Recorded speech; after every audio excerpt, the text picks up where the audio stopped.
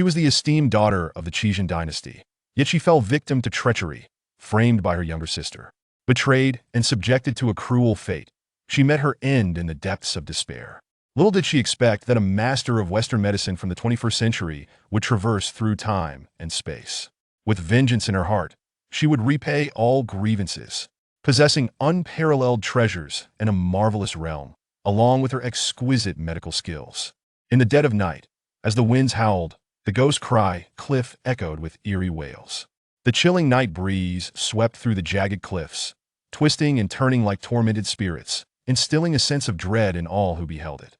In the depths, where even wild beasts dared not tread, a faint, weak moan of a woman pierced the stillness. Beneath the shadows of the trees, a diminutive figure lay motionless, her swollen belly testament to her condition. The rhythm of her heartbeat had long ceased. Yet at that moment, the heart of one presumed dead began to thrum once more, followed by the twitching of her fingers. No one noticed that the relentless wails of Ghost Cry Cliff had suddenly ceased, as if the silver moon, hidden in the clouds, parted the mist to cast its gentle light upon the cliff below, as if to reverently welcome an arrival. How painful! The excruciating agony pierced through her every nerve, tormenting her to the brink of wishing for death. This was the first sensation that enveloped Feng Qianren upon regaining consciousness. She opened her eyes, expecting to behold the ruins left in the wake of an explosion, yet was instead met with trees cloaked in silver. Where is this place? She recalled the man, and Yanshu, who had sought to trap her within the confines of a laboratory. In a fit of rage, she had dragged him into the devastation of the explosion, leading to their mutual demise. Could this be the world beyond death? Suddenly, a dull pain surged through her head, akin to a knife slicing open her skull, forcibly implanting foreign memories within her mind. Strange recollections flickered through her consciousness like scenes from a film. Upon assimilating these unfamiliar memories, she realized she had not perished, but rather had reincarnated into this body. The body she now inhabited belonged to the cherished daughter of a general in the Chizhen kingdom, betrothed from birth to the crown prince Mu Laikan, destined to be a future empress, one who would stand above all. Alas, Mu Laikan despised her for the vivid birthmark that marred half her face, showing her no interest. Instead, he had taken a liking to her scheming younger sister, Bai Lianhua, and on the night of their grand wedding, conspired with her to ruin Feng Qianren's life, even succeeding in their vile scheme. The original owner of this body believed she was pregnant with the crown prince's child and was filled with joy at the prospect of giving birth to his heir, unaware that the two treacherous souls were plotting her demise. Taking advantage of her absence during a prayer, they had pushed her off the cliff. Yet that was not the end. As she hovered on the brink of death, Feng Qianxue, in a fit of cruelty, had brutally opened her abdomen to extract the child, leaving her to languish in despair, awaiting death's embrace. And then, she had crossed over. What heartless traitors! What a deceitful sister! Since she had taken control of this body, she vowed to repay the humiliation endured by the original owner 100-fold. Yet for now, her priority was to ensure her own survival. She sought to ascertain the current state of this body, but the moment she moved, an agonizing pain engulfed her, prompting her to curse, "Damn it! Feng Qianxue, I, Feng Qianren, shall return this pain to you 100 times over." Stifling her agony, she gradually propped herself up, attempting to lean against a nearby tree trunk. However, upon glancing at her shattered legs, she realized she could muster no strength at all. Resolved, she bore the pain and crawled with her barely functional arms. A quarter of an hour passed, and at last she managed to lean against the base of a tree. Yet before she could assess her injuries, a wave of dizziness washed over her, blurring her vision, a sign of imminent unconsciousness. No, she could not afford to lose consciousness now, otherwise she would truly perish here. With fierce determination, she bit her tongue, the fresh pain jolting her nerves and sharpening her awareness. She dared not relax for a moment, hastily examining her injuries. Chapter 2. Surviving Adversity, a triumphant return. Having plummeted from the precipice, her body bore multiple fractures, and a long, gaping wound on her abdomen continued to bleed profusely. When Feng Qianxue took the child, she applied no measures whatsoever. Now, the wound had become severely infected, and several internal organs were damaged. If not promptly cleaned and repaired, the life she had so painstakingly salvaged would once again be claimed by the King of Hell. Yet, in this realm of medical inadequacy, how could she possibly perform surgery on herself? Just as despair began to engulf her, a familiar, chilling electronic voice resonated in her mind. "Monsieur, Feng Qianren was taken aback with joy. Hadamosia, her companion in the modern world, followed her to this place. Master's vital signs are deteriorating. Please authorize immediately, or else the young master will also be in peril. Hadn't the original owner's child already been taken by Feng Qianxue? Was the original owner carrying twins? Emosia commenced the surgery at once. In the next moment, the surrounding environment faded away, and she found herself in a pristine, white space. A fully equipped modern operating room. The anthropomorphized Emosia approached her and placed her upon the surgical table. After the procedure concluded, a small, pitiful, wrinkled child was extracted from her abdomen. Emosia placed the infant beside Feng Qianren, and with its emotionless electronic voice, it congratulated her. Congratulations, master, you have a young master. Gazing at the wrinkled infant, Feng Qianren felt a complex mix of emotions. Reflecting on her life in the modern era, she had been wholly absorbed in the study of medicine and weaponry, leaving no time for romance, let alone motherhood. In this bizarre twist of fate, she had bypassed all those stages and had become a mother, acquiring a child with no effort. She reached out to stroke her son's smooth, bald head. Henceforth, you shall be my beloved son, Feng Yuan. Once I have healed, I shall take you home to meet your great-grandfather. In the original owner's memories, the elderly man at the general's residence was the only one who had genuinely cared for her. It was time for Feng Yuan to be introduced to him. Emosia prepared for the recovery procedure. I must restore myself in the shortest time possible. 1 year later, a woman clad in red, adorned with a cloak and cradling a soft, adorable child, arrived at the gates of Chizhen City, only to be halted by the guards. Stop. Present your identification. Dio, I really need to show identification to return home. Feng Qianren peered at the guard through the sheer veil, noting that others ahead had not been asked for identification. Why was she singled out? The guard, finding her voice somewhat familiar yet unable to place it, adopted a stern demeanor, stating that rules were rules. Anyone entering or exiting must present identification. A fellow guard chimed in. If you have nothing to hide, why fear our scrutiny? Feng Yuan, lifting his head from his mother's embrace, looked up at them with his large, innocent eyes, speaking with utmost naivety. Oh, I understand now. The two uncles are picking on us, a mother and her orphan child, because we are easy targets. Onlookers nearby gathered, intrigued by Feng Yuan's innocent remarks, engaging in spirited discussions. It is not easy for a woman to bear a child alone. Why must one make things difficult for her? Indeed, it is a struggle for a frail woman to arrive at Chizhen with the child in tow. What other recourse does she have but to seek refuge with relatives? Chapter 3. Return to the Feng family. Feng Yuan, nestled against Feng Qianren's shoulder, still felt unsatisfied. With tears in her eyes, she expressed her gratitude. Thank you all for speaking up for us, the orphaned and widowed. Roundy knows that there are still many good people in this world. Her words elicited even greater sympathy from those around them, who began to vocally chastise the two guards from head to toe.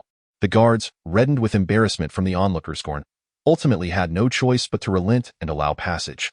Unbeknownst to them, hidden in Feng Qianren's embrace, Feng Yuan revealed a smile when she thought no one was watching. Feng Qianren carried Feng Yuan to the grand entrance of the Feng residence.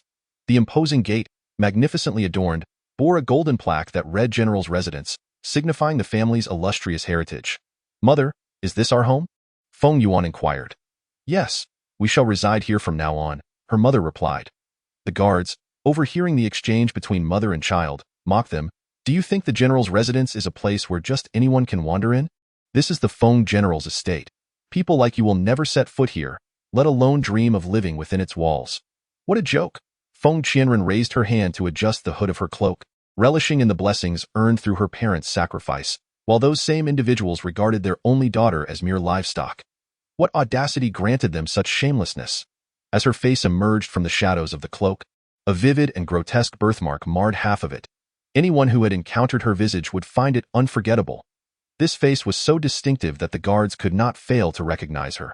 Their astonishment was palpable, eyes widening as they instinctively exclaimed, Feng Qianren, you're not dead? A cold smile curled upon Feng Qianren's lips. Her expression, in conjunction with her ghostly features, rendered her akin to a malevolent spirit risen from the depths of hell. Do you wish for my demise?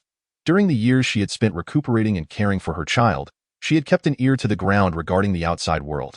Yet, there had been no news of her disappearance, let alone any search for her. Now that she had returned, the first words from these people were an incredulous inquiry about her survival. Surely, they had all resigned themselves to the notion that Feng Qianren was irrevocably dead. And no, Subordinate will inform the master and madam at once. Since when does this young lady need permission to return to her own home? Get out of my way. Feng Qianren's countenance was frosty, her formidable presence akin to invisible hands constricting their throats. As they stood in stunned silence, she strode past them into the gate, leaving them in a daze. By the time they recovered their wits, Feng Qianren's figure had vanished from sight, prompting them to hastily pursue her. Cradling Feng Yuan, she made her way towards her grandfather's Qingzhou courtyard. Having been missing for over a year, her grandfather must have been deeply worried about her. She intended to introduce Feng Yuan to her great-grandfather before dealing with those scoundrels. Upon arriving at Qingzhou courtyard, she encountered Feng Ninghong as he emerged from within. Though the original owner of her memories recalled Feng Ninghong as having surpassed his 60s, time had seemingly left no significant marks upon him due to his cultivation. However, this time, upon seeing him again, his hair was flecked with gray, and he appeared to have aged decades in an instant. Has grandfather's Arin returned? Feng Ninghong gazed vacantly at the person before her, a whirlwind of excitement tempered by trepidation, fearful that a mere misstep might shatter this beautiful dream. Feng Qianren felt a warmth swell in her chest, tears brimming in her eyes, overwhelmed by an intense familial love she had never before experienced. How fervent it truly was. She gently set Feng Yuan down and instructed, Yuan, quickly greet your great-grandfather. Feng Yuan, with her little legs, toddled towards Feng Ninghong, softly calling out, Great-grandfather, I am mother's child. You may call me Yuan. Chapter 4. A separation as Feng Ninghong beheld the child who bore an uncanny resemblance to Feng Qianren in her youth. Tears streamed uncontrollably down her cheeks as she embraced Feng Yuan tightly. It's good to be back. Good to be back. The reunion of kin was a beautiful affair, made even more so by the absence of any disturbances. However, the two guards who entered the residence, finding no trace of Feng Qianren, proceeded to inform Lu Rui and the others of her return, prompting their immediate rush towards Kingsway Wan. Lu Rui, her eyes reddened, approached, exclaiming, Arin, that it truly is our Arin returned. But look how thin you've become. As Lu Rui reached out to grasp her wrist, Feng Qianren flung her hand away, retorting, Get away from me. I find you repulsive. Once again, that hypocritical face. This was the visage that had deceived the original owner time and again. Lu Rui, pushed back by Feng Qianren, stumbled several steps, her expression one of wounded astonishment. Arin, have you grown distant from your aunt? Feng Qianxue, arriving just then, hastily abandoned her side of Prince Mu Lycan to assist Lu Rui. Mother was merely overcome with emotion at your return. How could you push her away? She is your mother. Feng Qianxue, not mine. What? Do you think that by calling me sister you can become the legitimate daughter of this general's residence? Feng Qianxue's countenance turned pale, her face etched with hurt. I did not mean that. Arin, you misunderstand me. I truly had no such intentions. I only reacted in a moment of panic when sister pushed my mother. Arin, please believe me. I harbor no ulterior motives. You have no ulterior motives? Yet your actions with that ancestral robe seem quite deft, do they not? Feng Qianren regarded Feng Qianxue with icy disdain, her mind flooded with memories of this woman's maniacal laughter and excruciating pain. Pains that she would ensure this woman repaid 1,000-fold. Arin, what are you saying? I do not comprehend. Feng Qianxue's hands, hidden within her sleeves, gripped the silk handkerchief tightly. How could this fool possibly have returned alive? Why did she not perish at the cliff of wailing spirits? A deep-seated wish for Feng Qianren's demise festered within her, though her exterior remained a facade of fragile vulnerability. Brother Prince. Woo. Before she could finish, she turned and flung herself into Mu Lycan's embrace. Mu Lycan, filled with concern, drew her into his arms, casting a disdainful glare at Feng Qianren. Feng Qianren, apologize to your sister immediately. After a year of absence, you return only to slander her. How unbecoming of someone so unsightly. Who am I to apologize to? I command you to apologize to Qianxue. Are you deaf? Mu Liqian issued orders with an air of haughty superiority, as if speaking to Feng Qianren were a privilege bestowed upon her. If you do not offer an apology to Qianxue today, do not expect this palace to even acknowledge your existence. Feng Qianxue, nestled within Mu Liqian's embrace, wore a smug smile, reveling in the thought that returning alive mattered little. The crown prince would never harbor affection for a woman as foolish and unattractive as you. If you wish to engage with me, I have no desire to engage with you. Feng Qianren scoffed coldly, tossing a divorce decree at Mu Liqian's feet. Take your divorce and leave the general's residence. A divorce decree? How dare you attempt to cast me aside? Little did the crown prince realize that not only was he youthful, but also deaf and blind, requiring me to spell out each word for him. How could a future sovereign be dismissed by a woman of such unappealing countenance? Mu Liqin glared at Feng Qianren with a darkened expression, wishing fervently to devour this oblivious, unattractive woman. Feng Qianren, it seems you are tired of living. Chapter 5. So you have set a precedent, Mu Liqin. Disregarding all semblance of dignity, unleashed the pressure of a fifth-level spirit king upon Feng Qianren. Yet the anticipated scene did not unfold. She remained defiantly upright, even mocking him. Your Highness, you truly exemplify the pinnacle of shamelessness. Exerting fifth-level spirit king pressure upon someone as unrefined as myself. What, do you intend to commit violence in the general's residence? In a world where power reigns supreme, how could she return so brazenly without some form of backing? Prior to her return, she had specifically adjusted her physical resilience to withstand the pressure of a spirit sovereign.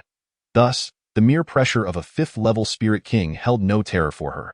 As Mu Liqin realized his pressure was ineffectual against Feng Qianren, his expression shifted dramatically. Could this fool have cultivated strength? No, it was impossible. Even if she had trained, surpassing his fifth-level spirit king prowess in just a year's time was unfathomable. All eyes were drawn to the confrontation between the two, while no one noticed Feng Ninghong, cradling his great-grandson, whose vision blurred with tears. A high monk had once foretold that his cherished granddaughter's soul was incomplete and should not reveal her brilliance too overtly, lest she face untimely demise. However, once the time was right and her soul restored, the arrival of the Feng girl would render her unmatched in talent. Theo be unafraid of a fifth-level spirit king S, might within a mere year suggested that a Ren S future achievements would undoubtedly rival those of her parents. A year prior, these individuals had bullied his granddaughter in his absence. Now they dared to confront her before him, as if he were a mere specter. Unconvinced of Feng Qianren's strength, Mu Liqin prepared to attack her with spiritual power, only to be met with an overwhelming wave of pressure that forced him to kneel before he could react. Feng Ninghong stood resolutely beside Feng Qianren, cradling Feng Yuan. Your Highness dares to threaten my beloved granddaughter in my presence. I shall inquire how the Emperor educates the Crown Prince. As Feng Ninghong intensified his pressure, Mu Liqin's knees sank into the stone bricks beneath him. Grandfather. Upon witnessing this, Feng Qianxue wished to plead on Mu Liqin's behalf, but as soon as she uttered the word grandfather, she was abruptly interrupted by Feng Ninghong, who commanded, silence. You shall be dealt with later. Lu Rui quickly pulled Feng Qianxue into her embrace, glancing nervously at Feng Ninghong. The reason they had refrained from openly eliminating Feng Qianren over the years was due to the formidable presence of Feng Ninghong. Feng Ninghong's intervention to discipline Mu Liqin was entirely unexpected for Feng Qianren. She had not anticipated that Feng Ninghong would favor the original owner to the extent of daring to strike the crown prince. Had Feng Ninghong not embarked on a journey a year prior, would the subsequent events have unfolded differently? Grandfather, allow Iran to resolve this matter on her own. She wishes to settle it personally. Feng Ninghong immediately relented, asserting that with a grandfather present, there was no need for her to suffer indignities. Feng Qianren approached Mu Liqin, looking down at his disheveled state. Mu Liqin, remember this. It is I, the young lady, who has dismissed you. Mu Liqin glared fiercely at Feng Qianren, gritting his teeth as he retorted. It is a man's prerogative to divorce his wife.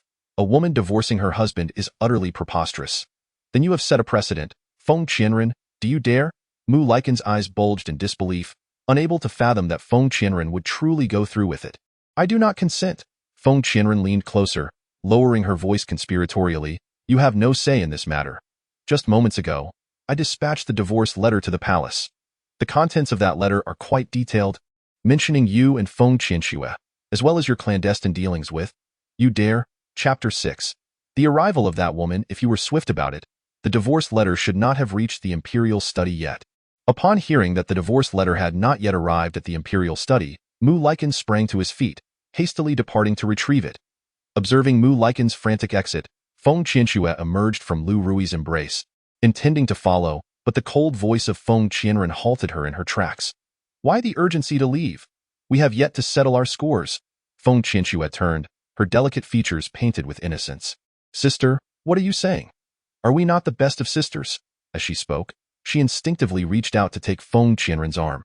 Seeing her act the part of a pure-hearted flower, Feng Qianren felt a wave of revulsion. With biting sarcasm, she replied, what a delightful sister. A sister who conspires with my man behind my back. A sister who collaborates with my man to orchestrate my demise. A sister who leaves me to fend for myself at Ghost Cry Cliff. Feng Qianxue had not anticipated that Feng Qianren would voice such accusations in front of their grandfather. Desperately attempting to deflect, Who told you such things? Sister, please do not believe those slanderous words. They are merely envious of our sisterly bond, seeking to sow discord between us. Such eloquent deceit. Even now, she continues to argue, truly believing that she still embodies the naive and foolish original owner. Is that so?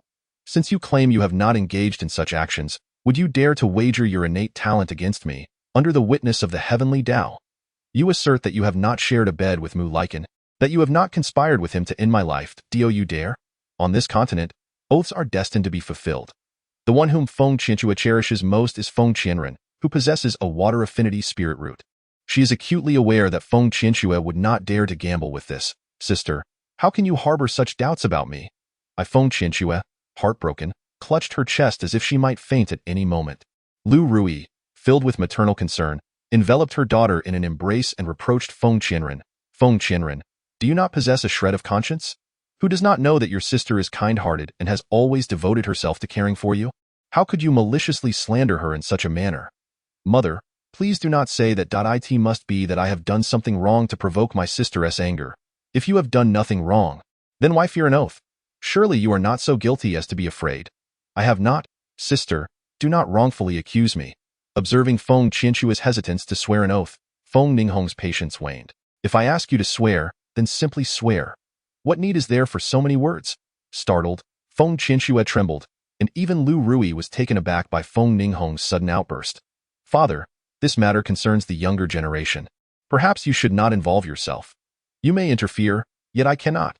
The brazen audacity of this mother-daughter duo to bully Aran in his presence only hinted at the extent of their misdeeds in his absence. Today, he would settle the score.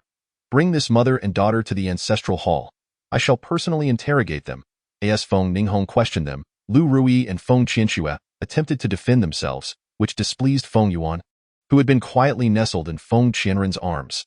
These two vile women dared to bully his mother. With an innocent expression, he imitated his mother's gesture, compelling them to swear, yet they dared not. Witnessing their fear, Feng Ninghong understood everything. Enraged, he imprisoned the mother and daughter in the ancestral hall, ordering that no one be permitted to visit them in the sacred domain. Within the Lord's hall, a man adorned with a jade crown that gathered his ebony hair stood by the window. Dressed in an indigo robe embroidered with silver-threaded flowing cloud patterns, a wide azure belt cinching his waist. He listened intently to his subordinate's report. It confirmed that a woman bearing the phoenix mark has appeared in Chizhen City? Yes, prepare. I shall personally visit Chizhen City. Once his subordinate departed, Guiye's thoughts drifted back to a night over a year ago when he had been pursued and unable to take her with him. Little did he know that one misstep would lead to nearly 2 years of separation. This time, he would return to bring her home. Shaoli, hiding behind a pillar, overheard his father's intention to retrieve his mother and immediately ran out to embrace his father's leg. Father, I wish to go and bring mother home as well. News of Feng Qianxue and Lu Rui's confinement swiftly reached Feng Zhendong, who, in a fit of rage, hurried back only to find Feng Qianren playing in the courtyard with a child. He approached, raising his hand to strike Feng Qianren. You ungrateful wretch! Just as Feng Zhendong's slap was about to land, a pair of hands seized his arm. Before he could react, the world spun around him, and with a resounding crash, he was forcefully thrown to the ground. Feng Qianren placed her foot firmly upon his chest, her icy gaze fixed upon the bewildered Feng Zhendong. Who is this lowly scoundrel? Feng Zhendong, momentarily stunned by the unexpected assault, recalled that his niece had always been timid and compliant. How could she possibly possess such a fierce expression? In his astonishment, he momentarily forgot to resist. Who did I think it was? It is merely my little niece. You wretched child. Release me at once. Enraged by being trampled by a younger generation, Feng Zhendong's eyes blazed crimson, wishing fervently to leap up and devour Feng Qianren whole. Yet, Feng Qianren was not inclined to release him easily. She not only maintained her grip but subtly increased the pressure. Who are you calling a wretched child? I am referring to you, Feng Qianren scoffed. Seemingly amused by her uncle's sudden self-awareness, Feng Zhendong regained his composure, his anger swelled. Today, I shall teach you, insolent child, a lesson on propriety and honor of your parents. A glimmer of golden light flashed across his brow, prompting Feng Qianren to swiftly retract her foot and evade. That moment, a golden energy sphere grazed her clothing, hurtling past to strike the distant wall, creating a substantial dent. Encased in a myriad of golden runes, Feng Zhendong's fierce gaze bore down on Feng Qianren, filled with murderous intent. You shall perish, He swung a fist the size of a sandbag towards her face, sensing the immense power behind the blow. She dared not confront it head-on and skillfully maneuvered to evade. Though she still felt the backlash, this the manifestation of spiritual cultivation. She could distinctly perceive that Feng Zhendong's strength had escalated to a level significantly beyond what it had been moments prior. Fortunately, despite his formidable power, his speed remained sluggish. After a year apart, has my uncle's cultivation stagnated to this extent? To be called a waste, yet unable to defeat someone even lesser, would that not render one inferior to a mere waste? How audacious! Feng Zhendong, already agitated by his inability to land a blow, lost his composure entirely upon being provoked by Feng Qianren, his bloodshot eyes fixated on her as he pursued relentlessly. Sensing his techniques falter, Feng Qianren seized the opportunity to launch a swift counterattack, employing subtle force to injure his joints, and in the blink of an eye, more than a dozen exchanges had transpired. She retreated to the side of the water basin, calmly observing the advancing Feng Zhendong. 4. Before she could utter the final 2 counts, Feng Zhendong's hefty form crashed to the ground, and as he attempted to rise, he discovered himself utterly drained of strength. Any attempt to channel his spiritual energy revealed his meridians had been severed. What has this wretched child done to me? Straightening her somewhat disheveled attire, Feng Qianren approached Feng Zhendong, placing a foot upon his hand and applying forceful pressure. I find your tone of address exceedingly unpleasant. Chapter 8. Another child. The anguished cry of Feng Zhendong drew the attention of many onlookers, who were left in shock and fear upon witnessing Feng Qianren subduing him. Good heavens, is this truly the same timid and unattractive figure from before? How utterly ruthless! As Feng Qianren relished the moment, she was suddenly lifted uncontrollably into the air. Just as she prepared to resist, she felt herself ensnared by an invisible force. What is happening? She watched in disbelief as her body soared over the high walls, being carried away from the general's residence. A mysterious force brought her before an opulent carriage before vanishing into thin air. Feng Qianren, ever vigilant, fixed her gaze upon the carriage, her instincts informing her that it was the individual within who had orchestrated her arrival here. May I inquire as to your identity, sir? It seems rather presumptuous to bring me to this place without my consent. For a considerable time, there was no response from within the carriage. Just as she began to think her words would go unanswered, a cold, deep voice emerged, carrying an aura akin to someone who had just emerged from an icy abyss. What of the mark upon your face? Mark? Feng Qianren instinctively took a few steps back, attempting to create distance, but as soon as she lifted her foot, she found herself once again immobilized, just as before.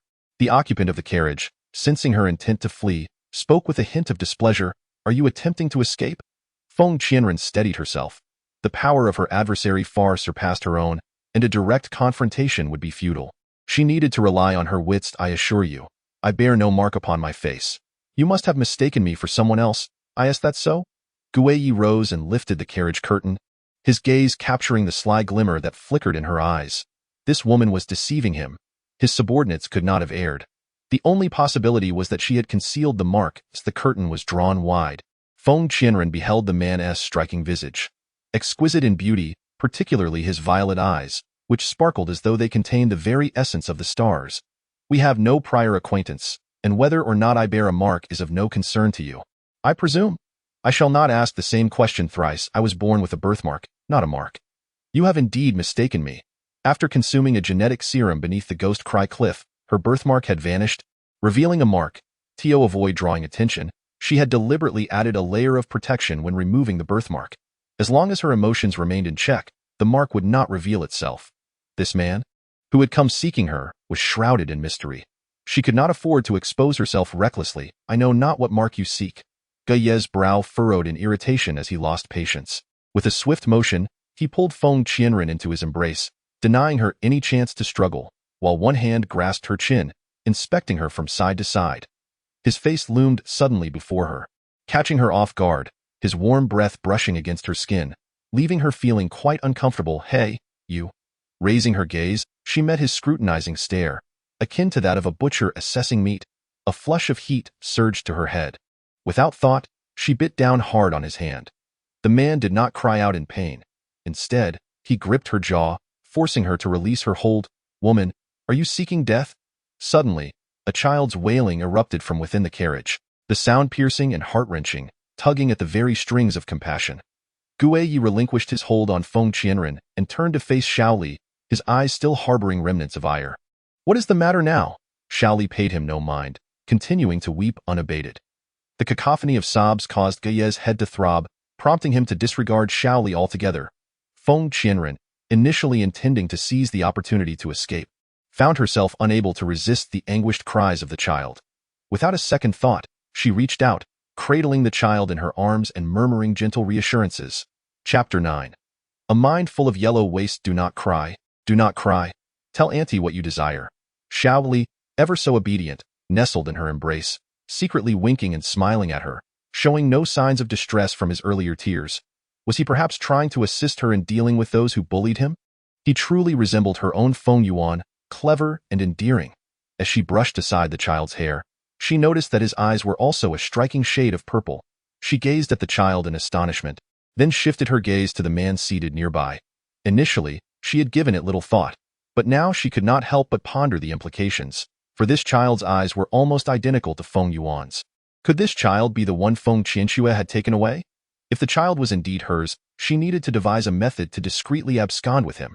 She could not leave him in the care of a man who showed no concern for him. Noticing the woman's unwavering gaze upon Xiaoli, Guiyi leaned closer to her ear. Does seeing our son not stir any memories? Get away. Feng Qianren, contemplating how to take the child away, was suddenly approached by Guiyi, who without a second thought, threw a punch.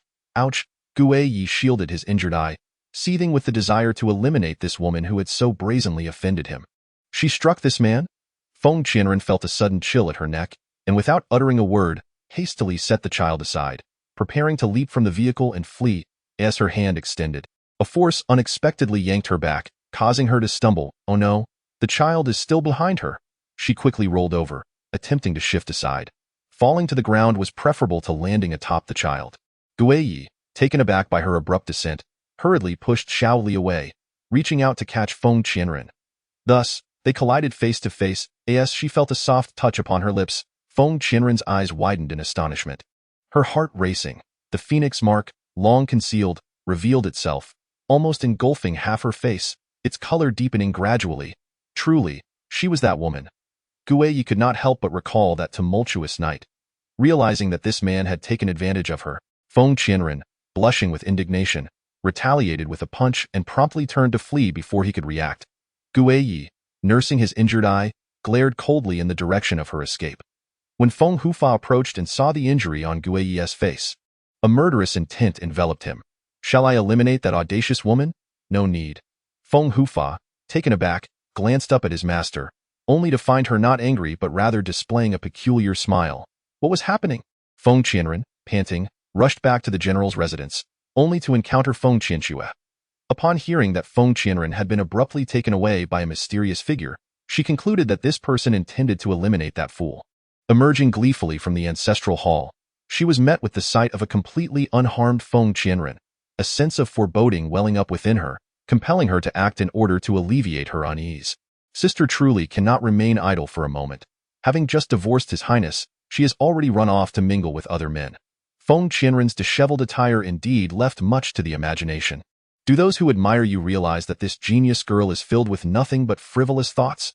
Feng Qianren quickly regained her composure and retorted sharply, Do you think your beloved prince brother is aware of this hidden side of you, and would still dote on you?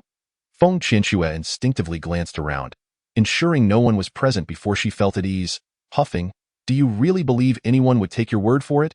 In Chapter 10, I wish to take matters into my own hands. She was renowned in Chizhen for her gentle and kind nature, a true prodigy, and also the destined Phoenix Maiden. Even if Feng Qianren were to publicly announce her misdeeds, no one would believe it. Feng Qianren sneered disdainfully. She had never cared for the gossips circulating outside. However, a certain memory surfaced. How Feng Qianxue had snatched the seal left to her by her parents from the original owner. I've already dismissed the prince. Do you think I would still care about how others perceive me? In an instant, she swiftly moved in front of Feng Qianxue, seizing her garment and tearing it open, revealing the phoenix seal hanging inside, which she snatched without hesitation. This has lingered in your possession for far too long.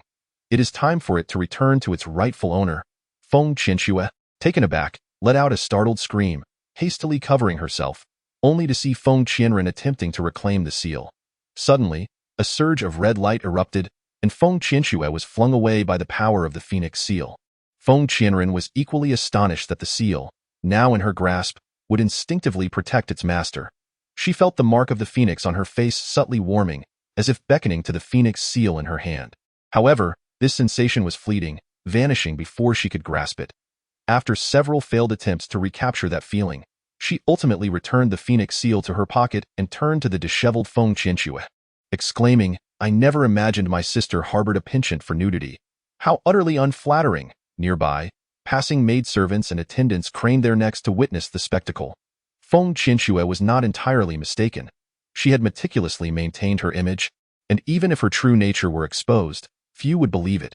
Therefore, she resolved to methodically strip away the facade from her face, revealing the ugly truth hidden beneath that beautiful exterior. Arriving at Qingzhou courtyard, Feng Ninhong was amusing Feng Yuan, who immediately toddled over upon seeing her. Concerned he might stumble, Feng Qianren stepped forward to scoop him up. "Did you have fun playing with great-grandfather?" she asked. "Yes," Feng Yuan replied, affectionately nuzzling against her neck. "Great-grandfather gifted me many treasures. Did you remember to say thank you? Great-grandfather dislikes impolite children, of course. Great-grandfather really likes me."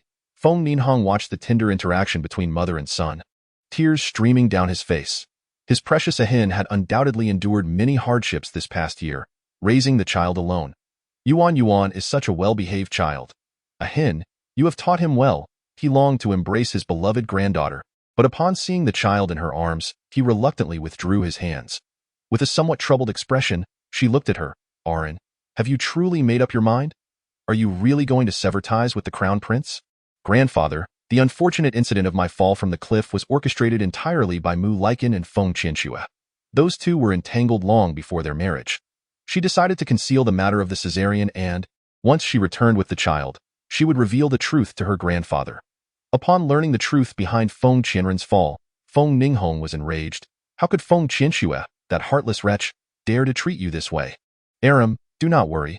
I shall seek justice for you in this matter." As he spoke, Feng Ninghong was determined to confront Feng Zhendong and the others, but Feng Qianren stopped him. "Grandfather, I wish to handle this myself." Chapter 11. A bite back in the Qingzhou courtyard. A maid bowed respectfully to Feng Qianren and spoke. "Miss, someone from the Shuezhou courtyard has come to request your presence." Feng Qianren cast a faint glance at the maid. Understood. Just as she had finally enjoyed a few days of tranquility, someone was once again stirring up trouble. Upon entering the Shuezhou courtyard, she beheld Feng Qianxue clinging to Feng Zhendong's sleeve, tearfully feigning distress. Truly, a masterclass in theatricality. She averted her gaze, walking steadily with her gown slightly lifted, her back straight and proud, exuding an air of elegance as pure and distant as a snow lotus atop a mountain. Intending to pass by the two. Feng Zhendong, already harboring a strong dislike for Feng Qianren, was incensed at her audacity to ignore him and bellowed, "You wretched creature, stop right there." Standing beside Feng Zhendong, Feng Qianxue wore a smirk of malicious glee. Feng Qianren slowly turned around, her gaze as cold as frost, fixing her eyes upon Feng Zhendong's face. "Do you require something?" Upon meeting Feng Qianren's icy gaze, Feng Zhendong's eyelids twitched involuntarily. What was happening? Why did he instinctively feel a sense of dread towards this useless niece of his? Such a reaction was utterly unimaginable before. "How dare you speak to me in such a manner? I am your elder. I am the head of the Feng family. How dare you show such disrespect?" Feng Zhendong glared furiously at Feng Qianren, instinctively raising his chin, his tone dripping with arrogance. "Ah, the head of the family?" Feng Qianren scoffed disdainfully, repeating the title with a hint of mockery. Looking at the pride etched on Feng Zhendong's face, she coldly remarked, "You have basked in the glory of being the head of the Feng family for many years. Yet what has your position contributed to the family's current standing? Do you truly believe yourself worthy of being called an elder?" The Feng family's present status was entirely due to the loyalty of the original owner's parents. Feng Zhendong's face turned pale with fury upon hearing her words. It was evident that Feng Qianren was mocking him as a mere leech, living off the hard work of others. "You very well. Let us set aside the previous matter for now. Instead, I shall inquire why you have stolen something from Qianxue. She is your sister." Hearing this, Feng Qianren gently curled her lips, revealing a coldly enchanting smile. She opened her palm before the two, revealing the gold-embedded red phoenix seal, quietly resting in her hand. Upon encountering the phoenix seal, Feng Qianxue's expression brightened with delight, and she immediately reached out to seize it. Naturally, her grasp met only air. Feng Qianren, quick-witted and swift, retracted her hand and clutched the phoenix seal in her palm, her gaze shifting to Feng Qianxue's face, laced with a hint of perplexity as she inquired. This is clearly a matter of rightful ownership. How has it come to be that I am accused of stealing your possession? Feng Qianxue's eyes brimmed with tears as she retorted, You speak nonsense. This is undeniably my phoenix seal.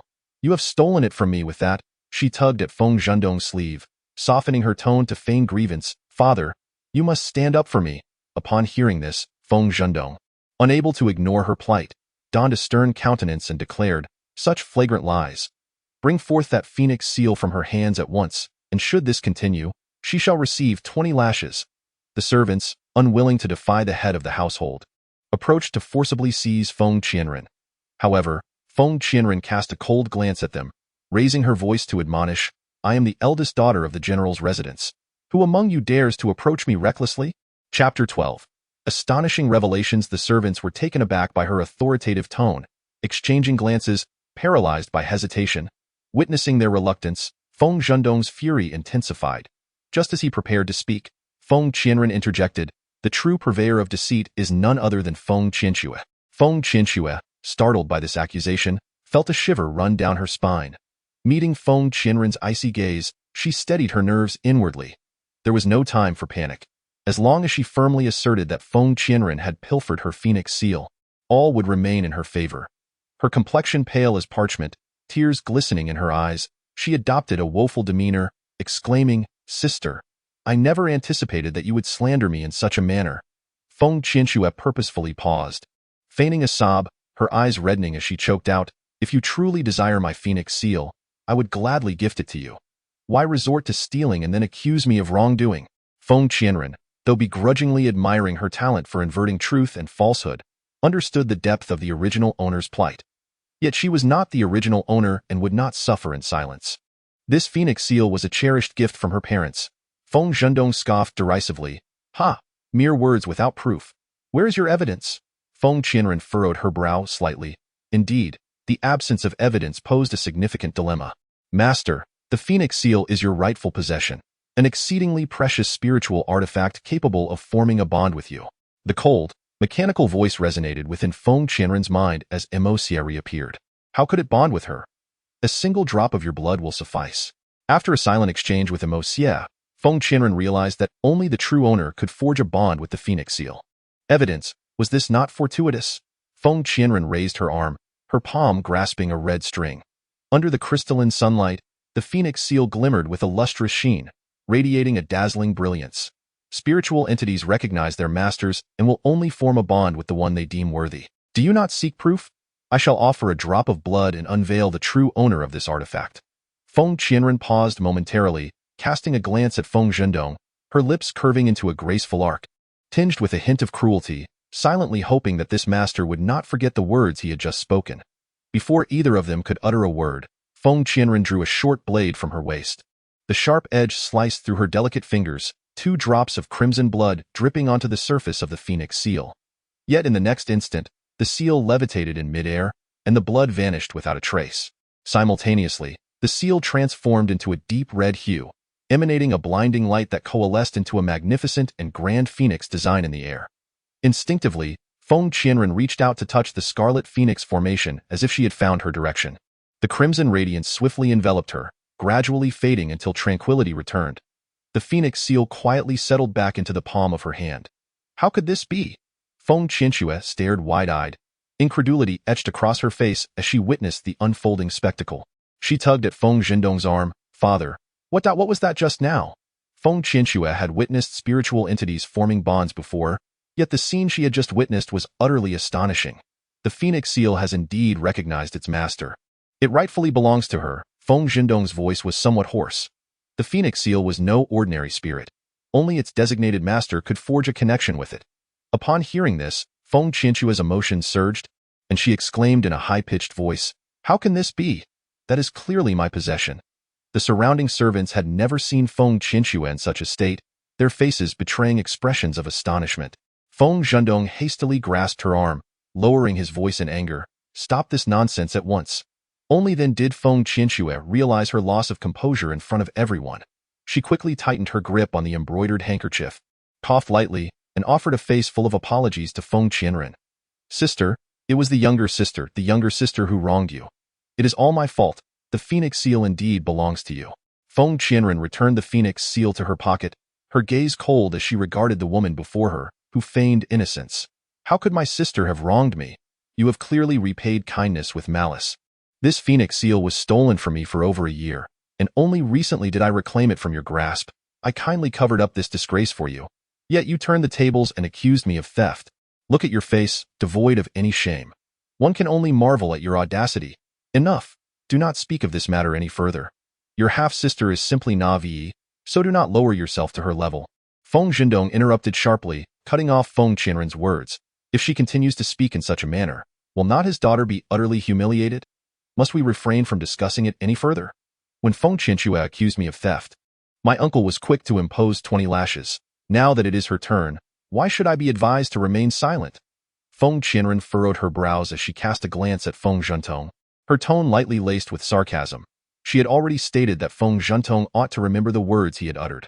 Feng Qianxue, her eyes glistening with tears, glared at Feng Qianren and indignantly questioned, "Do you wish for me to endure 20 lashes? Certainly not," Feng Qianren replied, her gaze turning cold. Theft coupled with slander warrants 50 lashes. Upon hearing this, Feng Qianxue trembled in terror, pointing a shaking finger at Feng Qianren, her voice quaking as she retorted, You mustn't even consider it." Yet, Feng Qianren did not cast another glance her way but instead fixed her attention on Feng Zhentong, awaiting his decision.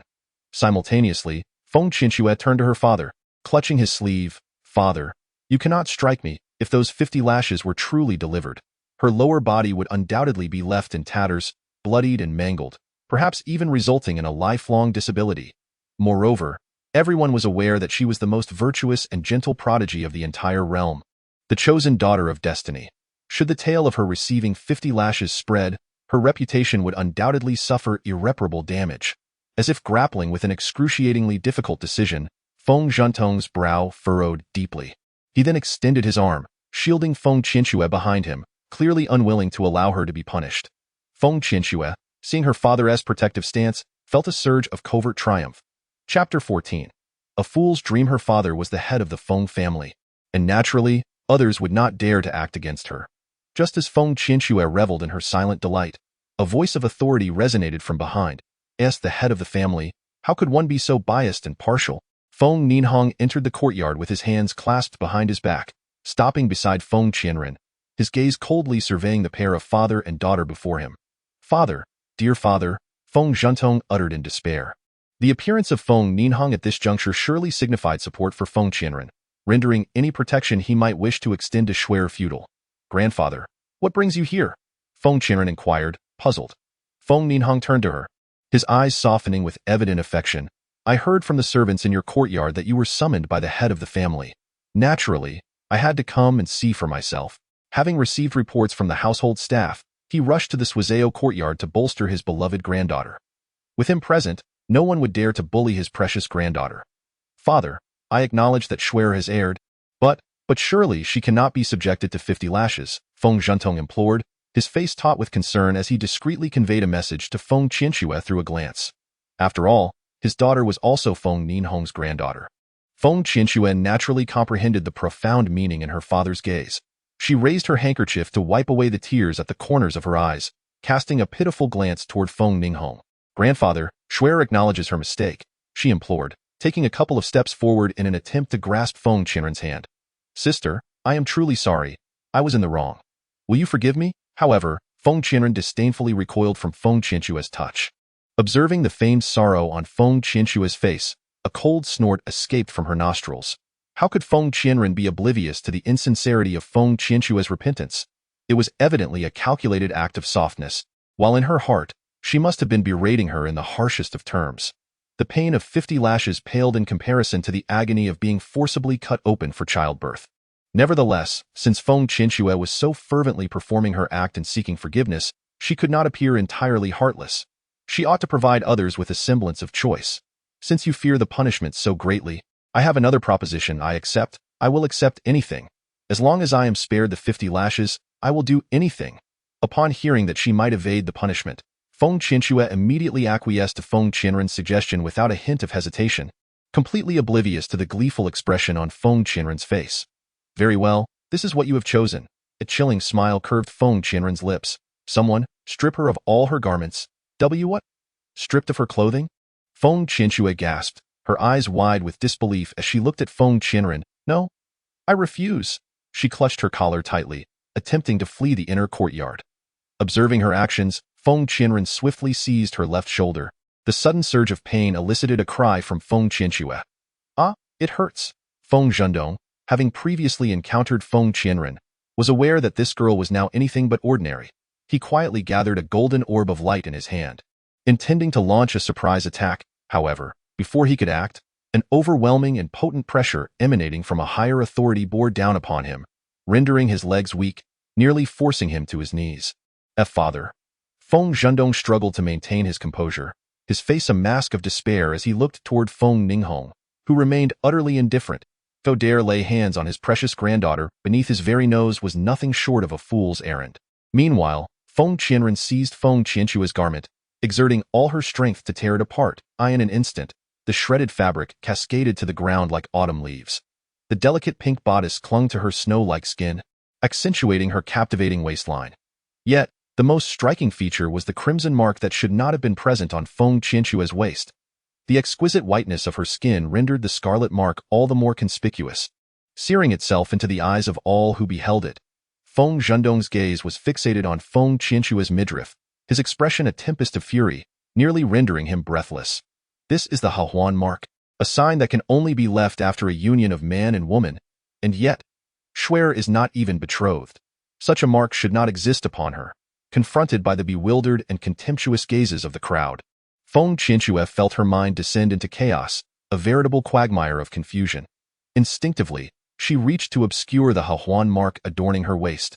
Yet, to the onlookers, this was undeniably an act of futile concealment. Feng Qianren observed coldly from the sidelines, taking pleasure in Feng Qianxue's humiliation. To her astonishment, her suspicions were confirmed.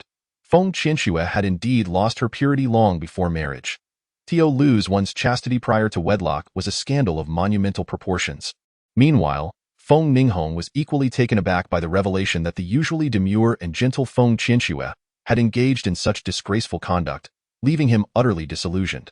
Feng Zhendong inhaled deeply, directing a fierce glare at the throng of servants witnessing the spectacle, and bellowed, "Get out of my sight!" The servants, recognizing their master's fury, promptly bowed and retreated from the courtyard. Feng Qianxue, momentarily dazed, finally began to grasp the gravity of her predicament, her heart racing with dread as she grasped Feng Zhendong's arm. Father, father. Feng Qianren regarded the father-daughter duo with a gaze rife with derision, eager to witness how this farce would unfold. Silence. Unexpectedly, Feng Zhendong retaliated with a resounding slap across Feng Qianxue's face, the force of which left her reeling. Overwhelmed by terror, she succumbed to unconsciousness, her vision blurring. Feng Zhendong hurriedly caught her, his heart a tumult of anger and compassion. He understood that in striking her, he had to maintain his standing before Feng Ninghong. Father, Shuer has fainted. I shall escort her back to the courtyard. Feng Ninghong pursed his lips, remaining silent, tacitly acquiescing to his request.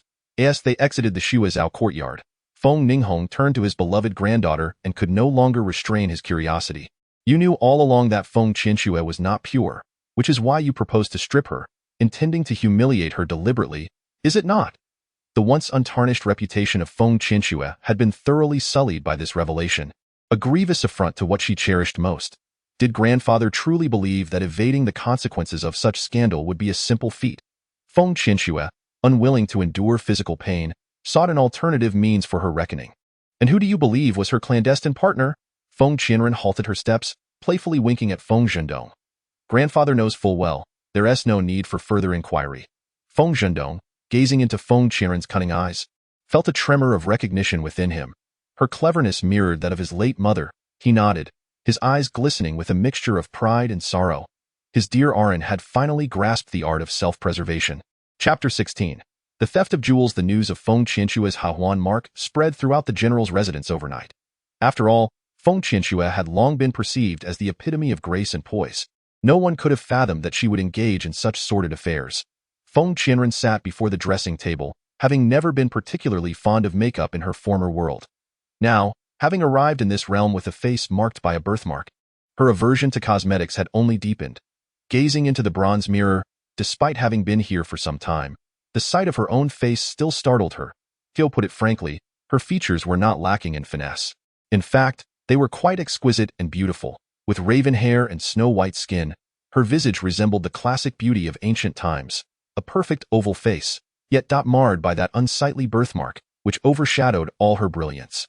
Feng Qianren lifted the lid of a brocade box reminiscent of a jewelry case, delicately sifting through the hairpins and floral ornaments within, along with other assorted trinkets. According to the memories of her predecessor, these adornments had been gifted to her by her late mother. She rummaged, her brows instinctively knitted together. It seemed that something was amiss. Feng Qianren proceeded to open 3 more brocade boxes. Weighing them in her hands, her frown deepened. These jewelry boxes had been tampered with. She beckoned to a maid standing by the curtain. "You, come here." The maid approached her with utmost respect. "What is your name?" "Xiao Shi." Xiao Shi.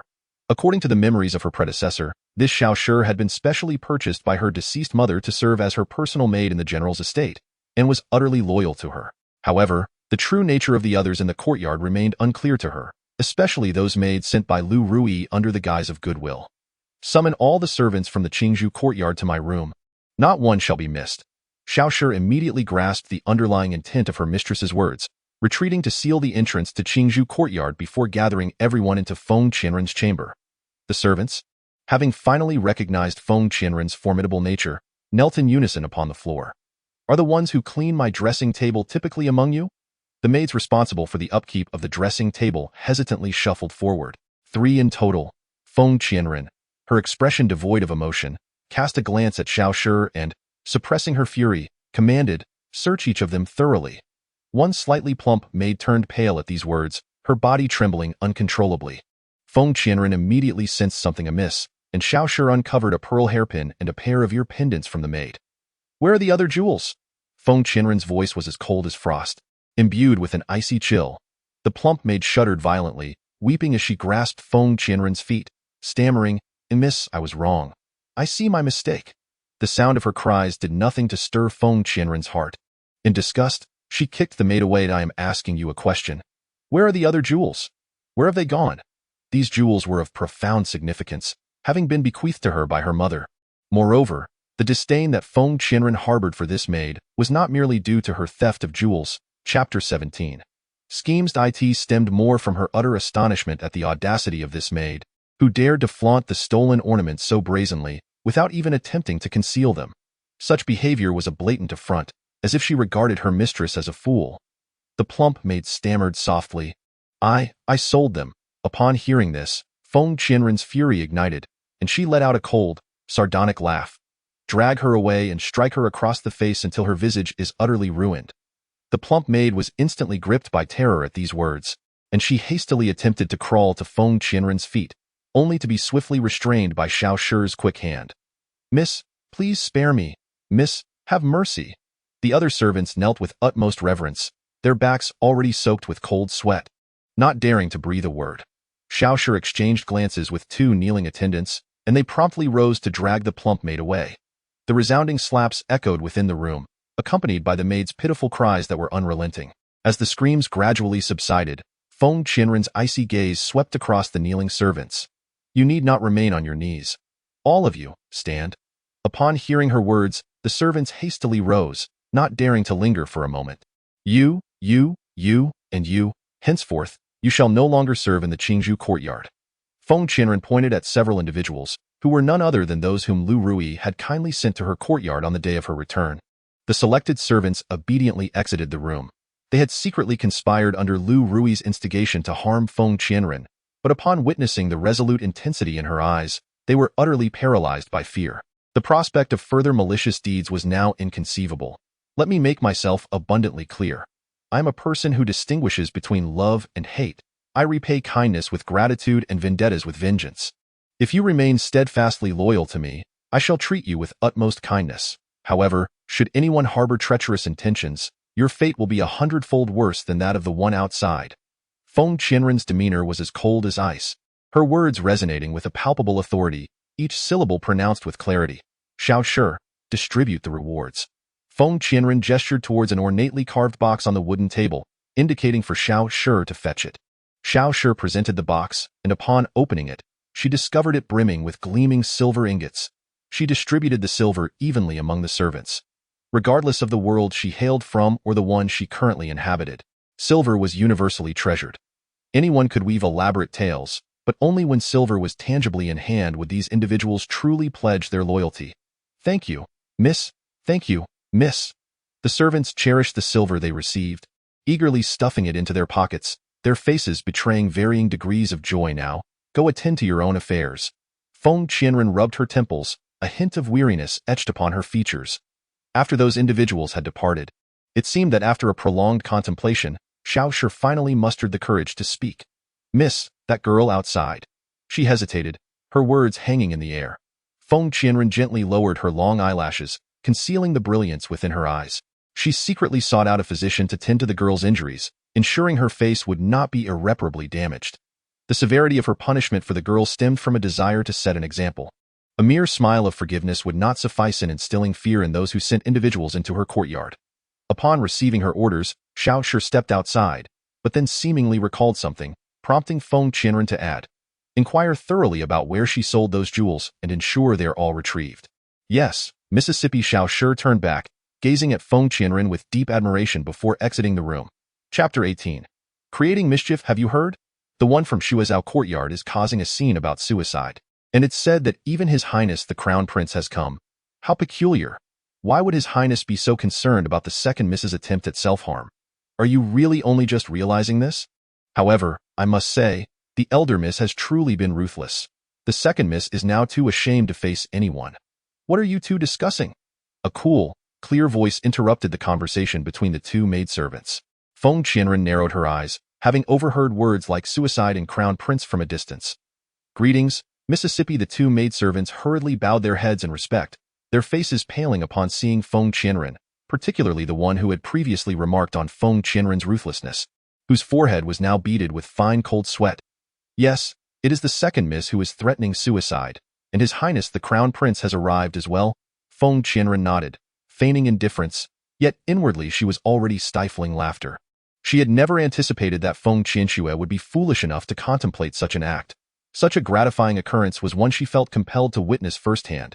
At Shuazhao courtyard, Feng Qianren kicked open the door, observing several individuals within. "So, everyone is here."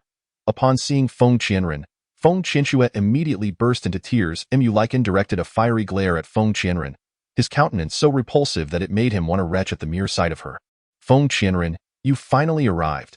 Your sister is now bent on taking her own life. Look at the mess you've created." He had never realized before that this hideous creature possessed such formidable capabilities. "Oh, she wishes to end her life?"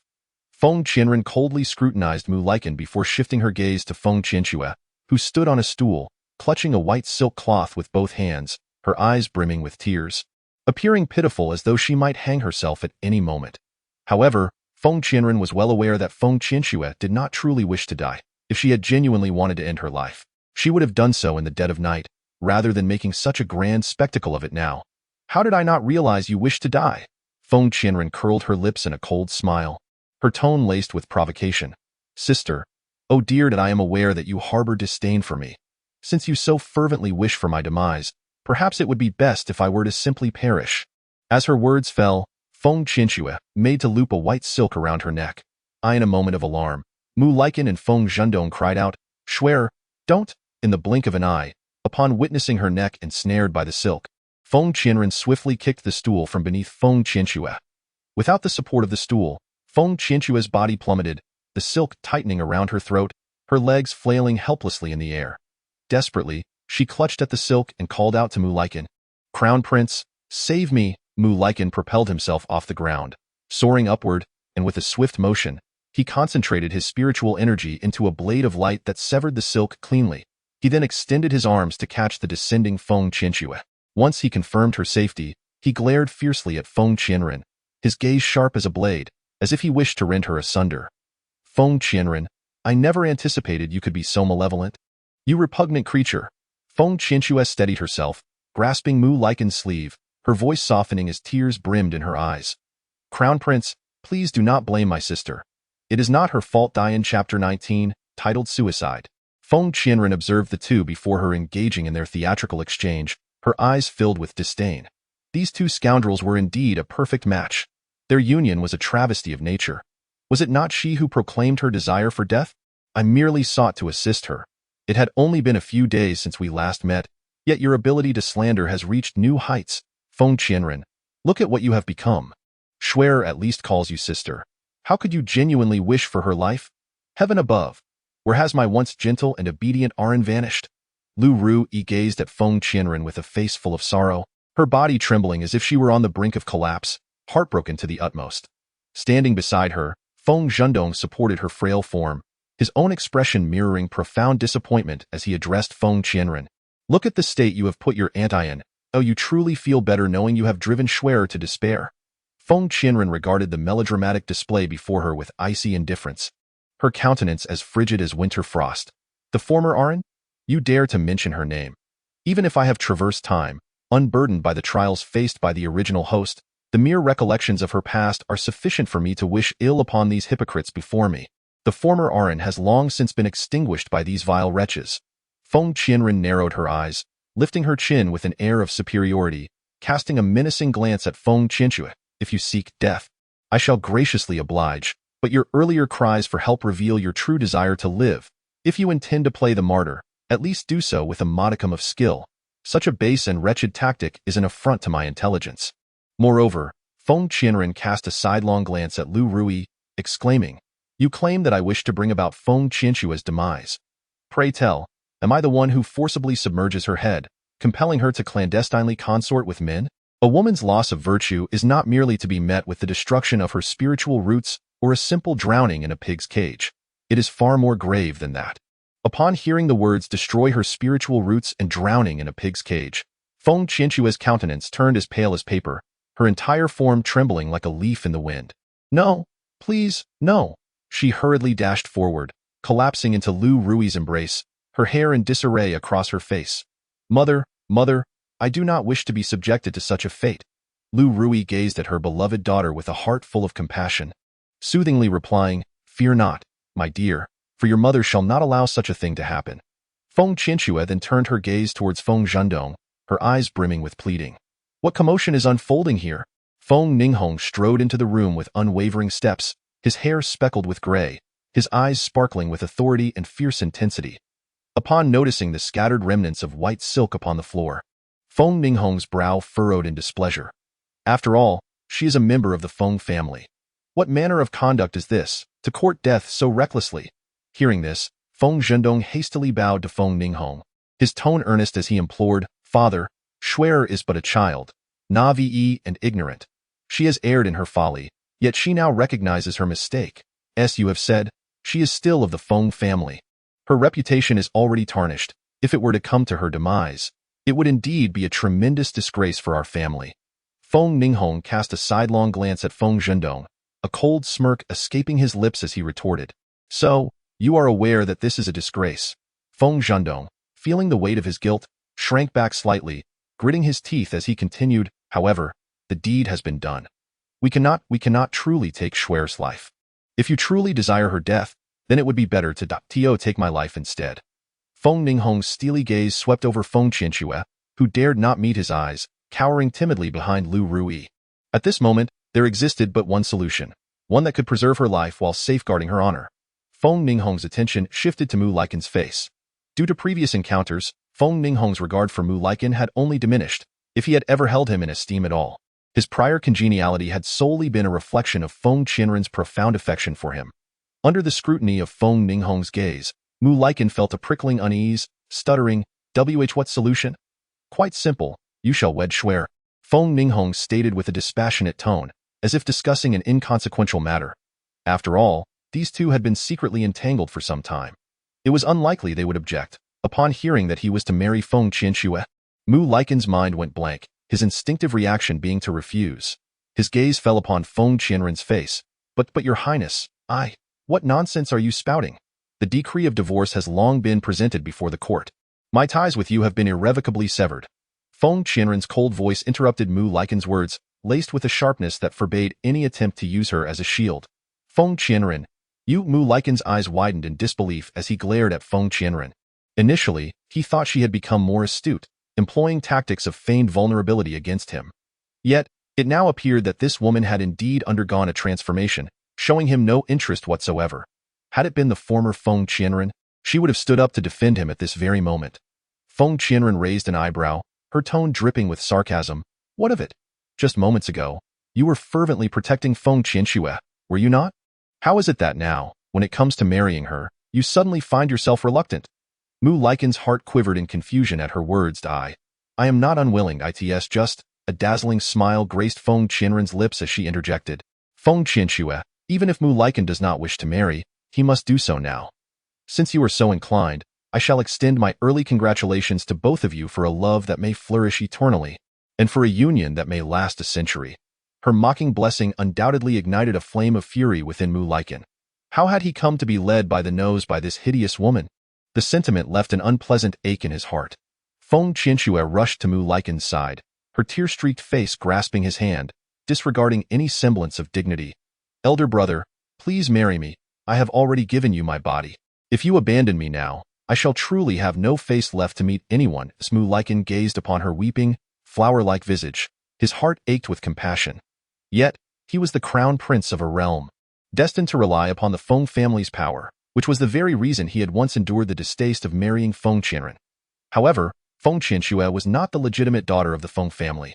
Elder brother, please marry me, she pleaded, her grip tightening around Mu Liken's hand as her voice quavered with suppressed sobs.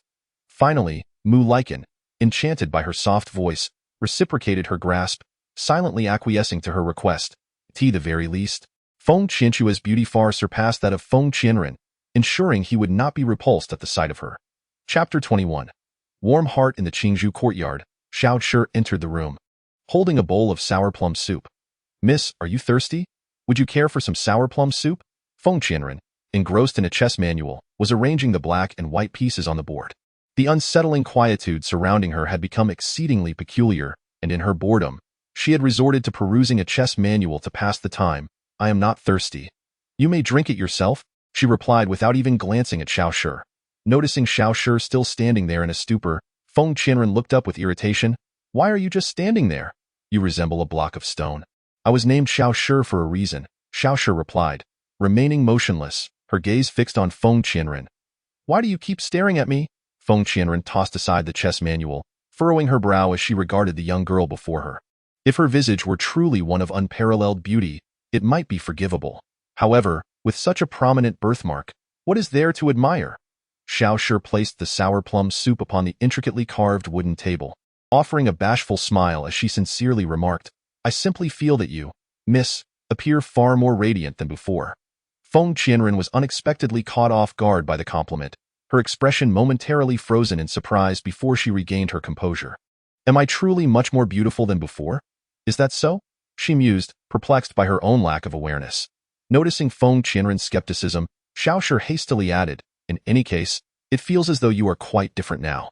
If she struggled to conjure a smile, if Madame were still here, she would undoubtedly be very pleased. In the past, you were often bullied, but now that is no longer the case. Feng Qianren's gaze shifted to the sour plum soup on the table. She lifted it to her lips and took a few sips, the tartness gradually giving way to a hint of sweetness. Setting the bowl down, she spoke gently, it is quite delicious. I am glad you enjoy it. Mississippi, a joyful smile graced Xiao Shi's face.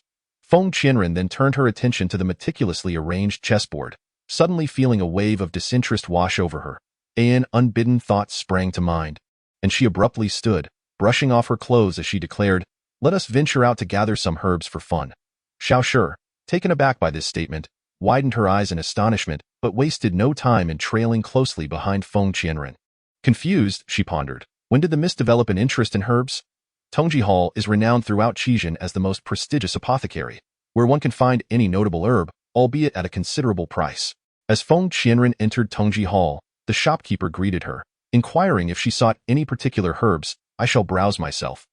The shopkeeper, understanding her intent, fell silent and merely observed her actions.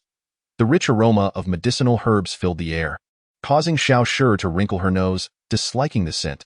She glanced at Feng Qianren, only to be astonished to find her engrossed in selecting herbs, her movements deft and practiced, akin to that of a seasoned physician. Xiao Shi's eyes widened in disbelief. Oh, what a mere act! A scornful female voice rang out. Noticing the absence of others, Feng Qianren deduced the comment was directed at her. Following the voice, she beheld a striking yet unfamiliar face. Although the woman was not entirely unknown, as the original owner of this body had recognized her, to the current Feng Qianren, she was indeed a stranger. The speaker was none other than Zhou Xinqing, a close companion of Feng Qianxue and a lady of the Zhou family. With such a feeble body, even if you were to consume all these herbs, it would be a complete waste. Zhou Xinqing glared disdainfully at the so-called ugly creature before her. A few days ago, Xue Er confided in her sorrows, lamenting how that wretched Feng Qianren had subjected her to great grievances. Little did she expect to encounter this grotesque creature today at the apothecary. Feng Qianren cast a disdainful glance at the herbs wrapped within Zhou Xinqing's paper bag, a glimmer of derision flickering in her eyes. These herbs are all potent tonics. One could hardly hope to enhance one's spiritual energy relying solely on them. What nonsense are you spouting? These are remedies I procured for my father. He has unfortunately sustained an injury. Do you think everyone is like you, relying on herbs to sustain their spiritual power? In the land of Chizhen, the common practice for enhancing one's spiritual rank is primarily through cultivation, with herbs serving as a supplementary aid. Only those who have failed in their cultivation resort to consuming rare herbs to maintain their meager spiritual energy. Even after taking these tonics, one must still engage in cultivation. A normal practitioner would be loath to be labeled as someone who relies on an abundance of herbs to bolster their spiritual prowess.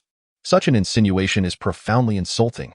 Upon hearing this, Feng Qianren raised an eyebrow with keen interest and continued. These herbs might very well be more than your father can bear. They could even lead to his demise. Zhou Xinqing, incensed by this statement, retorted, Feng Qianren, you vile creature.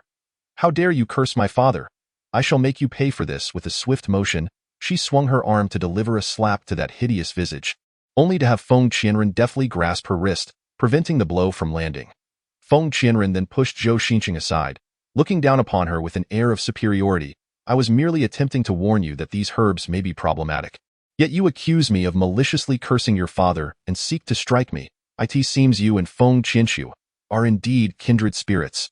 Your talent for slander is truly remarkable. From a distance, two attendants exchanged hurried glances, one rushing toward the pair while the other retreated to the back to fetch the shopkeeper. Hey, miss, you cannot speak so carelessly. Our Tongji Hall is renowned throughout Chizhen. How could we possibly sell counterfeit herbs? The attendant quickly interjected, attempting to defend the shop while subtly rebuking Feng Qianren for her claims. Feng Qianren shot a glare at the young attendant and snatched the paper bag containing the herbs from Zhou Xinqing's grasp, deftly extracting several specimens from within. Now, tell me, what are the names of these herbs? The young man widened his eyes at the herbs Feng Qianren had selected, his complexion paling slightly. This is Qinjin vine. This is gathering spirit grass. This is earth heart fire fungus. And this is Wanzhong beard. The attendant wiped the sweat beading on his brow with his sleeve as he spoke, while Feng Qianren mentally noted their names. Excellent, the names are all accounted for. Although she could immediately discern that these herbs were counterfeit, she was unaware of what they were called in the eyes of these individuals. From the perspective of a modern individual like Feng Qianren, those herbs were clearly ginseng, gathering grass, spiritual fungus, and ironclad dendrobium. Chapter 23. Deception. Upon witnessing the unfolding situation, Feng Qianren and Zhou Xinqing exchanged a knowing glance, both acutely aware that the reality was not as it seemed. Shopkeeper Song was deliberately shifting the blame onto the young assistant. Feng Qianren had already made up her mind, yet the fact remained that these herbs were indeed purchased by Zhou Xinqing. Whether to pursue the matter further depended solely on her. After reprimanding his subordinates, Shopkeeper Song stood before the two young ladies, his expression particularly grim, beads of sweat forming on his forehead due to the mounting tension. If these two ladies decided to press the issue, he could only wonder if the herbal shop could continue to operate smoothly. Observing the discomfort etched on Shopkeeper Song's face, Zhou Xinqing cleared her throat and finally spoke. Since it was merely an unintentional mistake on the part of the shop's assistant, I shall not pursue this matter any further. Upon hearing this, Shopkeeper Song felt the weight on his chest lift entirely. He quickly tugged at the visibly anxious young assistant beside him and urged, Why aren't you thanking Miss Zhou? Thank you, Miss Zhou, the assistant stammered, still dazed from the scolding he had received. Zhou Xinqing gestured toward the torn paper bag before her, saying, Please replace these herbs with new ones. This time, it was Shopkeeper Song himself who selected some rare herbs, ensuring that there was absolutely no chance of deceit. Once Feng Qianren deemed the herbs satisfactory, she instructed Xiao Shi to settle the payment before departing from the herbal shop. Zhou Xinqing accepted the neatly packaged herbs from Shopkeeper Song, lost in thought as she watched Feng Qianren's retreating figure. Chapter 24. Just a child. Feng Qianren strolled leisurely, her mind preoccupied with the prospect of refining the herbs upon her return home. Suddenly, a tall and strikingly handsome man appeared before her, obstructing her path. She lifted her gaze slightly, taking in the man's godlike features, his eyes sparkling like amethyst glass. As she averted her gaze, she noticed a small, cherubic child standing beside him, playfully winking at her. Guiyi quickly spotted the bundle of herbs held by her maid behind her. "Are you unwell? What business is that of yours? Move aside. You are blocking my way." Feng Qianren had no fondness for the man before her. Guiyi frowned slightly and, without further ado, grasped her wrist to confirm that she was indeed in good health before releasing her hand. Feng Qianren was momentarily taken aback by his actions, her irritation towards him lessening slightly, only for her to hear him speak again. "If you're not ill, then why are you collecting so many herbs?" Feng Qianren shot him a cold glare, her eyes narrowing. "What is your aim? I'm busy and have no time to play with you." Guiyi, observing the hint of anger on her delicate features, couldn't he help but smile faintly before responding, "I need to step out for a while." "What does that have to do with me?" Feng Qianren retorted, her tone devoid of warmth. Let him go wherever he pleased. It was of no concern to her. Is it really necessary to inform her explicitly? Shaoli has no one to care for her. Upon hearing these words, Feng Qianren instinctively lowered her gaze to the small, cherubic figure beside him. Shaoli bit her lip, casting a pitiful glance in her direction, as if to convey, "Father has left. I am left all alone. Mother, you cannot forsake me." Feng Qianren, observing the glistening tears in that small one's purple eyes, felt as though the softest corner of her heart had been struck. She could almost ascertain that this was indeed her child. Those eyes bore an uncanny resemblance to her own round ones. "Shall I take care of him?" Feng Qianren blurted out instinctively. "Absolutely." Guiyi immediately concurred without any hesitation. Shaoli swiftly wriggled free from Guiyi's grasp and dashed toward Feng Qianren, nuzzling against her like a little kitten. Her heart softened as she reached out to ruffle his hair, gently saying, all right, no more nuzzling." Shaoli obediently stood beside Feng Qianren, lifting his head with a sweet smile adorning his face. "All right, Ali will surely listen to mother." Suddenly, a halo of purple light swirled around Feng Qianren's waist, gradually dissipating until it revealed a lustrous jade pendant now adorning her waist, subtly concealed beneath her skirt. Before Feng Qianren could voice her inquiry, Guiyi touched her brow lightly, causing a flash of purple light to vanish from his fingertips. Simultaneously, an array of mystical symbols materialized in her mind, which she astonishingly comprehended and memorized at a glance. This was a spell for sealing. Should any matter arise, she could summon the pendant, and he would appear immediately. The clear sunlight illuminated Guiyi's face, and his gaze was unusually gentle. "You underestimate me. I can certainly protect a mere child."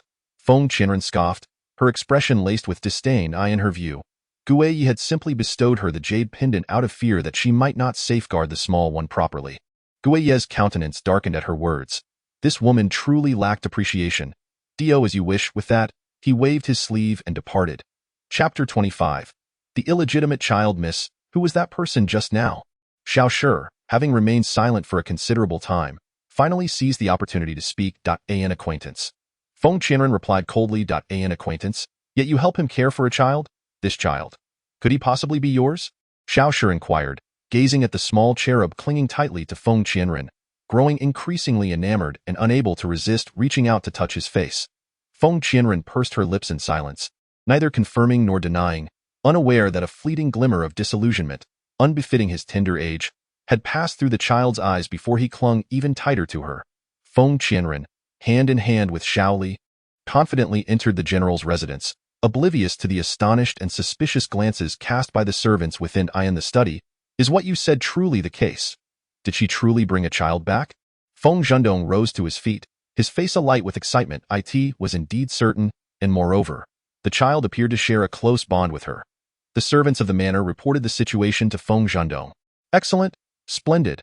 I wondered why she suddenly left the general's residence. Considering she had disappeared for a while, this child might very well be her illegitimate offspring.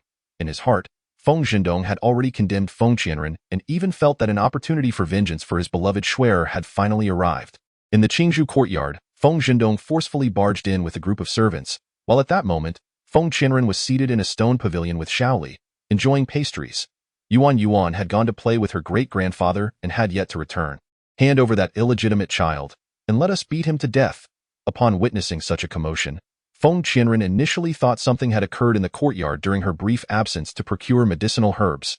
Now it became clear they had come to pick a fight intentionally. If you cannot speak sensibly, then keep your mouth shut. Who are you calling an illegitimate child? Feng Qianren glared fiercely at Feng Zhendong, her voice laden with a warning. Feng Zhendong pointed a finger at Xiaoli, speaking with arrogant disdain. This illegitimate child is clearly your offspring from outside.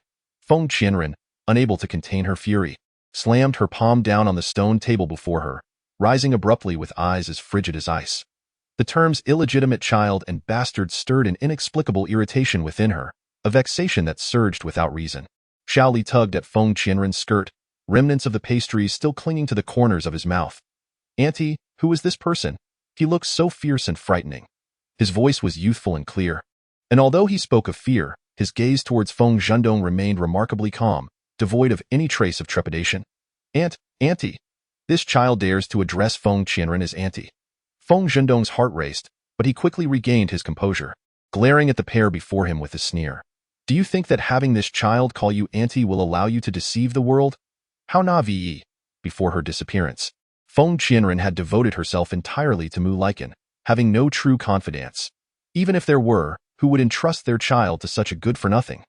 Feng Zhendong shot a disdainful glance at the men he had brought along, barking, "Seize this wretched child and beat him to death. Bind this shameless creature and throw her into the woodshed."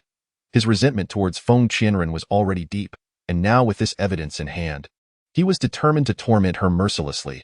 Even if Feng Ninghong were to arrive now, it would be of no consequence. Chapter 26. Blood test for kinship. She is my auntie, a dear friend of my father. She is certainly not my mother. Xiao Li's countenance was cold as he fixed his gaze upon the man before him, his violet eyes seemingly imbued with chilling frost.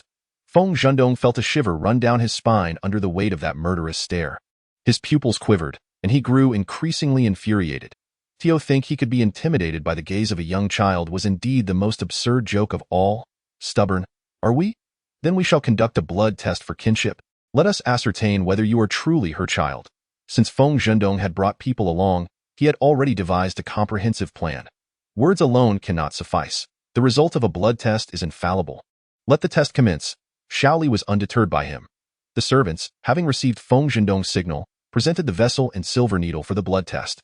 Feng Qianren and Xiaoli each pricked their fingers, allowing a drop of fresh blood to fall into the vessel. All eyes were fixed on the 2 drops of blood within the vessel, anticipating whether they would merge. Xiaoli discreetly summoned a faint purple glow from her fingertips, manipulating the drop of blood in the vessel. Ultimately, the 2 drops remained quietly apart, refusing to intermingle. How could this be? Feng Zhendong stared in shock at the 2 drops in the vessel, his eyes widening in disbelief. Feng Qianren, witnessing the unmixed blood, felt a surge of confusion within, yet maintained an impassive facade. Did you tamper with it? Feng Zhendong glared fiercely at Feng Qianren, his face a mask of resentment. How could these 2 drops not merge? How could this possibly happen? Feng Qianren, observing his utterly shameless expression, laughed in fury, then forcefully overturned the vessel, smashing it against Feng Zhendong's face. The icy water splashed upon him, and in that instant, Feng Zhendong nearly felt as though he were suffocating. I tampered with it? You brought the person to my courtyard, and you prepared the vessel and water for the blood test, yet now you turn around and accuse me of foul play? Feng Qianren's expression was as cold as ice as she advanced step by step, pressing Feng Zhendong back. Feng Zhendong steadied his chaotic breath, straightened his back, and gritted his teeth, fiercely asserting, "Impudent! I am the head of the family. How dare you show such disrespect to the family leader?" Bang! Feng Zhendong was violently slammed against a nearby stone pillar, his legs weakened as he struggled to maintain his balance, one hand clutching his painfully impacted chest. No one could quite discern how Feng Qianren had acted with such swiftness. I shall make this clear. Within this general's manner, if you remain peaceably and do not seek trouble with me, we shall keep our paths separate, each minding our own business. However, should you deliberately provoke me and cause me displeasure, even as the head of the Feng family, I shall tear you apart. Feng Qianren's gaze was icy as it swept across the crowd. She waved her sleeve, embodying a demeanor as pristine and noble as a snow lotus atop a mountain, radiating an aura so powerful that it instinctively invoked reverence. Seeing Feng Qianren in this manner ignited a mix of urgency and fury within Feng Zhendong. Yet the agony in his chest rendered him speechless. Gu Yi stood atop the general's manor, coldly observing the distance. Upon witnessing Feng Qianren's forceful dismissal of Feng Zhendong, he silently smirked, a flicker of delight crossing his heart. "My lord, do you truly intend to leave the young master here?" Feng Hufa suddenly inquired. "What could possibly be wrong with that?" Guiyi cast her a glance, his expression unchanging as he continued. "It is time for us to depart." Chapter 27. Alchemy. Upon witnessing Feng Zhendong and his entourage retreating from Qingzhou courtyard in a dejected manner, Feng Qianren turned to gaze at Shaoli, only to find the little one's eyes swollen and red, his expression suffused with a sense of grievance, as if he might burst into tears at any moment. A pang of sympathy struck Feng Qianren's heart, prompting her to rush over and envelop him in her embrace, tenderly assuring him, "Do not be afraid, do not be afraid. The bad people have already departed, Ali need not fear them." The child's earlier display of maturity and composure had momentarily caused her to overlook the fact that he was merely a small child. Ali is not a wild seed. Ali is not a wild seed. Ali has a mother, and you are Ali's mother. Shaoli nuzzled eagerly against Feng Qianren, his youthful voice tinged with a whimper that deepened her heartache. It was clear that the boy was distressed by the cruel remark about being a wild seed. Though young and innocent, Feng Qianren understood all too well that their 2 drops of blood had not merged, indicating that Shaoli was not her child. Yet something felt amiss to her. With a gentle hand, she affectionately ruffled Shaoli's hair, softening her tone as she reassured him, "Indeed, I am Ali's mother. Ali is a treasure, not a wild seed." The child's fervent defense of her before Feng Zhendong had solidified her resolve. Regardless of whether Shaoli was truly her child, she would wholeheartedly care for him, despite his utterly disagreeable father. Hearing her words, the grievances nestled within Shaoli began to dissipate. "Do you wish to learn alchemy?" Feng Qianren inquired suddenly, observing him. Immediately after posing the question, she regretted it, pondering whether a child would find such matters intriguing. However, to her surprise, Shaoli lifted his head, his bright, curious eyes fixed on her. "Is it mother who will teach Ali?" Feng Qianren smiled warmly, replying, "Of course." Previously, Xiao Shi had informed her that Qingzhou courtyard possessed a dedicated alchemy room. "Then Ali shall learn alchemy room." Initially, Feng Qianren believed that teaching a child who knew nothing about alchemy would be a daunting task, and she had prepared herself to exert an abundance of patience. Yet, to her astonishment, Shaoli exhibited remarkable talent in the art of alchemy. After merely explaining some fundamental pharmacology, he was able to intuitively categorize various herbs according to their complementary and antagonistic properties. One must first place the herbs sequentially into the cauldron, then apply a steady flame, controlling the heat before gradually refining them. If one were a spiritual practitioner, they could further utilize spiritual energy to enhance the alchemical process, allowing the elixirs to be produced swiftly and effectively. Shaoli tilted his head, observing Feng Qianren. He comprehended the other concepts, yet inquired, "What is spiritual practice?" His father had never spoken of it. "Mother, what is spiritual practice?" "It refers to possessing a spiritual root, enabling one to cultivate spiritual energy and elevate their spiritual tier," Feng Qianren patiently explained. "Do I possess spiritual energy?" he questioned, pondering his own capabilities. As soon as the words left his lips, a violet radiance emanated from Shaoli's fingertips, reminiscent of flames, leaving a faint purple afterglow that danced with his gestures. Feng Qianren's countenance displayed a hint of astonishment. She had not anticipated that such a diminutive child could wield magic. No wonder the original owner had been subjected to such bullying. She was utterly inept. "Is this spiritual technique self-taught?" Shaoli shook his head and replied earnestly, "Father said this is a natural gift." He also mentioned. The little one bit his lip, his expression tinged with reluctance, "that my meager abilities don't even amount to 1/10,000th of his." Chapter 28. Princess Ziyou. Upon hearing this, Feng Qianren couldn't help but find it amusing. It was hard to imagine that the seemingly aloof and stern man would utter such confident and proud words. That Shaoli could perform spiritual techniques was undoubtedly a boon, as it could expedite the process of alchemy.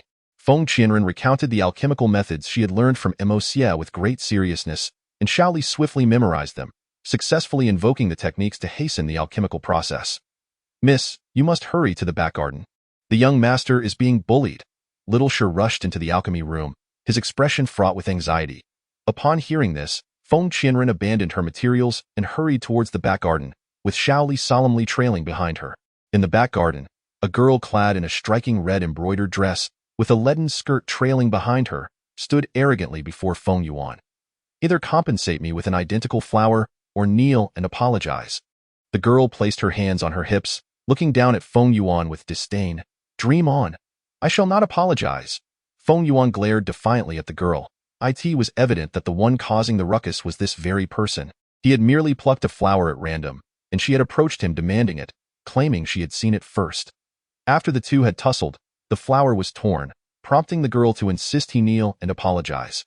My mother is the esteemed Yao Guifei of the palace, and I am the most cherished little princess of my father.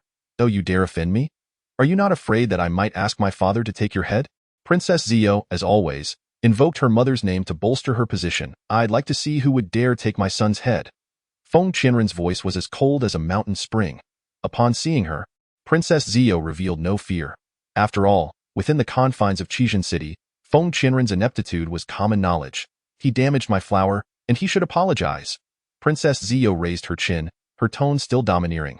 Feng Qianren furrowed her delicate brows, a trace of mockery flickering in her eyes. Your belongings?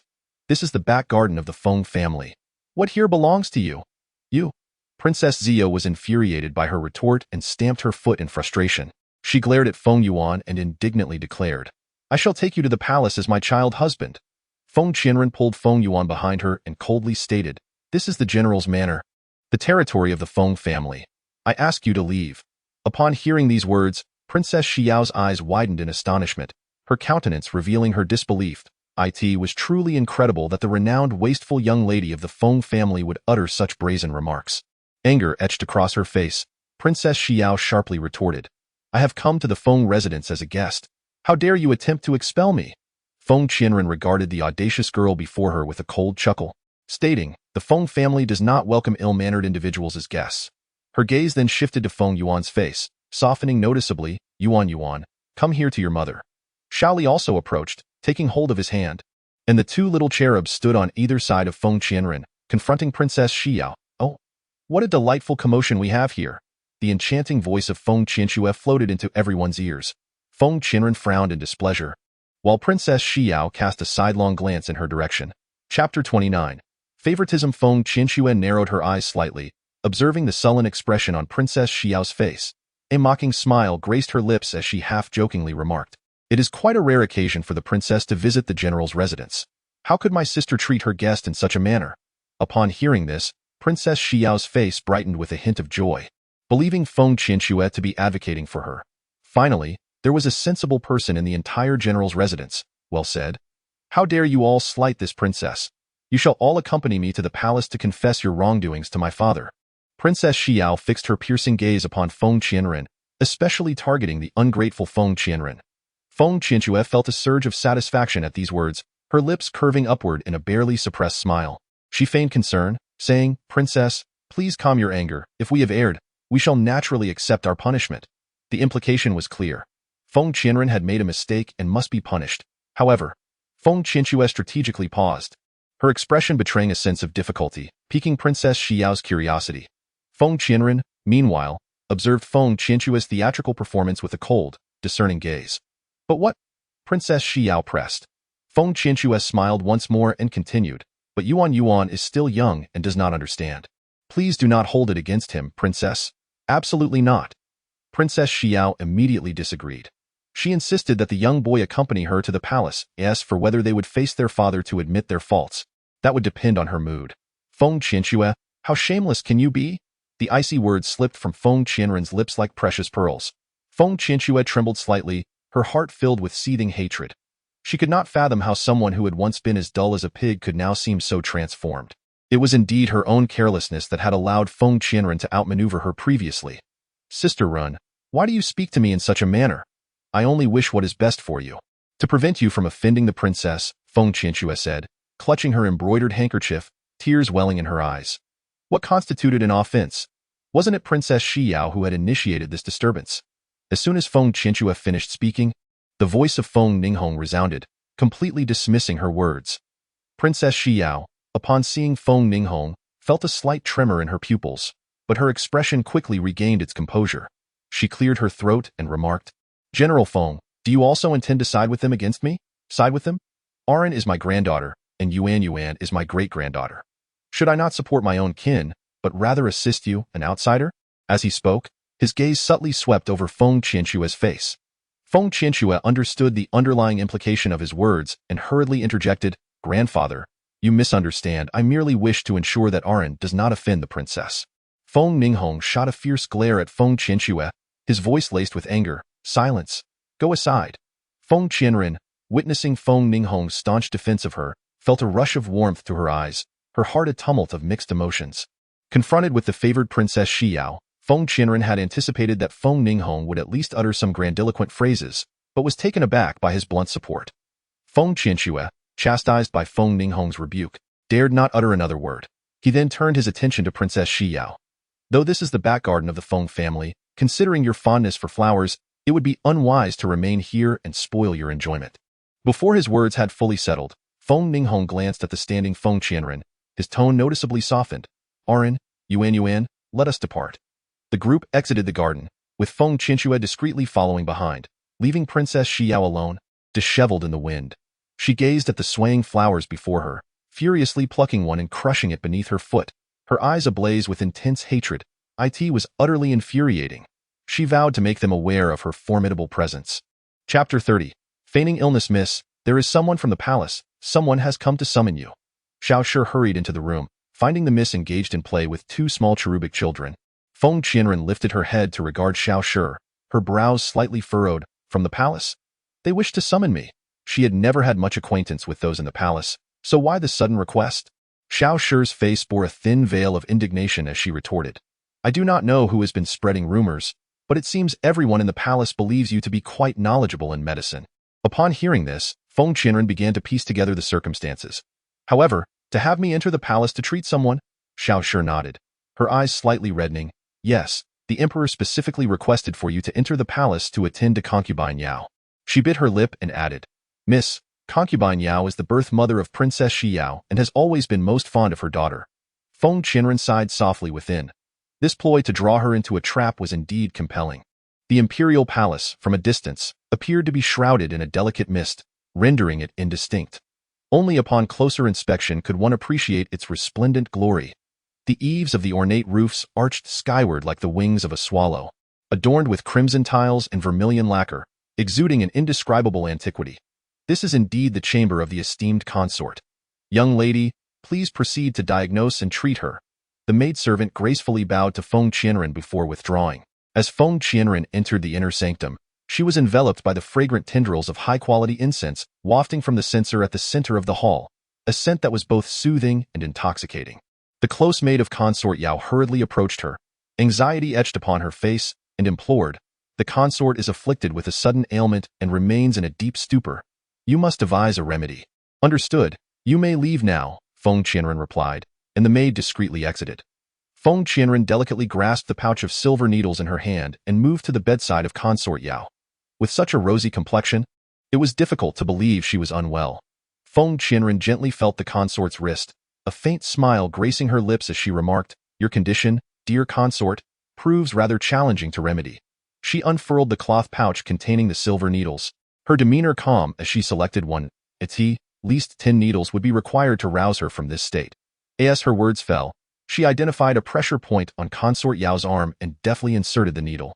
The pain was expertly administered, manifesting as a series of sharp twinges rather than an overwhelming surge. Consort Yao clenched her teeth, enduring the discomfort while resolutely keeping her eyes shut, lying quietly upon the bed. Her devoted maid should have been summoned to inform the emperor. As long as the consort remained bedridden, Feng Qianren would undoubtedly be blamed for her ineffective treatment. Noticing no signs of awakening from consort Yao, Feng Qianren sought out another sensitive point on her other wrist and inserted another needle. This insertion elicited a tingling sensation throughout the consort's entire wrist, akin to being nibbled by ants, a simultaneous blend of pain and itchiness rendering her plight far more unbearable than death itself. Observing the woman on the bed still gritting her teeth in silent suffering, Feng Qianren reached up to touch consort Yao's forehead. Even the most obtuse would quickly grasp that Feng Qianren was not genuinely healing her. She was, in fact, toying with her. Consort Yao abruptly sat up, her eyes filled with ire as she glared at Feng Qianren. Feng Qianren, how dare you, my beloved, you have finally awakened. The emperor's jubilant voice interrupted her, as he entered the hall with a beaming expression. Upon seeing the emperor, consort Yao immediately masked her contorted features, furrowing her delicate brows as she turned to him, a mixture of charm and indignation adorning her countenance. Your Majesty, Feng Qianren has inflicted several needles upon me. It hurts terribly. Unexpectedly, the emperor grasped her hand, gently patting it twice, and replied with a warm smile, "My beloved, it is only natural to feel pain when receiving treatment for an illness." Consort Yao's heart brimmed with resentment at his words. Her feigned illness was intended to lure Feng Qianren into the palace, and she could not let this opportunity to chastise her slip away. Clearly, it was her lack of medical skill that had caused this unnecessary pain. "My beloved, do not act irrationally. The imperial physicians are at a loss with your condition, yet it is the daughter of the Feng family who has succeeded in treating you. I cannot believe that her skills are lacking." Although the emperor dotes on the beloved Yao Guifei, his affection is not blind. He always maintains a sense of propriety in his heart. "However, I truly am in pain. One of my arms aches while the other itches," Yao Guifei lamented, raising her fair, lotus-like arm, her eyes filled with a sense of grievance. "If you are in pain, then I shall spend more time with you," the emperor replied. Upon realizing that the emperor had not intended to punish Feng Qianren as she had hoped, Yao Guifei's eyes glistened with tears. "But it cannot be that I suffer in vain." Upon hearing these words, Feng Qianren slightly bent her knees, her gaze calm and composed as she looked towards Yao Guifei, saying, "Your Highness, it is precisely because you have awakened that you feel pain. If you were unable to feel it, then that would truly be a dire situation." Her reasoning was sound, understandable to anyone with a semblance of intellect. It was she who had roused Yao Guifei from her slumber, and thus she felt pain. How could one who lay in a stupor be aware of such sensations? Indeed, I did not anticipate that the legitimate daughter of the Feng family would possess such exquisite medical skills. I shall reward the Feng family handsomely. Feng Qianren's gaze remained as tranquil as water, her tone resolute. The Feng family is wholly loyal to the throne, and so am I. There is no need for any reward. The loyalty of the Feng family is indeed as evident as day. One recalls your parents from years past. The emperor regarded Feng Qianren's countenance, and through her visage, he vaguely perceived another person. Yao Guifei, witnessing their cheerful exchange, felt her animosity towards Feng Qianren deepen. She had hoped to ensnare Feng Qianren to exact vengeance for her daughter, but instead, Feng Qianren had outshone her before the emperor. Yao Guifei's face grew increasingly pale with rage, and she instinctively clenched her delicate fingers. Noticing her unusual pallor, the emperor furrowed his brow in concern and asked, "What troubles you, Guifei? Your complexion appears quite dire. Are you unwell? Should I have the daughter of the Feng family treat you with acupuncture once more?" Yao Guifei would not allow Feng Qianren another opportunity to pierce her with needles. Forcing a smile, she shook her head. "No, there is no need. I am not unwell." Upon hearing this, the emperor refrained from further inquiries, gently squeezing her hand before turning to Feng Qianren. "Would you care to join the Imperial Medical College and assist me in instructing those incompetent fools in their medical practices? My daughter has grown accustomed to a leisurely life, I fear." The emperor waved his hand dismissively, smiling. "No worries, no worries. If there are any difficult ailments, I shall simply have them consult you for guidance." Chapter 31. Enrollment. As Feng Qianren entered the main hall, leading two small bundles of joy, she found Feng Qinghong and Feng Zhendong engaged in discussion. Upon noticing her abrupt entrance, Feng Zhendong's expression soured. "What brings you here? Do you not see that I am in deliberation with my father regarding important matters? There is a lack of decorum." Feng Qianren paid no heed to Feng Zhendong, treating him as if he were heir, and addressed Feng Qinghong. "Grandfather, I wish for Yuan and Ali to enroll in school. You may decide this matter." Feng Ninghong was aware that Feng Qianren had successfully raised both children, and she typically refrained from intervening in such matters. However, it was still necessary for their grandfather to approach the teacher and speak on their behalf. When Feng Qianren uttered these words, there was an unmistakable discomfort in her demeanor. Logically, this was a task she should undertake herself, yet based on the original owner's memories, the former owner was a natural failure, having never taken her studies seriously in school and having offended the teacher on several occasions. If she were to make the request, it was likely that the teacher would refuse even to meet her, let alone admit the two children into school. Feng Ninghong understood her concerns and smiled gently, reassuring her, "Ren, do not worry. This matter is quite manageable. I have a certain rapport with that teacher." Unexpectedly, Feng Zhendong interjected abruptly, "This matter is certainly not easy." He cast a scornful glance at Feng Qianren, his eyes brimming with derision. "You offended the teacher in the past, and now you expect our father to humiliate himself to secure a place for these two children. What if they turn out to be as inept as you? Where would that leave the reputation of the Feng family?" He emphasized the term inept with palpable mockery directed at Feng Qianren. She glanced at the innocent faces of Feng Yuan and Xiao Li and replied with unwavering conviction. They will never be inept. Both children possessed exceptional talent. Regardless of their training, they could never be deemed failures. Feng Zhendong scoffed, that is uncertain. After all, Feng Qianren's parents were both remarkable. Yet she herself was deemed a failure. At this, Feng Qianren's expression grew increasingly frigid, as if enveloped in a layer of frost. Was her uncle intent on opposing her? It seemed that her previous assertions had not registered with him at all. Feng Zhendong met her icy gaze, his eyelids twitching involuntarily, a familiar ache stirring in his chest. He swallowed hard, his tone softening slightly. Yuan is your son. I have no objection to his admission. However, the other child is not of our Feng lineage. Who knows his background? How can he benefit from the Feng family's reputation to enroll alongside Yuan? Feng Zhendong still harbored a grudge against Xiao Li for the previous incident. I have stated that both children must enroll together, Feng Qianren replied coldly. Though not presume that because you healed concubine Yao and the Feng family received a reward, you can act recklessly. I assure you, within this family, Yuan and Ali shall enroll together. Feng Ninghong firmly interrupted Feng Zhendong, rising to gesture for Xiao Li to come over. Obediently, Xiao Li approached Feng Ninghong, who gently pinched the baby fat on his cheeks. Speaking in a warm tone, Ali will begin school alongside Yuan tomorrow. Witnessing this, Feng Zhendong exclaimed in frustration, Father, he is not a child of the Feng family. Feng Ninghong shot him a cold glare, his tone turning frosty. What does it matter whether he is or not? I find that this child resonates with me. Realizing that his father had made up his mind, Feng Zhendong understood that further argument would be futile and could only harbor unspoken resentment. Chapter 32. Injured as night enveloped the world, a solitary moon hung in the sky, while a few stars flickered dimly against the dark backdrop. Feng Qianren sat by the window, observing the swaying branches and leaves in the courtyard. Her delicate lips pursed softly. The faint moonlight cast a gentle glow upon the half-visible birthmark on her face. Suddenly, a heavy noise echoed from the doorway, as if something had collided with it.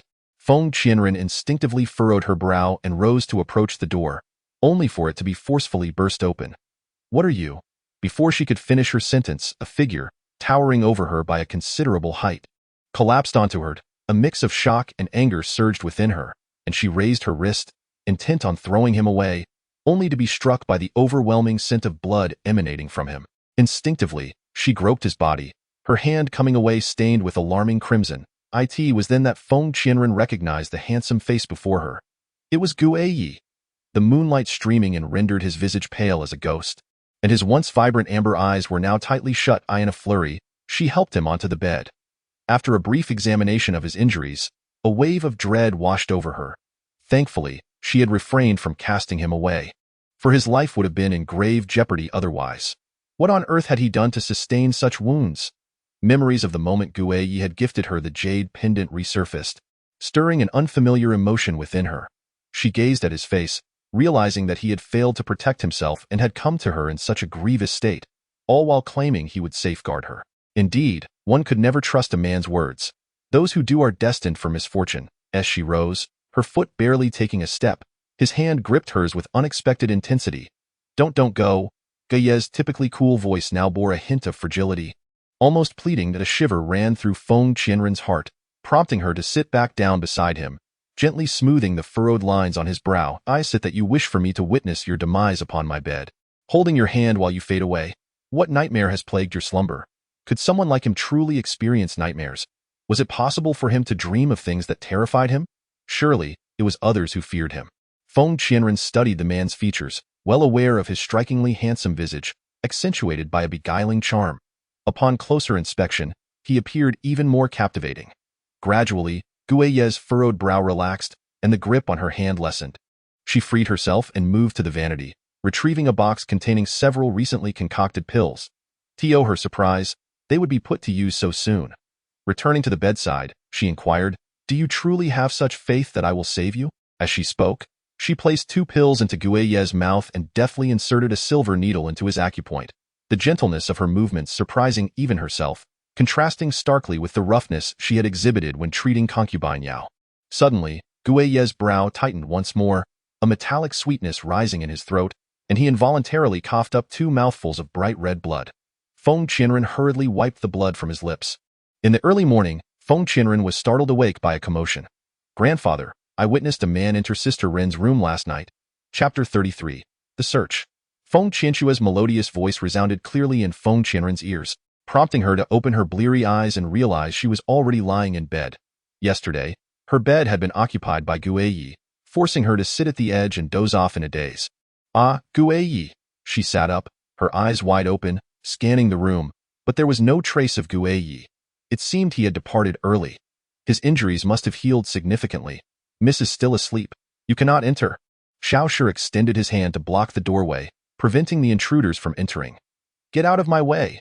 Feng Qianxue, disregarding any semblance of a refined lady, slapped Xiao Shi's face, sending him stumbling aside. As she and Feng Zhendong charged forward with fierce determination. Feng Ninhong was initially skeptical. After all, she was his precious granddaughter, and how could she possibly engage in such sordid behavior? Yet, this father-daughter duo, with their back-and-forth banter, compelled him to follow. Feng Qianxue strode directly to the bedside, lifting the covers to reveal that only Feng Qianren lay there. Where is he? Where did that man go? Feng Qianxue's eyes widened, just in time to catch a glimmer of mockery in Feng Qianren's gaze, which only fueled her anger further. Feng Qianren rose from the bed, rubbed her eyes languidly, and said, Man? What man? If you seek a man, there are plenty outside. Why come to my courtyard? Feng Ninhong had anticipated this outcome, feeling not a flicker of surprise. Observing Feng Qianren's calm demeanor further unsettled Feng Qianxue, who struggled to maintain her composure. She stiffly twitched her lips and turned to the servants beside her, insisting, He must be hiding. Search. You must search immediately, impudent. I am the eldest daughter of the Feng family. What right do you have to search my courtyard?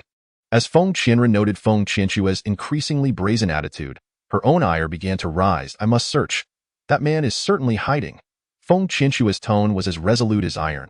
After waiting anxiously until morning, she had brought Feng Ninhong here to catch the supposed culprit, and she would not leave empty-handed. Upon hearing Feng Qianxue's demand to search the courtyard, Feng Ninhong's expression turned colder. How much longer will you persist in this folly? Grandfather, I am certain there is a man concealed within Qingzhou courtyard. Allow me to search. If I find nothing, I willingly accept punishment. She had kept a vigilant watch over Qingzhou courtyard, convinced that the man had not left. Foolish child, quickly return to your own courtyard. Feng Ninhong dismissed her, believing Feng Qianxue was merely lashing out in embarrassment. However, Feng Qianxue stepped forward, blocking his path. Grandfather, why won't you allow me to search, if I have erred? You punish me thus. Why do you shield Sister Ren when she has done wrong? Feng Ningxing, upon hearing these words, was nearly driven to exasperated laughter by this unfilial wretch. Grandfather, permit her to search. He uttered at this moment. Feng Qianren spoke softly. Since Feng Qianxue is so intent on throwing herself onto the blade, I see no reason to impede her. After all, the punishment for slandering a legitimate sister is not trifling. The servants commenced their meticulous search within the Qingzhou courtyard, leaving no stone unturned. Feng Qianren sat leisurely at the table, toying with a jade cup in her hands, occasionally casting a provocative glance at Feng Qianxue. Chapter 34. Kneeling in the ancestral hall, Feng Ningxing, upon hearing these words, was nearly driven to exasperated laughter by this unfilial wretch. The Feng family, being of high standing and prestige, had produced such shameless behavior, and the fact that she was not dead already felt like a mercy. Grandfather, let her search, Feng Qianren remarked softly. With Feng Qianxue so eager to confront the blade, she saw no justification to stop her. After all, the punishment for defaming a legitimate sister was severe. The servants began their diligent search within the Qingzhou courtyard, ensuring that every corner was thoroughly examined. Feng Qianren, with a tranquil demeanor, sat at the table, playing with her jade cup, while occasionally throwing a taunting glance towards Feng Qianxue. The search yielded no results. Well, are you satisfied now? Feng Qianren rose, her gaze falling upon the ashen-faced Feng Qianxue. Feng Zhendong, sensing the gravity of the situation, attempted to intercede on Feng Qianxue's behalf. Father, swear merely. Silence. Feng Ningxing interrupted coldly, his brows furrowing as he turned a fierce gaze upon Feng Qianxue, suppressing his anger as he declared, You shall kneel in the ancestral hall for 5 days as punishment. Feng Zhendong's eyes widened in shock at this pronouncement. Father, no, this is unacceptable. Kneeling in the ancestral hall for penance was an extremely humiliating affair, especially for 5 consecutive days. How could Shui's frail body endure such a trial? Feng Ningxing glared at Feng Zhendong, his tone unyielding. Should you plead for her again, you shall accompany her in kneeling. These words left Feng Zhendong utterly stunned. the head of the Feng family. How could he kneel in the ancestral hall? If word of this were to spread, he would be the subject of ridicule. Losing all face, he glanced at Feng Qianxue, who stood nearby, and was left with no choice but to press his lips tightly together, refraining from uttering another word in the Feng family ancestral hall. Feng Qianxue knelt before the tablets of her many ancestors, her hands braced against the ground, struggling to maintain her posture. She had never before faced such punishment, and her knees were already red and swollen. "Second miss, it's time for your meal," a maid announced, entering with a food box. Despite her body being weakened from kneeling, Feng Qianxue gritted her teeth and shouted angrily, "Get out! I refuse to eat. The head of the household has specifically instructed that you must eat. Otherwise, after 5 days of kneeling, your body will suffer irreparable harm." The maid grasped Feng Qianxue's wrist for support, but unexpectedly, Feng Qianxue lost her balance and fell sideways, her swollen knees hitting the ground unexpectedly, causing pain that elicited cold sweat from her brow. "Kneeling has taken a toll on my body, huh? Since he is aware that I am suffering, why does he not hasten to set me free?" Feng Qianxue's derisive laughter echoed coldly. The head of the household was at a loss. The maid spoke in a calm voice. Feng Qianxue lifted her gaze towards the maid before her, and upon recognizing her face, a jolt of shock coursed through her. The maid's cheeks were marred by large patches of dried blood, rendering her appearance quite terrifying. Feng Qianxue lowered her eyes, rolling them slightly, and inquired, "Were you once in the service of Feng Qianren?" Previously, she had heard that a maid who had been caught pilfering had been dismissed from the Qingzhou courtyard, her face left battered. The maid bowed her head submissively and replied, "Yes, since that incident, I have not returned to the Qingzhou courtyard. Please convey a message to my elder brother, the Crown Prince." Feng Qianxue's voice noticeably brightened. The maid's expression betraying her reluctance. Chapter 35. You wicked woman. Mu Laikin entered the Qingzhou courtyard with a stormy expression. In her memory, every visit he made to the courtyard was marked by a dark countenance. Xiaoshi approached Mu Laikin with hesitant steps, hastily performing a bow, and spoke, "Your Highness, the young lady has requested not to receive guests." Mu Laikin's cold gaze bypassed Xiaoshi's face, glaring at the tightly shut door. He suppressed his anger and declared, "Is it truly that she refuses all visitors, or is it that she dismisses me?" After a brief pause, he added, "The young lady is unwell and should not be disturbed." Xiaoshi remained steadfastly in front of Mu Laikin. Upon hearing this, Mu Laikin let out a derisive laugh within. "Is she afraid that her ailing visage will frighten me away? There is no need for such concerns regarding her appearance." Xiaoshi, upon hearing his words, felt a swell of contempt. His intentions were all too clear. Despite the explicit refusal, he still fancied himself worthy of an audience. "I must see her today." With that proclamation, Mu Laikin disregarded Xiaoshi's obstruction and strode forward, forcefully kicking the door open. Feng Qianren sat by the window, engrossed in her medical texts, seemingly oblivious to the commotion. The half of her face unblemished by birthmarks gleamed like flawless jade, and her long lashes cast delicate shadows resembling butterfly wings upon her cheeks. Mu Laikin held his breath, his eyes filled with a fleeting admiration. Yet, when her full visage turned to face him, the sight of the red birthmark obliterated any trace of wonder in his gaze. His expression hardened once more. Had he been bewitched? How could he have found this ugly creature somewhat appealing? Someone like Feng Qianren had never captured his attention before. "What brings you here, if you seek Feng Qianxue?" "She is in the ancestral hall," Feng Qianren said, her eyes cast downwards as she assessed him indifferently. The mention of the ancestral hall only served to stoke the flames of Mu Laikin's ire as he advanced towards her, seething with anger. "How dare you mention Schwerer? She is currently being punished to kneel in the ancestral hall, all because of you, you wretched woman." Upon hearing this, Feng Qianren cast aside her medical book. Standing to face Mu Laikin with a chilling gaze, "I am to blame? How absurd. She came to my courtyard early this morning causing havoc. Such an ignorant wretch. I care not.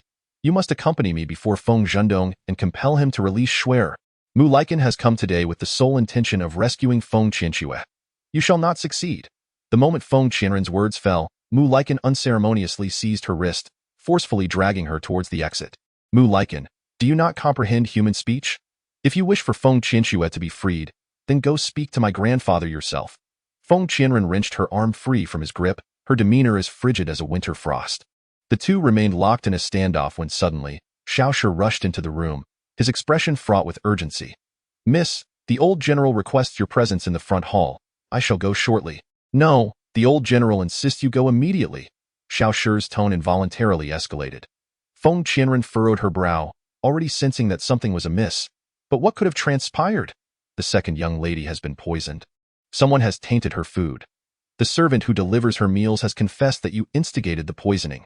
Upon hearing this, Mu Liken's anger surged, veins bulging on his forehead as he, in a fit of rage, struck Feng Qianren across the face. His eyes widened in fury as he bellowed, "Feng Qianren, you vile woman!" Feng Qianren turned her face back, the stinging pain on her cheek causing her brow to twitch. In an instant, she raised her hand and retaliated with a resounding slap. Chapter 36. Poisoning. If I truly wished for her demise, there would be countless methods at my disposal. However, I have yet to tire of this game. How could I allow her to perish so easily? The frigid words slipped from her lips. With a flick of her sleeve, she strode forth, her skirt billowing like blooming flowers, before coolly adding, to the front hall. Upon entering the front hall, members of the Feng family were present. Feng Qianren's gaze briefly swept over them, finally resting upon one individual, her eyes flickering with surprise. How could he be here? Feng Qianren discreetly scrutinized him. It appeared that his injuries had healed. Father, Shaoli, following closely behind Feng Qianren, dashed before Guiyi. His call of father visibly paled Feng Zhendong's complexion. This little rascal is indeed the son of the Lord of the Sacred Domain, and I had previously labeled him a waste. The Sacred Domain, situated in the Northern Territories, is known for its enigmatic and unpredictable nature, often straddling the line between righteousness and malevolence. Feng Zhendong had heard of the Lord of the Sacred Domain but had never laid eyes upon him. The rumored lord was said to possess a visage as unappealing as Zhong Kuei, executing his affairs with ruthless efficiency, reveling in the thrill of slaughter, and bathing daily in blood. Whenever he appeared, he was always flanked by formidable guardians, each a paragon of excellence. Feng Zhendong secretly cast a glance at Guiyi, observing him gently pinching Shaoli's cheek. It seemed this lord had come today to reclaim his son. Yet, how could one describe such a countenance as resembling Zhong Kuei? The rumors were indeed exaggerated. Feng Zhendong did not ponder why Guiyi would entrust his son to Feng Qianren. In his mind, someone as inept as Feng Qianren was unworthy of any connection with Guiyi. Have you been obedient here? Guiyi inquired, his voice consistently cold, yet imbued with an alluring resonance. It turned out that Ali was the son of the Holy Master, which explained why the child appeared so extraordinary. Feng Zhendong wore a smile, hastily lavishing praise upon Shaoli, as if he were not the same person who had previously labeled Shaoli as useless. However, Guiyi seemed to ignore his words entirely, his icy gaze, like a cold star, fixed upon Feng Qianren. With skin as pale as jade and lips temptingly red, slightly curved upwards, he gave Feng Qianren the illusion of a gentle smile. Ali is very obedient and compliant, Feng Qianren stated calmly. Emily, observing the exchanged glances between the two, felt an inexplicable surge of displeasure and coldly interjected, "Was it not said that Shui Er was poisoned? Is General Feng not planning to investigate this matter thoroughly?" His words instantly reminded Feng Zhendong. Clearing his throat softly, he adopted a serious demeanor. Noticing that Guiyi had no intention of leaving, he turned his gaze towards Feng Ninghong. "Father, Feng Qianren has audaciously commanded his subordinates to poison Shui Er's food, intending to take her life." No sooner had he finished speaking than Lu Rui, sitting nearby, looked at Feng Qianren with tear-filled eyes, her voice trembling as she said, "Orion, how could you have changed so much? Even if Shui Er has erred, she is still your half-sister. How could you bring yourself to resort to such treachery?" Lu Rui clutched the handkerchief tightly, feigning to wipe away her tears, softly weeping. Chapter 37. Who dares to harm her? I did not poison her, Feng Qianren replied, his tone calm and unruffled. How dare you deny it? You harbor resentment over Shui Er's connection to the crown prince, and thus you sought to harm her. Feng Zhendong glared at Feng Qianren, his words resonating with authority. Feng Ninghong regarded Feng Qianren's serene visage, his tone markedly serious as he asserted, "I believe Arun would not commit such an act. Father, how can you? Shui Er is also your granddaughter. She has indeed been poisoned by Feng Qianren, yet you dare utter such words. This truly chills my heart." Feng Zhendong's face expressed profound indignation, while Lu Rui seized the moment to sob, had it not been for the servants hearing her cries and discovering the anomaly early on. Shui Er might have already met her demise. Guiyi observed this family, each member harboring ulterior motives, finding it far more captivating than any play in a theater. He raised an eyebrow at Feng Zhendong and remarked, his tone sharp, "The head of the Feng family speaks with such conviction. It seems there is indeed truth to this poisoning." Upon hearing this, Feng Zhendong immediately rose and clasped his hands in gratitude. replying, "The Holy Master speaks justly. I am immensely grateful." Feng Qianren cast a cold glare at Gue Yi, silently questioning the purpose of his words at that moment, considering he had taken care of his son for several days. Gue Yi lazily leaned to one side, a faint smile gracing his lips as he remarked, "I merely stated that the act of poisoning is indeed a reality. However, the identity of the perpetrator remains uncertain. The maid who committed the poisoning had confessed that it was Feng Qianren who instigated her." Feng Zhendong, in his agitation, had his beard quivering at that moment. Feng Ninghong steadied his voice and declared, "Bring that maid forward. I wish to interrogate her thoroughly." The servants, having received their orders, swiftly dragged the individual from the woodshed. Upon seeing the maid's face, Xiao Shi was instantly consumed by rage, and she rushed towards the maid, questioning fiercely, "Yuner, did you administer the poison?" The maid, named Yuner, timidly cast a glance at Feng Qianren and responded, "Yes, it was the young mistress who instructed me to poison the food of the second young mistress." "You speak falsely. The young mistress has never committed such an act." Xiao Shi reached out, intent on grasping Yuner's hem, but was restrained by the servants. Feng Zhendong's anger intensified, and he admonished sternly, "Nonsense, in this hall. How dare you act so recklessly? Take her away and administer 20 lashes. Upon hearing this, Xiao Shi's complexion turned pale, and tears welled uncontrollably in her eyes. She could hardly fathom how someone could possess such a treacherous heart. In other noble families, a maid found guilty of such dishonesty would be beaten to death. Yet the young mistress had spared this girl's life and even requested a physician to treat her face. Little did she expect that this girl would conspire with Feng Qianxue to harm the young mistress. "I dare anyone to touch her." Feng Qianren's voice was as cold as frost. The servants momentarily froze, uncertain whose command to follow. In the midst of the tense standoff, Feng Ninghong finally spoke up, "Everyone, stand down. This girl is wholeheartedly loyal to her master. What crime has she committed?" Yuner knelt in the center, her skirt stained with splatters of blood. Feng Ninghong gazed at her with piercing eyes. "I shall ask you once more. Who instructed you to poison?" Yuner's forehead nearly touched the ground, her frail body trembling uncontrollably as she gritted her teeth and replied, "It was the young mistress who instructed me. It was all her doing." Her voice quavered with a delicate tremor. Gue Ye's eyes darkened momentarily. "When did I ever instruct you to poison Feng Qianren's food? You wish to condemn me based solely on her word." Feng Qianren's expression remained icy, her voice chillingly cold. "Feng Qianren, just how long do you intend to feign ignorance? Since your return from disappearance, you have continuously targeted Schwer. You devised a scheme to have her kneel in the ancestral hall and poisoned her food in an attempt to eliminate her silently. Truly, you possess a heart of malice." Mu Liken glared at Feng Qianren with fury, articulating her alleged crimes vehemently. "Mu Liken, I disdain to engage in such treachery as poisoning from behind the scenes. Do you believe everyone is as sordid as Feng Qianren?" Feng Qianren's tone dripped with mockery. As she continued to insult Feng Qianren, Mu Liken, in a fit of anger, raised his arm, but a sudden sharp pain in his shoulder nearly brought him to his knees. Mu Liken tightly furrowed his brows, the pain akin to having his bones crushed, rendering each breath laboriously heavy. The expressions of the few members of the Feng family present revealed varying degrees of astonishment. Feng Zhendong discreetly cast a glance at Feng Ninghong. Could it be that his father had acted covertly? Yet that it did not appear so. With great difficulty, Mu Liken rose to his feet, his forehead drenched in cold sweat from the agony. His eyes reddened and bloodshot. He spoke with a deep, furious voice. "Feng Qianren, you have plotted against me. Your ability to slander is truly commendable. I bow down to your prowess." Upon hearing this, Feng Qianren was nearly driven to a cold laugh. In front of so many witnesses, she had done nothing. It was this individual who had suddenly succumbed to his own ailments. She then glanced coldly at Feng Zhendong standing not far away and remarked, "Unless you produce substantial evidence, you cannot accuse me. Miss, it is clearly you who instigated this.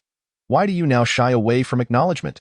Yuner knelt heavily on the ground, her frail form resembling a withered leaf in autumn. Feng Qianren let out a cold snort from her nose, lowering her gaze to Yuner. "I instigated you. I am not foolish enough to resort to such underhanded tactics. Moreover, if I truly wished to poison Feng Qianren's food, I could easily enlist my trusted confidants for such a task. Why would I choose someone as untrustworthy as you?" At that moment, Feng Qianren felt a pang of regret. She should have dealt with this traitorous individual decisively from the outset, thus avoiding today's farce. Gue Yi straightened his posture, turning his head to look at Feng Ninghong, a smile playing at the corners of his lips. After all these inquiries, nothing substantial has emerged. This maid claims to be acting under orders, yet she has no evidence to substantiate her claims. At this juncture, Lu Rui rose, her trembling hand clutching a handkerchief, pointing accusatorily at Feng Qianren, her voice seething with anger. This matter is crystal clear. Feng Qianren harbors malicious intent towards her half-sister. Her wickedness is unmistakable. Silence. Feng Ninghong bellowed in exasperation. He firmly believed that Arun would never stoop to such depths, yet this couple was evidently relentless. Compelling a thorough investigation into the matter. Schwer is my daughter. I am her mother. You simply do not comprehend. Lu Rui appeared utterly devastated, collapsing into a chair, her slender fingers gripping the handkerchief turning pale, her mind still envisioning the fabric as Feng Qianren, vowing to crush her into nothingness. Chapter 39. Poison testing. Feng Zhendong's gaze fell once more upon Guiye's face. Everyone present had their own agendas. Regardless of who spoke, it would be inappropriate, save for this individual, who could at least articulate a clear thought. What does His Excellency believe should be done about Feng Qianren? Upon his utterance, it seemed as though Feng Zhendong sensed a chilling glint in Guiye's eyes. The head of the Feng family had misspoken. The crime was yet unproven, so how could one discuss punishment? The voice of Guiye was as chilling as the sudden breeze that sweeps through the night, sending a shiver down one's spine. Upon hearing this, Lu Rui's eyes widened in disbelief, and she sharply retorted, Feng Qianren has poisoned my daughter. The evidence is irrefutable. Can she not be convicted? Guiye lowered his gaze, his countenance strikingly handsome, resembling flawless white jade. Is it truly as you claim? In my opinion, the reality diverges significantly from your assertions. Unable to contain herself any longer, Lu Rui rose, glaring at Guiye. What do you mean by that? Although she was unaware of his true identity, the deference and respect her husband showed him hinted at his extraordinary status. Yet, she could not fathom why he seemed to speak in defense of Feng Qianren. Guiye furrowed his brow and countered with a question. Where is your daughter now? At his words, Lu Rui's expression darkened with sorrow. After the physician visited, she has been lying in bed, in a daze. The poison is no ordinary affliction. If the residual toxins are not cleared, she may suffer lasting disabilities. Feng Zhendong and Mu Liqian, upon hearing this, were struck with horror. One feared his once proud daughter might become a burden, while the other dreaded the prospect of marrying a wife with disabilities, inviting ridicule. Only Lu Rui's eyes flickered with a hint of panic. Feng Qianren frowned, unable to grasp the meaning behind his words. If Feng Qianren were to become disabled, it would be her own doing. Who knows where the poison originated? Perhaps it was a scheme orchestrated with Yuner. Orchestrated. Feng Qianren instinctively narrowed her pupils. Feng Zhendong turned to Guiye and finally spoke. Is there a way for the Holy Master to eliminate the residual poison within her? Indeed, there is. Upon hearing this, Lu Rui hastily interjected. The physician has already examined her and declared her condition stable. Guiye's gaze darkened slightly. Before he could respond, Feng Zhendong reprimanded Lu Rui. Such a woman's perspective. What weight does a physician's words hold? If Schwer truly becomes disabled, your tears of regret will be of no consequence. Lu Rui's face shifted between shades of green and white at his scolding, her lips parted to speak. Yet she hesitated. The group prepared to head toward Feng Qianren's snow algae courtyard. Yuner trembled uncontrollably, stammering, the second miss. Get out. Xiao Shi, unable to tolerate her any longer, kicked Yuner to the ground with great force. This treacherous servant was deserving of more than a few kicks for her betrayal. The snow algae courtyard. Schwer has just recovered from the poison and requires quiet to recuperate, I suggest. Lu Rui, her expression grim, stepped in front of the group, clearly unwilling to allow them entry. Step aside. Feng Ninghong glared fiercely at Lu Rui, his voice cold and laced with a chilling authority. Despite his initial confusion, he now seems to grasp the meaning behind the ghostly night. Lu Rui's repeated attempts to prevent them from visiting Feng Qianren undoubtedly conceal some ulterior motive, and he is determined to uncover the truth behind this matter. Chapter 40. An attempt to end my life. Upon entering the room, they found Feng Qianren indeed lying on the bed. Her complexion as pale as parchment, with long eyelashes half closed, resembling a fragile porcelain doll that could shatter at a mere touch, evoking a profound sense of pity. The moment Mu Liqian beheld Feng Qianren in this pitiful state, his heart softened like spring water. He approached the bedside and gently took her hand, asking, Schwer, are you all right? Feng Qianren, upon hearing Mu Liqian's voice, lifted her eyelids, her eyes glistening with unshed tears, and in a soft, delicate tone, she said, Brother Prince, you must stand up for me. Feng Zhendong interjected, Schwer, you must first allow the Saint Lord to purge the poison from your body. His expression was slightly stiff, seemingly displeased by the intimacy between the two. Truth be told, if Schwer, with her outstanding beauty, were to catch the eye of the ghostly knight, the status of the ghostly knight far surpassed that of the prince. If his Schwer were to become the Saint Lord's wife, who in Chizhen would dare to disrespect or belittle him? Upon hearing the title Saint Lord, Feng Qianren turned her gaze to the side, her eyes fixating on the strikingly handsome face that resembled a deity, rendering her incapable of looking away. In that instant, her heart raced, and a faint blush adorned her petite earlobes. Meanwhile, the ghostly knight stood expressionless, devoid of any visible emotion. Schwer, what troubles you? Mu Liken, noticing Feng Qianren's rapt attention towards another man, felt a surge of displeasure. Regaining her composure, Feng Qianren forced a weak smile, her lips trembling as she replied, I'm fine, brother prince. The poison has been entirely expelled. Feng Zhendong spoke urgently from the side. Silly girl, the one who poisoned you is ruthless. If any residual poison remains, it could lead to permanent harm.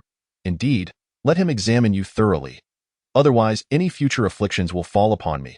In contrast to the respect shown by the others in the Feng family towards the ghostly knight, Feng Qianren's tone was remarkably light-hearted and casual when mentioning him. Yet, the attention of those present remained fixated solely on whether the poison within Feng Qianren had been eradicated, oblivious to the peculiarities of her demeanor. No, it's really unnecessary. Feng Qianren's pallid complexion belied her unfocused gaze, and after speaking, she attempted to drift back to sleep, only to be restrained by Mu Liken's grip on her wrist. He was the esteemed prince of Chizhen. If the person he married in the future were to be disabled, it would surely invite ridicule. The ghostly knight, sensing the situation, probed Feng Qianren's pulse, his sword-like brows furrowing slightly. Feng Qianren hastily withdrew her wrist.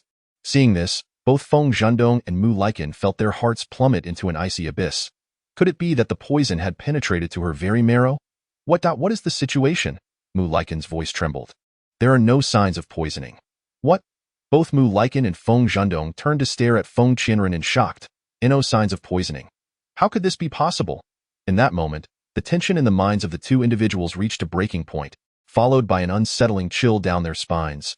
Could it be that Schwer was never poisoned at all? Lu Rui's complexion turned pale, her bloodless lips trembled uncontrollably, and her gown was already soaked with cold sweat. She had known all along that this plan was concocted with her assistance for Schwer. But who could have foreseen the sudden emergence of a saintly figure? No, it is impossible. I was clearly poisoned. It is you? It is your lack of medical expertise. Feng Qianren's eyes widened in disbelief, yet her words remained a deceitful faade.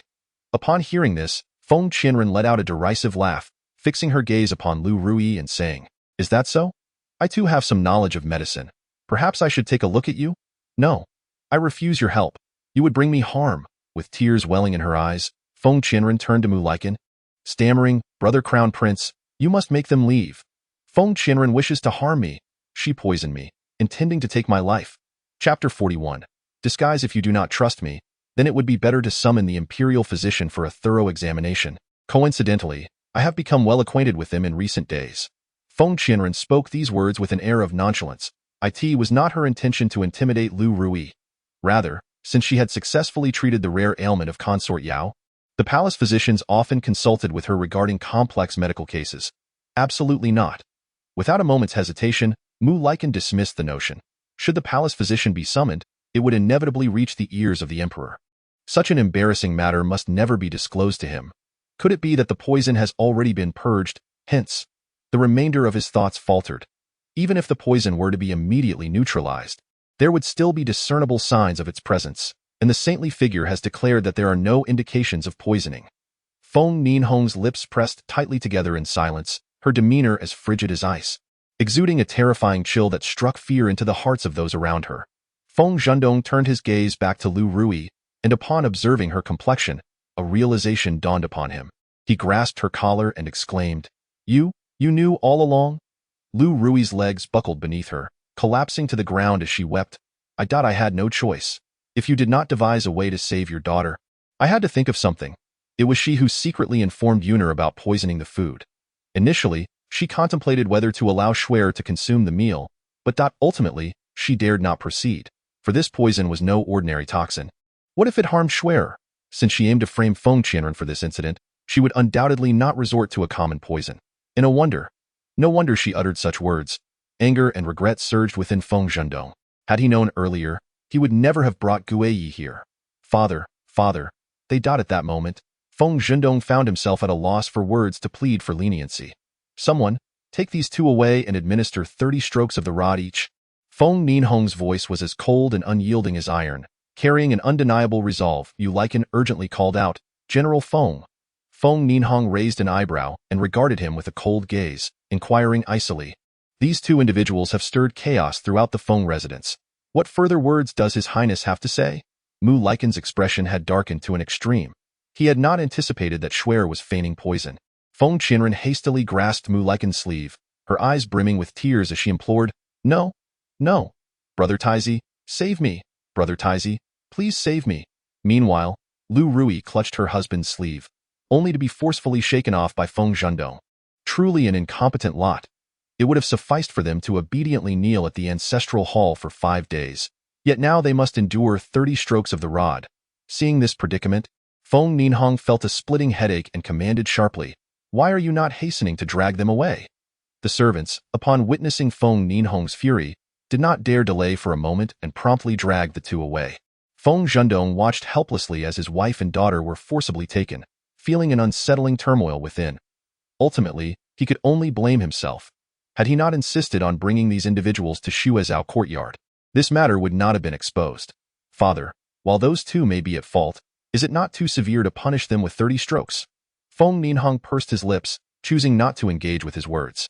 The punishment of 30 strokes was already generous, granting the mother and daughter some semblance of dignity. If this farce were to spread, it would surely become a source of ridicule. Miss, and what of Yuner? Xiao Shi, now aware of the truth, suddenly recalled the treacherous servant. She deserves a beating. Feng Qianren's tone was icy. Having softened her heart once, she vowed never to do so again. Chapter 42. Reluctantly staying behind as Guiyi walked alongside Feng Qianren out of Shuezhao courtyard, Yuner unexpectedly appeared, her face smeared with blood as she lunged towards Feng Qianren, only to be discreetly repelled by Guiyi's forceful gesture. Yuner wept profusely, crawling on the ground. Miss, spare me. I was wrong. I beg you, please forgive me. Feng Qianren's frigid gaze swept across her face before she turned and departed, leaving Yuner to wail behind her. In the front courtyard of the residence, Xiao Li stood beside Feng Ninhong, his small figure half hidden behind his father. He understood what his father's presence signified. It meant he would be leaving this place. Yet, he did not wish to depart. You must return with me. Guiyi, tall and imposing, clad in a black cloak embroidered with golden threads, approached Xiao Li with steady steps. His pale skin and red lips, along with his jade-like visage, were striking. Xiao Li blinked back tears, suddenly rushing to stand before Feng Qianren. I don't want to go back. His small hands clutched the deep and shallow folds of Feng Qianren's gown. Guiyi frowned slightly, his tone cool as he urged, Be obedient. No, I do not wish to return. Xiao Li shook his head vigorously. If he left with his father now, he did not know when he would see his mother again or when he would reunite with Yuan. Observing this, Feng Ninhong, with a gentle expression, suggested, Since Ali enjoys this place, perhaps the Holy Master might consider allowing him to stay a few more days. Upon hearing these words, Guiyi did not respond immediately. Instead, he lowered his gaze slightly towards Feng Qianren, as if seeking her opinion. Feng Qianren pressed her lips together, meeting his violet, crystal-clear eyes, and finally spoke. The Feng family has over a dozen guest rooms. If you wish to stay a few more days, then by all means, do so. If you do not wish to, then. The remainder of her sentence remained unformed, for if he did not desire to stay, there was little she could do but allow Ali to accompany him. Guiyi straightened his expression and replied, Since you have said so, I shall reluctantly remain for a few more days. Upon hearing this, Feng Qianren instinctively widened her eyes. Had she truly said such a thing? What had she expressed? She had not shown an overt desire for him to stay, had she? Xiao Li clapped her hands in delight, her mouth forming a heart shape with her smile, exclaiming, Oh, you can stay? How wonderful! Seeing Xiao Li's joyful demeanor, Feng Qianren couldn't help but smile as well. In the snow algae courtyard, Doctor, please hurry. Feng Zhendong anxiously led a physician into the room. On the bed, Feng Qianxue lay flat on her back, her skin lacerated and bloodied. Father, it hurts so much that I'm truly in pain. Feng Qianxue's complexion was as pale as paper, her lips devoid of color. Upon seeing Feng Zhendong enter, An overwhelming sense of grievance surged within her, and tears streamed uncontrollably down her cheeks. She would not let Feng Qianren off the hook. Absolutely not. Observing her suffering, Feng Zhendong felt as though a knife were twisting in his heart, 100-fold more painful. "Doctor, please examine my daughter's injuries." He had done his utmost to instruct the servants to be gentle while administering the punishment. Yet under the authority of Feng Ninghong, the servants dared not show leniency and had executed the 30 strikes with utmost severity. The doctor, accustomed to the affairs of prominent families, displayed little surprise, skillfully cleaning Feng Qianchua's wounds, applying high-quality healing ointment, and imparting some post-injury care instructions before quietly departing. Chapter 43. Not for your sake as night descended, the ancient trees outside Qingzhou courtyard swayed gently with their lush foliage, while a crescent moon hung high in the sky. A vase of meticulously trimmed blossoms rested by the window. Gu Yi entered the room silently. The last time he had been ambushed, his injuries had been too severe for him to return to the sacred domain, prompting him to seek refuge here in desperation. Gu Ye's gaze swept across the table piled with several books. Narrowing his eyes slightly, he watched the pages flutter gently. Medical texts and chess manuals. A faint smile curved his lips, his eyes reflecting an inscrutable expression. She surprisingly harbored an interest in such things, indeed quite different from others. Having concealed all his aura prior to entering, he ensured not to disturb the person resting in bed as he slowly approached her side. Feng Qianren's thick hair sprawled across the pillow. Her brows relaxed, and her lips slightly pursed due to her sleeping position, presenting a serene and beautiful visage. Gu Ye's gaze remained fixed upon her face, sensing something distinctly different about her, as her thoughts drifted away. The figure on the bed leisurely opened their eyes, locking onto his gaze that had yet to withdraw its warmth. Feng Qianren's lips curved into a graceful arc, her eyes brimming with tender affection. Her voice rang out, clear and melodious, akin to the gentle tinkling of a mountain spring. Gu Yi was taken aback to discover that she was merely feigning sleep. He promptly averted his gaze, unable to meet her eyes, thinking to himself, "Who is looking at you with such yearning? Arriving at my room in the dead of night, what other purpose could it serve?" Feng Qianren slightly furrowed her delicate brows, her expression lively and mischievous. Upon hearing her words, Gu Yi turned his gaze back to her and hastily concocted an excuse, saying, "I merely wished to see Ali, but it seems I have wandered into the wrong room." However, Feng Qianren was entirely skeptical of his explanation. She feigned a sudden realization, exclaiming in mock surprise, "Ah, so it was merely a mistake. How peculiar indeed. Last time, someone suffered such grievous injuries yet managed to collapse accurately at my doorstep. And this time, with a clear mind, they erringly enter the wrong chamber. How very strange." At her remark, a faint, unnatural blush crept across Gu Ye's cheeks, though the dimness of the room concealed these subtle changes from Feng Qianren's view. He lowered his voice and added, "About what happened last time, thank you." Having sustained such severe injuries, his swift recovery was all due to the woman before him. Feng Qianren languidly propped herself up, her raven hair cascading behind her, accentuating her petite visage. She blinked at Gu Yi and said, "For this matter, I must also extend my gratitude to you. Were it not for your keen insight suggesting that Feng Qianchua was not poisoned, the situation would not have resolved so easily." Yet, upon hearing her words, Gu Yi felt little joy. The members of the Feng family possessed a theatrical prowess that surpassed even those in a performing troupe. He had witnessed this twice during his visits. Though Feng Ninghong was wholly devoted to protecting her, the other three harbored hearts as ruthless as wolves, making them nearly impossible to guard against. What other troubles had Feng Qianren encountered during his absence? "I shall take my leave." Gu Ye's tone was somewhat frigid. Feng Qianren, perplexed yet lacking the energy to inquire further, yawned softly and lazily remarked, "Next time, please refrain from entering others' rooms without a sound. You disturb my sleep." Gu Yi pressed his lips together, choosing not to elaborate further. Chapter 44. Lanterns in the alchemy chamber. Feng Qianren was engaged in potion making with Shaoli before the cauldron. As Shaoli infused spiritual energy into the herbs, supplemented by pure flames for refinement. How long must this infusion of spiritual energy endure? Gu Ye's consistently cool voice resonated, reminiscent of the morning dew upon flower petals. Feng Qianren lifted her gaze to him, astonished to find he had donned an ice-blue satin robe, adorned with white cloud patterns, presenting himself as an extraordinarily exquisite nobleman. Feng Qianren's brow quivered slightly. This individual's fashion choices were indeed eclectic, oscillating between resplendent and serene. Gu Yi approached the cauldron, a surge of pure and potent spiritual energy bursting forth from his palm, as violet light swiftly infused the vessel before him. Feng Qianren gazed at the vigorous and rich spiritual aura, suddenly reminded of a remark Elixir had once made to her. Guiyi had claimed that Elixir's meager spiritual power was not even a fraction of his own. It seemed that he was not merely boasting. Shaoli widened his eyes in astonishment at the dense spiritual energy enveloping his father, a wave of grievance washing over him. Surely, his mother would now believe that his father was far superior to him. Would she no longer want him to assist in alchemy? Feng Qianren observed Elixir, who had lowered his head, and gently pulled him closer, determined to restore the balance for this little one. She lifted her chin to address Guiyi, saying, "The medicine you took after your severe injury was concocted by your son himself." Upon hearing the word severe injury, Shaoli instinctively widened his eyes further. When had his father sustained such an injury? In his memory, his father was like an invincible war god, always the one to trample others beneath his feet. Guiyi, hearing her words, let out a light, cold snort, unfazed. The sacred realm is replete with rare and precious elixirs. Is that truly so? I find it hard to believe, unless you gift me some. Feng Qianren arched an elegant eyebrow.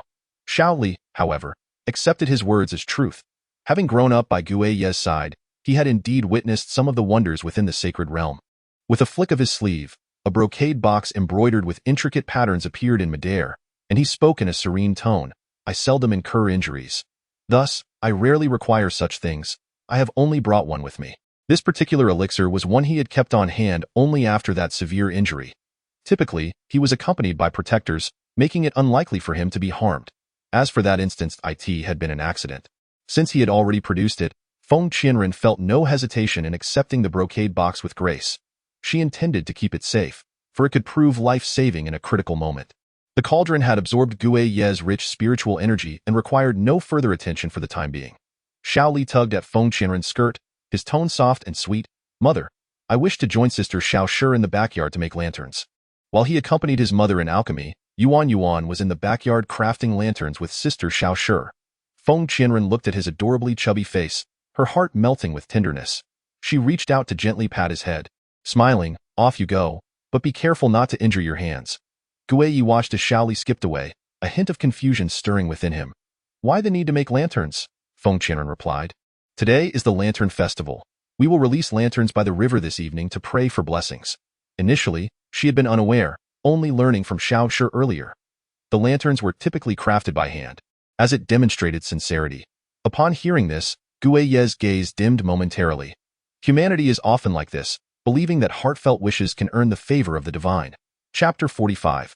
Lantern release. Feng Qianren furrowed her brow as she gazed at Guiyi, sensing a subtle sadness reflected in the depths of his eyes. Yet, his violet irises remained eerily calm, betraying no hint of turmoil. Was it merely her imagination? Everyone revered and respected him. How could he possibly harbor sorrow? It was entirely natural for people to seek the blessings of deities. With a tone devoid of inflection, Feng Qianren remarked that, even in her previous modern world, many held faith in spirits and gods. This was, after all, a rather commonplace occurrence. However, Guiyi's voice turned cold as he retorted, "Only the ineffectual pray for divine protection. If I wished for a life to be extinguished at this very moment, no deity could save them." Feng Qianren finally detected something peculiar in his demeanor. She fixed her gaze upon his eyes and inquired, "What troubles you? Your words are rather strange, seemingly resistant to the notion of beseeching the divine." Such thoughts were quite irrational for someone from this world. "It's nothing," Guiyi replied, clearing his throat and turning his face away, unwilling to elaborate further. Feng Qianren parted her lips, preparing to speak again, when at that moment, the cauldron emitted a sound, and two meticulously crafted pills landed securely in her palm, shimmering with a fleeting violet glow. Qingzhou Courtyard. "Miss, would you care to join us in releasing lanterns?" Xiao Shi entered the room, flanked by two small, chubby figures, each cradling a lantern. Adorable little rabbit lanterns, charming in their diminutive size, of course, Feng Qianren responded, rising to her feet to accompany them outside. Just as she lifted her skirt to step out of Qingzhou Courtyard, she noticed a tall figure standing nearby, as upright as a pine tree. His countenance was cool and composed, yet his eyes sparkled like shattered stars as they regarded Feng Qianren. "I shall accompany you." Feng Qianren smiled, her eyes curving like crescent moons against the night sky. "But, my lord, are you not one to dismiss such trifles?" Guiyi's expression remained unchanged, his voice carrying a hint of the evening breeze's chill as he replied, It is merely curiosity. These two exchanged cryptic remarks that left Xiao Shi perplexed. She felt a headache coming on. Clutching several lanterns, she urged, "Let us hurry. If we delay in releasing the lanterns, the good fortune may be snatched away by others." Upon hearing this, Feng Qianren's smile brightened even further. The group exited the general's residence, where the street was ablaze with vibrant lights. A myriad of colorful lanterns hung high, dimming the stars above, while the moon was veiled by clouds. The riverbank was already teeming with people, and Xiao Shi led the two chubby figures to release their lanterns. Standing up, Xiao Shi waved at Feng Qianren, calling out, "Miss, would you like to release a lantern as well? I saved one specially for you." Seeing the sparkle in Xiao Shi's eyes, Feng Qianren replied with a grin, "I'm on my way," and made her way toward them. Little Shi took a piece of red paper, urging her to inscribe her wish, but Feng Qianren merely smiled and wrote nothing. Instead, she folded the paper neatly and placed it within the lantern. "Miss, why have you written nothing?" she inquired. "I haven't decided yet." "I shall do so later," came the reply. Little Shi pouted, yet remained silent. In truth, she longed to express that if one does not write now, any later edition would be in vain. However, the young lady appeared unperturbed. Feng Qianren's delicate fingers pushed the lantern into the water, creating ripples that gracefully spread outward before drifting away, quickly becoming one with the other lanterns. Chapter 46. Demons and Evil Within the City. Fiery trees and silver flowers illuminated the streets, casting a glow that brightened half the sky. Feng Qianren sat opposite Guiyi at a lofty tavern, while two small children accompanied Little Shi to frolic in the bustling street. The night breeze was cool, and on a nearby platform, two elegantly poised women graced the scene. One danced gracefully in a fluttering gown like a butterfly in flight, while the other sat playing the qin, with melodious notes flowing delicately from her fingertips. Guiyi raised his cup and took a gentle sip, and as the evening wind stirred, his ice-blue robe billowed, his serene visage resembling an immaculate jade disk, reminiscent of an otherworldly being descended from the heavens. Feng Qianren regarded him with a tranquil gaze. Long ago, Emo Yi had divulged to her that Guiyi was the sovereign of the Holy Realm, an individual of utmost nobility in this world, though Emo Yi could not uncover further details. Feng Qianren turned her face slightly, observing the two women on the platform. The one playing the qin wore a moon-white gown, her features exuding an air of cool elegance, while the one dancing in a scarlet dress possessed skin as delicate as snow, her every smile and frown imbued with charm. A frown lightly creased Feng Qianren's brow. These were two distinctly different essences, yet she had witnessed both within Guiyi. At times, he appeared as alluring as a demon, and at others, as serene as a deity. Suddenly, she caught sight of a jade pendant dangling from the dancer's attire. Feng Qianren softly recited a spell, and a lustrous piece of mutton-fat jade emerged at her waist. Guiyi sensed the pendant's unusual movement, his brow furrowing in mild confusion as he gazed at Feng Qianren. He seemed to recall her words that in times of peril, she could summon the pendant. Feng Qianren removed the pendant from her waist and lifted her gaze to Guiyi. "Ali wishes to return with you. This pendant rightfully belongs to you." Guiyi silently scrutinized her countenance, noting her eyes, clear as water and untainted by any impurities. She genuinely wished to return the pendant. After a moment of silence, he spoke with a hint of resignation. "The pendant was a gift from me to you. It has no connection to Ali. You gave me this pendant out of concern for Ali's safety in my presence. Now that he wishes to leave, it should naturally be returned to you," Feng Qianren stated, her voice calm and unwavering. Upon hearing this, Guiyi felt a surge of irritation rising within him, and he could not help but raise his voice. "I am not worried about Ali. I am simply—" His words trailed off as he abruptly stood up. "Enough. Further discussion is futile." He pressed his lips tightly together, and the pendant once more hung at Feng Qianren's waist. Illuminated by a violet glow, anger notwithstanding, he still presented her with the jade pendant, yet she remained utterly oblivious to his sentiments, which was indeed infuriating. "In any case, cherish it well. It is far superior to the trinket bestowed upon you by the prince." Upon witnessing his vexation, Feng Qianren could not help but smile softly, her lips curving upward. The prince had indeed gifted the original owner a jade pendant, albeit a worthless and inferior piece, merely a token gesture. Guiyi, having caught the sound of her quiet laughter, felt his irritation flare anew, directing an accusatory glare toward Feng Qianren. Her eyes sparkled like crescent moons, her smile radiant as a blooming flower, and the birthmark on her face appeared considerably softened, no longer jarring. Beholding her enchanting smile, Guiyi found much of his anger dissipated, and he resumed his seat. "So, you wish to protect me?" Feng Qianren inquired. her fingers brushing the sheep-fat jade pendant at her waist, her voice tinged with a hint of melancholy. Gue Yi, with his eyelids half-lidded, exhibited a trace of discomfort, responding brusquely, naturally, "It is as you perceive." Feng Qianren lifted a cup of fine wine from the table, taking a delicate sip. The rich aroma instantly enveloped her mouth, her eyes shimmering like scattered stars. Chapter 47. The Family Feast in the General's Residence. Following the Lantern Festival, the Feng family hosted an extravagant family feast. After recuperating in her courtyard, Feng Qianxue made her appearance, adorned in a delicate pink RU skirt, gracefully approaching Feng Qianren and Gue Yi. "Sister Ren, Your Excellency the Holy Lord." Feng Qianxue's complexion was radiant, her hair adorned with several pearl blossoms, clearly a result of careful preparation. She raised her gaze to Gue Yi, her tone softening slightly. "I had thought Your Excellency had already departed. I did not expect to see you again." Noticing her rosy complexion, devoid of any trace of illness, Feng Qianren gently curved her lips, her tone laced with sarcasm. "It seems your uncle's daily use of spiritual energy to aid your recovery has been fruitful. Otherwise, you would hardly have the chance to meet him." Feng Zhendong's eagerness to aid Feng Qianxue in her healing, enabling her to attend the family feast in such vibrant spirits, was all too clear to Feng Qianren, who understood the underlying intentions perfectly. After all, one was a prince, and the other the lord of the sacred realm. The disparity in their statuses was glaringly apparent. Upon hearing Feng Qianren's words, Feng Qianxue's expression stiffened momentarily before she swiftly regained her composure, arching her lips into an alluring smile. "I heard Sister Ren spent last night by the river with the Holy Lord, releasing lanterns and making wishes. I had no idea your relationship with the Holy Lord was so close." Feng Qianren found her words increasingly awkward, yet she could not pinpoint the source of her discomfort. Consequently, she chose to ignore Feng Qianxue, proceeding directly to the main hall for the family feast. Although it was a gathering of the Feng family, numerous relatives, both of the same surname and different, were in attendance. Mu Laikan was also present. The moment Feng Qianxue laid eyes on Mu Laikan, her complexion blossomed with the vibrancy of spring blossoms, brimming with charm. Prince brother traditionally, the male guests occupied one area while the female guests gathered in another.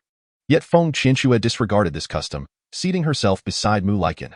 The others, aware of the connection between Feng Qianxue and the prince, merely perceived their fleeting affection without giving it much thought. Feng Qianxue's gaze shifted to the figure of Feng Qianren on the other side. With a deliberate roll of her eyes, she raised her voice and exclaimed, "Sister Ren, why do you not sit beside the esteemed Lord Sheng?" As soon as her words left her lips, the crowd's attention oscillated between Feng Qianren and Gue Yi, silently pondering the nature of their relationship. Unlike his aloof and noble demeanor from the previous day, Gue Yi now donned a deep purple cloak embroidered with golden threads, the collar and cuffs adorned with red swirling cloud patterns. An air of malevolence radiated from his brow, and his violet eyes glinted with a cold, frosty sharpness. In contrast, Feng Qianren had initially dismissed the family banquet, wearing a simple light blue skirt with a silk jacket over it. In the memories of her original self, it had always been Feng Qianxue who stole the spotlight at every family gathering, with guests endlessly praising her grace and purity, leaving no room for the existence of a seemingly useless legitimate daughter like herself. With an icy expression, Feng Qianren pressed her lips tightly together, unwilling to engage in conversation. However, Feng Qianxue was relentless. She poured a fine wine for the crown prince, smiling as she said, "Sister Ren, just yesterday during the Lantern Festival, you and the Lord Sheng were out enjoying the night together. How is it that today you appear as complete strangers?" Upon hearing the mention of their night excursion, Mu Li instinctively moved his arm, inadvertently knocking against the table, causing the wine glass to ripple slightly and spill a few drops of wine. Observing this, a peculiar glint flickered in Feng Qianxue's eyes. Chapter 48. A laughable situation. The others at the banquet, upon hearing her words, regarded Feng Qianren with eyes that bore a changed expression. It was widely known that the legitimate daughter of the Feng family had vanished for over a year and, upon her return, had immediately annulled her engagement with the crown prince, delivering the annulment letter to the court post-haste, leaving no room for sentiment. This situation was indeed strange. However, given the immense power of the Feng family, few dared to discuss it behind closed doors. Now, with Feng Qianxue's insinuation, many in attendance began to understand that Feng Qianren had clearly forsaken her old love for a new one. After all, how could the crown prince compare to Gue Yi? It was no wonder she had hastily ended her engagement. Gue Yi lifted his eyelids, casting a detached glance over the expressions of the gathered crowd, ultimately resting his gaze on the charmingly delicate face of Feng Qianxue. His eyes, cold as if encased in layers of frost, spoke as he said, "I have a prior acquaintance with Iran. Yet regrettably, the Miss Shu was unable to join us last night due to her injuries and therefore missed the splendid sights of the illuminated Long Street. Whether I accompany young Master Shao is of little consequence, but the Crown Prince must ensure to engage in heartfelt conversation with Sister Shui. She has endured 30 strokes of the family law, and though her injuries are not fully healed, she insisted on attending this family banquet to see you. Such sincerity cannot be overlooked." The mention of young Master Shao left the crowd momentarily stunned. While everyone knew that Guiye's surname was Shao, the use of that name, along with the entire Shao family, was a bold move, and no one had dared to address him so directly, for none could predict whether they would still possess their heads after doing so. Yet, Feng Qianren spoke so confidently, revealing the depth of their relationship. However, the attention of the crowd was swiftly captivated by the two terms, namely house rules and 30 strikes. Had Feng Qianxue indeed endured the house rules, and had she been struck by 30 blows? Such a severe punishment must indicate she had committed some grave error. As the onlookers recalled the whispers they had previously overheard, they instinctively began to indulge in wild speculation. Lycan slammed his palm upon the fragrant wooden table, causing the wine cups to topple over. He abruptly rose to his feet, glaring at Feng Qianren with palpable fury, and gritted his teeth as he exclaimed, "Feng Qianren, are you deliberately attempting to humiliate me, the Crown Prince?" Upon hearing this, Feng Qianren innocently blinked her crystalline eyes, resembling pure water, exuding an air of innocence. She offered a gentle smile, then spoke with a composed demeanor, "Could it be that your Highness does not believe in the affections of my sister Shui towards you? Or are you still vexed by my insistence on breaking off our engagement? If it is the former, you may observe that Aunt Lu has also received 30 strikes and is now bedridden, unable to move. Sister Shui is indeed devoted to you, enduring pain just to see you. If it is the latter, I consider myself fortunate to have ended the engagement with your Highness early. Otherwise, Sister Shui would surely harbor deep resentment towards me." After uttering these words, Feng Qianren subtly cast a glance at Guiye, who was languidly sipping his wine, his neck as delicate as fine porcelain. Truly a captivating figure in her discourse, Feng Qianren cleverly mentioned that Lu Rui had also faced 30 strikes, which inevitably led others to speculate about the misdeeds of the mother and daughter. Feng Qianxue trembled with rage, and the matter of the broken engagement struck a nerve with Lycan, who had faced considerable rebuke from the Emperor because of it. Taking a deep breath, Feng Qianxue's eyes reddened as she glared fiercely at Feng Qianren. Just as she was about to speak again, Lycan interrupted her in a low, stern voice, "Close your mouth. Do you not feel embarrassed enough already?" Feng Qianren, with her silver tongue, had already spoken enough to inflict humiliation upon him. If Feng Qianxue possessed any wisdom, she ought to silence herself at this moment and refrain from further folly. This minor farce was swiftly brushed aside by Feng Ninghong. While Feng Zhendong wore a grim expression throughout the family banquet in previous years, it had always been his daughter Shui who shone brightly before these relatives. Yet today, she was overshadowed by the ill-mannered Feng Qianren, which incited his ire. Once the family banquet concluded, Shaoli reluctantly trailed behind Guiye, his small face dark with discontent. The banquet was over, and he was to return home with his father. Yet he was loath to go back. However, his father had already lingered here for many days, and surely, departure was imminent. Why must he leave? Why could he not stay with his mother? He had finally found her. The more Shaoli pondered, the more aggrieved he felt, tears streaming down his cheeks, dampening his clothing. "Feng Qianren, stop right there." A sharp voice pierced through the air, painfully assaulting Feng Qianren's eardrums. Just as she turned her head, a fierce gust of wind accompanied by a swift palm struck her face, producing a crisp sound. The sudden upheaval startled Guiye, causing his robe to flutter in the wind as he instinctively shielded Feng Qianren behind him. His gaze, dark and menacing, bore into Feng Qianxue, clearly suffused with a palpable aura of murderous intent. "Though you truly wish to kill me, no matter how formidable you are, this is the Feng family." Feng Qianxue, overwhelmed by the chilling energy emanating from him, felt her legs weaken beneath her. She struggled to maintain her composure, refusing to collapse to the ground. Guiye's expression tightened as he narrowed his eyes. A circle of purple light erupted, manifesting countless sharp blades that glimmered with a chilling sheen, hurtling directly towards Feng Qianxue. Seeing this, Feng Qianxue hastily invoked the water spirit technique, conjuring a crystalline blue barrier that shielded her from the impending onslaught. Yet, in an instant, it was violently shattered into myriad fragments by the barrage of violet blades. Countless blades ruthlessly penetrated her body, leaving her wide-eyed and frozen in place, her garments rapidly stained crimson by the blood seeping forth. In agony, Feng Qianxue furrowed her brows, collapsing to her knees on the ground. The myriad blades seemed to possess a consciousness of their own, mercilessly tearing at her flesh, prolonging her suffering to an excruciating extent. Lord Saint, please show mercy. Have mercy. Feng Zhendong rushed to Guiye's side, his brow furrowed with distress. Feng Qianxue looked tearfully at her father, struggling to part her lips, the searing pain rendering her unable to utter even a single word. Witnessing Guiye's genuine fury, Feng Zhendong knelt, prepared to plead for clemency. Guiye cast a cold glance at him, waving his sleeve, and the myriad blades withdrew from Feng Qianxue's body, causing her to be forcefully lifted into the air before crashing heavily to the ground. Her dress now drenched in blood, resembling a marionette that had been cruelly discarded. Feng Zhendong hurriedly rushed to embrace his daughter. Shuer, how are you? He clutched her hand tightly, channeling golden spiritual energy into her body, only to be repelled by a surge of counteracting energy the next moment. Why is this happening? Why can I not heal Shuer? Guiye regarded Feng Zhendong with icy disdain, his outer garment billowing in the wind, exuding an air of noble authority. My spiritual techniques far exceed yours. The wounds inflicted by the fatal blades are not so easily mended. Chapter 50. Elixir's Feng Qianren couldn't help but chuckle at the sight of Feng Qianxue's plight, drawing the attention of those around her. Naturally, she received the hostile glare from Feng Qianxue, though she remained unperturbed. Feng Zhendong, filled with a simmering rage he dared not express, felt an icy dread settle in his heart. After dealing with Feng Qianxue, Guiye turned to face Feng Qianren, stating, I must take my leave. Feng Qianren was momentarily taken aback. She had known that Guiye would depart. Clearing her throat, she attempted to conjure some heartfelt words to bid him farewell. Yet her mind failed her. Lowering her gaze, her eyes fell upon Shaoli, who wore an expression of reluctance, tugging at Guiye's garment playfully, as if to coax him to stay. It was rather sudden, and a wave of reluctance surged within Feng Qianren's heart.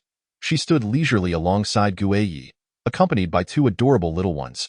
Shaoli's eyes glistened with a hint of red as he implored, Father, may I stay here? He was unwilling to part ways. Guiye sighed softly, pondering whether this was a sign that his son was growing up and no longer reliant on him. Upon glancing back, he noticed Feng Qianren gazing gently at Shaoli, and reflecting on their harmonious rapport, Guiye felt that leaving the boy here might not be unfeasible after all. Nevertheless, he was uncertain if Miss Feng would be able to assist him with a certain matter. He adopted a more distant demeanor, presenting himself with an air of formality. It depends on the nature of the task, Feng Qianren mused, for she was not one to assist with just any request. Moreover, considering Guiye's formidable capabilities, whether she could indeed fulfill his request remained to be seen. Perhaps it was due to his extensive experience in assessing others that he could readily discern her thoughts and reassured her. I would not seek your assistance for matters beyond your capability. The implication was clear. This task was one she could indeed undertake. Feng Qianren suppressed a smile, quickly grasping Guiye's intent, realizing that she was bound to assist him, though the nature of the task remained a mystery. Speak, then. Seeing her ready for the conversation, Guiye wasted no time and stated, You have observed that Lier is unwilling to leave with me. Upon hearing this, Feng Qianren raised an eyebrow, patiently awaiting further explanation. I hope you can keep an eye on him for me.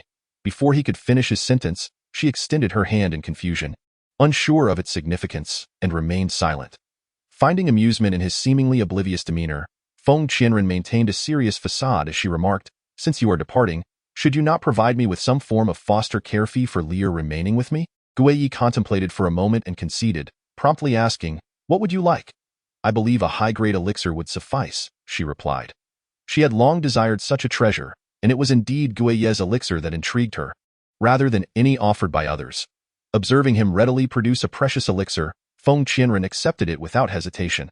Upon seeing the high-grade elixir, Shaoli merely curled his lips, suppressing the smile that threatened to break free. So, she has a fondness for elixirs. Shaoli felt as if he had stumbled upon a remarkable discovery and was elated at the prospect of remaining. Since the Lord is departing, Rainer, you should see him off, Feng Ninghong suggested. Grateful for the favor, Feng Qianren would not withhold even a token of courtesy from Guiye, accompanying him all the way to the exit. However, she couldn't shake the feeling that an undercurrent of unspoken intimacy lingered in their conversation. Chapter 51. The madwoman Feng Qianren returned home in high spirits after bidding Guiye farewell, only to be met with an unexpected outburst. Why do you assist others?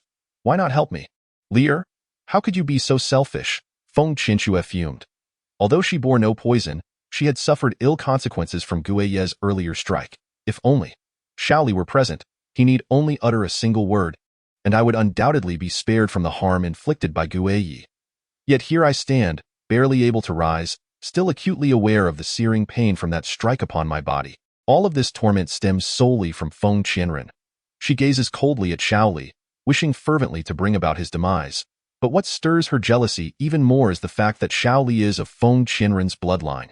Lier, if you recognize your wrongdoing, then kneel on the ground for an hour. She doubts not that this mere child can be subdued. However, to her dismay, she finds herself utterly incapable of doing so. Auntie, what audacity do you possess to demand Shaoli kneel?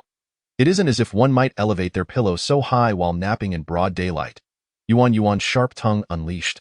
The small figure stood defiantly before Shaoli, inciting a furious desire within Feng Qianxue to deliver a resounding slap. And indeed, the thought crossed her mind, and her hand moved to act. Alas, Feng Qianren arrived swiftly as Feng Qianxue's hand descended. Yuan preemptively kicked, landing squarely upon her knee. The impact nearly sent her tumbling to the ground, and in the process, Feng Qianxue received a slap from Feng Qianren as well. Feng Qianxue, how does it feel to be on the receiving end of a slap? Feng Qianren inquired icily, shaking her hand and delicately blowing upon it, as if to express disdain for Feng Qianxue's thick skin. What was most difficult to bear was the reflection captured in Feng Qianren's eyes. One of Feng Qianxue, utterly disheveled, at a glance into her frigid pupils would compel anyone to recoil in horror. Feng Qianxue's composure shattered. Feng Qianren, you wretched woman, it is you who has brought me to this state, all because of you. Vile creature! Her reason abandoned, she yearned for Feng Qianren to experience the pain she herself endured. Yet, Feng Qianren merely scoffed, her gaze laden with disdain, soon accompanied by a flicker of anger. Upon Feng Qianren's arrival, Yuan hastily approached Shaoli, offering him comfort. Do not worry. With mother here, this madwoman dares not lay a finger on us. Shaoli nodded earnestly. He felt reassured. With Feng Qianren present, he was undeniably in a safe haven. Thus, he found even less desire to depart. Naturally, Feng Qianxue overheard the exchange between the two children. It was precisely this that fueled her rage, intensifying her hatred. Yet the deepest resentment lay within herself, for regrettably, she pondered why she had not extinguished Shaoli's life at the outset. Observing the increasingly malevolent expression on Feng Qianxue's face, Feng Qianren's brow furrowed slightly. She held no illusions that Feng Qianxue would repent. Rather, she suspected the latter was concocting some nefarious scheme. You dare to raise your hand against two children solely because your grandfather is absent? TSK, Feng Qianxue, how shameful it is for an adult to resort to violence against children. She taunted, her gaze sharp as ice. You. Just as Feng Qianxue prepared to retort, a long leg came flying toward her. Instinctively, she attempted to evade. Little did she know, this feint was merely a distraction. The true assault lay in wait. The moment she dodged, Feng Qianren executed a shoulder throw, sending her crashing to the ground. Chapter 52. Take care of yourself. Feng Qianren was acutely aware that no matter what he said to her, it would be futile. Ignoring her thoughts, he simply took it upon himself to lead the two children away, on the ground. Feng Qianxue clumsily picked herself up, stifling her tears, her eyes brimming with resentment. She silently vowed to ensure that Feng Qianren met a most wretched fate. However, who could she rely on now? Who could assist her in removing that scoundrel, Feng Qianren? After pondering these matters, she identified one potential ally, the Crown Prince Mu Liqing. As long as he was willing to take action, she firmly believed that he could bring Feng Qianren to heel. Yet, in her conviction, she overlooked certain factors that would inevitably plunge her relationship with Mu Liqing into an icy abyss. Upon returning to her quarters, she sought every possible means to erase the mark of the slap on her face. Fortunately, numerous remedies were at her disposal, making it a trivial task. The true challenge lay in how she would approach Mu Liqing that evening. After much deliberation, she resolved to meet him tonight. The night was eerily silent, save for a slender crescent moon hanging in the sky, casting a silvery glow that cloaked travelers in a shroud of mist. As Feng Qianxue approached the Crown Prince's residence, she felt a wave of emotion upon seeing him. Upon laying eyes on Mu Liqing, she could no longer contain her feelings of grievance, and tears streamed down her face uncontrollably. Crown Prince brother, you have no idea how much injustice I have endured. Her tone was far from pleasant, tinged with reproach. Mu Liqing, holding the beauty in his arms, found himself devoid of the desire to admire her, instead feeling a surge of weariness. However, out of respect for their past affection, He chose to embrace her and consoled her gently. There, let us simply avoid provoking Feng Qianren in the future. Suddenly, Feng Qianxue pushed him away with surprising force, igniting a flare of anger within him. After all, he had offered her comfort, and she had the audacity to reject it. Realizing her mistake, Feng Qianxue hurriedly exclaimed, "I'm sorry. I didn't mean to.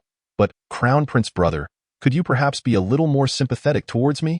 As she spoke, tears began to flow again, and her beauty, now marred by sorrow, seemed to warrant some measure of consolation. Yet, Mu Liqing was genuinely fatigued by Feng Qianxue's antics, and her weeping only served to exacerbate his irritation. Enough. Just tell me what it is that you need," he said dismissively, only to find Feng Qianxue nestling into his embrace once more. Her demeanor coy. "Crown Prince brother, could you not teach Feng Qianren a lesson?" she implored, even appearing prepared to offer herself in return. However, as her words hung in the air, Mu Liqing pushed her away with no regard for her dignity. At that moment, all notions of beauty and affection felt utterly hollow. He would never forget the near downfall he faced after the annulment of his engagement to Feng Qianren. Now, Feng Qianxue dared to suggest he take action against Feng Qianren? Did she think he was so foolish as to risk his princely status? He resolutely declined, unwilling to involve himself in such matters. "Why? Does Crown Prince brother truly favor my sister?" Feng Qianxue asked. Astonishment etched on her face, her eyes filled with suspicion, as if he had committed some heinous crime. The inexplicable weeping and wailing of Mu Liqing left him quite displeased. With a cold laugh, he remarked, "I have already stated there is nothing amiss. What more do you desire?" His intention was merely to have her vent her frustrations on his behalf. Why was that so difficult? Observing that she remained obstinate, Mu Liqing opted to depart, leaving her to her own devices, free to return whenever she pleased. Chapter 53. Resentment. Mu Liqing found himself increasingly disenchanted with Feng Qianxue, whose behavior was nothing short of capricious, disturbing his sleep throughout the night. The following day, to evade Feng Qianxue, he entered the palace, effectively preventing her from pursuing him. He believed this would provide him with a semblance of tranquility, but unbeknownst to him, his biological mother, Empress Shi, had dismissed several idle individuals from the court, retaining only her most trusted confidants. Realization dawned upon Mu Liqing. His mother must have something of significance to impart to him. After considerable contemplation, he deduced that this was the only plausible explanation. Although he held the title of Crown Prince, there were many who coveted his position. The previous near disaster of being deposed served as a testament to the precariousness of his status. Such a situation would only arise from a grave misstep on his part. With this thought weighing heavily on his mind, Mu Liqing harbored profound dissatisfaction towards Feng Qianxue. Once, he had been assured of his future as the emperor, the current crown prince. However, the insinuation that he could be deposed cast a shadow over his prospects, leading others to hope for his downfall. Empress Shi's countenance was grave as she conveyed, "Your position has been shaken. Though the waters appear calm now, many wish to see you falter or even dig a pit for your downfall." Moreover, Mu Liqing's heart raced as he interjected, "Moreover what?" The emperor. Empress Shi did not articulate her thoughts explicitly, merely sighing, which foreshadowed troubling tidings, rendering Mu Liqing restless. "You and Feng Qianren share no profound enmity. If there is animosity, it lies with Feng Qianxue for you. While you may not become her husband, friendship is still an option." The Empress spoke gently, her words laden with subtle counsel. Mu Liqing's expression was markedly complex. He grasped his mother's intent, yet the notion of bowing to a woman was a blow to his pride, compounded by his previous declarations, which darkened his countenance further. The Empress recognized the predicament he faced but could only advise. A true gentleman can yield and adapt. It is but a matter of lowering your head to a mere girl and extending goodwill. Once your position as crown prince is secure, many will seek to curry favor with you. With a long sigh, Mu Liqing replied, "I understand, mother." The Empress's face lit up with satisfaction. This was indeed her son. Upon exiting the palace, he took the opportunity to inquire about Feng Qianren's whereabouts. Upon learning of her location, he promptly approached her, saying, "Miss Feng. Feng Qianren responded coolly, having ventured out merely to enjoy a leisurely stroll with Yuan and Shaoli. Little did she anticipate encountering Feng Qianxue along the way, and now, upon turning, she found herself face to face with Mu Liqing. What an unusual twist of fate!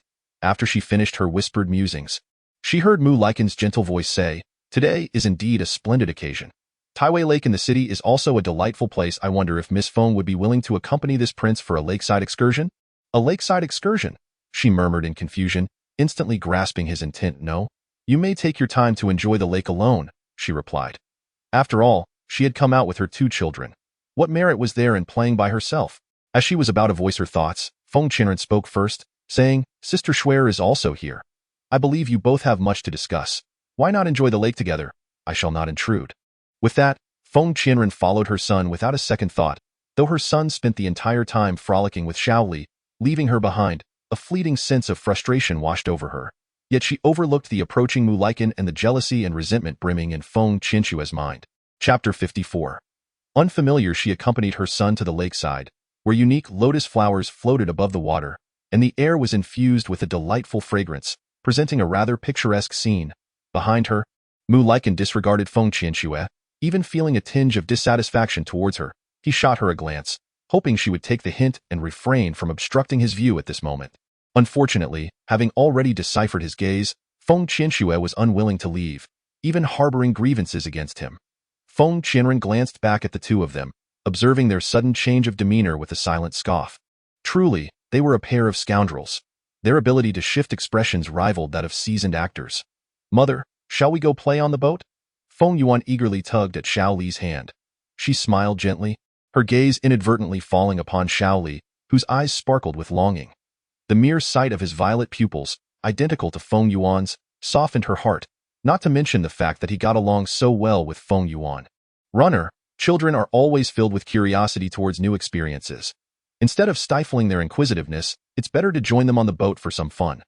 Listening to Mu Laikan's seemingly grandiloquent words, Feng Qianren smirked playfully, astonished that he could utter such things. And then, she inquired. Mu Laikan was momentarily taken aback, but then elation surged within him. He felt he had finally received a glimmer of response. What was the point of maintaining a cold demeanor? Feng Yuan was not fond of Mu Laikan, nor did she have any affection for Feng Qianshue. He merely wished to take Xiaoli on the boat for some amusement and to enjoy the scenery. He grasped Feng Qianren's sleeve, saying, Mother, pay him no mind. He might be concocting some nefarious scheme. Indeed, a dog cannot change its nature, let alone he, she replied. Xiaoli spent a moment with him, and whether it was due to the infectious cleverness or his own quick wit, he spoke without resorting to foul language. This caused Mu Laikan's expression to darken, yet he could not unleash his frustration. Recalling the queen's admonitions, he could only feign ignorance, all the while wishing to silence the two children. His smile was strained, resembling a withered chrysanthemum. Naturally, Feng Qianshue, who had been following him closely, seized the opportunity to play the role of an understanding confidant. Regarding the subtle schemes of the two individuals, Feng Qianren outwardly appeared indifferent, feigning a lack of regard for them. However, in truth, she was observing them intently from the shadows. Accompanying her son and Xiaoli onto the boat, she merely pretended to admire the scenery while keeping a vigilant watch on their actions. After Mu Laikan boarded, his mood noticeably lightened. He recalled her earlier insistence on persuading him to take action against Feng Qianren. To avoid entanglement and trouble, he consciously distanced himself from her, lest Feng Qianren mistakenly consider him her ally and suspect his intentions were impure. Feng Qianshue, unable to comprehend Mu Laikan's thoughts, was filled with frustration and resentment, calling out in a petulant tone, Prince Brother. Mu Laikan raised his hand. Do not address me in such a manner. We are not familiar.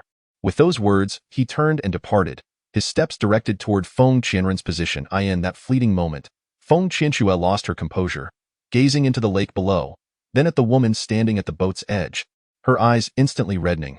If only she could drown in these waters, the Feng family would be left with but one daughter, and the imperial family would surely extend her due respect. Mu Laikan would treat her as he once did. Suppressing her hatred, she slowly approached. Chapter 55. Falling into the water, hearing the sound of approaching footsteps, Feng Qianren chuckled softly. The intense gaze filled with animosity was impossible to ignore. Turning her head, she found, as expected, her mischievous sister was the source. Perhaps due to her recent hatred, even as Feng Qianren feigned a gentle and amicable demeanor, the lingering resentment in Feng Qianshue's eyes could not be entirely concealed. Faced with such a sight, Feng Qianren felt no particular emotion, but instead, a sense of vigilance arose within her, curious to see what trickery her sister would attempt. With a slight turn, she returned to observing the lotus flowers beneath her, while she could hear the footsteps behind her drawing nearer. Her gaze inevitably shifted toward Mu Laikan. Perhaps eager to draw closer to her, he chose to sit away from her, opting instead to mingle with the two children. Sensing a hint of malice, Feng Qianren believed the moment had arrived. Extending her hand, she grasped another's wrist firmly, then yanked them forward. The individual stumbled against the boat's edge, losing balance and plummeting into the water. The resounding splash compelled Mu Lycan to approach, and upon witnessing the scene, he stood momentarily stunned, his gaze instinctively drifting toward Feng Qianren, clearly wishing to express his discontent yet restrained by an inexplicable trepidation. "Help! Save me, Prince Brother!" cried Feng Qianxue from the water. The sudden scoff interrupted his thoughts, awakening him to the purpose of his presence on the boat. Feng Qianren cast a cold glance back, turning away as she saw her sister floundering in the water, remarking, "A practitioner of the arts, reduced to drowning in a mere puddle. I truly wonder where all that spiritual power has gone." Mu Lycan, upon hearing this, finally grasped the situation, a flicker of coldness crossing his eyes. As Feng Qianren had stated, she could easily rise from the water on her own, even drying her clothes without assistance. There is no need to flail about like a drowning person. After all, it is merely a matter of some trifling tactics employed by a young lady. In the past, he might have tolerated such antics, but Mu Lycan turned away, following in the footsteps of Feng Qianren.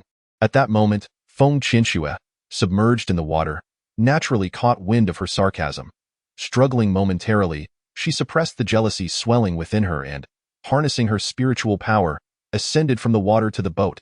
She cried out, "Sister, why did you push me into the water?" Feng Qianren turned around with a smile and replied, "It is merely a case of reciprocating one's actions in kind." "Sister, why are you so hot-headed?" "Dear brother, I implore you, please help Schwerd. I merely walked past, and she suddenly pulled me into the lake. If you hadn't been here, she might have killed me." She hurriedly ran towards Mu Lycan, droplets of water cascading from her damp garments as she moved. Upon seeing her soaked attire and her intent to embrace him, Mu Lycan instinctively jumped back, observing the vacant space where he had stood. Feng Qianxue was momentarily stunned, a flicker of panic creeping into her heart. Feng Qianren watched this scene with keen interest, seemingly entertained by her distress, which only intensified her vexation. "Brother, you must uphold justice for Schwer." She cautiously tugged at Mu Lycan's sleeve, having already lowered herself before him. Surely, she could not show favoritism towards another? To her surprise, the owner of the sleeve impatiently pushed her away, gently admonishing, "Do not slander others." "You?" Anger made her tremble, and in a moment of clarity, she realized he was striding towards Feng Qianren. Unable to contain herself any longer, she surged forward, a hint of sobbing lacing her voice. Chapter 56. A stroke of fortune. Seeing Feng Qianxue depart lifted his spirits considerably. Approaching Feng Qianren, he felt a notable lightness in his heart. Observing this, she clicked her tongue and remarked, "What a scoundrel! I would never allow anyone to defame you casually, especially not in such a manner. Should anything similar occur in the future, Runner may choose to confide in me." Upon finishing, Feng Qianren raised a hand, signaling him to silence himself. "What you choose to do is your own affair, and we are not well acquainted. Do not call me by that name." Mu Lycan felt a moment of awkwardness, but quickly regained his composure, his face softening as he suggested, "If you dislike that title, calling you Miss Feng feels too distant. How about I call you Qianren instead?" Noting his persistent attachment like that of an overzealous child, she arched a cool brow, feigning indifference. She couldn't shake the suspicion that his sudden familiarity was insincere. Ignoring him, she remained unaware of his peculiar fixation. As the boat glided to the center of the lake, he appeared to be holding back words, stirring in her a sense of foreboding. That ominous feeling soon materialized. "I know I have committed many wrongs in the past, and I may have harmed you." Stop. She swiftly interrupted him, the complexity of her emotions surging forth. "Let us be together. I, the Crown Prince, promise to treat you well in the future." Mu Lycan's eyes narrowed slightly, a glimmer of sincerity shining through, as if the person before him was someone he had cherished for a long time, as he believed that the other party would be moved by his sincerity. He was taken aback to see them retreat hastily, clearly startled by his presence. In truth, Feng Qianren was repulsed by him. His facade of gentleness and consideration was nothing but a farce, a pathetic attempt to mask the vitriolic tirades he had previously unleashed. Did he think that such disingenuous behavior could obscure his past vitriol? Or did he presume that he could easily deceive someone as astute as herself? She chose to feign ignorance, politely declining his advances, which still afforded him a modicum of dignity. He ought to realize that any man would be loath to marry a woman with a child. Thus, it would be more prudent to ally with her. The Crown Prince offered her the esteemed position of his principal consort and assured her that he would treat her child as his own. He clenched his fists, silently enduring the humiliation of the moment. Such words were hardly credible. Feng Qianren was no fool. The contrast between his past demeanor and his current disposition was stark. Whatever schemes he was concocting, they were undoubtedly nefarious. She lacked the patience to listen to Mu Lycan's drivel and would rather play with her son. Unfortunately, he was entirely engrossed in his game with Shaoli, oblivious to her plight. Just as she was about to depart, a hand seized her wrist. Without a moment's hesitation, she instinctively tightened her grip, and a sharp crack resonated, likely indicating a dislocation. "Do not lay your hands on me, or else." She cast a glance at the lake beneath the vessel, evidently contemplating casting him into its depths. Mu Lycan repeatedly chose to bow his head, merely having held her hand, and yet it felt as though his own hand was on the verge of destruction. Feeling the pain in his hand and witnessing her frigid expression ignited his anger. "Do you believe that with a mere command from me, there would be anyone daring enough to marry you?" He, too, was exasperated and instinctively scolded her. "Wretched woman, you ought to recognize your fortune. Marrying me is a blessing you could never earn in 10 lifetimes. Feng Qianren recoiled in shock, taken aback by his shamelessness. Realizing his mistake, he quickly altered his expression, stating, "The position of crown princess can only be occupied by you. Otherwise, I shall perish before your eyes." Chapter 57. The crown prince's despair. Mu Lycan sought to solidify his claim to the throne by erasing all past grievances with Feng Qianren. The most reliable strategy was to elevate her to the role of crown princess, thereby securing the support of the Feng family, only to ensure their downfall once he ascended to the imperial throne. "Do you wish to die?" Feng Qianren gazed at him with a heavy expression, her eyes conveying a sense of grave illness. "I do not wish to die, but should you refuse to be my crown princess, I may very well desire death." He feigned steadfastness, convinced that the individual before him could not discern his true intentions. He believed that his earnest desire for her to become the crown princess would inspire her gratitude. Taking a deep breath, Feng Qianren pointed towards the depths of the lake, sneering as she said, "Very well," then jumped to prevent him from thinking she would be distressed by his departure. She added with chilling sincerity, "Remember to drown yourself down there. After you become a ghost, do not come seeking me." Upon hearing this, Mu Lycan stood frozen, engulfed in a fury he never anticipated, taken aback by her profound coldness and indifference. Just moments ago, Feng Qianxue was down below, struggling incessantly as if she had forgotten her own spiritual powers. "Now, if you wish to die, I can certainly oblige. But remember not to use your powers in the water. After all, to perish at my hands is a fortune earned over countless lifetimes," she remarked with a kind smile. "What do you mean?" Mu Lycan's heart sank, a sudden flare of anger igniting in his eyes. In response to his inquiry, Feng Qianren merely replied indifferently, "What do I mean? That is precisely what I mean." Before he could process her words, Feng Qianren leaped and kicked him into the lake, watching as he floundered beneath the surface. "Noble prince, do remember to die down there." After hearing her words, Mu Lycan realized that she was impervious to reason. Understanding that there was no point in continuing to feign indifference, he decided to abandon the pretense. He soared back to the boat, drying his clothes, his gaze simmering with wrath. "Feng Qianren, you possess a heart of cruelty." "Not as cruel as yours," Feng Qianren retorted with a sneer. Staying here to engage in a battle of wits with Mu Lycan was utterly uninteresting. She would much rather enjoy the comfort of being with Yuanyuan. With that thought, she lost all desire to linger. Mu Lycan watched her retreating figure, his expression darkening. With a flick of his sleeve, he departed from the boat. Upon returning to shore, he was still filled with resentment. "Your Highness, perhaps Miss Feng's eyesight is poor. She is but a wilted flower now. Allowing her to take charge of the Eastern Palace is already a blessing for her, and given her lack of self-awareness, I believe she is unworthy of you," the servant remarked, bringing him a sense of comfort and prompting him to nod in agreement. However, unbeknownst to them, all that transpired on the boat had caught the attention of another. How absurd! Gue Yi, clad in purple, stood in the shadows, his expression obscured yet exuding an air of danger. As he gradually made his way to a quieter street, Mu Lycan touched his arm, musing to himself that he had never known those who cultivate could feel cold.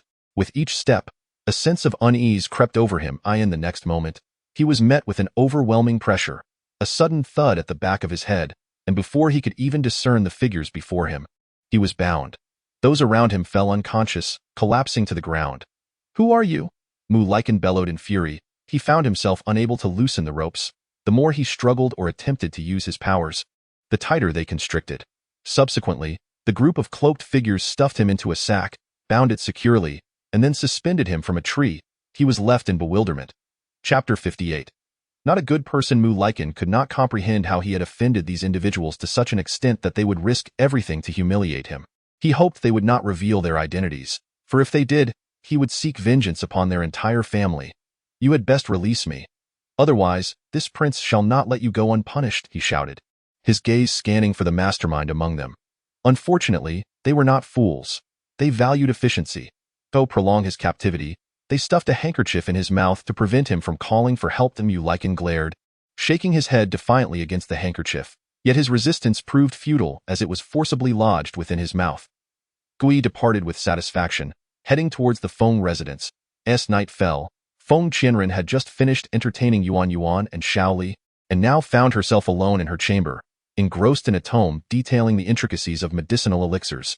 Just as her concentration deepened, an unexpected meowing echoed from outside. She pondered, who in this mansion could possibly keep a cat? Allowing the creature to vocalize for a moment, the sound soon faded, only to return within 3 minutes. This time more mournful and plaintive, a cry that could only belong to a cat in its breeding season, filled with unfulfilled desires. Flipping over a page, she momentarily felt a flicker of annoyance and cast her gaze out the window. The moonlight bathed the night in a soft, ethereal glow, rendering the flowers and foliage in the courtyard almost surreal. Yet, an unsettling realization struck her. Where did this cat come from? Initially dismissing the notion, she contemplated the wisdom of avoiding unnecessary trouble, but the cat's incessant yowling proved too distracting for her reading. With a sigh, she set down the book and ventured into the garden, following the sound. To her astonishment, there was no cat to be found, only a figure that seemed quite familiar. As she drew closer and recognized the person, her expression darkened. Haven't you already departed? How is it that you have returned so soon? Indeed, before her stood Gue Yi, clad in a flowing white robe, illuminated by the moonlight, as though he had stepped out from a dream. If not for his strikingly handsome visage, one might have thought they had encountered a ghost. Observing the slight twitch at the corner of his lips, Gue Yi seemed to recall something and remarked, I missed you, so I came back. Feng Qianren regarded him incredulously, her eyes flickering with confusion.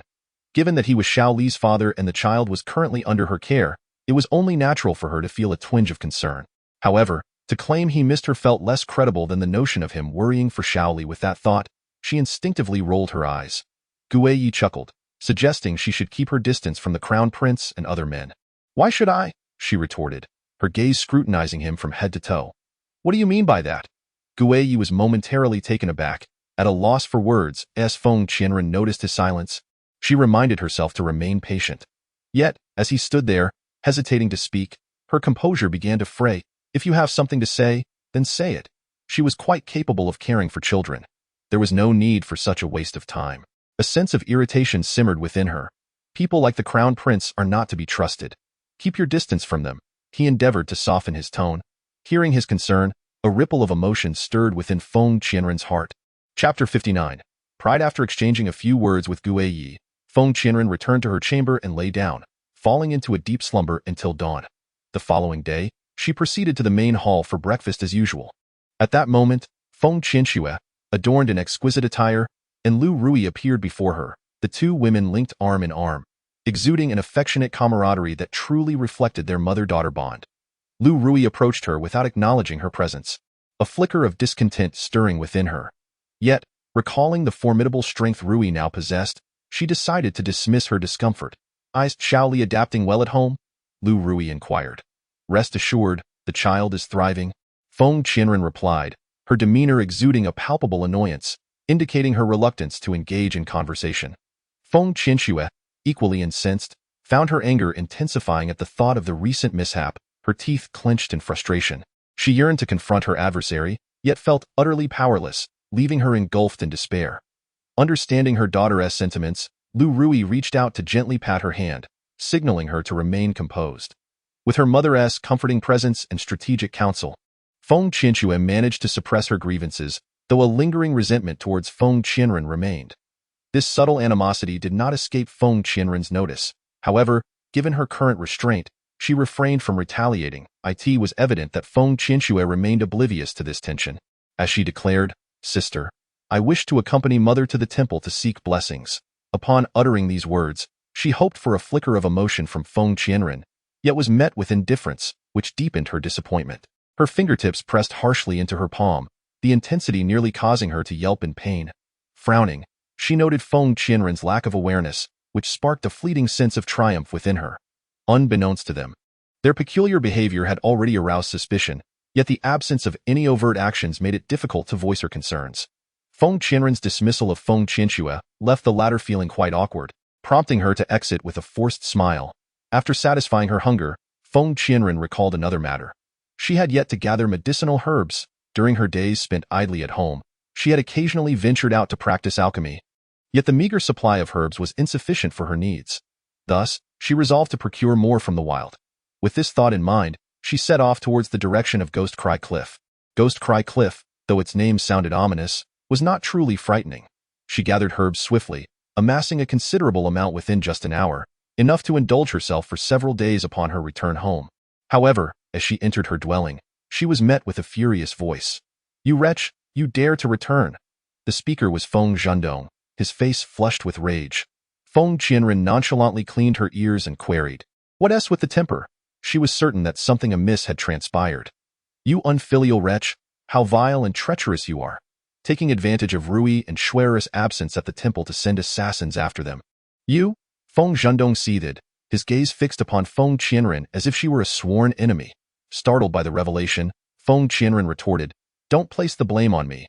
I had nothing to do with it. Stop spreading falsehoods." Her incredulity deepened as she realized the gravity of the situation. "They are both gravely injured, and you remain unrepentant?" Feng Zhendong trembled with rage. Chapter 60. The accusation. Feng Qianren, feeling somewhat perplexed, contemplated for a moment before responding. "Very well, I shall accompany you to take a look, uncle." She had sensed something amiss in Feng Zhendong's expression earlier. It would seem unjust not to investigate, given the elaborate charade they had orchestrated. Feng Zhendong, elated, suppressed his excitement, stating, "Your guilt has already been substantiated. The assassin has identified you as the one who instigated those deeds. Accompanying me is akin to confessing your sins." Disregarding his words, Feng Qianren strode purposefully towards Feng Qianxue's courtyard. She had no intention of engaging in such trivial pursuits. If she were to harm them, she would do so herself. There was no need to enlist others. Moreover, knowing Feng Qianxue's temperament, had it not been for their grandfather's sentiments, she would have long since subjected her to severe torment. This was not a case of a family failing to enter the same door.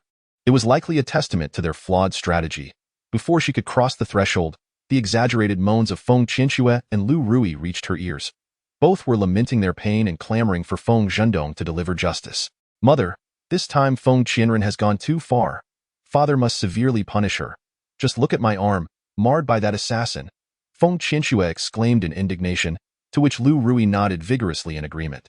"Rest assured, this time we shall see how she defends herself. The assassin has confessed, and no matter how cunning Feng Qianren may be, she cannot surpass the family rules." As soon as they finished speaking, applause erupted, heralding Feng Qianren's entrance. "Sister, aunt, I was unaware that assassinating you required the assistance of others. Surely it is a matter that could be settled with but a flick of a finger?" As her words fell, both Lu Rui and Feng Qianxue fell silent, their faces contorted as if they had consumed bitter herbs. Feng Qianren's prowess remained an enigma to them, and her remarks served as a pointed mockery. "Silence! What manner of words are these?" Feng Zhendong interjected just in time, halting Feng Qianren from continuing. "What insights does the novel provide?" Feng Qianren retorted casually, stepping closer to Feng Qianxue and Lu Rui. "It appears that neither of you is truly bedridden from grievous injuries. Rather, you seem quite vigorous. I wonder where the injuries lie. Perhaps it is not your bodies that are wounded, but your minds?" You.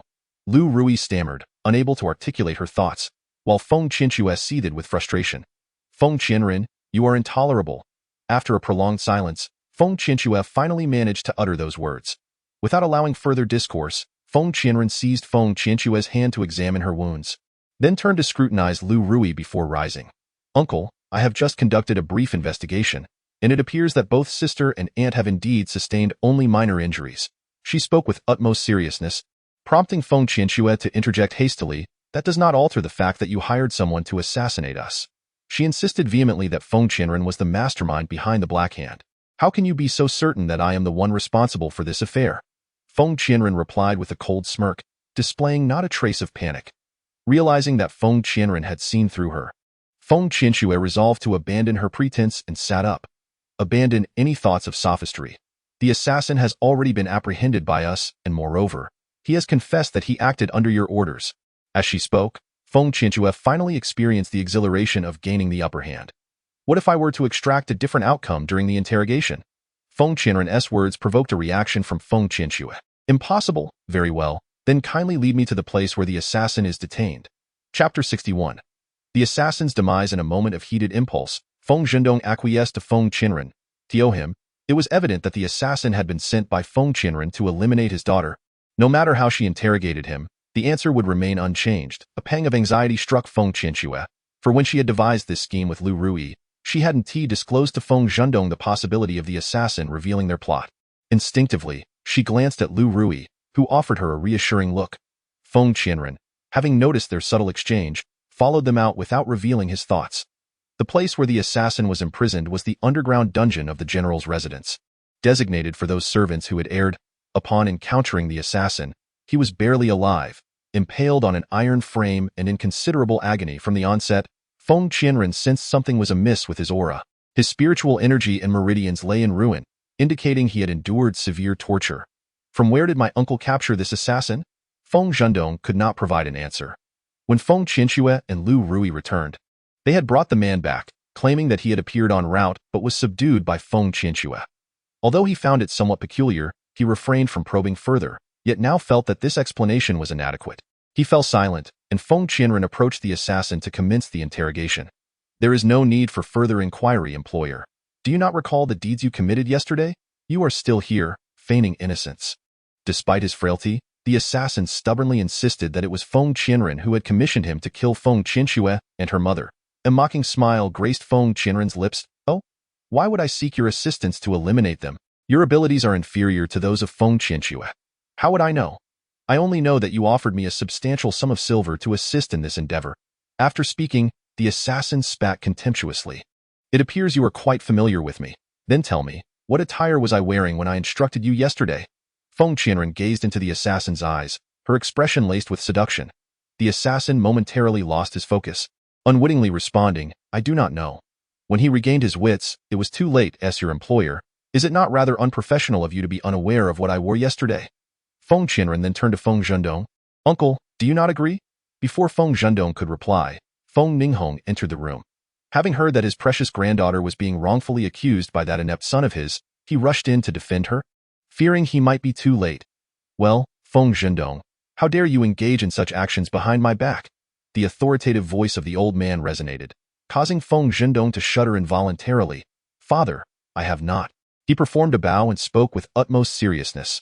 Regardless of whether you have or not, it is simply unjust to wrong Qianren. I have detained this assassin for the time being. There is no need for you to interrogate him.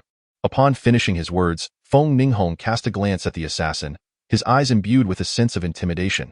He discerned that someone was intentionally attempting to frame Feng Qianren, and he would not permit such a scheme to unfold. Realizing the dire situation, the assassin understood that no matter his attempts, he could not escape the impending doom. Resolutely, he bit down on the poison concealed within his teeth. By the time Feng Qianren noticed and sought to intervene, it was too late. The assassin had succumbed to the poison, devoid of breath. What has transpired? Feng Ninghong inquired with a hint of concern in his tone. Feng Qianren shook his head. There is no hope. The poison is extremely potent. Chapter 62. The deadly powder nearby, Feng Zhendong, upon hearing that the assassin had drawn his last breath, felt an inexplicable sense of relief wash over him. It was as if the assassin's survival could spell misfortune for their family. As fate would have it, his intuition proved correct, for Feng Ninghong immediately cast suspicion upon him. Zhendong, you should return home. I have matters to discuss with Qianren. I will handle the assassin's remains. After Feng Zhendong departed, Feng Qianren followed Feng Ninghong to his villa. Qianren, you must have someone in mind whom you suspect, do you not? Feng Ninghong sighed. He too harbored suspicions but sought to hear a different perspective from Feng Qianren.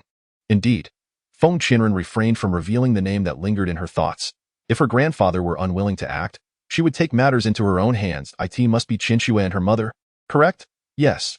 Feng Qianren nodded, devoid of any intent to shield them. Observing her demeanor, Feng Ninghong recognized that this time, Feng Qianxue and her mother had indeed gone too far. Very well, perhaps it is best to teach them a lesson. How do you wish to handle them? A hint of hope lingered in Feng Ninghong's tone. Both parties were his granddaughters, and he wished to prevent any fracturing of familial bonds. Let justice take its course. Feng Qianren's cold demeanor sparked a wave of shame within Feng Ninghong. Indeed, Qianren should not suffer this injustice due to his personal inclinations. Very well, I have arranged for the assassin's body to be properly dealt with. Should you wish to conduct an autopsy, you may do so at any time. He ought to address the matter of Lu Ruyi and her daughter as well. After the two parted ways, Feng Ninghong made his way to Feng Qianxue's villa. Upon his arrival, he found Feng Qianxue and Lu Ruyi seemingly engaged in a discussion, with Lu Ruyi being the first to notice him. "Father, what brings you here?" As the conversation paused, Feng Qianxue promptly ceased speaking and respectfully addressed him. "Grandfather, I have come today to share some important information with you." Lu Rui's heart raced with alarm. Surely this old man had not uncovered anything. Indeed, the next moment, Feng Ninghong spoke. "What I intend to say is likely already known to you both. I wish to convey that you should not wait until the truth is revealed before lamenting your actions." His warning had been uttered, and naturally, there was no inclination to linger any longer. A gaze imbued with profound meaning swept over Feng Qianxue and Lu Ruyi before he departed. Meanwhile, after Feng Qianren left, he hastened to the location where the assassin's body was stored. Since it was a case of suicide by poison, he resolved to investigate the toxin, believing it would lead to some clues. The poison spreads throughout the body instantaneously, and as rigor mortis had yet to set in, Feng Qianren extracted some blood, discovering the toxin within was quite familiar. After a moment of contemplation, he recalled that this particular poison was a lethal concoction he had seen previously in the apothecary, Jimingsan. Generally, such a substance is inaccessible to the average person unless they possess wealth and influence. It seemed a promising avenue to pursue, and evidence would soon come to light. Once he had confirmed a particular detail, Feng Qianren did not depart immediately. Instead, he examined the tendons of the assassin's hands and feet, and indeed, he discerned something amiss. The tendons had been rendered useless for quite some time, bearing no relation to this assassination. However, it was evident that his dantian had only recently been compromised. From these observations, Feng Qianren could infer numerous possibilities, suggesting that the benefits bestowed upon him by Lu Ruyi and her companions were far more complex than mere monetary gain. With no other avenues to explore, Feng Qianren exited the morgue. Chapter 63. The shopkeeper's confession. After relaying the intelligence he had gathered to Feng Ninghong, Feng Qianren hurried to the apothecary. If Jimingsan indeed originated from there, the shopkeeper would undoubtedly know who purchased it. The streets were teeming with people, and not wishing to jostle through the crowd, Feng Qianren employed his spiritual power to conceal his presence, swiftly arriving at his destination. The shop's apprentice promptly approached her, inquiring about her needs. "I seek your shopkeeper. Please ask him to come out." Initially reluctant, the apprentice questioned the necessity of involving the shopkeeper. However, upon Feng Qianren revealing the jade token from the general's residence, the apprentice's expression changed dramatically, and he hurried to summon the shopkeeper. When the shopkeeper emerged, he donned a cheerful demeanor, skillfully maintaining appearances. "May I inquire what Miss Feng wishes to purchase?" Jimingsan. Upon hearing this, the shopkeeper's expression faltered momentarily before he quickly regained his composure, yet Feng Qianren noticed this subtle change. Maintaining her calm facade, she inquired, "Might I know if you have this particular poison in stock?" "Indeed we do. However, I must ask what purpose Miss Feng has for such a deadly poison." "Oh? Has the shopkeeper previously sold this poison to anyone?" Feng Qianxue rhythmically tapped her fingers on the table, causing a thin sheen of cold sweat to appear on the shopkeeper's brow. Nevertheless, he remained tight-lipped, refusing to disclose Lu Rui's name. "Unfortunately, we cannot divulge such information, as it would invite vengeance from the enemies of our buyers." Feng Qianren disregarded his excuses. Her purpose for being there was to obtain a definitive answer. It appeared the shopkeeper was still unaware of the gravity of the situation. This poison had claimed the life of a prominent official today. Should he remain reticent, he would be guilty of harboring a criminal. The shopkeeper's countenance paled, realizing that he had only sold the poison for monetary gain, never anticipating it would embroil him in such peril. Naturally, he was far from pleased. "Please, great aunt, spare my life. I implored. I shall speak. Is that not enough?" Feng Qianren gestured for him to continue, while she utilized her spiritual energy to activate the recording stone. "This medicine has not been purchased for quite some time. Just a few days ago, a lady, seemingly affiliated with your general's manor, came forth claiming she could refine this medicine into an antidote for the living dead. I surmised she must be a formidable alchemist, and thus I sold her the Ju Ming sand. I never anticipated such a tragedy would ensue." Upon completing his account, the shopkeeper began to perspire profusely, fearing the wrath of Feng Qianren. "Very well, I understand." she remarked, having acquired the information she sought, and departed without further delay. The shopkeeper, watching her retreating figure, cast a fierce glare at the nearby apprentice. Were it not for this meddlesome lad, he mused, his misfortune today could have been averted. Upon returning to the general's manor, Feng Qianren sought out Lu Rui and her daughter. "Little aunt, I have unearthed the assassin's identity. Would you care to hear the details?" She waved the recording stone in her hand, causing Lu Rui's complexion to drain of color. How can this be possible? Before she could gather her thoughts, the words of the shopkeeper reverberated from the stone, each syllable crashing upon the ears of Lu Rui and Feng Qianxue like tumultuous waves. "What now? Surely you must concede that you have inflicted harm upon yourself?" Feng Qianren's expression was one of mockery, leaving Lu Rui speechless. "Impossible. You must have orchestrated this, colluding with the shopkeeper to frame me." Lu Rui shrieked, her facade of innocence shattering, revealing a grotesque countenance. In a frantic attempt to seize the recording stone from Feng Qianren, she was deftly evaded. "Are you truly unable to endure this? Little aunt, I possess even more evidence yet to reveal." Lu Rui's face flushed crimson, having not anticipated that Feng Qianren could indeed procure such proof. When purchasing the Juming San, the shopkeeper had repeatedly assured her of discretion. Little did she know he would succumb to temptation and divulge the truth. "This cannot be authentic. You have surely devised a scheme in collusion with the apothecary to ensnare me," Lu Rui howled, her desperation mounting as she frantically defended herself, believing that a solitary recording stone could not possibly stir any significant turmoil. "Lu Rui, behold the fruits of your wicked deeds." The voice of Feng Ninghong resonated from outside, accompanied by a cadre of servants. "This was discovered within your courtyard." He flung a pouch of medicine, revealing the Ju Ming San within. "How could this be? I concealed the pouch in such a secretive location. How could it be unearthed? Little aunt, do you have any further words to utter?" Feng Qianren taunted, having swiftly informed her grandfather, who, to her astonishment, had acted with remarkable efficiency. Lu Rui, realizing her attempts at rebuttal were futile, fell silent. It appeared she had tacitly confessed to hiring an assassin to eliminate herself. "Grandfather, I wonder how the family law should address this matter," Feng Qianren declared, assigning blame to Lu Rui, who, feeling the weight of her impending doom, admitted, "This time, I was in the wrong. I shall refrain from making baseless accusations in the future." Having believed that the matter was resolved, as an elder, I thought that Feng Qianren would not act in such an undignified manner. However, she defied all expectations. After receiving her punishment, my little aunt would surely learn a deeper lesson. Feng Ninghong also had no intention of letting Lu Rui off the hook. He had previously warned her that since Qianren had discovered the truth herself, there was no possibility of mercy. With her parents no longer alive, if I, an elder, failed to show her compassion, it would surely chill my granddaughter's heart. Lu Rui, as an elder, conspiring against a younger generation warrants severe punishment according to family rules, to serve as a warning to others. Feng Ninghong spoke solemnly, and although Feng Qianxue wished to intercede, she was silenced by a glance from Lu Rui. After enduring the 10 strikes, Lu Rui was unable to stand unaided, relying entirely on Feng Qianxue for support. The family rules of the Feng clan dictated that one could not use spiritual power to shield oneself during punishment, and thus she had endured the strikes without any form of protection. "Mother, are we to allow Feng Qianren to continue her arrogance unchecked? I will not let this matter rest. Await my outcome." Consequently, her animosity towards Feng Qianren deepened, vowing to make her regret her actions on this day. Once her injuries healed, Lu Rui sought out Sun Yuanwei, who was known for surrounding himself with beautiful women.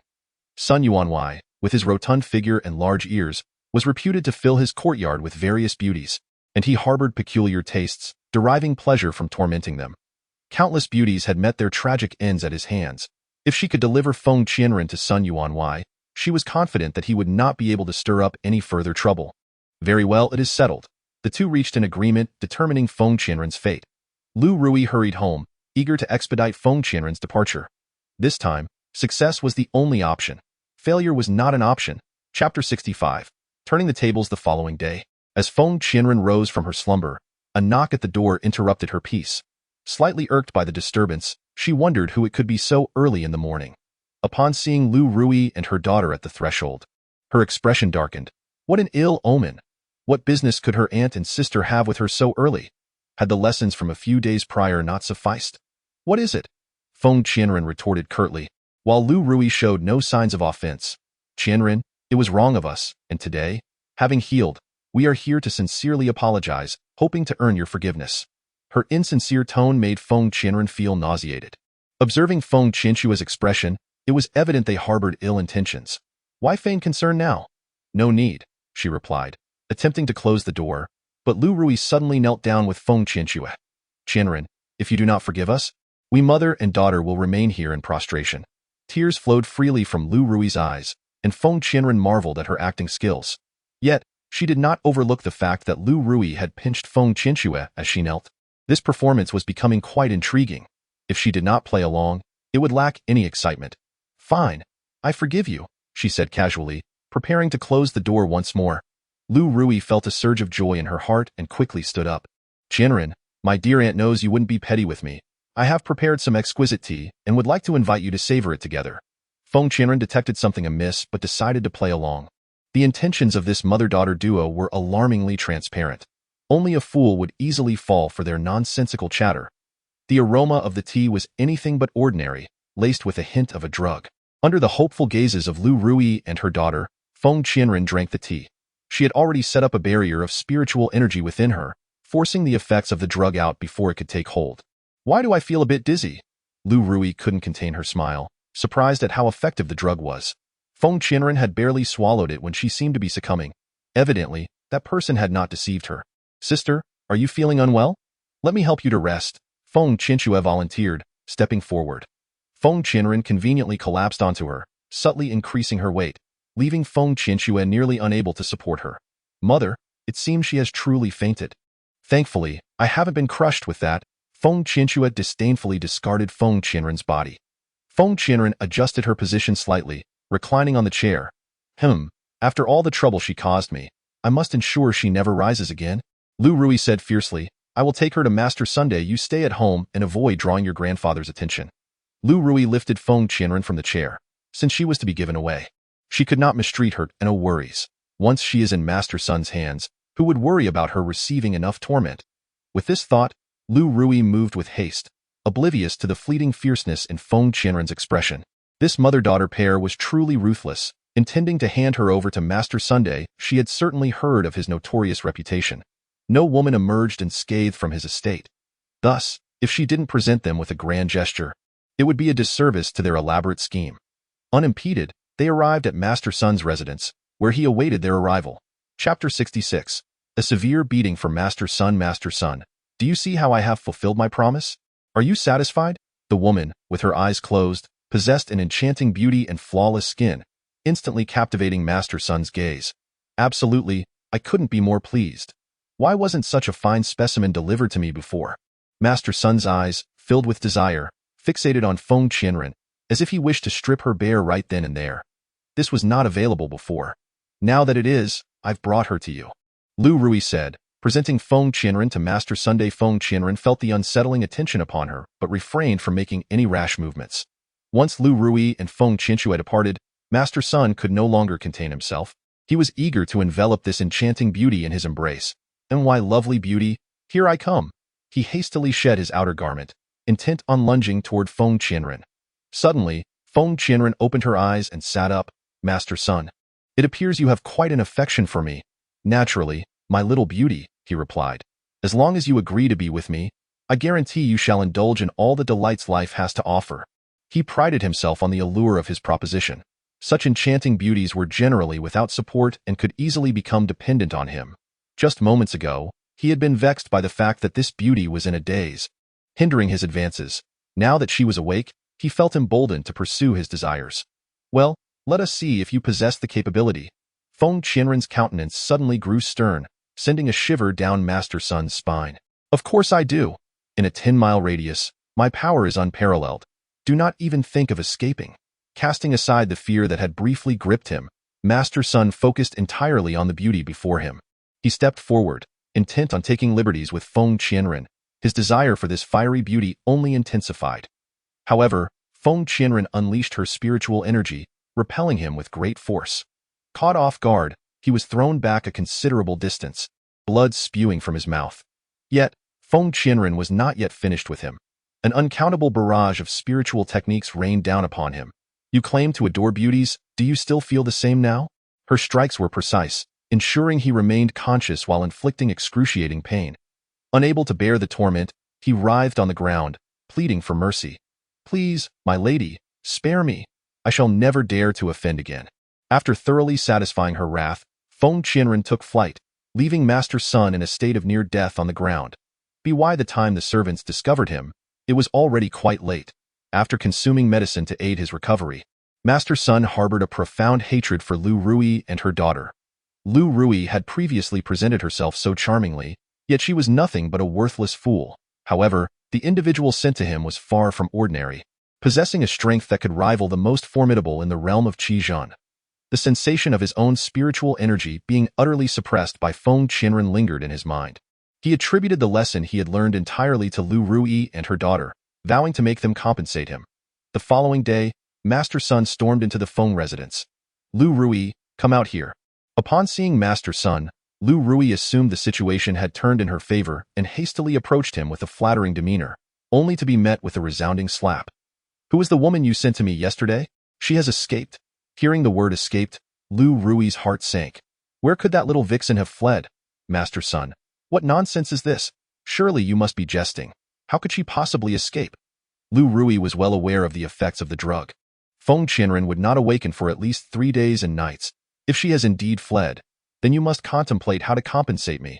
Lu Rui, though furious, felt a sense of powerlessness, as she had many secrets in Master Sun's possession, leaving her without a countermeasure. "Master Sun, one must provide evidence for all claims. Your words alone hold no weight."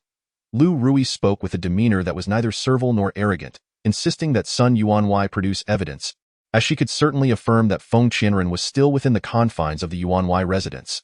Since returning yesterday, she had not glimpsed Feng Qianren. It was impossible for her to have emerged from that den of demons. "Little aunt, has something transpired?" Feng Qianren, rubbing her drowsy eyes, stepped forth from behind. Lu Rui's pupils suddenly widened. "How could you be here? You shouldn't what?" Feng Qianren inquired with a smile. "That shouldn't I be at this esteemed Sun Yuanwei's residence?" "Little aunt, your efforts yesterday were truly commendable, but alas, your endeavors were destined to be in vain." Lu Rui pointed an accusatory finger at Feng Qianren before glancing at Sun Yuanwei. "So you two have conspired against me?" Feng Qianren took a step back. "Little aunt, you jest. I have not conspired with him. It was my own awareness of danger that allowed me to evade your machinations." "Feng Qianren, you are exceedingly presumptuous." Since Feng Qianren's appearance, Sun Yuanwei had been rendered mute, the sting of yesterday's reprimand still fresh in his mind. "I clearly entrusted you to Sun Yuanwei. Why are you still here?" Lu Rui could not restrain herself from voicing this accusation, and a triumphant smile spread across Feng Qianren's face. "Grandfather, you must have heard that. You may emerge now."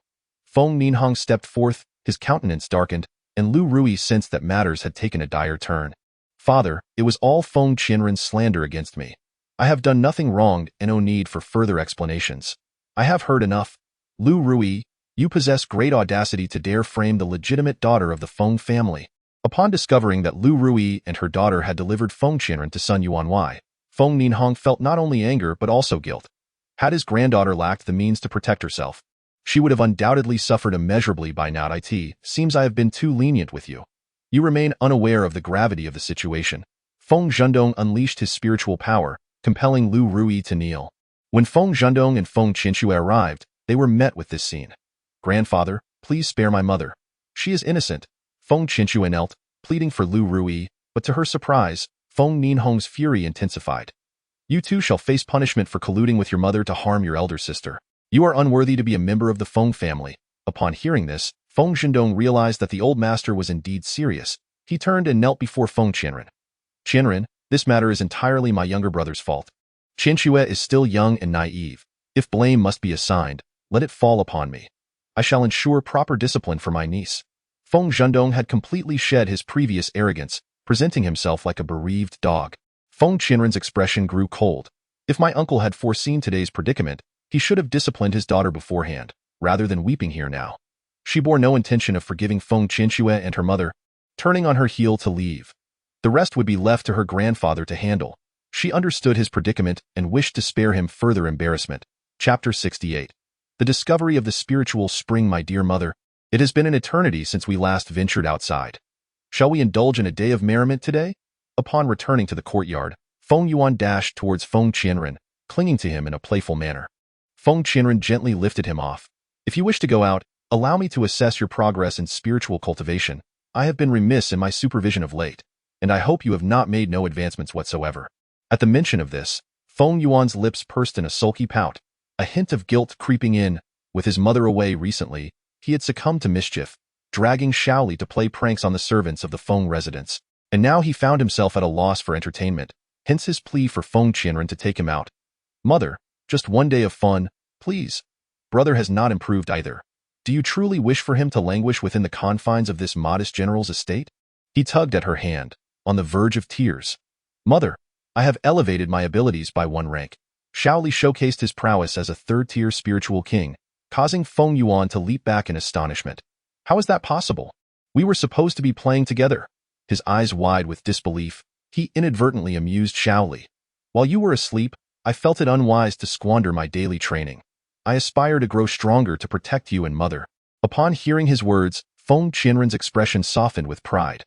This son had been well instructed by Gu Yi, showing such compassion at a tender age. She then turned to Feng Yuan with a serious demeanor. Yuan, my wish for your cultivation is not for my sake, but to ensure you possess the ability to safeguard yourself when faced with peril. I do not wish to see a recurrence of previous events. Your mother worries." Feng Yuan felt a pang of guilt, realizing he had lost sight of these concerns in his quest for amusement.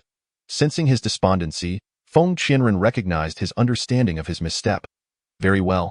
Today I happen to have no pressing matters. I shall take you both out for a day of exploration. Recently, I have sensed fluctuations of spiritual energy emanating from the northwest. We may encounter something extraordinary. The mountainous terrain increases the likelihood of discovering treasures." After donning disguises, the trio departed the general's estate, soon arriving at the site of the strongest energy fluctuations. Just by breathing, Feng Qianren could feel the subtle loosening of her own bottleneck. If the air was this charged even before reaching the most concentrated area, she was determined to locate that spot. Ascending halfway up the mountain, they indeed stumbled upon a spiritual spring. "Well then, we shall cultivate here for the day." "Mother, weren't we supposed to be out for fun? How did it turn into cultivation?" Upon hearing the word cultivation, Feng Yuan's spirits plummeted. He had envisioned a day filled with joy, followed by a commitment to diligent training starting tomorrow, striving to surpass his brother. "Have I not brought you here for that very purpose? You may frolic about, but do not stray beyond my line of sight." As Feng Qianren settled down, Feng Yuan hesitated, wishing to voice his discontent, yet recalling his silent resolution for the day, he refrained. So be it. From this moment forth, he would dedicate himself to rigorous training. The two little ones, one on each side, sat beside Feng Qianren like guardian spirits. Having just entered a meditative state, the spring water began to tremble, as if some great entity were about to emerge. The disturbance roused Feng Qianren from her trance, and a jet of water surged toward her. Laced with spiritual energy, a direct hit would spell certain death or grievous injury. In a flash, she formed a seal and swiftly moved the two children aside, finally discerning the source behind the watery assault. Chapter 69. Subduing the Crimson Carp. "Mother, it's the Crimson Carp," Shaoli quickly reacted, alerting Feng Qianren. This creature had been mentioned in a book his father had given him, allowing him to recognize it immediately. The Crimson Carp had gained its own intelligence and had long been content to cultivate in this very location. To it, Feng Qianren and her children were mere invaders. In the blink of an eye, the Crimson Carp launched another attack. Feng Qianren, compelled to protect her two children, found herself unable to retaliate. "Mother, place me and my brother far from the spirit spring. The Crimson Carp cannot leave the water as surface," Shaoli urged. After speaking, Feng Qianren took flight, positioning the children behind a large tree. "Stay safe." With that instruction given, she turned her full attention to the Crimson Carp. After withstanding several of its assaults, the creature teetered on the brink of frenzy, its head swelling as it prepared to unleash a formidable spiritual technique. Feng Qianren struggled to fend it off, her mind racing with the realization that this stalemate could not continue. Sooner or later, her spiritual energy would be depleted, while the Crimson Carp, nestled within the spring, enjoyed a constant replenishment of power. Should her energy run out, all three of them would be in peril. Yet, amidst their fierce confrontation, she had failed to discern the creature as weakness. Even ordinary spiritual beasts typically had vulnerable spots in their eyes, but her several techniques had failed to restrain the Crimson Carp. "Mother, its weakness lies in its tail. We must concentrate our attacks there," Shaoli exclaimed, emerging from behind the tree. "Very well, I shall give it a try. You and your brother, return." Feng Qianren nodded, her gaze firm as she focused on the crimson carp. She could not afford to let it harm her children. This time, her strike had to land true. As her attack reached the tail of the crimson carp, Feng Yuan and Xiao Li unleashed their techniques in unison. Xiao Li's technique was particularly unique, freezing the injured crimson carp in place and rendering it immobile. Feng Qianren had initially intended to end the creature's life, but Xiao Li suddenly interjected, "Mother, do not kill it. It may yet serve a purpose, HM?" Feng Qianren turned her head, puzzled. "Try to form a contract with it. Your spiritual strength is formidable, and I believe you can subdue it," Xiao Li urged, his eyes gleaming with anticipation. If they could bind such a ferocious beast, it would serve as a formidable protector for their mother. Feng Qianren considered Xiao Li's reasoning, attempting to forge a contract with the crimson carp. Initially, the creature resisted fiercely, but upon witnessing the vastness of her spiritual energy, it suddenly yielded. The peculiar technique unleashed by the nearby child had inflicted permanent damage upon it, and without recovery, its life would soon be forfeit. Yet, Feng Qianren's spiritual strength held the potential to heal its wounds. The crimson carp yearned for survival. The contract was remarkably successful, elevating Feng Qianren's spiritual power by 2 tiers. Reaching the 7th rank Spirit Master, Ali, how was your spiritual technique cultivated? Feng Qianren naturally noticed the distinction in Qi. Were it not for Ali's spiritual technique, perhaps her contract would have demanded even greater effort. Mother, all of this was imparted to me by Father. He is truly formidable. When Mother inquired, Xiao Li eagerly sought to enhance Ghost Knight's favor in her presence. If Father is indeed so capable, then the bond between Father and Mother must have deepened further. Nearby, Feng Yuan felt somewhat dejected. He had not contributed much, relying entirely on his brother. He vowed to diligently practice henceforth, resolving not to hinder Mother any longer. Chapter 70, Lantern Festival. After subduing Qi, Feng Qianren did not linger by the spiritual spring with the children. This training expedition had yielded considerable rewards, yet she wished to shield the 2 children from potential peril. It was only through Xiao Li's strength and Yuan's excellent cooperation that they had navigated the situation so effortlessly. Had there been other ferocious beasts in the spring, the outcome might have been far more challenging. As for Ghost Knight's identity, it may not be as straightforward as she initially presumed. Nurture a child as exceptional as Xiao Li, he could not possibly be from the kingdom of Chizhen, and his true identity was likely immeasurable. Upon returning to the general's residence with the children, she was met by an unexpected guest in front of her dwelling. Feng Qianxue, what business did she have here? Had she not learned enough from previous lessons?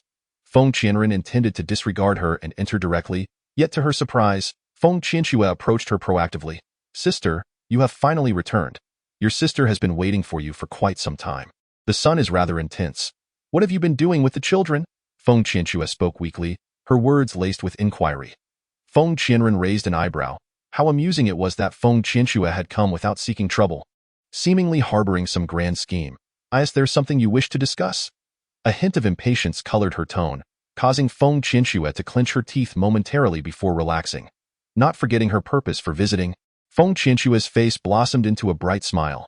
"Sister, there is a lantern festival in the streets tomorrow. I know how much you have adored watching the lanterns since childhood, so I specially came to invite you."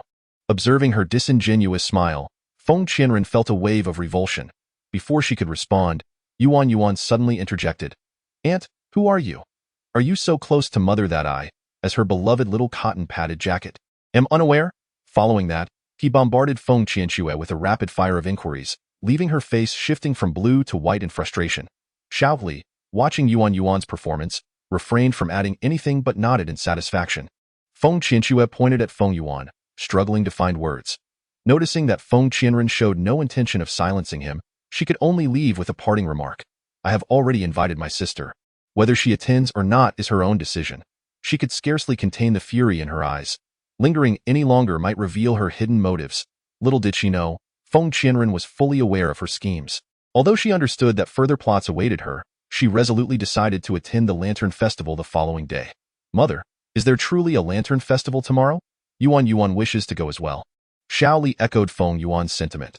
With a sigh of resignation, Feng Qianren acquiesced to their request. In the shadows, Feng Qianxue had not strayed far, and upon hearing her promise to take the 2 children to the Lantern Festival, a smile involuntarily crept across her lips, as if she could already envision Feng Qianren weeping profusely before her. The following day, Feng Qianren set forth with the 2 children, first visiting the spiritual spring for some cultivation before making their way to the Lantern Festival as evening approached. Although it was indeed Feng Qianxue's cunning scheme, The festival was undeniably captivating, and the trio enjoyed themselves immensely. Even Shaoli wore a more animated expression. Yuan, Ali, come help me solve this riddle. Feng Qianren called out, momentarily stumped by a lantern riddle. Yet after several calls and receiving no response from the children, she swiftly turned around. To her astonishment, there was no sign of the children behind her, and a chill of alarm gripped her heart. The thought of solving riddles vanished from her mind. The children had inexplicably gone missing, and Feng Qianren quickly regained her composure. It was no wonder Feng Qianxue had invited her to the festival. She had cleverly shifted her focus to the children, believing she could not be easily ensnared. Chapter 71. Retrieving the children with a stormy expression, Feng Qianren returned to the general's residence, only to find Feng Qianxue seated leisurely, which incensed her further. Where are the children? Her voice dripped with venom, causing Feng Qianxue to involuntarily shudder, yet she quickly regained her composure. After all, Feng Qianren was unlikely to locate the children now. So what did she have to fear? How would I know where my sister's children have gone? Perhaps they are so enraptured at the Lantern Festival that they will return on their own tomorrow. Feng Qianren dismissed her feigned innocence. The previous day's hypocritical invitation to the festival followed by the children's sudden disappearance only confirmed Feng Qianxue's dark nature, which was unlikely to change. Sister, if the children are lost, then so be it. They are merely the illegitimate offspring of an unknown father, hardly worth lamenting. Her callousness was appalling, and Feng Qianren struck her sharply. You had better pray that they are unharmed. If anything happens to them, it will not merely end with this slap. With that, Feng Qianren turned and retreated to her quarters, her foremost concern being to locate the two children. The longer they were away from her, the more her anxiety intensified. Though the children possessed a degree of self-preservation, there was no telling how far Feng Qianxue might go in her madness. After Feng Qianren's departure, Feng Qianxue stood there, clutching her face, seething with rage as she glared at her retreating figure. She was eager to see how Feng Qianren would find them. Those two illegitimate children had already been arranged for by her people, and death would be too merciful for them.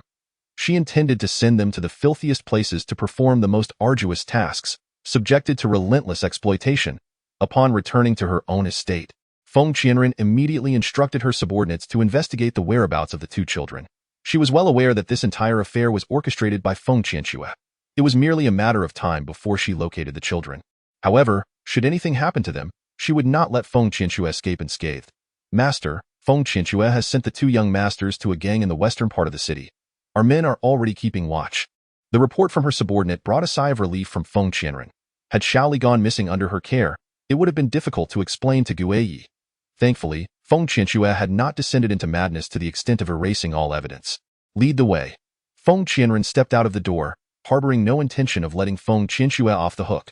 The matters that remained would be addressed in detail upon her return. Upon witnessing the two children unscathed, a long-lost smile graced Feng Qianren's face. From a distance, Feng Yuan appeared to have employed some method to amuse the child, rendering him far happier than the other suffering children.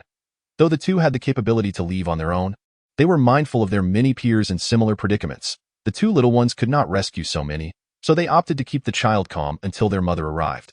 Feng Qianren also noticed the emaciated children nearby, who had endured relentless torment, and approached them discreetly. Boss, how much for these children? The proprietor, troubled by a lack of business, recognized Feng Qianren's affluent attire and, with a glint in his eye, proposed, if you can purchase these two children from me, I shall throw in the ones in the cages for free. Oh. So it seems these two are of greater value. Indeed, these two are fresh stock that just arrived today, and you are fortunate to have encountered them early. The owner's demeanor had noticeably soured, as he grasped Feng Yuan and Shaoli by the arms. Feng Qianren narrowed her eyes. It appears you are quite eager for me to acquire them. Unbeknownst to her, the worth of these two little devils was indeed substantial. The owner nodded, calculating how to set a steep price. This individual clearly lacked worldly experience and exhibited interest in the children. Whatever price he demanded would surely be accepted. I shall not ask for more than 200 taels of silver for these two little devils. What do you say? He made a bold offer. Yet Feng Qianren was not one to conform to the norm. But what if I do not wish to pay? The owner's expression shifted to one of displeasure, having believed he had stumbled upon a lucrative fool, only to find himself faced with a penniless individual. Be gone. If you have no money, do not obstruct my business. Impatient, the owner attempted to push Feng Qianren aside, but she deftly sidestepped him. The aura of a peak spirit king emanated from her, causing the owner to stumble back in shock. He had presumed her to be merely a fragile flower, only to discover she was a force to be reckoned with. Feng Qianren had actually attained a level of strength comparable to a spirit sovereign, though she had tempered her presence to avoid drawing undue attention in the realm of Chizhen. Since her last contract with the Qili, her power had ascended unexpectedly to the 7th tier of spirit sovereign. A delightful surprise indeed. Please spare me, my lady, I am merely a small-time merchant who has committed no grave offense. The owner knelt, his head bowing in submission, but Feng Qianren regarded him with disdain. Anyone who could so callously disregard a child's life could hardly be deemed virtuous. Release all these children. With a cold countenance, she commanded, and the owner promptly unlocked the cages, fearful of further defiance. Feng Yuan and Xiao Li joined Feng Qianren's side, and only then did the owner realize the magnitude of the figure he had provoked, lamenting his decision to accept that man's silver. Feng Qianren instructed her subordinates to ensure the safety of the rescued children while she, accompanied by Feng Yuan and Xiao Li, returned to the general's residence. The children were now secure, and the next step was to deal with that scoundrel, Feng Qianxue. She had vowed to make her pay. Meanwhile, Feng Qianxue remained blissfully unaware of the impending calamity, frolicking in the courtyard with her maid. Upon noticing the figures at the entrance, she feigned enthusiasm and greeted them. "Sister, have you found the children?" Casting her a sidelong glance, Feng Qianren refrained from responding immediately. Instead, she swiftly knocked her to the ground when Feng Qianxue was unprepared. "Are you not at all aware of the filthy deeds you have committed? Spare me your pretense of innocence." Feng Qianxue lay on the ground, struggling to rise but to no avail, ultimately collapsing in a heap. "Sister, what are you talking about?" "I don't understand," she whimpered softly. As if truly wronged, Feng Yuan, Xiao Li, come forth and discern whether it is her voice, Feng Qianren commanded. The moment Feng Qianxue heard the names of the two children, her facade momentarily shattered. How could she have found them so swiftly?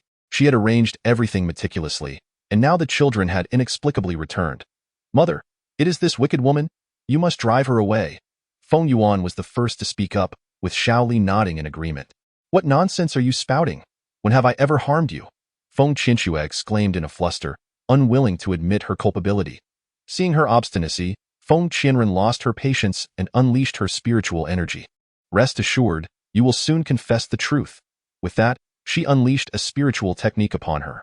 Feng Qianxue, sensing the gathering energy, instinctively erected a protective shield, only to find it utterly futile against Feng Qianren's might, causing her to spew forth a mouthful of blood. "What are you doing?" Chapter 73. The clown Feng Zhendong felt a sense of dread wash over him upon hearing from a servant that Feng Qianren had arrived at Feng Qianxue's courtyard. Knowing that his daughter had shared some of her schemes with him while dealing with Xiao Li and Feng Yuan, he realized that Feng Qianren had come to seek retribution. Unaware of Feng Qianren's true strength, which he had witnessed before, he understood that confronting her directly would be unwise. Turning to face the newcomer, Feng Qianren regarded him with mockery. "Ah, it is my dear uncle. Are you here to serve as my witness? After all, you are complicit in the harm done to Yuan and the others." Feng Zhendong's face flushed with embarrassment, but he quickly reassured himself that Feng Qianren lacked evidence, shifting the blame back to her. "Qianren, such words should not be spoken lightly. If I were to inform the old master, you would not fare well." His words, laced with a hint of threat, only amused Feng Qianren. "Uncle, are you truly unaware of who I am? Do not think to intimidate me with grandfather." Regardless of the truth behind the situation, Feng Zhendong was determined to protect his daughter and prevent Feng Qianren from becoming her accomplice. "Then let us see. I am not afraid of you." With that declaration, he unleashed his 5th-tier Spirit King power, preparing to attack Feng Qianren. "Uncle, your abilities seem rather lacking. It has been quite some time since my return, yet you remain at the 5th stage Spirit King. The battle with Feng Zhendong has yet to commence, and I nearly spat out a mouthful of old blood. Although Feng Qianren speaks the truth, he will never allow her to disregard his dignity. Let us not engage in idle chatter. Your two children are right here, so why persistently target your sister?" He intended to dissuade Feng Qianren with this, but she was not so easily swayed. "Perhaps you should inquire of your good daughter what mischief she has been up to. I have ample time to accompany you both at tea this moment." Feng Qianxue finally managed to rise and hide behind Feng Zhendong. Hearing her words, she felt cornered. "Feng Qianren, cease your baseless accusations. I have never harmed your son. Father, stop wasting words with them. Show her some color." With his daughter urging him from behind, Feng Zhendong, despite his reluctance to act, had no choice but to take action. Just as he gathered his spirit techniques, he was suddenly interrupted.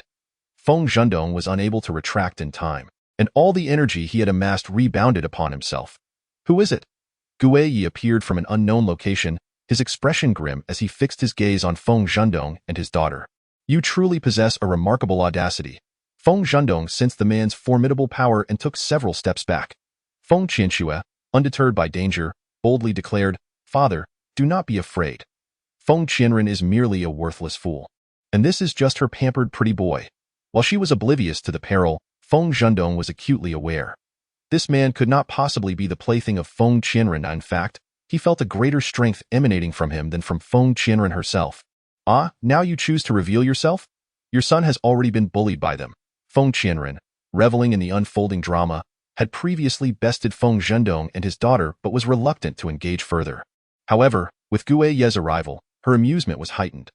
Upon hearing Feng Qianren's words, Gue Yi raised his hand and effortlessly sent Feng Zhendong and his daughter flying out the door. They fell, bloodied and incredulous, their mouths agape in disbelief. This man was far more powerful than they had imagined. At that moment, Feng Qianxue realized she had been nothing more than a puppet, unwittingly amusing Feng Qianren and her allies. As this realization dawned, she clenched her nails tightly, revealing the hatred simmering in her eyes. Chapter 74. Kneel and apologize. What has transpired? Gue Ye's countenance darkened as he fixed his gaze upon Feng Qianren. "The little ones have been sold off by this woman." Feng Qianren shrugged, nonchalantly indicating that this was indeed the case. Though she spoke lightly of the matter, Gue Yi could surmise the ordeal they had undergone. If the two children lacked the ability to protect themselves, the consequences would be dire. "It seems you have grown tired of living." Gue Ye's narrowed eyes regarded Feng Qianxue and Feng Qianren with a chilling detachment, as if he were staring at the dead. "My lord, please spare us. We were foolish and have offended the young master." Feng Zhendong pleaded, pulling Feng Qianxue with him to apologize and beg for mercy. However, Feng Qianxue was unwilling to plead for this woman, remaining silent. "Father, do not pull me. I shall never plead for mercy from them, unless you take my life." Feng Qianxue believed that this declaration would intimidate Feng Qianren into relinquishing her pursuit, yet she was unaware that it was not Feng Qianren who would intervene, but rather the nearby Gue Yi. "Father, teach her a severe lesson. Make her regret selling me to those wretches. She must be punished." Shaoli fueled the flames of anger further, inciting Gue Ye's wrath. Upon learning that the child had been abducted, his fury was already at a boiling point, and with his son speaking up, Feng Qianxue inevitably faced the consequences. Gue Yi unleashed his unique spiritual technique upon Feng Qianxue, and as she was already injured, her suffering intensified immensely. This technique, quite peculiar, generated toxins that coursed through the body upon impact. The stronger the practitioner's spiritual power, the more potent the effects of the toxin. Due to Feng Qianxue's lack of dedication to her training, this strike did not prove fatal, yet the agony it inflicted multiplied exponentially. "It hurts, so much it hurts. Father, save me." Feng Qianxue struggled for but a brief moment before losing consciousness, her life hanging by a thread. Upon witnessing his daughter's collapse, Feng Zhendong began to panic, fearing that Gue Yi might treat him similarly while also worrying for his daughter's plight. "Qianren, no matter what, Qianxue is your sister. You cannot turn against your own flesh and blood." Feng Qianren was disgusted by his cowardly demeanor and retorted, "When my sister conspired against me, was that not betraying kin? It is not I who am instigating violence. Your pleas should be directed towards the Lord Saint." Feng Zhendong gritted his teeth. If pleading with Gue Yi were effective, he would not need to engage in a battle of wits with Feng Qianren. Suppressing his resentment, he turned to Gue Yi. "Lord Saint, my daughter is young and foolish. I beseech your mercy. I am willing to take her punishment. Please grant me the antidote." He understood the gravity of the situation. If Feng Qianxue did not receive aid, death would be her only fate. Gue Yi remained unmoved, prompting Feng Zhendong to kneel. "Lord Saint, I implore your kindness." If he desired the antidote, it was not out of reach. He must kneel and apologize. Gue Yi cast a meaningful glance at Feng Qianren. Feng Zhendong felt a surge of indignation. He was reluctant to turn to Feng Qianren, and kneeling before Gue Yi was already a tremendous concession. Now he was to kneel before that wretched offspring. "Uncle, you must decide swiftly. My sister cannot afford to wait any longer," Feng Qianren stated coldly. Feng Zhendong raised his gaze to assess Feng Qianxue's condition. "Qianxue, forgive me. It is I and your sister who have wronged you. We should not have provoked you. Please show mercy." In a moment of humiliation, Feng Zhendong knelt, his eyes filled with hatred. Chapter 75. Spreading rumors. "You may give him the antidote," Feng Qianren instructed Gue Yi, as she remained mindful of the consequences. Should Feng Qianxue perish, it would be their grandfather who would suffer the most, and she wished to spare the elder any sorrow. Guiyi nodded, refraining from further tormenting Feng Qianxue. Uncertain of what he had sprinkled, her condition began to improve, ultimately reducing her injuries to those she had initially sustained. In contrast to the near-death state following her poisoning, the present moment finds her in a significantly improved condition, at the very least devoid of that suffocating sensation. Feng Zhendong gazed at the ghostly knight, overwhelmed with gratitude. His emotions a tumultuous mix. It was his inadequacy that had led to his failure to protect his daughter. Thank you, esteemed lord, he thought, suppressing his pain as he rose to support his daughter, hurriedly making their way back, not daring to linger for even a moment longer. Upon witnessing her daughter in such a grievous state, Lu Rui wept and lamented Feng Zhendong's ineptitude. In a fit of agitation, he retorted, "Do you have any idea whom Feng Qianren is associated with? That is none other than the esteemed lord, a figure whom even the emperor dares not offend." Lu Rui fell silent, her heart heavy as she remained by Feng Qianxue's side, wiping her tears and summoning the finest physician in the city to tend to her injuries. Days later, Feng Qianxue finally regained consciousness, her heart brimming with resentment towards Feng Qianren. Had it not been for Feng Qianren's treachery, she would not have suffered such grievous wounds, confined to her bed for so long. Mother, this Feng Qianren has threatened me time and again. We cannot allow her to continue unchecked, Feng Qianxue declared vehemently to Lu Rui, her mind already concocting more malevolent schemes. With a sigh, Lu Rui replied, "Qianxue, I understand your discontent, but at this juncture, we must refrain from confronting Feng Qianren head-on. Continuing down this path will only result in our own detriment. Feng Qianren currently has the esteemed lord backing her, and others cannot easily inflict harm upon her." Though Lu Rui harbored a desire to flay Feng Qianren alive, to strip her of her flesh, to drain her blood, her limited capabilities rendered her utterly powerless. The bitterness in Lu Rui's heart was overwhelming, yet she found herself at an impasse. Upon hearing Lu Rui's words, a new idea surged within Feng Qianxue's thoughts, one even more vicious than before. In the land of Chizhen, a woman's reputation was of utmost importance. Should the esteemed lord discover that Feng Qianren was an impure and unchaste individual, he would surely abhor her. "Mother, I have conceived a brilliant plan. Allow me to elaborate," Feng Qianxue proposed, outlining her scheme to Lu Rui. Listening intently, Lu Rui nodded in agreement. "Your stratagem is indeed clever. If the esteemed lord believes our words, it could lead to her utter disgrace." A sinister expression darkened Lu Rui's countenance as the two women resolved to execute their plan. The following day, whispers began to circulate through the streets, alleging Feng Qianren's indiscretions, claiming she had formed an intimate bond with a beggar, bore a child, and yet still maintained a dubious relationship with the esteemed lord. The rumors swiftly reached Feng Qianren's ears, yet she paid them little heed. Feng Qianxue entered her courtyard, mocking her, "Sister, there are rumors circulating that you are promiscuous, embroiling the esteemed lord in scandal. Want you step outside to clarify?" She feigned innocence, adopting a countenance of concern for Feng Qianren's reputation. "Begone!" Feng Qianren scoffed, uninterested in her sister's provocations as she brandished a broom to shoo her away. "Sister, I only wish for your well-being and that of the esteemed lord. I know you are not the person they portray," Feng Qianxue persisted, her tone insistent. Feng Qianren, exasperated, retorted, "Do you even look in the mirror? What gives you the right to offer me advice?" Seeing that Feng Qianren remained unmoved, Feng Qianxue feigned indignation and stormed off. Chapter 76 Acknowledgement. In truth, Feng Qianxue harbored the intention of distressing Feng Qianren. She had learned from her father that Mu Laikan would be visiting today. If she could persuade Mu Laikan to believe the rumors, her position as the crown princess would be further solidified. Upon exiting Feng Qianren's courtyard, she immediately spotted Mu Laikan approaching, tears cascading down her cheeks uncontrollably. "Brother Crown Prince, my sister," as she spoke, her sobs became more pronounced, causing Mu Laikan to feel a surge of alarm. Could something have happened to Feng Qianren? "Qianxue, please do not cry. Tell me what has happened to Qianren." The concern in his tone was something Feng Qianxue had never experienced before. This Mu Laikan, indulging in the feast before him while coveting what lay in the pot. Once she dealt with Feng Qianren, she would ensure that Mu Laikan received a thorough lesson as well. "My sister, lately there have been incessant rumors in the streets claiming she is loose and is seducing men everywhere, even involving the Holy Lord. I fear she may attract trouble." Yet she, Feng Qianxue's lament was punctuated by further tears, her entire being leaning against Mu Laikan. He felt no sense of impropriety, gently patting her back in consolation. It was unexpected for him to discover that Feng Qianren was such a person. He had misjudged her. Yu Liken yearned to learn more about Feng Qianren's circumstances and thus coaxed Feng Qianxue. Please elaborate for me. What has transpired with Qianren?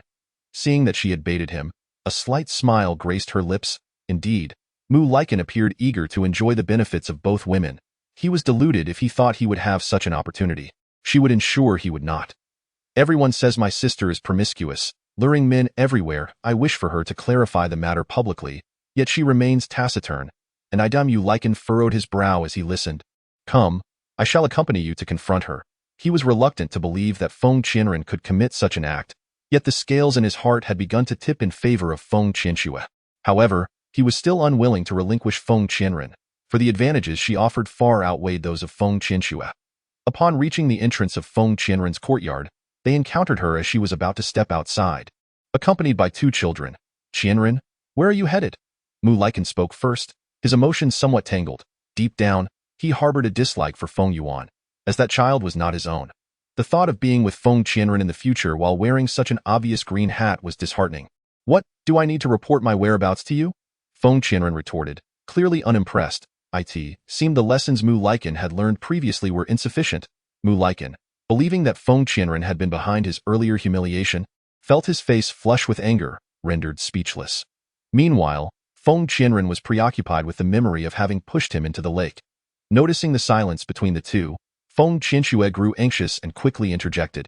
Sister, the Crown Prince has come to express his concern for you. He is already aware of your matters with the Holy Lord. The implication was clear. Feng Qianren should tread carefully and not offend the Crown Prince, while simultaneously hoping he would grow to despise her. So that is the purpose of your visit. Had you mentioned it sooner, I would have clarified that my relationship with young Master Xiao is precisely as you see it. Feng Qianren did not deny it. She had conceived another idea in her heart, yet she could not express it in the presence of Shaoli. Sister, you. Feng Qianxue did not anticipate that Feng Qianren would act so unpredictably, leaving her momentarily speechless. Ali, call out to mother for me to hear. Shaoli, eager to acknowledge his mother openly, obediently exclaimed, Mother. Chapter 77. Concerning Yuan, Feng Qianxue was utterly incredulous, pointing at Shaoli and exclaiming, How is this possible? How could you be Feng Qianren's son? I am Mother's child. Always have been. I merely stayed by Father's side, Shaoli replied innocently. He harbored a strong dislike for this woman, who constantly slandered his mother and instinctively defended Feng Qianren. Feng Qianxue was unwilling to accept this truth. Child, if she has threatened you, speak up. His Highness the Crown Prince is here and will ensure you receive justice. Mother loves me dearly, unlike your nefarious nature, Shaoli retorted, nearly causing Feng Qianxue to spit out a mouthful of blood. She had been genuinely concerned for the child, only to find herself outmaneuvered. Well, you little rascal, it seems you've gotten a bit too cheeky. Feng Qianxue raised her hand to slap Shaoli, only to have Feng Qianren seize her wrist and forcefully throw it aside. Feng Qianxue, it is a testament to my mercy that you stand here. Do not overstep your bounds. Since Feng Qianren dared to disclose this matter to Feng Qianxue, she was prepared for the consequences. She understood Feng Qianxue's temperament. If she discovered that Shaoli was her child, this woman would undoubtedly spread the news, inviting all manner of trouble. However, Feng Qianren was not daunted by such complications. She had steeled herself for them. What she truly feared was that Feng Qianxue would not publicize the revelation, thereby thwarting her intentions. Feng Qianren wished to keep Shaoli by her side, preventing him from associating with Guiyi. The complexities of Guiyi's family were too much, and she was pained by the thought of her son suffering unfair treatment and hardship there. Seeing that she could not best Feng Qianren, and unwilling to concede easily, Feng Qianxue's eyes darted as she turned her attention to Feng Yuan. Sister, Yuan is already so grown. Will you not send him to school? If Feng Qianren agreed to send Feng Yuan to school, she would find a way to control the child and cause Feng Qianren immense distress. At that moment, Muli also spoke up, no longer wearing a friendly demeanor towards Feng Qianren, filled with disdain. You must not delay the child's education. Attending school is a necessity for every child in the Chizhen kingdom. He no longer wished to reconcile with Feng Qianren, but if he could find another way to manipulate her for his own purposes, it would serve as a viable strategy. Feng Qianren was well aware of their intentions and turned to Feng Yuan, asking, Do you wish to go to school? If he wanted to attend, she would arrange for someone to protect him discreetly. If he did not, she would not force him. Feng Yuan was already eager to go. Having just reprimanded Feng Qianxue, he had not had the opportunity to display his abilities, and attending school would be the perfect outlet. Mother, I want to go, but I would like her to take me. He pointed at Feng Qianxue, who was somewhat taken aback but ultimately acquiesced, suspecting that this little rascal was up to some mischief again. Feng Yuan's words struck a chord with Feng Qianxue, her excitement barely concealed in her eyes. Very well, Yuan, today I shall send you to school. Feng Qianxue had already devised a plan in her mind regarding which school to send Feng Yuan to. Her intentions were far from benevolent, as she aimed to consign him to a most tormenting place. Once she succeeded in sending Feng Yuan there, she was confident that she would ensure Feng Qianren would never see his son again. Moreover, Feng Yuan would find himself in a predicament, unable to survive or perish, ultimately relegating him to her tool. Feng Qianxue envisioned everything in a splendid light, believing she was deftly manipulating Feng Qianren, unaware that an even greater surprise awaited her. Chapter 78. A bitter bite. Feng Qianren allowed Feng Yuan to accompany Feng Qianxue to school, assured that his subordinates were more than capable of dealing with her. As for Feng Yuan, he was resourceful and not easily intimidated by Feng Qianxue's various plots. The previous incident of abduction had made them wiser, and it was time for him to gain some experience. Poor Feng Qianxue remained lost in the euphoria of her perceived success, entirely oblivious to the fact that she had become a mere stepping stone in Feng Qianren's quest for his child's education. Be sure to take care of yourself, and send word back if anything arises, Feng Qianren instructed succinctly before locking Feng Yuan and Feng Qianxue outside, returning to the courtyard with Xiaoli. Master, what about the young master? A figure suddenly materialized. Feng Qianren did not shy away from Xiaoli. Have someone follow him and report his situation to me at all times. The figure quickly vanished, leaving Xiaoli puzzled as he looked at his mother, sensing that she was not as simple as his father had described. Mother, what was that person just now? Xiaoli inquired. Go protect your brother. Feng Qianren replied gently, stroking his head. Outside, Mu Laikan had failed to achieve his objective and found himself embroiled in trouble, hastily departing. After walking a considerable distance with Feng Yuan, Feng Qianxue began to stray further off the path, ultimately leading Feng Yuan to a desolate location. Little one, your good days have come to an end. Feng Qianxue glared menacingly at Feng Yuan. Initially, she had intended to torment him once they reached the school but later changed her mind. To avoid prolonged complications, she resolved to eliminate Feng Yuan from this world sooner rather than later. As the power of a 9th-tier spirit master was revealed, Feng Yuan could not help but scoff. Woman, do you possess any more formidable powers? I would hate to disappoint mother with my training. Those secretly following Feng Yuan and Feng Qianxue were also left speechless, not anticipating that the young master had not even reached his level of strength, rendering them somewhat redundant. Nevertheless, they dared not let their guard down, as Feng Qianxue might still have some tricks up her sleeve. Feng Yuan casually unleashed a spirit technique he had learned from Feng Qianren a couple of days prior, catching Feng Qianxue unprepared and causing her to suffer a backlash. She had not anticipated Feng Yuan's power to be so formidable. Everything seemed to exceed her expectations. Since you are so earnest, let us practice a bit. Having spoken, without waiting for Feng Qianxue to respond, Feng Yuan unleashed a myriad of spiritual techniques that left her utterly defenseless. Stop, I command you to cease. Feng Yuan continued to toy with Feng Qianxue, inflicting no real harm while provoking her ire. Ultimately, Feng Qianxue found herself at a disadvantage before Feng Yuan, adorned with numerous injuries that were, however, not life-threatening. I shall no longer engage with you. My mother awaits my return at home.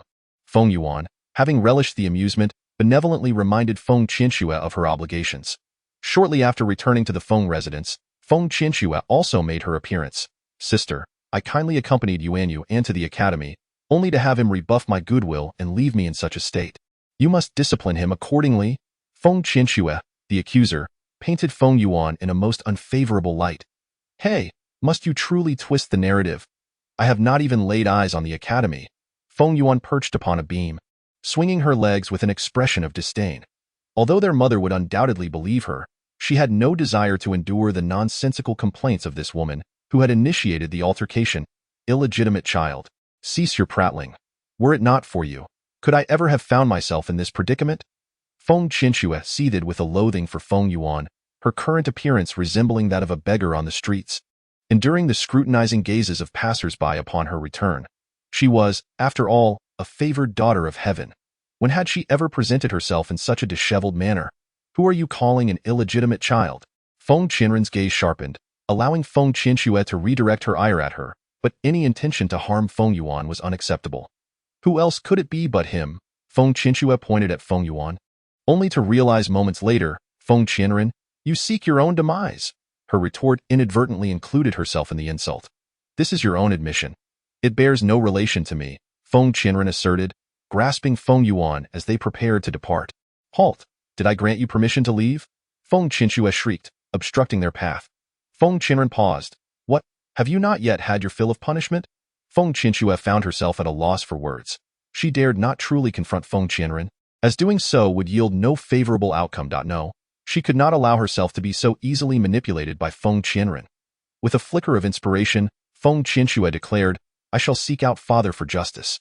As your son's aunt, I must insist that he be held accountable for his transgressions against his elders, in accordance with family rules. Very well, then go ahead. I am not stopping you, Feng Qianren replied nonchalantly, confident in her ability to counter any of Feng Qinshue's schemes without allowing her to inflict even the slightest harm upon Feng Yuan. Shortly after Feng Qianren and Feng Yuan returned to their courtyard, Feng Qinshue arrived with Feng Zhendong in tow. Wretched spawn, you disregard family law. Today, I shall represent the Feng family and teach you a proper lesson. Upon seeing Feng Yuan, Feng Zhendong wasted no time in raising his hand to strike. Feng Yuan narrowly evaded, making a comical face at Feng Zhendong. His mother encouraged him to hone his own skills, refraining from offering assistance unless his life was in dire jeopardy, at which point she would intervene. Overjoyed, he readily agreed. Xiaoli emerged from the adjacent room. Although their mother allowed her younger brother to grow independently, she still harbored concerns for his safety, prompting her to join him. Feng Zhendong, a fifth-level spirit king, was formidable, and they could not afford to be careless. You dare to defy authority. If I do not teach you a lesson today, the Feng family will be turned upside down by you. Feng Zhendong gathered his spirit energy into a technique, preparing to strike. Both Feng Yuan and Xiaoli joined forces to resist, expending considerable effort to evade the attack. Indeed, they were still too weak to protect themselves. Yet, regardless of the circumstances, Xiaoli resolutely shielded his brother from Feng Zhendong's harm. The two children, unwilling to concede defeat, only fueled Feng Zhendong's fury further. The fact that a fifth-level spirit king could not subdue two mere children for so long would undoubtedly become a laughing stock. He could not continue to waste time with them. A swift resolution was imperative. Feng Zhendong unleashed his final technique, the most potent of all, Annihilation Palm. True to its name, wherever it passed, not even a blade of grass would survive. His intent was lethal. Both Xiaoli and Feng Yuan sensed the murderous intent and realized they could not evade it. They pooled all their spirit energy to withstand the assault. Ultimately, the two children were struck by Feng Zhendong's palm, collapsing to the ground, blood spilling from their mouths. You can only blame your own arrogance for thinking you could contend with me, mere children. With that, Feng Zhendong raised his hand, intent on eradicating them entirely. Chapter 80. Pleading for mercy suddenly, a flash of white garments swept through, and Feng Zhendong was ruthlessly interrupted, his intended strike redirected elsewhere. Who dares to lay hands on my children? Upon closer inspection, he realized it was Guiyi. Once he regained his composure, he recalled the reckless act he had just committed in his fury. He had only regarded these two children as the progeny of Feng Qianren, forgetting they were also the offspring of the Lord.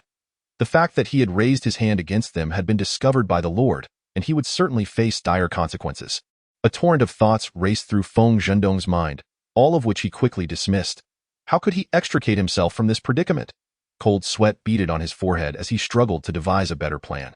Feng Qinshue, upon seeing Guiyi, discreetly retreated to the side, fearful that his wrath might extend to her. The lesson from their previous encounter was still fresh in her mind, and she dared not provoke him again. Lord, these are merely unruly children. As an elder, I was merely attempting to discipline them, Feng Zhendong fawned, cautiously observing Guiyi's expression. Nonsense. You clearly intended to harm me and my brother, Xiaoli retorted, prompting Feng Zhendong to inwardly lament his predicament. The Lord would undoubtedly believe the child's words. His own arguments lacked any persuasive power.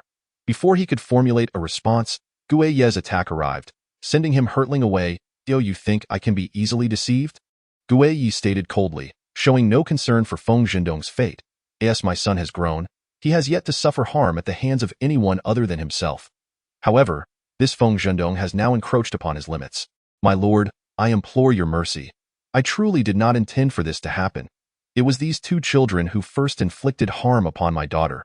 I beseech you to see the truth. Feng Zhendong, having failed in one scheme, devised another, revealing the true circumstances. Yet, Guiyi would not be so easily swayed. He trusted only what his own eyes beheld. When you were dealing with those two, you should have foreseen the present consequences. Upon speaking, A formidable surge of spiritual power struck Feng Zhendong, causing him to spew forth blood uncontrollably. My lord, I genuinely acknowledge my mistake. I shall never act thus again. Feng Zhendong's words became increasingly slurred, yet he understood that without further explanation, his demise at Guiye's hands was inevitable. Beside him, Feng Qinshue witnessed her father in such a state and rushed over. My lord, my father truly did not mean it. I assure you he will not repeat such errors in the future. She knelt before him, pleading for Feng Zhendong's reprieve, hoping Guiye would show some leniency. Feng Qianren also heard the commotion and emerged, witnessing Feng Qinshue desperately beseeching Guiye. She scoffed, noting that it was her own doing that led to this predicament. Guiye, having noticed the disturbance, turned his gaze toward her, the fierce intensity in his eyes vanishing instantly, replaced by a hint of surprise. Why have you emerged? You all have caused such a ruckus. I could hardly remain oblivious, lest my courtyard be utterly destroyed. Feng Qianren jested. Sister, I beg you to spare my father. He is innocent. As Feng Qinshue observed the amicable interaction between Feng Qianren and Guiye, her resentment became increasingly difficult to conceal. Why was it that she could engage in light-hearted banter with the lord while she, the true jewel of the Feng family, was left to suffer? Your pleas are futile. I have not coerced your father in any way. Chapter 81. Contest of Spiritual Power. The commotion from the adjacent courtyard prompted the servants to report to Feng Ninghong, and just in the nick of time, he finally made his entrance. Qianren, Qinshue, what are you all doing? Feng Ninghong's authoritative voice resonated, prompting Feng Qianren to look up. Grandfather. Feng Qianren called out first, with Feng Qinshue and Feng Zhendong bowing their heads in respect. Upon seeing him, Guiye withdrew his spiritual power and nodded in acknowledgement. After all, this man was Feng Qianren's grandfather, and it was essential to maintain decorum. Grandfather, she wishes to harm my father. Feng Qinshue hastily shifted the blame onto Feng Qianren. She understood that in this family, the one Feng Qianren respected most was the elder. As long as the elder spoke, she would heed his words. At this juncture, only grandfather could save both her father and herself. The elder did not take Feng Qinshue's one-sided account at face value. Instead, he turned to Feng Qianren and inquired, Qianren, is your sister speaking the truth? Grandfather, it is not that I wish to harm my uncle, but rather that my uncle sought to injure Yuan Yuan and Shaoli, and was thus severely injured upon being discovered by young Master Xiao. Feng Qianren responded with poise, displaying far more composure than Feng Qinshue. Feng Ninghong, upon a mere glance, discerned the veracity of Feng Qinshue's words, yet how could he bear to witness his own son, Feng Zhendong, meet a tragic fate? Esteemed sovereign, I humbly implore you to grant this old man a favor, allowing me the opportunity to personally discipline this unfilial child. Feng Ninghong beseeched Guiye, who, in turn, cast a questioning glance towards Feng Qianren. Unable to truly place her grandfather in a difficult position, Feng Qianren turned back to her chamber, deciding to disengage from the matter. Guiye comprehended her intent and with a grand gesture declared, this shall not be repeated. Hearing these words, the father and daughter, Feng Zhendong and Feng Qianren, were instantly overwhelmed with gratitude, nearly inclined to offer incense in Guiye's honor. After their departure, Guiye sought out Feng Qianren once more. I have come with a pressing matter for you. Tomorrow, the annual contest of spiritual prowess will be held in Chizhen Kingdom, and the victor shall be awarded a precious elixir capable of enhancing one's spiritual energy, devoid of any adverse effects. Upon hearing this, Feng Qianren's previously despondent spirit soared. Such elixirs were rare treasures, often unattainable, and to find one available in this competition was a delightful surprise. Determined to participate, she resolved to secure the ultimate prize. Thank you, I shall take part, she affirmed. Once she received the news, Feng Qianren swiftly issued a dismissal to Guiye, wishing for him to leave without delay. Guiye chuckled resignedly, noting her excessive wariness. After advising Shaoli to look after their mother and younger brother, he performed a hand gesture and departed, as he had more pressing matters to attend to, having come here merely to steal a moment of leisure. The following day dawned bright and clear, illuminating every corner of Chizhen Kingdom. Feng Qianren estimated the time to reach the contest venue, while Feng Yuan and Shaoli had intended to cheer for her. Yet she had forcibly kept them at home. The venue was bustling with a multitude of people, and she could not remain by their side, fearing unforeseen complications. After a brief exploration to familiarize herself with the surroundings, she unexpectedly encountered Feng Qianshue, whom she presumed would be at home. Eager to avoid unnecessary conflict, she aimed to secure the top position and depart, yet Feng Qianshue approached, seemingly seeking trouble. Sister, only the strong partake in this contest of spiritual prowess. Should you participate? You may not even pass the first round. Feng Qianxue feigned concern for Feng Qianren, while in reality, she was mocking her lack of strength. You ought to be more concerned about your own affairs, retorted Feng Qianren disdainfully. From what I understand, your spiritual energy ranks among the lowest here. Feng Qianxue, incensed by her words, found herself at a loss for a rebuttal. What Feng Qianren stated was indeed a fact. A 9th-tier spiritual master was the minimum requirement for this competition. However, she could resort to bribing the contestants, ensuring their defeat, which would allow her to advance to the final round with ease. How could you say such things about me, sister? After all, we are both members of the Feng family. Is it not shameful to speak thus? She concluded, tears welling in her eyes, eliciting sympathy from those around them. Miss, she is still your sister. Perhaps you should show her a bit more understanding. Indeed, how can such a venomous sister exist? Not only does she fail to guide her younger sibling, but she also ridicules her for her weaknesses. This group of individuals believes solely in what their eyes can see and their ears can hear, utterly disregarding the true nature of the facts. Feng Qianren scoffed coldly. She is my beloved sister, intent on taking my child's life and seeking my demise. If you desire such a sister, feel free to take her. Upon finishing her words, her piercing gaze swept across the crowd, leaving them with a palpable sense of dread. They could only feel one thing. This person is formidable. The image of Feng Qianxue was swiftly transformed in the eyes of the onlookers, directing their ire towards her. However, a few loyal followers of Feng Qianxue remained unconvinced by Feng Qianren's claims, still ardently defending her. Enjoy yourselves. I shall not indulge you, Feng Qianren declared, attempting to leave, only to be intercepted by Feng Qianxue, rushing towards her. Sister, you cannot simply walk away. There are so many witnesses here. You must provide me with an explanation for why you seek to tarnish my name. The onlookers, intrigued, sensed that a grand spectacle was about to unfold between the two daughters of the Feng family. What do you intend to do? Feng Qianren, growing impatient, thought to herself that Feng Qianxue was truly pushing her luck. Out of respect for their grandfather, she refrained from retaliating too harshly, yet Feng Qianxue took this opportunity to overstep her bounds. What a splendid farce. Since you are so formidable, why not wager with your sister? Feng Qianxue attempted to provoke her, yet Feng Qianren was entirely unfazed. I have no interest. Find someone else. With that, Feng Qianren forcefully shoved Feng Qianxue aside, finding her utterly irksome, as she stood in the way of her ascent. Feng Qianren, whether you heed my words or not, I have made my wager.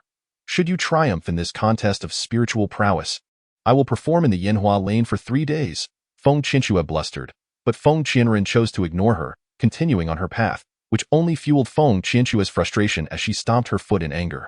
Before long, the competition commenced, and Feng Qianren advanced through the rounds without a single defeat. The news left Feng Qianxue pale. Could Feng Qianren genuinely secure the top position? If she did, all of Feng Qianxue's efforts would be for naught. Few knew that the ultimate reward was a spiritual herb. Feng Qianxue was among them. Had it not been for this herb that could elevate her from spiritual master to spiritual king, she would not have participated. With Feng Qianren's unexpected emergence, her chances of success dwindled. As she witnessed Feng Qianren's increasing momentum, anxiety began to grip Feng Qianxue. What could she do to ensure Feng Qianren could not participate in the upcoming rounds? Chapter 83. The defeat on the arena. Feng Qianren steadily triumphed one after another. When Feng Qianxue beheld this scene, her heart quaked with trepidation. It appeared that Feng Qianren was destined to claim victory. However, if she truly secured first place, Feng Qianxue would face utter humiliation. The thought of her earlier bravado about performing in the Yanhua lane sent shivers down her spine. I will not allow you to succeed. You wretched girl, just wait and see. Feng Qianxue silently vowed, hastily glancing around for a solution. All eyes were riveted on the contest unfolding on the stage, leaving no one to take notice of Feng Qianxue's subtle movements. Seizing the opportunity, she quietly rose and slipped away. Upon her return, she fortuitously arrived just in time for the intermission. Spotting Feng Qianren preparing to consume a medicinal broth, she hastened to approach him. I truly apologize for nearly colliding with you. At that moment, Feng Qianxue feigned a bump into the servant delivering the soup, who carefully guarded the concoction, thankfully preventing any spillage. How can one be so careless while walking? The maid exclaimed in frustration. Feng Qianxue quickly offered her apologies and courtesies, and while the maid was momentarily distracted, she surreptitiously added the softening powder she had procured into the broth. All right, you should promptly attend to your master. Linger too long, and you might find yourself reprimanded. With her own task accomplished, Feng Qianxue turned back to reclaim her seat, oblivious to the fact that her actions had already caught the attention of Guiyi. During the previous match, Gu Yi had been subtly observing Feng Qianxue's demeanor, suspecting that she harbored hopes for the petite beauty's defeat. However, he noticed with unease that she had stealthily departed the arena before the intermission, raising his suspicions. Consequently, he had followed her, realizing she had gone to acquire the softening powder, fully aware of her intentions. Wait a moment. He approached and discreetly exchanged the broth from the maid's hands. Meanwhile, Feng Qianxue sat contentedly, convinced that this time, Feng Qianren would be utterly vanquished. I refuse to believe that after consuming the softening powder, you could still emerge victorious. I eagerly await the moment you falter. With a triumphant smile gracing her lips, she casually sipped tea from a nearby cup. Turning her gaze towards Feng Qianren, she observed the maid delivering the broth, and saw Feng Qianren drink it down in one go. You could never anticipate that I have already drugged you. How delightful it is. I can hardly wait to witness your humiliation. Feng Qianxue's smile was uncontainable, while those nearby continued to speculate on who might claim victory. It must be Feng Qianren, one remarked. Indeed, she has triumphed over many competitors thus far. Upon hearing such remarks, Feng Qianxue felt a surge of resentment, casting a fierce glare at the two individuals. The competition is not yet concluded. Do not presume to declare a victor. The one you believe will win may very well face a resounding defeat. After delivering her retort to them, she dismissed them from her mind, focusing intently on the stage, yearning for the moment when Feng Qianren would falter and thus lose. Chapter 84. The trouble lies elsewhere. After Feng Qianren had triumphed over numerous opponents, it was finally Feng Qianxue's turn to take the stage. The two women stood face to face, igniting a flurry of discussions among the onlookers. Prior to the matches, both had exchanged fierce words, leading many to wager on who would ultimately prevail in this contest. I observe that Feng Qianxue is quite likely to emerge victorious. Otherwise, why would she make such bold declarations? However, that is not certain. Moreover, just moments ago, Feng Qianren managed to defeat numerous opponents, her martial prowess likely surpassing that of Feng Qianxue. The two parties engaged in prolonged discourse, while on stage, Feng Qianren scrutinized her counterpart, only to find her adorned with a smile. You are about to lose to me, yet you will be performing for 3 days in the Yanhua Youxiang district. I trust one need not remind you what sort of place that is. Feng Qianren was curious, astonished by Feng Qianxue's unwavering confidence. Despite having triumphed over many, she remained joyously unperturbed. Should you concede, you must kneel before me in any case. I am resolutely determined not to lose to you. Though you think I would challenge you without confidence? Feng Qianxue was brimming with self-assurance, having witnessed Feng Qianren consume the potion, leading her to believe victory was inevitable. Enough of your chatter. Let us commence and see who will ultimately prevail, urged the crowd below, eager to witness the outcome, as the title of Spirit Master awaited them. Many voices erupted in fervent cheers, prompting Feng Qianren to advance and engage Feng Qianxue in combat. Gu Yi sat below, observing the unfolding events, confident that Feng Qianren would surely triumph. For Feng Qianxue, victory seemed assured. However, after several exchanges, she began to feel her body weaken. What is happening? She should be the one struggling. Why do I feel so feeble? Supporting herself with her hands, she fought to maintain her balance, increasingly convinced that Feng Qianren appeared to sway before her. Are you all right? Have you surrendered so soon? Feng Qianren could not help but smile at Feng Qianxue, who, flushed with anger, struggled to re-engage. Yet, after a few more exchanges, she found herself once again struck down by Feng Qianren's palm, unable to rise again. Did you not claim victory today? I truly did not expect you to concede so swiftly. Shall we continue? Feng Qianren regarded Feng Qianxue with a cool gaze, reflecting on her fierce proclamations, regrettably overshadowed by her inadequate skills. Feng Qianren has won. Feng Qianren has triumphed. The Spirit Master is remarkable. The crowd erupted in jubilant celebration for Feng Qianren, while Feng Qianxue, striving to stand, found herself engulfed in dizziness. What is this? How could I be poisoned? It is impossible for her to be my equal. She exerted herself to rise, yet ultimately succumbed to the ground, and in the fleeting moment before losing consciousness, she witnessed Gu Yi ascend the stage, beaming alongside Feng Qianren. Are you all right? Gu Yi inquired with concern, to which Feng Qianren, perplexed, shook her head, thinking, of course, she was fine. Why would he ask such a question? The one in trouble was clearly another. After speaking, Feng Qianren turned her gaze to the fallen Feng Qianxue. Chapter 85. The performance has concluded. After the competition, Feng Qianren was bestowed with the esteemed title of Spirit Master, and everyone gathered to extend their congratulations. The following morning, Feng Qianren encountered Feng Qianxue, who wore an expression of discontent, seemingly oblivious to his presence. Feng Qianxue, where are you headed? Feng Qianren inquired promptly. After casting a fierce glare at him, Feng Qianxue turned to leave. You haven't forgotten what you said yesterday, have you? There's an old saying, one must accept the outcome of a wager. If you lack the ability to follow through, why utter such harsh words? As he noticed Feng Qianxue's intention to depart, Feng Qianren could not restrain himself from asking, causing Feng Qianxue to halt in her tracks. Indeed, it was she who had uttered those words herself yesterday. If one speaks, one ought to act that you're not genuinely afraid, are you? A few individuals around them could not help but voice their support for Feng Qianren, mocking Feng Qianxue. Upon hearing their remarks, Feng Qianxue's face flushed crimson, and she turned to glare at Feng Qianren and his entourage. If I said I would do it, then I will, she declared defiantly. Very well, then, go ahead, Feng Qianren taunted her, spurring Feng Qianxue into a hasty departure. Everyone followed suit, and indeed, Feng Qianxue arrived at the bustling entertainment district, where she took to the stage and began to sing. What is happening here? Who is this captivating woman? Someone exclaimed. You may not know, but this is Feng Qianxue. I heard she lost a bet yesterday and promised to perform here for 3 days. Then we shall be treated to a feast for the eyes. Come quickly, everyone. The young masters gathered, drawn by the allure of Feng Qianxue, who possessed undeniable beauty, and these gentlemen had a particular fondness for attractive women. She is strikingly beautiful. Her singing is delightful. Let us see her dance next. One called out, How much for a night with you, my dear? They began to jest, casting lewd remarks towards Feng Qianxue. Feng Qianxue glared fiercely at them, yet her gaze drifted towards Feng Qianren and his companions, who were there to witness whether she could fulfill her earlier promise. You wretched scoundrel, just wait. If I ever get the chance, I won't let you off so easily, she thought to herself, directing a venomous look at Feng Qianren, who was well aware of her sentiments. Come quickly, everyone. A beautiful maiden is performing, shouted one of Feng Qianren's companions, further enticing the crowd of young rakes, as they approached and beheld Feng Qianxue's breathtaking beauty. They could not resist the urge to take the stage and tease her. You sell your art, not your body. Get off the stage at once, Feng Qianxue shouted, shoving them away. Very well, continue your song. Surely you're only after money? I have plenty. Once you finish singing, you can spend the night with me, Feng Qianxue, upon hearing such vile and derogatory remarks directed at her by the adults, felt an intense loathing, yet she did not forget her purpose and immediately commenced singing once more. The performance has concluded. Let us depart, Feng Qianren remarked with a smile before leading the group away, while Feng Qianxue, her eyes filled with venomous hatred, fixated on their retreating figures. Chapter 86.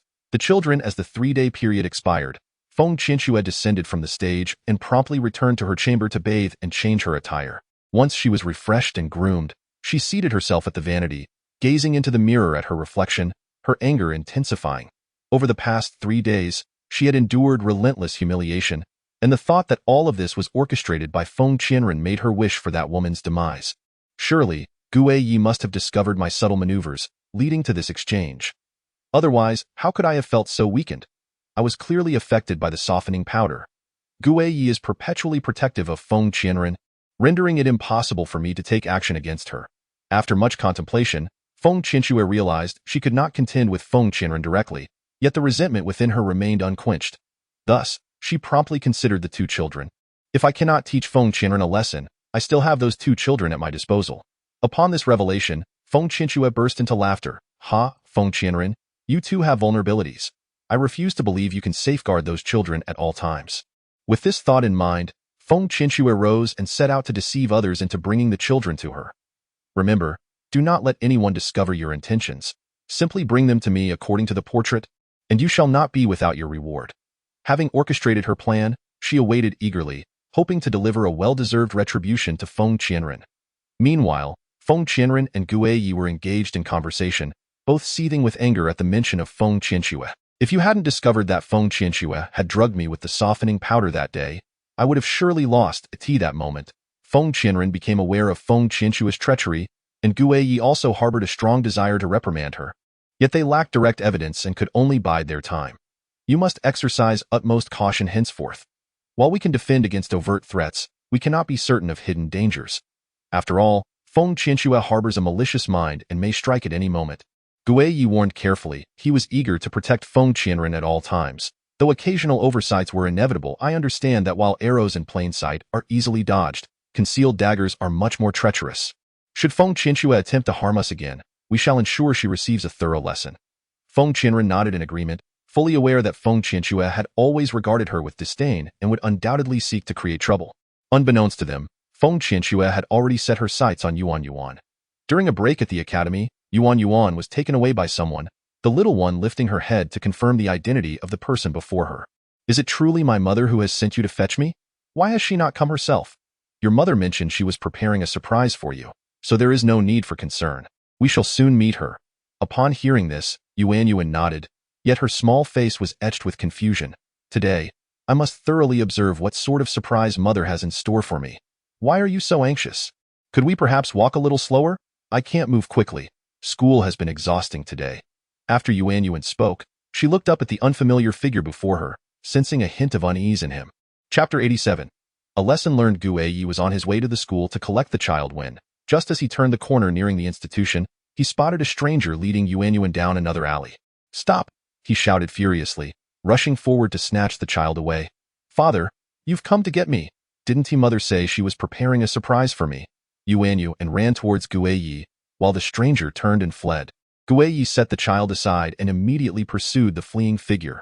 The man crouched on the ground, cradling his head, speechless. What is happening? Yuan Yuan asked, her face a mask of confusion.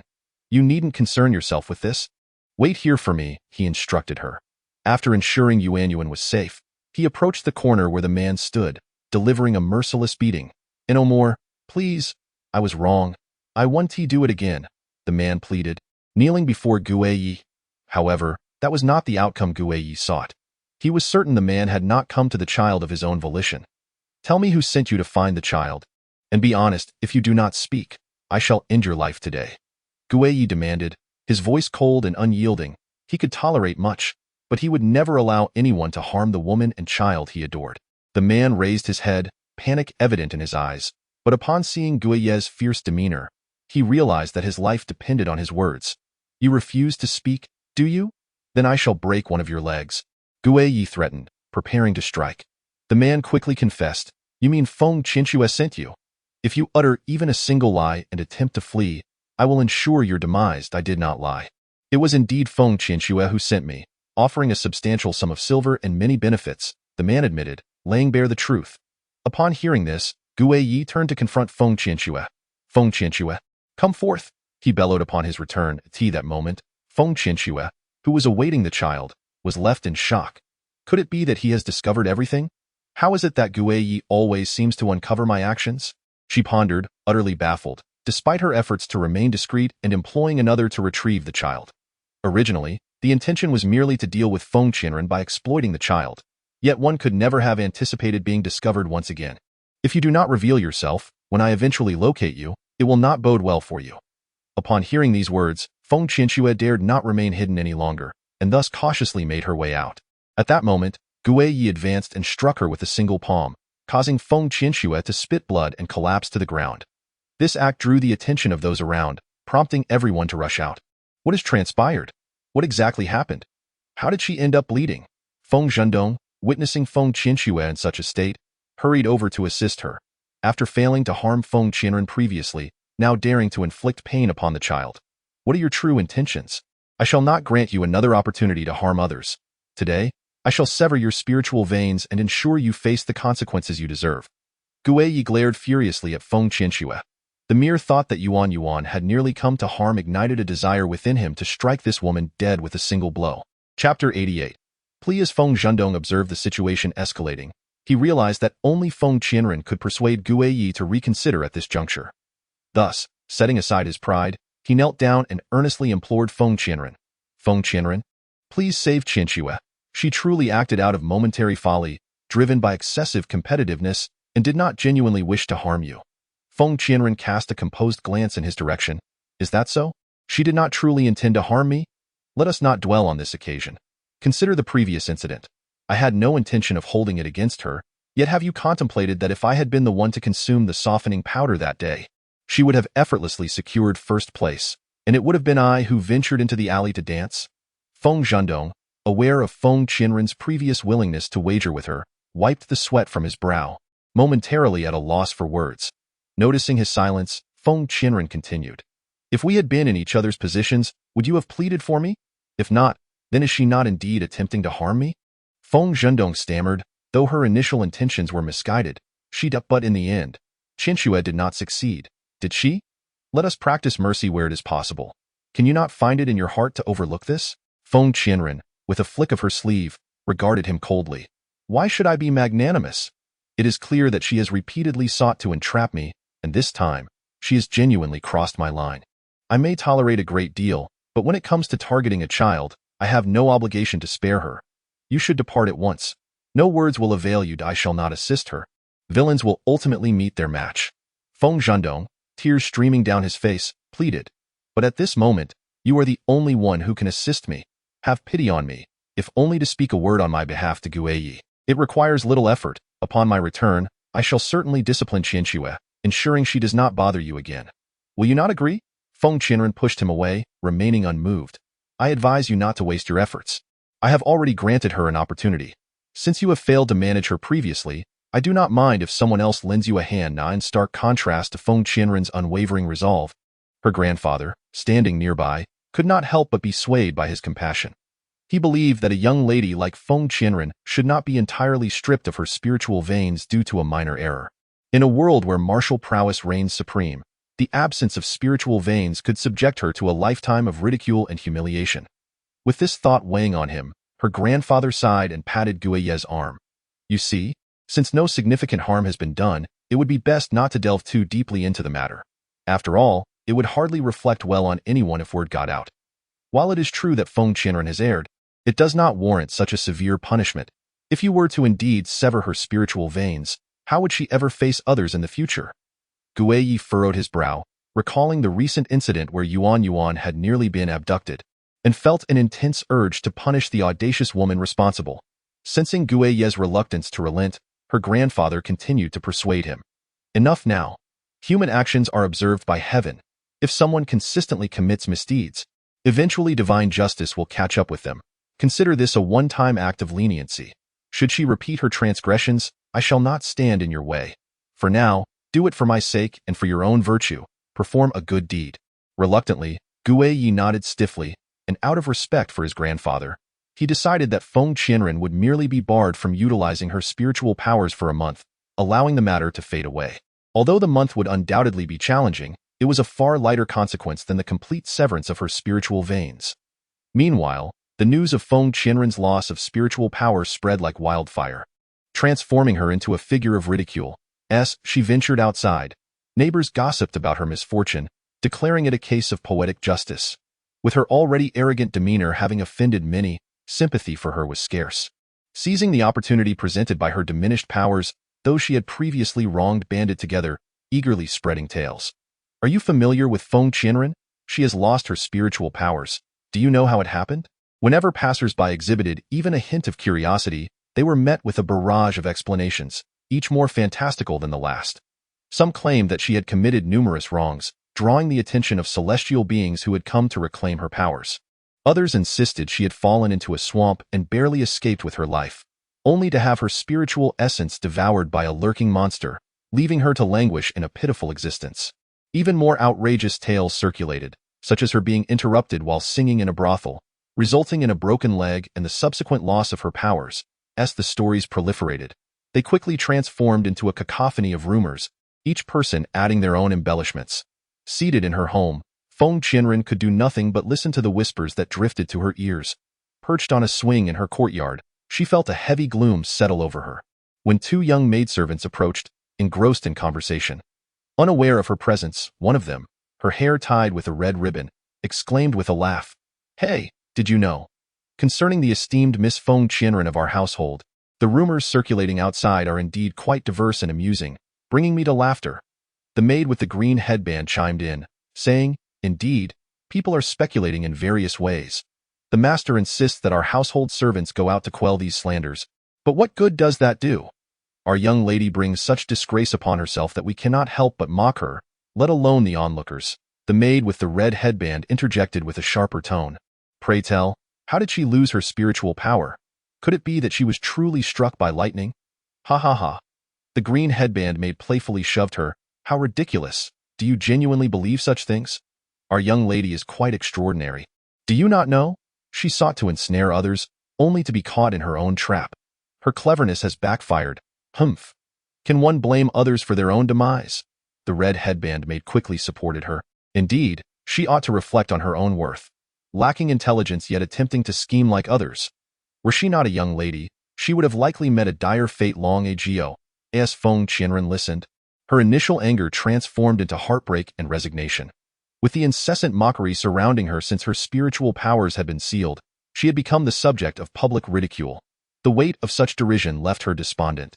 Unbeknownst to her, she wandered to the edge of the city moat, gazing into its unfathomable depths, her heart already extinguished. Amidst the tempest of gossip, Feng Qianren thought to herself, it might be better to perish. And thus, she plunged into the water, her nostrils filled with the rush of liquid. Chapter 90. The bitter ruse. Not long after Feng Qianren leapt, the time had nearly elapsed, and the servants she had previously arranged sprang to the riverbank. The maids cried out in distress, while the footmen jumped in one after another, taking on the responsibility of rescue. As the footmen dove in like dumplings into boiling water, a crowd quickly gathered by the moat. Suddenly, an onlooker shouted, "Come and see. The young lady of the Feng family, Feng Qianren, has jumped into the river. It seems her fate is grim." Fortunately, Feng Qianren had not been submerged for long, and having discussed the precise rescue location with the footmen beforehand, they swiftly retrieved her from the water. As she emerged before the throng of spectators, she clutched her chest and coughed violently.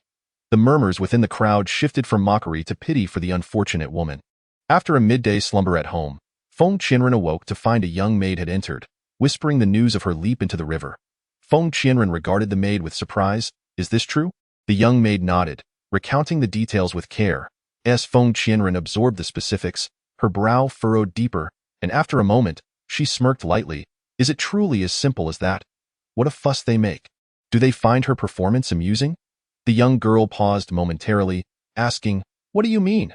Feng Qianren, with a casual flick of her sleeve, replied nonchalantly, "She is merely putting on an act, seeking to elicit sympathy through her feigned suffering. Yet, after leaping into the fray, she seems to have endured some hardship, which, at least, is not being in vain. Indeed, everyone now perceives her as pitiable, do they not?" At that moment, the grand gates of the residence swung open from within, and Feng Qianren donned her garments and rushed outside, coinciding perfectly with Guiyi's departure. Guiyi, holding the reins of his steed, regarded her with a puzzled expression. "What brings you out? Do you have matters to attend to as well?" Feng Qianren shook her head. "I merely came out to see you. You appear in quite the haste to leave, having specifically chosen a steed as remarkable as the red hair. Are you planning to journey far?" Guiyi responded, "I am bound for the north and cannot ascertain when I shall return. Initially, I inquired with the servant. The household was in slumber, so I chose not to disturb them, leaving a letter for you on the table." Feng Qianren recalled an envelope resting on her table. Grasping the reins of Guiyi's horse, she inquired, "What urgent business do you have in the north? Is there something of great importance? Did you not even have time to clarify matters with me until tomorrow? If I had not awakened early, would you have waited until your return to see me?" Guiyi sighed. "I apologize. The situation is indeed pressing. A rare poison has unexpectedly manifested in Shaoli, and we are currently short of medicinal supplies, leaving us without an antidote and uncertain of the poison's composition. Thus, I must head north in search of fortune." Feng Qianren looked at him with concern. "Is there a confirmed antidote in the north?" Guiyi replied helplessly, "Not necessarily. I have merely heard that this poison requires a timely antidote found in the north for any potential alleviation. Though it may not entirely cure the affliction, the subsequent issues will likely necessitate a considerable amount of herbs for clearing heat and detoxification." Feng Qianren murmured to herself, even if the poison is alleviated in his lifetime, he may well have to coexist with herbs. Chapter 91. Pleading for mercy, Guiyi patted the horse's back with a smile. "For now, I can only exert my utmost efforts to heal him. I dare not hope for more. We shall take it one step at a time, but at the very least, this step towards the north is one I must take." Feng Qianren glanced at him and smiled, saying, "Very well, as it happens, I have no pressing matters at hand. I am also grateful for your assistance in dealing with Feng Qianren last time. At least I did not have to dirty my hands, sparing me the reputation of being heartless. Therefore, I owe you a favor, and this time, I shall accompany you." Guiyi seemed taken aback by her response, momentarily speechless. Without further ado, Feng Qianren mounted the horse behind him and urged, "Aren't you in a hurry? What are we waiting for? Let us depart together. Giddy up." Thus, Feng Qianren accompanied Guiyi on their journey northward, with their destination still 3 to 4 days away. Halfway through their travels, They paused for a rest in a nearby grove, intending to hunt and regroup before continuing their expedition. After all, the journey had been arduous, and it was only reasonable to rest for a while. It was quite possible that excessive fatigue could lead to the demise of the horses along the way. Thus, Feng Qianren said to him, "Let us split up to search for resources. Securing the horses here, we shall reconvene nearby in the evening to avoid getting lost. Gather ample firewood, so that we may remain warm during the latter part of the night." Gu Yi had initially intended for Feng Qianren to rest at this location, but upon witnessing her willingness to share the burden of finding sustenance, he felt a warmth in his heart and nodded in agreement. "Very well, it is easy to lose one's way in this vicinity, so make sure to leave ample markers and exercise caution." As dusk fell, Gu Yi returned with the freshly caught rabbits and a considerable amount of firewood, while Feng Qianren brought back fruits and clean water. Just as they finished their evening meal and were about to rest, a sudden cacophony of shouts and chaos erupted behind them. The sound was formidable, and Feng Qianren furrowed her brow, immediately rising alert alongside Gu Yi. A group of well-organized bandits, evidently accustomed to operating in this area, had appeared. The steed behind them snorted angrily, while the leader of the bandits, a short and rotund man with one blind eye, dismounted with the intent to rob Feng Qianren and Gu Yi. As Gu Yi prepared to take action, Feng Qianren brandished a dagger and thrust it fiercely into the arm of the one-eyed man. Though he possessed some skill, the rest of his abilities were lacking. The immediate pain caused him to slow down, and seizing the moment of his distraction, Feng Qianren targeted his chest, delivering a swift kick. The one-eyed man coughed up blood, his eyes rolling back as he collapsed to the ground, 2 of his ribs shattered.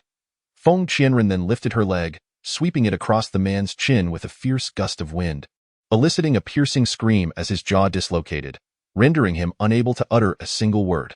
Originally accompanied by numerous henchmen, he had planned to leverage their numbers to extort Feng Qianren and Gu Yi. However, upon witnessing his brutal defeat, the rest of the gang turned tail and fled, leaving the one-eyed man isolated and vulnerable. Desperate to save his own life, he fell to his knees, pleading for mercy. "O noble heroine, spare my life. I was momentarily possessed by folly, committing such a heinous act. Please, overlook my transgressions this once." Feng Qianren confiscated all the stolen spiritual energy and spirit stones from him before reluctantly allowing him to go. Chapter 92. Pursuit. Having concluded this farce, they ventured into a nearby town with Xiao Li and Yuan in stark contrast to the previously inhospitable forest. This town was bustling with prosperity. Every household was aglow with light, suggesting a determination to stay awake throughout the night. As they headed north, expecting increasing desolation, Gu Yi and Feng Qianren were astonished to discover such wealth and vibrancy in this locale. The townsfolk were exceedingly warm and hospitable, welcoming them without prejudice against their outsider status. With cheerful smiles, they suggested, "Since you are travelers, why not rest here for the night? You must be weary from your journey. Every home can offer you lodging. The local customs are refreshingly simple, with doors left unlocked throughout the night." Feng Qianren is quite enamored with the ambience of this place. Yuan, beaming with joy, leaps up and exclaims, "Father, Mother, this place is so beautiful. Can we stay here for a night? I heard that big brother over there mention that every evening, people set off fireworks by the bridge and along the river. I want to see the fireworks." Gu Yi gently ruffles Yuan's hair, initially intending to hasten their journey, as he is uncertain how long Xiaoli can endure the poison without an antidote, and thus contemplates a refusal. However, he hears Xiaoli shake his head and say, "Let us heed the child's wishes and stay here for the night. After all, we are close to our destination. One night one tea make a difference." Xiaoli sighs to himself, reflecting, "Everyone has been so burdened by my predicament. The adults are faring well, but I cannot bear to see Yuan, still so young, toil alongside us, if it weren't for my situation." Feng Qianren pats his shoulder and reassures him, "Do not speak like that. If it weren't for you, we would not have had the chance to visit the north. I have long wished to see this place, and thanks to you, we can witness the fireworks tonight." How delightful! At this moment, the group engages in lively conversation as the day silently drifts into twilight. Beautiful fireworks begin to burst in the sky, and even before nightfall, many eager young men set off fireworks in hopes of impressing the young ladies. The enchanting display of fireworks compels them to linger for the night. Gu Yi, captivated by the splendid fireworks, purchases a considerable amount from nearby vendors. Feng Qianren glances at him quizzically and asks, "Didn't we come to see the fireworks? Why are you buying them? It's a waste of silver." Gu Yi shakes his head, smiling as he pulls her into his embrace. "This is not a waste. So many local girls have received fireworks, and my wife must have some too. Come, Let me show you. The beautiful fireworks explode freely in the sky, twinkling like stars and illuminating Feng Qianren's face, making her look exceptionally lovely. Moved, she smiles and says, "Thank you for remembering that I adore these little trinkets." Guiyi gazes at her tenderly. "Of course, I remember. After all, there is only one wife like you. If you like them, I'll buy you more when we return home, and we can set them off in the courtyard regularly. How does that sound?" Feng Qianren nods happily. Meanwhile, Feng Qianxue consistently finds herself thwarted in her schemes, yet she is increasingly consumed by her desire to win. Consequently, her resentment towards Feng Qianren grows daily, entwining old grudges with new, and she naturally intends for Feng Qianren to pay the price. Upon learning that Feng Qianren and Guiyi have journeyed north, Feng Qianxue resolves not to let her off easily and discreetly sends someone to follow Feng Qianren, preparing to strike at any moment. Chapter 93. Actions speak louder than words. Guiyi and Feng Qianren stroll through the crowd with Yuan, both entranced by the breathtaking beauty surrounding them. Suddenly, Yuan comes to a halt, prompting the two to stop as well. "What is happening? Are you unwell, Yuan?" Feng Qianren quickly inquires, only to see Yuan shake her head, turning back to watch their surroundings with caution. As the crowd bustled about, many individuals moved to and fro, oblivious to the fact that Feng Qianren and Guiyi were being followed. "Do you have an ominous premonition?" Guiyi crouched down and inquired of Yuan. "I sense that someone has been trailing us for quite some time," Yuan replied, her gaze still fixed on the throng, keen to discern who might be shadowing them. Upon hearing this, both individuals maintained their vigilance, scrutinizing their surroundings, yet they discovered no signs of pursuit. Just as they were about to press Yuan for further details, they suddenly witnessed her employing her magical abilities. "DOUC. It's those few individuals." Yuan's spell revealed the figures lurking in the crowd. When Guiyi and Feng Qianren recognized these people, an intense fury welled within them, for they knew that aside from Feng Qianxue, no one else would dare confront them. "Let me teach them a lesson," Feng Qianren declared, charging forward to engage with the group. However, the adversaries proved no match for her. Within moments, they were left incapacitated on the ground. "Who sent you? Speak the truth," she demanded, her tone sharp and commanding. The assailants exchanged glances, none daring to retaliate. "Feng Qianxue sent us to follow you." One finally confessed. Upon realizing that it was once again Feng Qianxue's doing, Feng Qianren's anger intensified, leading her to unleash further punishment upon her foes. The individuals before her were left bruised and battered, yet none dared utter a word, fully aware of the might possessed by Feng Qianren and Guiyi. "Get out of my sight. Return to Feng Qianxue and inform her that if she harbors any more ill intentions, I shall show her no mercy," Feng Qianren commanded. The group, feeling as though they had narrowly escaped a grim fate, scrambled to their feet and fled, quickly vanishing into the crowd. "Well done, Yuan. It appears you are becoming increasingly astute. This is commendable. Always remain vigilant to avert danger," Guiyi gently advised, nudging Yuan with a soft smile. Yuan, beaming with pride, nodded in response. "I had sensed someone trailing us for quite a while. I was merely waiting for them to make a move, never anticipating they would be so easily defeated." Her words elicited laughter from both Guiyi and Feng Qianren, who found her reliability endearing. They then decided to venture to another location for amusement. "This place is truly enchanting. We must savor every moment here. For who knows when we shall return again? It is a rare occasion to take you out for fun," Feng Qianren remarked. "You promised, remember? Now that it has been mentioned, we must fulfill it. Let us hurry. There are many delightful activities ahead." Feng Qianren's words filled Yuan with exuberance, as children are often drawn to play. She eagerly tugged at the hands of both, leading them back into the throng. Chapter 94. Conspiracy. Feng Qianxue awaited good news at home, but to her dismay, what she received was far from favorable. The previously battered individuals returned, their faces bruised and swollen. Upon seeing Feng Qianxue, one of them could barely articulate a coherent sentence, having been thoroughly disoriented by Feng Qianren's blows. "What? You useless lot couldn't even conceal your identities. Being discovered is one thing, but to dare implicate me is utterly outrageous."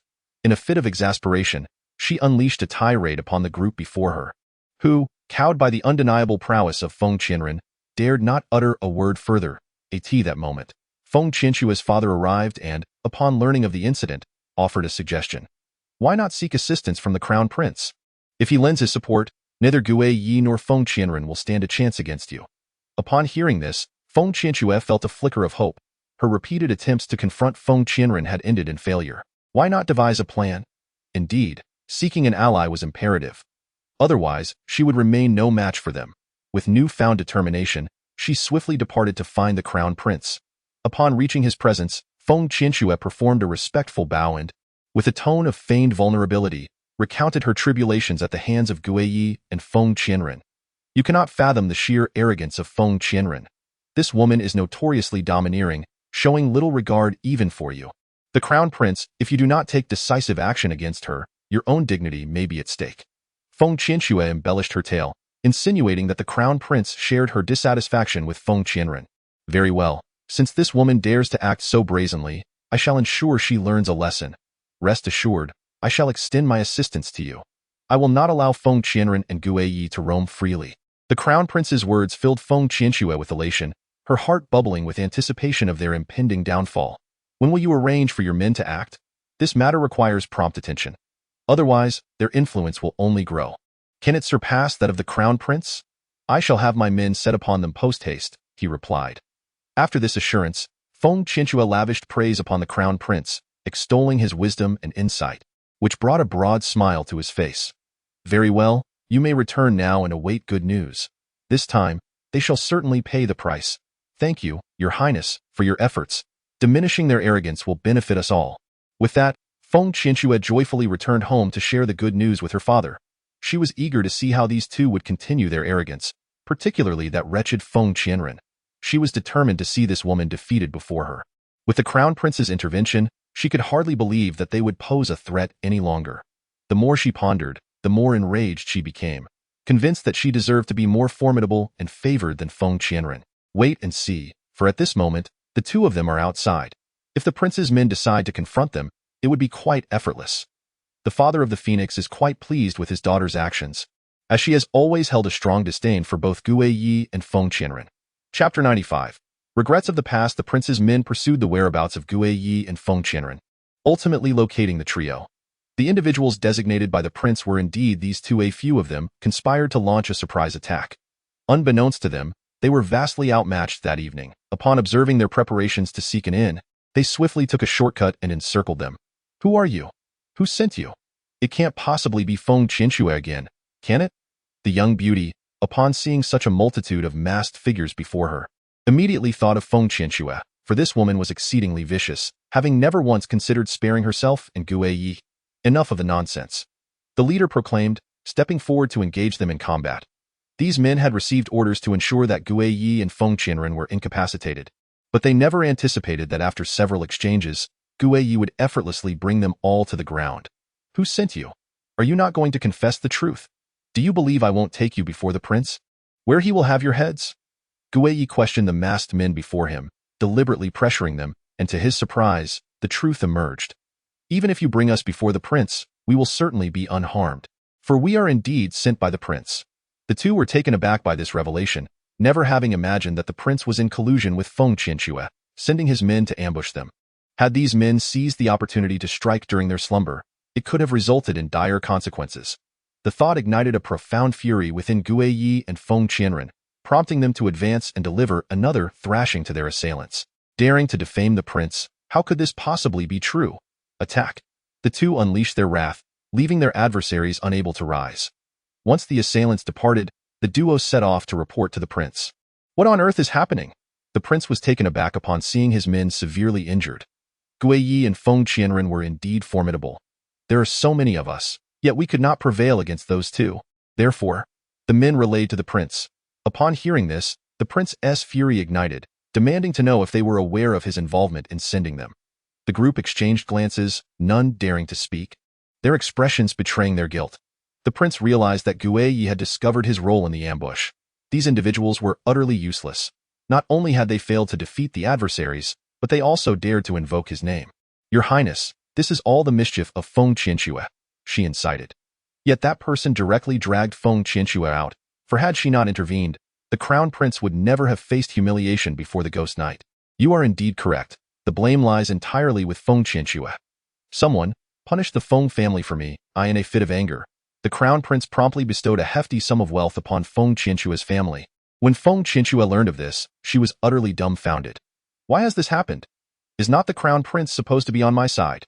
After Feng Qianxue spoke, the messenger finally revealed that Ghost Knight had already identified the assailants. Chapter 96.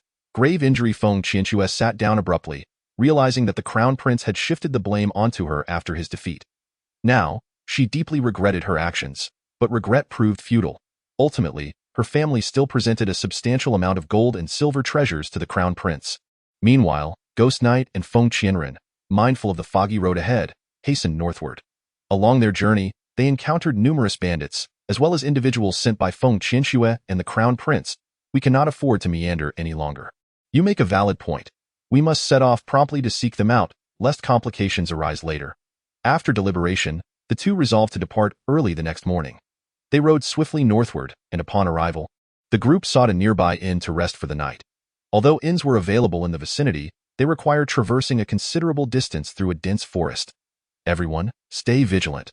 We are in unfamiliar territory, and this place is exceedingly remote. Ghost Knight turned to address the group, while Feng Qianren, Yuan, and Shaoli remained on high alert.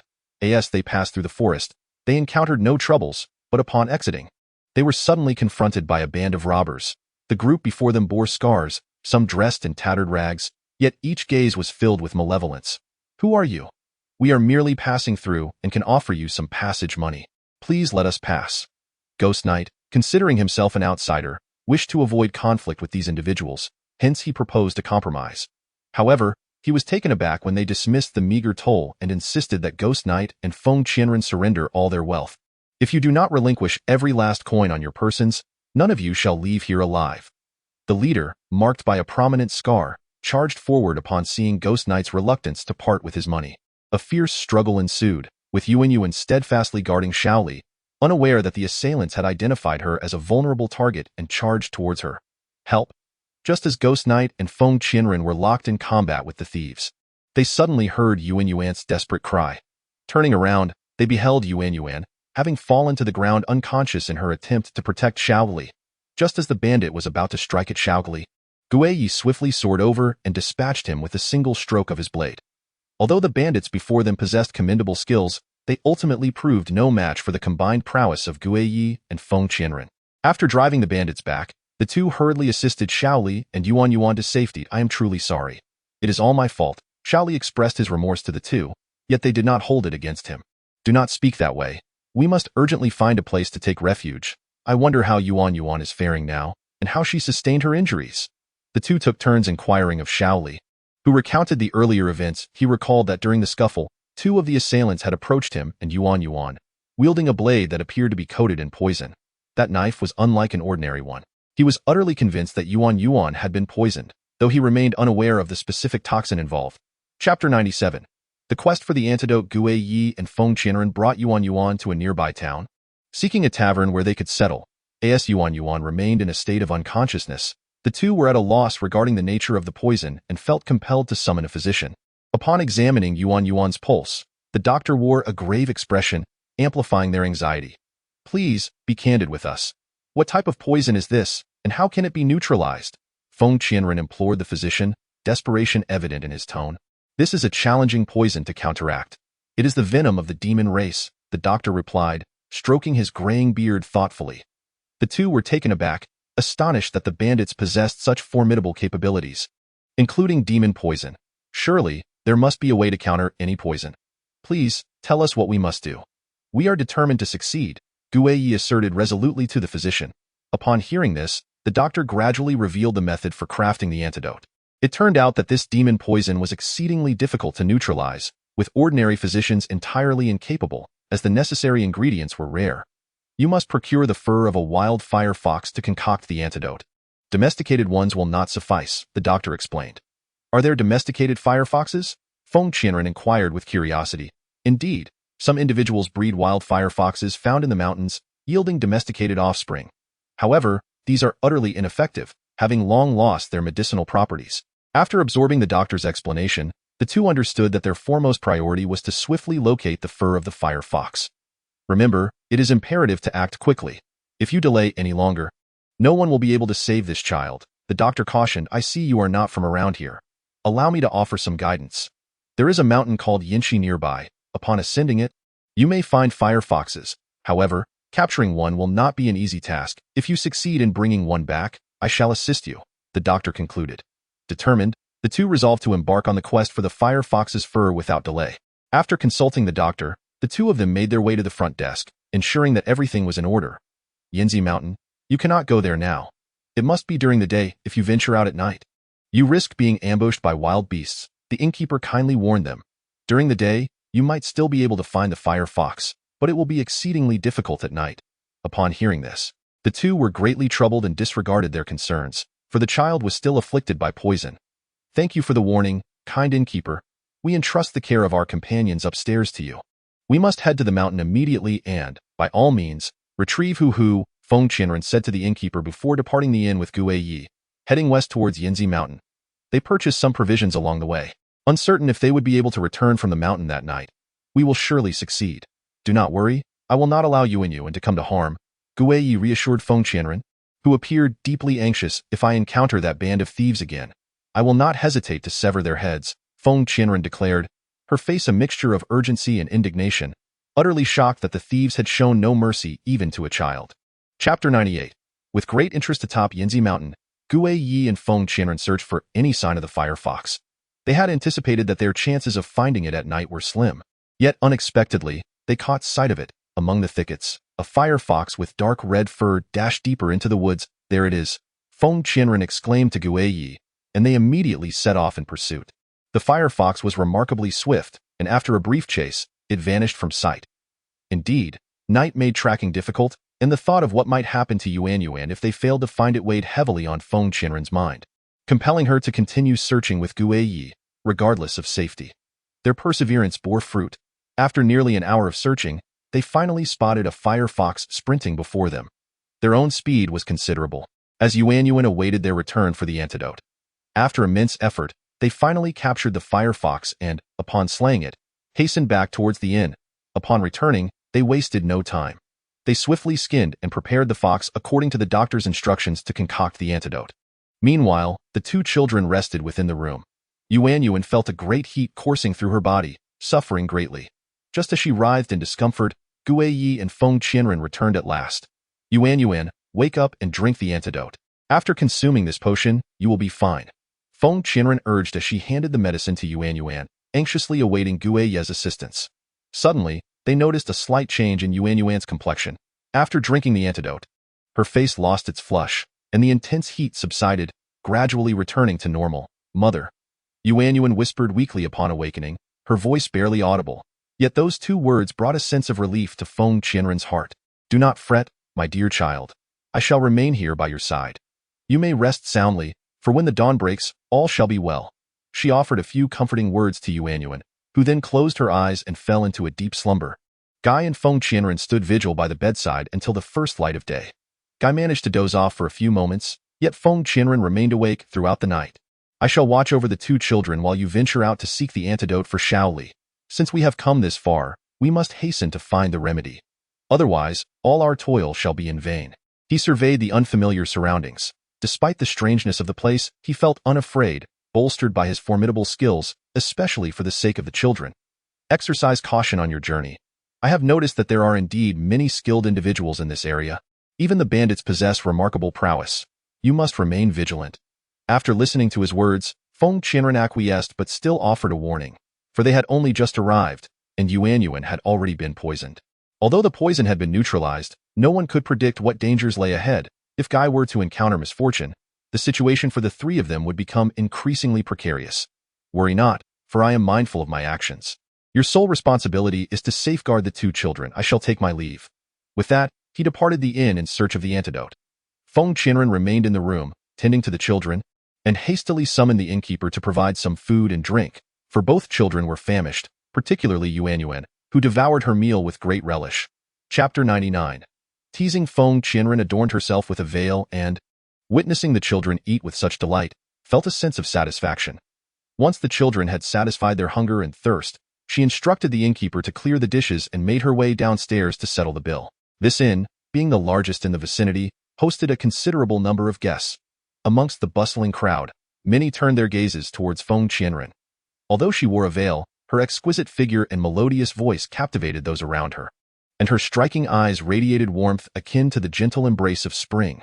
Such beauty, Surely, you must not be from these parts. Have you just arrived? A gentleman approached her, prompting a wave of irritation within Feng Qianren, as she found herself lacking patience for this unfamiliar man. She chose to ignore him and proceeded to ascend the stairs to be with the children, but to her dismay, the man obstructed her path. There is no need for such haste, fair maiden. Why not share a cup of wine with me? I am considered a prominent figure here, and becoming friends with me would surely ease your time in this place. His eyes roved over Feng Qianren with evident admiration, captivated despite her veil, for even then, her extraordinary beauty shone through. Indeed, my dear, why not unveil your face, and let us behold your true self? Let us forge a friendship. Two other men began to encircle her, and Feng Qianren felt a surge of anger and humiliation. It was clear that these men were deliberately seeking to provoke her. Though she was in an unfamiliar locale, she refused to endure such indignity and shot a fierce glare at the man before her. It would be best for you to withdraw swiftly. Otherwise, I fear I shall have no mercy upon you. After Feng Qianren spoke, the man burst into a raucous laugh, producing a considerable sum of silver. With such a wealth of silver, I cannot believe you would be unmoved. Moreover, I consider myself quite the catch. How could the lady possibly dismiss me? Even if you scorn him, there is still me. 3 men surrounded Feng Qianren, and no one else was willing to assist, instead watching with a sense of amusement, which only served to infuriate Feng Qianren further. Who would covet your silver? Be gone at once. After saying this, Feng Qianren attempted to push through the crowd to ascend the stairs, but the 3 men were unwilling to let her pass. They obstructed her path, and Feng Qianren promptly taught them a lesson. These 3 were merely debauched young masters, lacking any real skill, and fell to the ground after just a few strikes from Feng Qianren, prompting applause from the onlookers. What remarkable prowess, young lady! Yet, do you not realize that you have offended someone? The surrounding crowd offered their warnings to Feng Qianren, but she paid them no heed. She had come here solely to procure medicine for a child. Anyone who dares to harm her would be akin to harming that child. What of offending them? Such individuals deserve a thorough reprimand. If you dare approach again, I shall make an example of you. After stating this, the 3 men rose from the ground and once more closed in around her. Although they had been bested, the thought of losing to a woman left them deeply disgruntled. Are you not yet satisfied with the beating? Feng Qianren scoffed, aware that this confrontation was far from over. Chapter 100. The Heart of Admiration. How can you assume we will simply allow you to overpower us? Do not forget, you are but an outsider, while we are locals. Having offended us, your chances of establishing yourself here are non-existent. Who, pray tell, do you think you are? The men questioned Feng Qianren aggressively, but she merely laughed coldly to herself, realizing that these men were no match for her yet dared to act so tyrannically. There is not enough space for us to engage here. Let us move to a more open area. With that, Feng Qianren exited the inn, not wishing to damage anyone else's property, and the bystanders followed suit. This sparked quite a commotion in the streets, drawing numerous onlookers, including several courtesans who observed the scene from an upper floor. How could that woman engage with such debauched youths? If she cannot prevail, she suffers. If she can, they may resort to hiring assassins, which would be far worse. One must not forget, she is an outsider. A strong dragon cannot overpower the local snake. Such wisdom seems lost on her. As the women discussed this, Feng Qianren below showed no intention of letting the men escape unscathed. If a fight is what they seek, then let it commence. Today, I shall wield my blade. After Feng Qianren concluded his words, he advanced and engaged in combat with several individuals. As anticipated by Feng Qianren, these opponents were far from a match for him. Within just a few exchanges, he had dispatched them to the ground. However, one of the men's subordinates approached upon witnessing his master being bullied, ready to confront Feng Qianren. How dare you lay a hand on our young master? If you are tired of living, step forward, the man declared, leading a few subordinates to attack Feng Qianren, who met their aggression with equal fervor. Just as the two factions were embroiled in a fierce struggle, Guiyi unexpectedly returned. This is outrageous. Upon seeing Feng Qianren being mistreated, he rushed forward to defend the subordinates, swiftly bringing the men to the ground, unable to rise. Are you all right? He asked Feng Qianren with genuine concern. Feng Qianren shook his head, assuring him he was unharmed. You lot, get out of here immediately.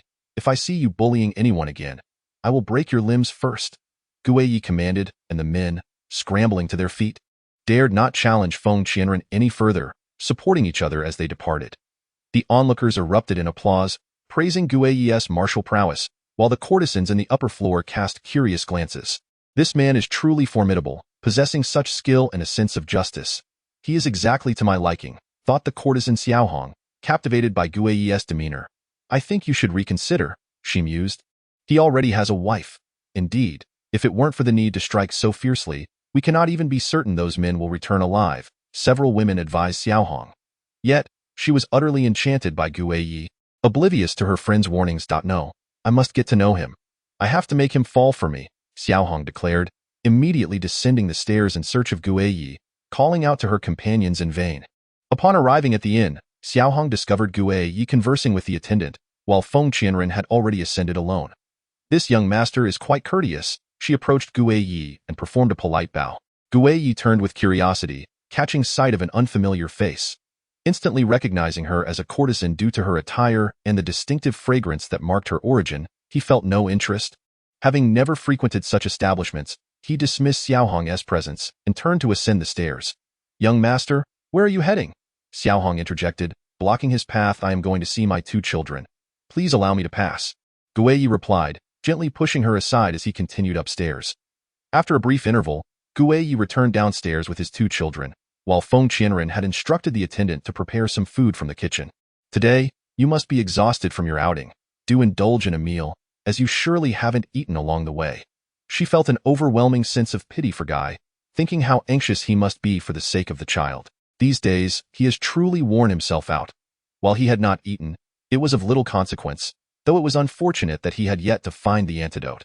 When Guy spoke, a flicker of disappointment and sadness crossed his heart. He could disregard everything for the child, yet he feared that in doing so, he might still be unable to procure the necessary remedy. What exactly is the young master searching for?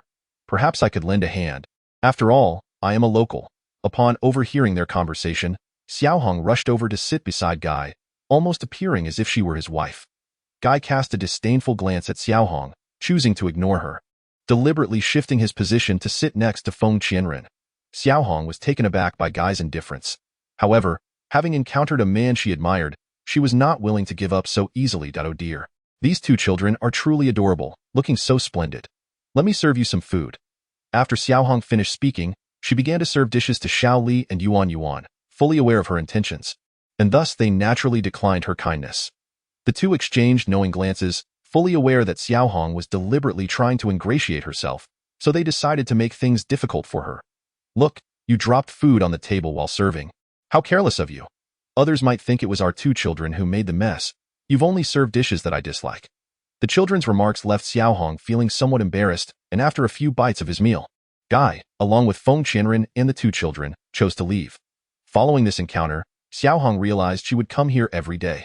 Since she couldn't win over Guy, she would have to focus on the 2 children instead. Yuan and Xiao Li. When she spotted the 2 children playing together, Xiaohong hurriedly approached, eager to win their favor. Xiaohong bought some toys that the children would enjoy and offered them, yet both children tossed the toys to the ground. Oh dear, why are you behaving this way?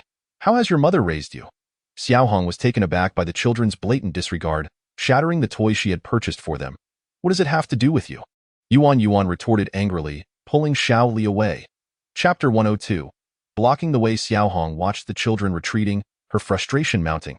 Initially, she had sought to charm them, merely to use them, yet she had not anticipated their coldness. Suddenly, a clever idea struck her. She picked up the broken pieces of the toys and squeezed them tightly in her palm, causing several cuts to appear. She then hurriedly ran to find Guy. Look at my hand. I went to give the 2 children toys, but I hadn't expected. It's not the children's fault. It is my own error for purchasing such items. Xiaohong feigned vulnerability as she lamented to Guy, but upon hearing her words, his displeasure only deepened. He was well aware that the young woman, Xiaohong, had taken a liking to him. Her behavior towards the children was merely a deliberate attempt to ingratiate herself. Thus, he summoned Xiaohong outside. It's quite all right. You need not reprimand the 2 children. They are simply unaware.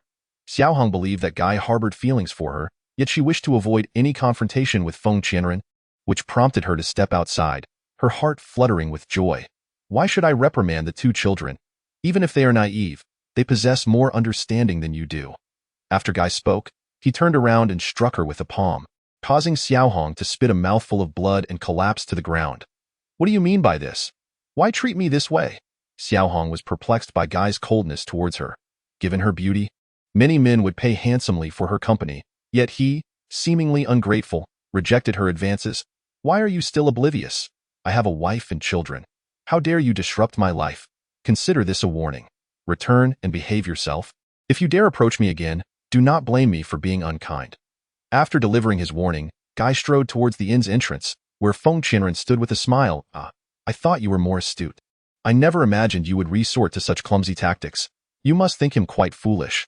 Do you believe he is unaware of your intentions?" Feng Qianren sarcastically retorted to Xiao Hong, having already discerned her motives upon her initial arrival. However, he chose not to expose her, preferring to observe her next move, only to find her actions utterly foolish. Enough of this charade. Let us depart. We must swiftly find the antidote and leave this place, lest we encounter further complications. Guy grasped Feng Qianren's hand as they returned, his mind burdened by the myriad of troubles that had arisen since their arrival. Indeed, this antidote is exceedingly elusive. Were it not for the pressing need to find it, I would not wish to remain here. The people are truly peculiar. Feng Qianren glanced back, noting that Xiao Hong had not followed, likely succumbing to her injuries.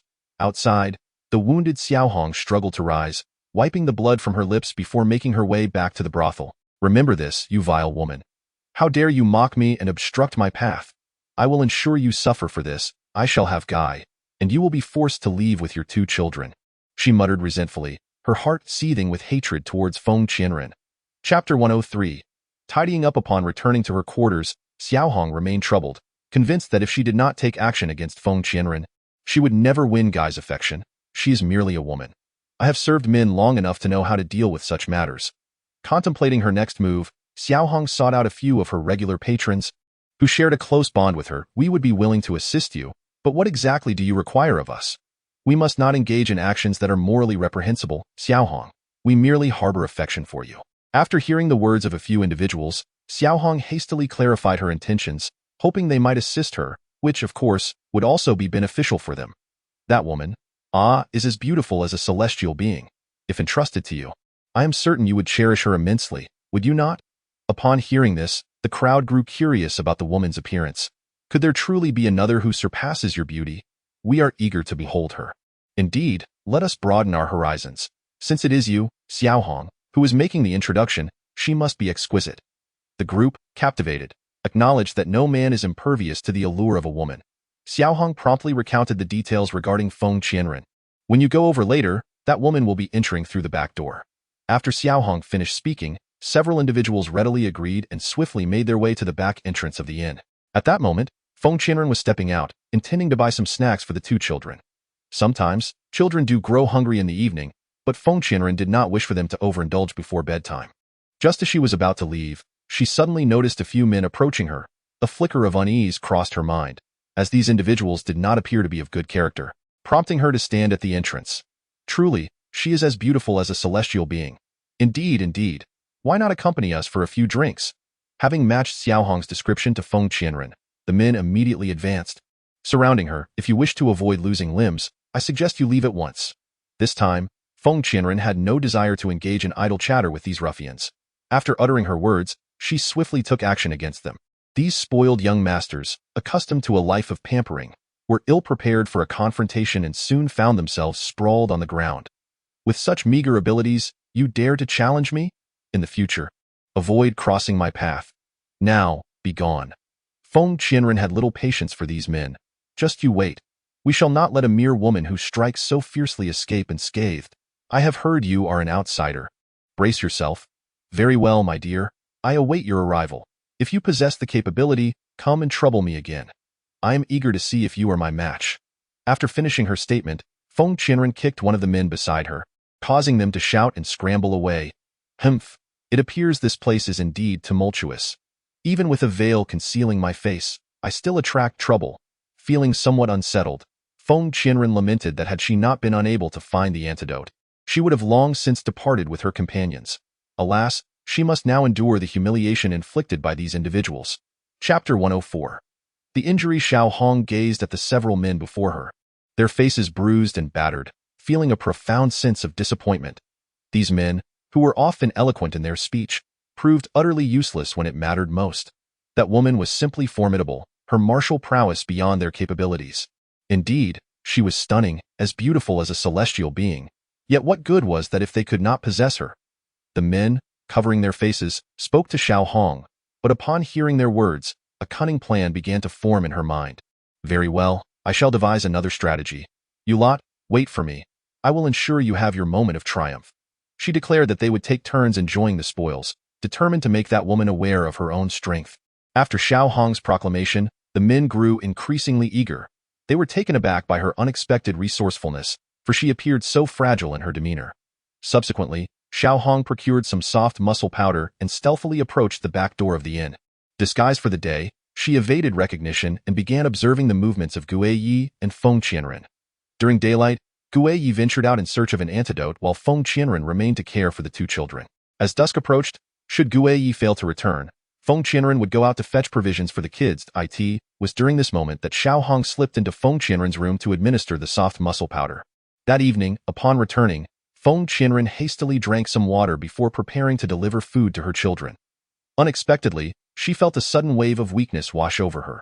Strange, I shouldn't be this fatigued today, she pondered. Despite having experienced some weariness lately, it hardly warranted such debilitating exhaustion, to the point where she could barely walk. Before long, she collapsed to the floor, realizing she might have been poisoned. Oh no, could this water be tainted? The thought sent a shiver down her spine, prompting her to cautiously maneuver her body in an effort to protect her children. After waiting for quite some time without their mother's return, the two children ventured into the room, only to witness several men sneaking inside. Who are you? Do you intend to harm my mother? Yuan shouted, immediately charging forward with Shaoli, using their spiritual energy to confront the intruders. The men, taken aback by the unexpected defense, instinctively recoiled. However, upon recognizing the two children, their expressions shifted to delight. You two should mind your own business. This is not your affair. Be gone, lest you provoke me. For I shan't be responsible if you end up in tears. With that, the men prepared to storm into the room, oblivious to the formidable nature of the children before them. Yuan and Shaoli wasted no time in engaging them, and before long, they had brought the assailants crashing to the ground. You wretched individuals, should you fail to depart at once, I shall report you to the authorities and summon assistance. Where is the innkeeper? Is this how your establishment operates? The two children shouted in turn, and the men, realizing they were no match, hastily retreated down the stairs, none daring to linger further. Chapter 105. Recuperation. Though Yuan and Shaoli had shielded Feng Qianren, she was already injured at this moment. Mother, are you unharmed? The two, the only ones by Feng Qianren's side, found themselves unable to move, while she felt utterly weakened. I am fine, likely just affected by a soft muscle powder. In a couple of hours, I shall feel better. However, my internal energy is compromised. I must devise a method to recuperate.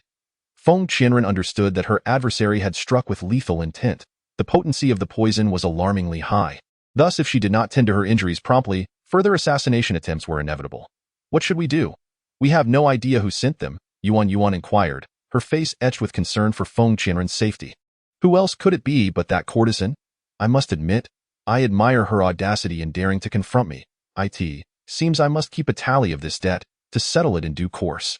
Realizing it was indeed Xiao Hong's doing, Feng Qianren recognized that this woman was far from ordinary. Yet, at this juncture, her foremost priority was to heal, prompting Director Liu and the two children to assist her in rising. You need not worry about my safety. I am unscathed. Quickly return to your room, lock the door, and allow no one to enter. When Gue Yi returns, you may open the door. I shall be back shortly. Feng Qianren resolved that her only course was to recuperate, wishing to spare the children from worry and encouraging them to remain in the inn. The two children, unable to trust her to go alone, insisted on accompanying her for protection. That is out of the question. Though you both possess considerable spiritual strength, should anything happen, I would be unable to protect you, and that would spell great trouble. Now be obedient, or I shall be quite displeased. With a stern expression, Feng Qianren frightened them into compliance, and they returned to await her return. Once the children had retreated, Feng Qianren departed the inn, making her way to the spiritual spring in the back mountains for a soak. Grateful for the existence of this hot spring, she mused that without it, her recovery might be prolonged.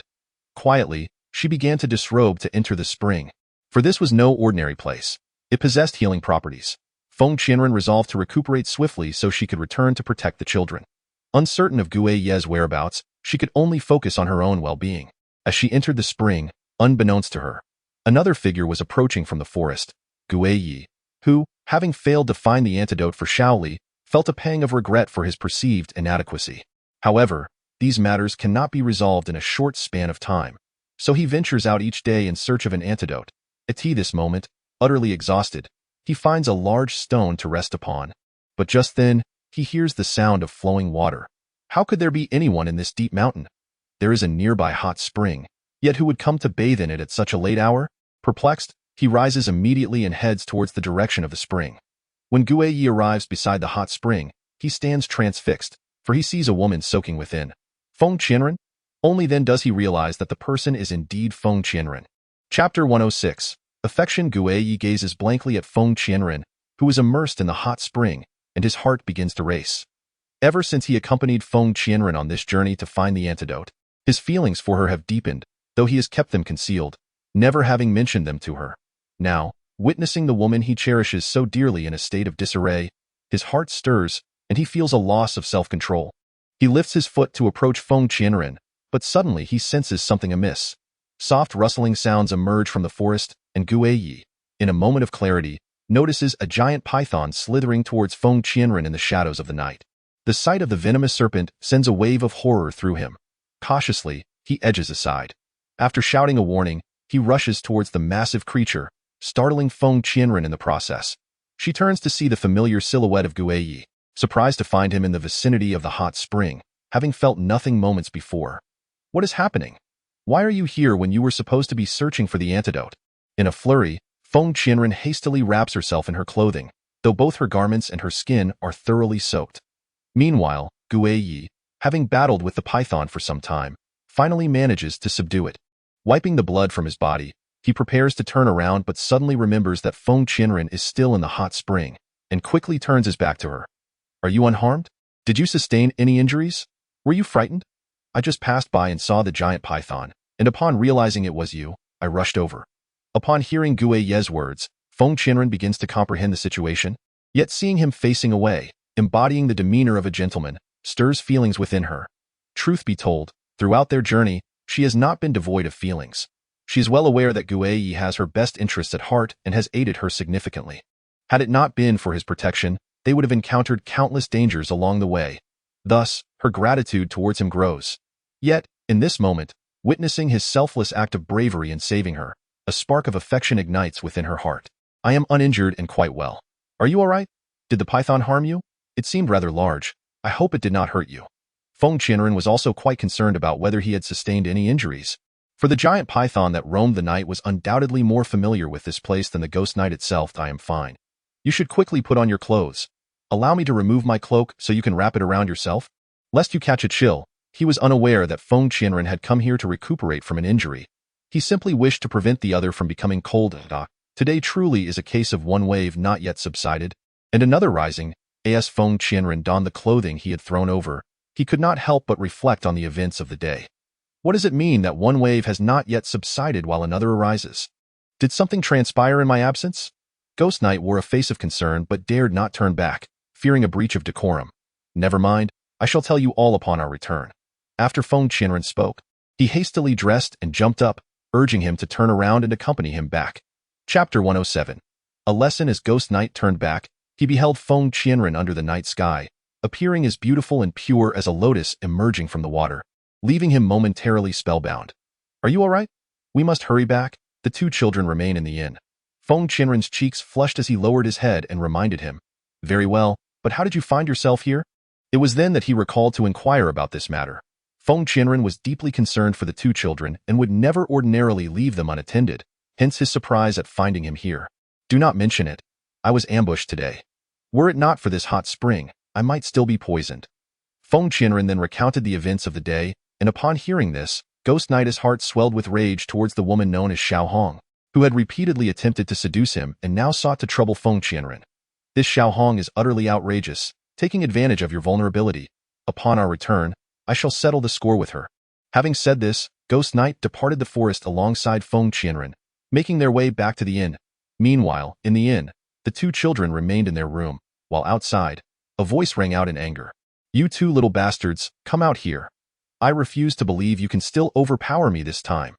The one shouting was none other than Xiao Hong, who, upon discovering Ghost Knight's absence and that her own people had been bested by Feng Qianren, could not contain her fury and had come to settle the score. Both children understood that venturing outside would yield little benefit, especially since Xiao Hong had brought a considerable number of followers.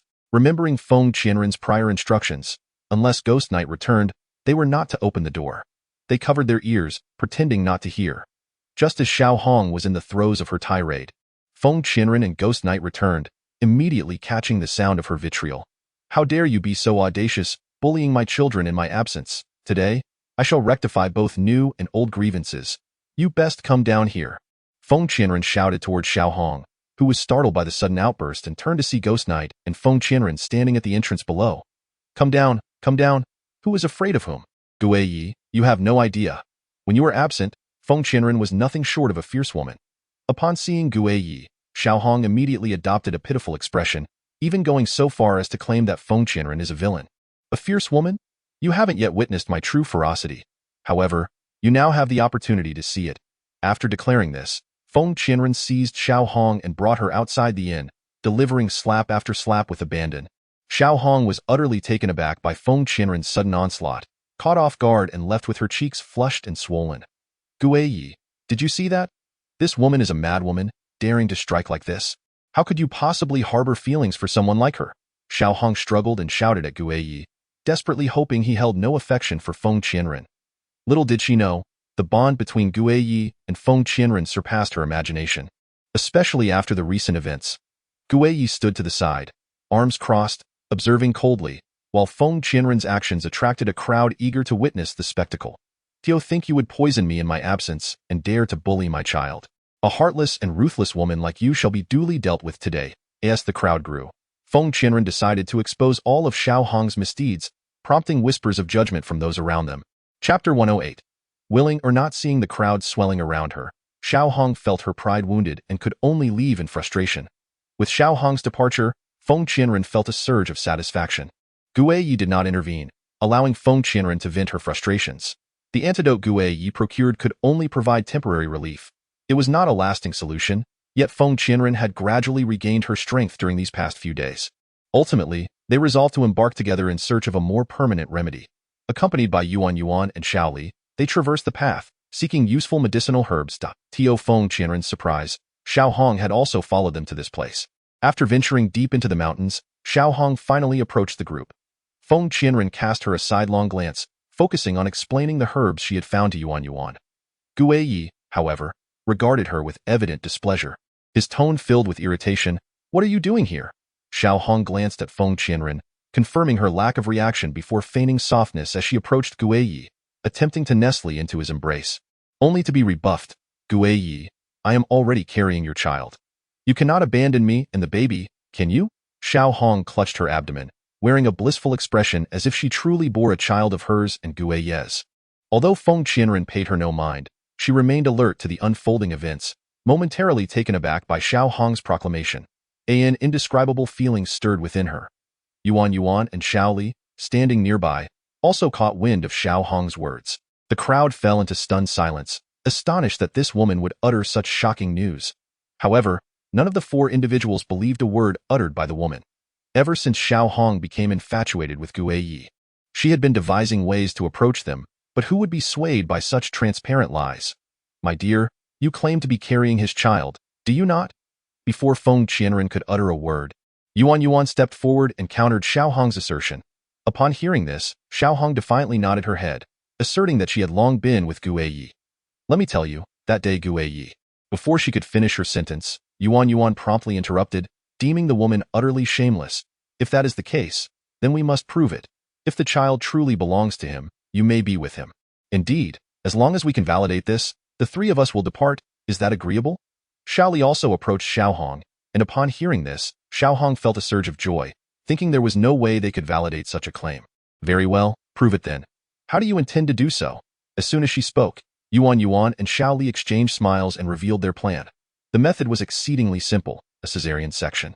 Yuan Yuan articulated her words to Xiao Hong slowly and deliberately, leaving Xiao Hong in a state of shock, soon replaced by sheer terror. "What did you say? How can you be so cruel?"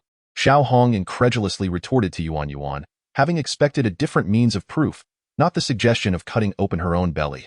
"This is the only way to ascertain the truth, if you genuinely have a child. We shall leave immediately, and Gue Yi will be yours. Do you consent?" Chapter 109. A beautiful fantasy if you are willing. Let us commence now. We are eager for you to leave. What are you waiting for? Have you not always adored him? Yuan and Xiaoli flanked Xiao Hong, advancing towards her with intent. Yet, in the next moment, Xiao Hong hastily retreated a few steps, gazing at these two audacious youths who dared utter such horrifying words. She naturally lacked the courage to comply. Gue Yi and Feng Qianren stood to the side, secretly amused, thinking these two knew precisely how to handle this woman. Well then, shall we begin? I assure you, even if we open your belly, you will still survive. Yuan, fists clenched and brimming with enthusiasm, urged Xiao Hong, who continued to back away, resolutely unwilling to allow them to proceed with such an act. You two lunatics, are you out of your minds? How could I permit you to slice open my belly? Who survives such a procedure? All right, I shall not pester you any longer. From this moment forth, I will no longer seek you out. Do as you please. Consider me blind for loving the wrong person. After uttering these words, Xiao Hong glared fiercely at Gue Yi, lamenting that she had finally encountered a man she admired, only to have it culminate in such a disheartening manner. Do not leave, do not rush. We have yet to commence. We assure you that we will ensure you encounter the person you desire. Yuan and Xiaoli pursued for quite some time, only to discover that the little red one had vanished without a trace, much like Yi Fei. Gue Yi and Feng Qianren observed the two children doubling over with laughter and could not help but find it amusing. Who would have thought that this woman, Xiao Hong, would be so intimidated by the two children? All right, you two must cease your play. We must hasten our departure. Should we arrive late, we may not be able to locate the antidote. Feng Qianren addressed the children, who promptly returned to obedience, and the four set off towards Chizhen Island.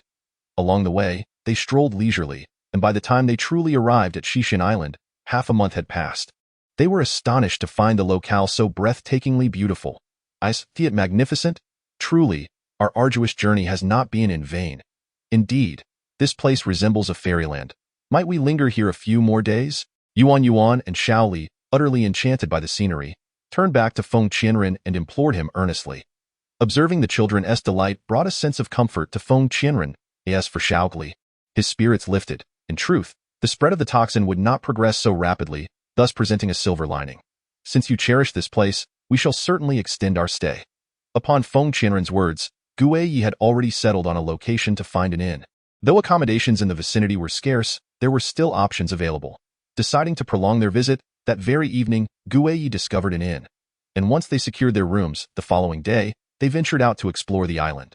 The area was abundant with seafood and sea snails, and the two children, at such a playful age, were overjoyed to learn they could enjoy a few days of restful leisure. We shall seek out sea snails and indulge in numerous delectable treats. The mere thought fills me with delight. Chapter 110. By your side the two children chirped excitedly as they raced to the beach to find treasures, while Gue Yi and Feng Qianren could do little to stop them. Yet, witnessing the children's joy, they maintained a distant protective watch. It had been a long time since they had seen such unbridled happiness. It seemed they had indeed come to the right place. Feng Qianren, with a face full of contentment, remarked, while Gue Yi looked on with concern for him. You have endured much on this journey. Both children require your comfort. Though I am tasked with finding the antidote, I have yet to discover a sufficient supply. Gue Yi's words carried a tinge of guilt. He had promised to assist Xiaoli in locating the antidote, yet time had slipped by without success. Do not speak thus. You have already aided us immensely. Were it not for your efforts, I shudder to think of Xiaoli's current state. Feng Qianren felt a deep gratitude for Gue Yi, and thus, his words evoked a sense of modesty, for he could have chosen to remain indifferent. Two individuals stood at a distance, vigilantly guarding the child while engaging in casual conversation, blissfully unaware that they had already attracted the attention of someone lurking in the shadows. Not far behind them, a group of cloaked figures was stealthily tracking their movements, dispatched by Feng Qianxue. Observing the merriment of the two, and noting that they were some distance from the child, the leader whispered instructions to his companions, having devised a plan to inflict anguish upon Gue Yi and Feng Qianren by targeting their offspring. The others nodded in agreement, swiftly dispersing to execute their orders. Yuan and Xiaoli strolled along the beach, collecting seashells and soon amassing a multitude of sea conchs. With so many, we can hardly carry them all. Perhaps we should leave them here for now and collect them together later, suggested Xiaoli, cradling a handful of conchs. The two children set aside their treasures in a pile before continuing towards the water's edge. As the children wandered further away, Gue Yi and Feng Qianren remained engrossed in their conversation, oblivious to the fact that someone was approaching the children. Xiaoli, trailing behind, sensed a presence and turned to see someone closing in. Just as he was about to cry out, the stranger seized him and thrust him into the water. Help! The two children, unable to swim, were momentarily paralyzed by the sudden turn of events, while Guiyi and Feng Qianren remained unaware of the commotion nearby. Let us go! The assailants turned to flee, but at that moment, Feng Qianren noticed the disturbance. Alarmed, he shouted, "Something's wrong with the children." Without hesitation, he leaped into the water, first retrieving Xiao Li and then swimming to Yuan Yuan, grasping one child in each arm as he gradually maneuvered them back to the shore. Guiyi assisted in pulling all three to safety, the children shaken and bewildered, while Feng Qianren seethed with rage.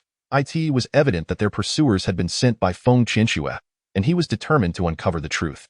"Watch over the children for me. I will track down those thieves," Feng Qianren instructed before swiftly departing. Guiyi had no choice but to attend to the children, helping them expel the water they had ingested and remaining by their side. Chapter 111. Preparations commence in no time. Feng Qianren caught up with the group of thieves, who were clearly no match for him. After a few exchanges, he had dispatched them all to the ground. "Now, confess and tell me who sent you to trouble us," he demanded. Although Feng Qianren suspected that Feng Qianxue was behind this, he had no concrete proof and needed them to divulge the information themselves. "If you refuse to speak, I shall break one of your arms and then one of your legs, and we shall see how you return to report your failure." This grim declaration.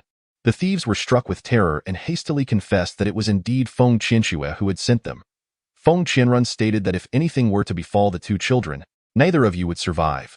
Upon hearing these words, the heart of Feng Qianren surged with fury, prompting her to confront the individuals and strike them down, instructing them to return to Feng Qianxue and convey that should they dare approach again, she would deal with them mercilessly.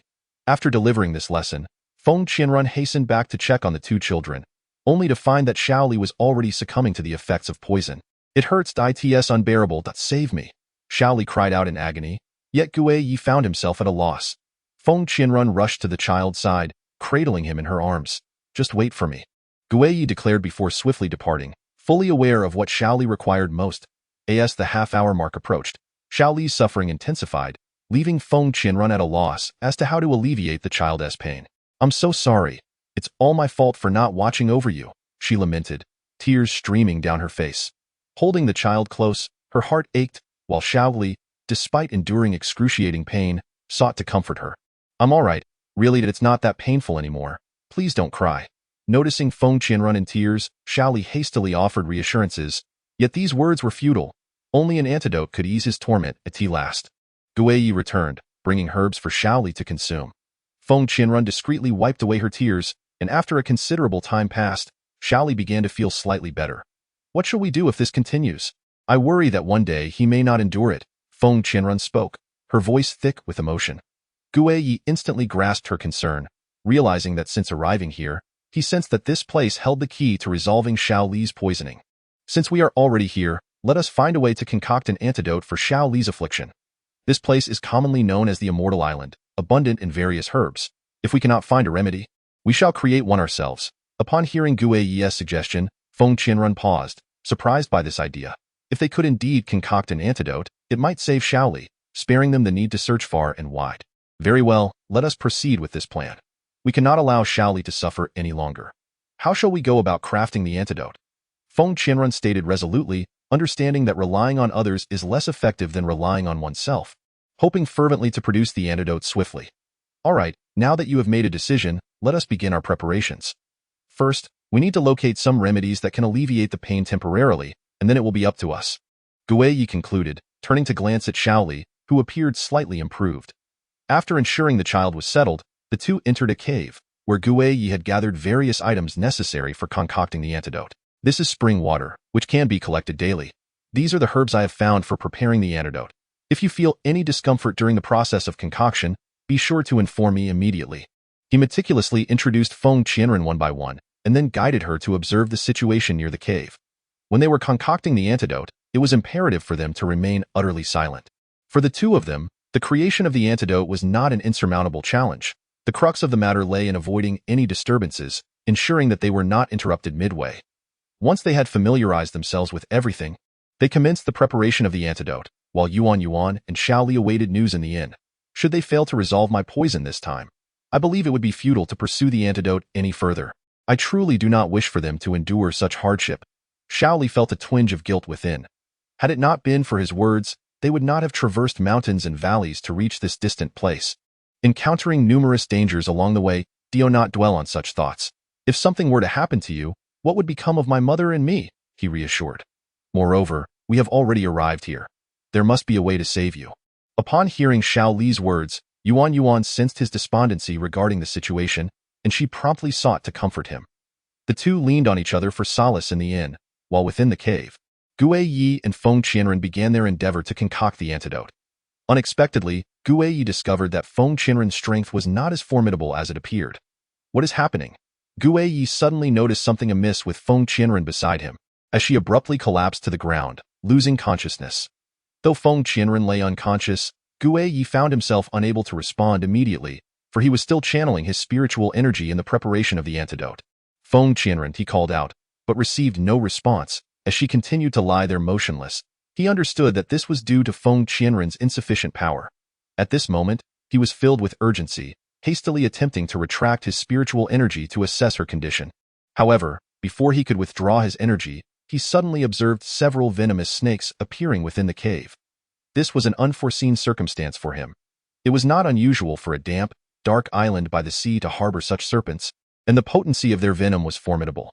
Should one of them bite Feng Qianren, the antidote would be exceedingly difficult to procure. One snake lunged directly at Feng Qianren, and upon witnessing this, Gue Yi felt an overwhelming sense of panic. I will not allow you to come to harm, he silently vowed, and immediately unleashed all his strength. All of his energy surged toward the venomous snakes, illuminating every corner of the cave with clarity. Gue Yi then realized there were several snakes advancing toward Feng Qianren.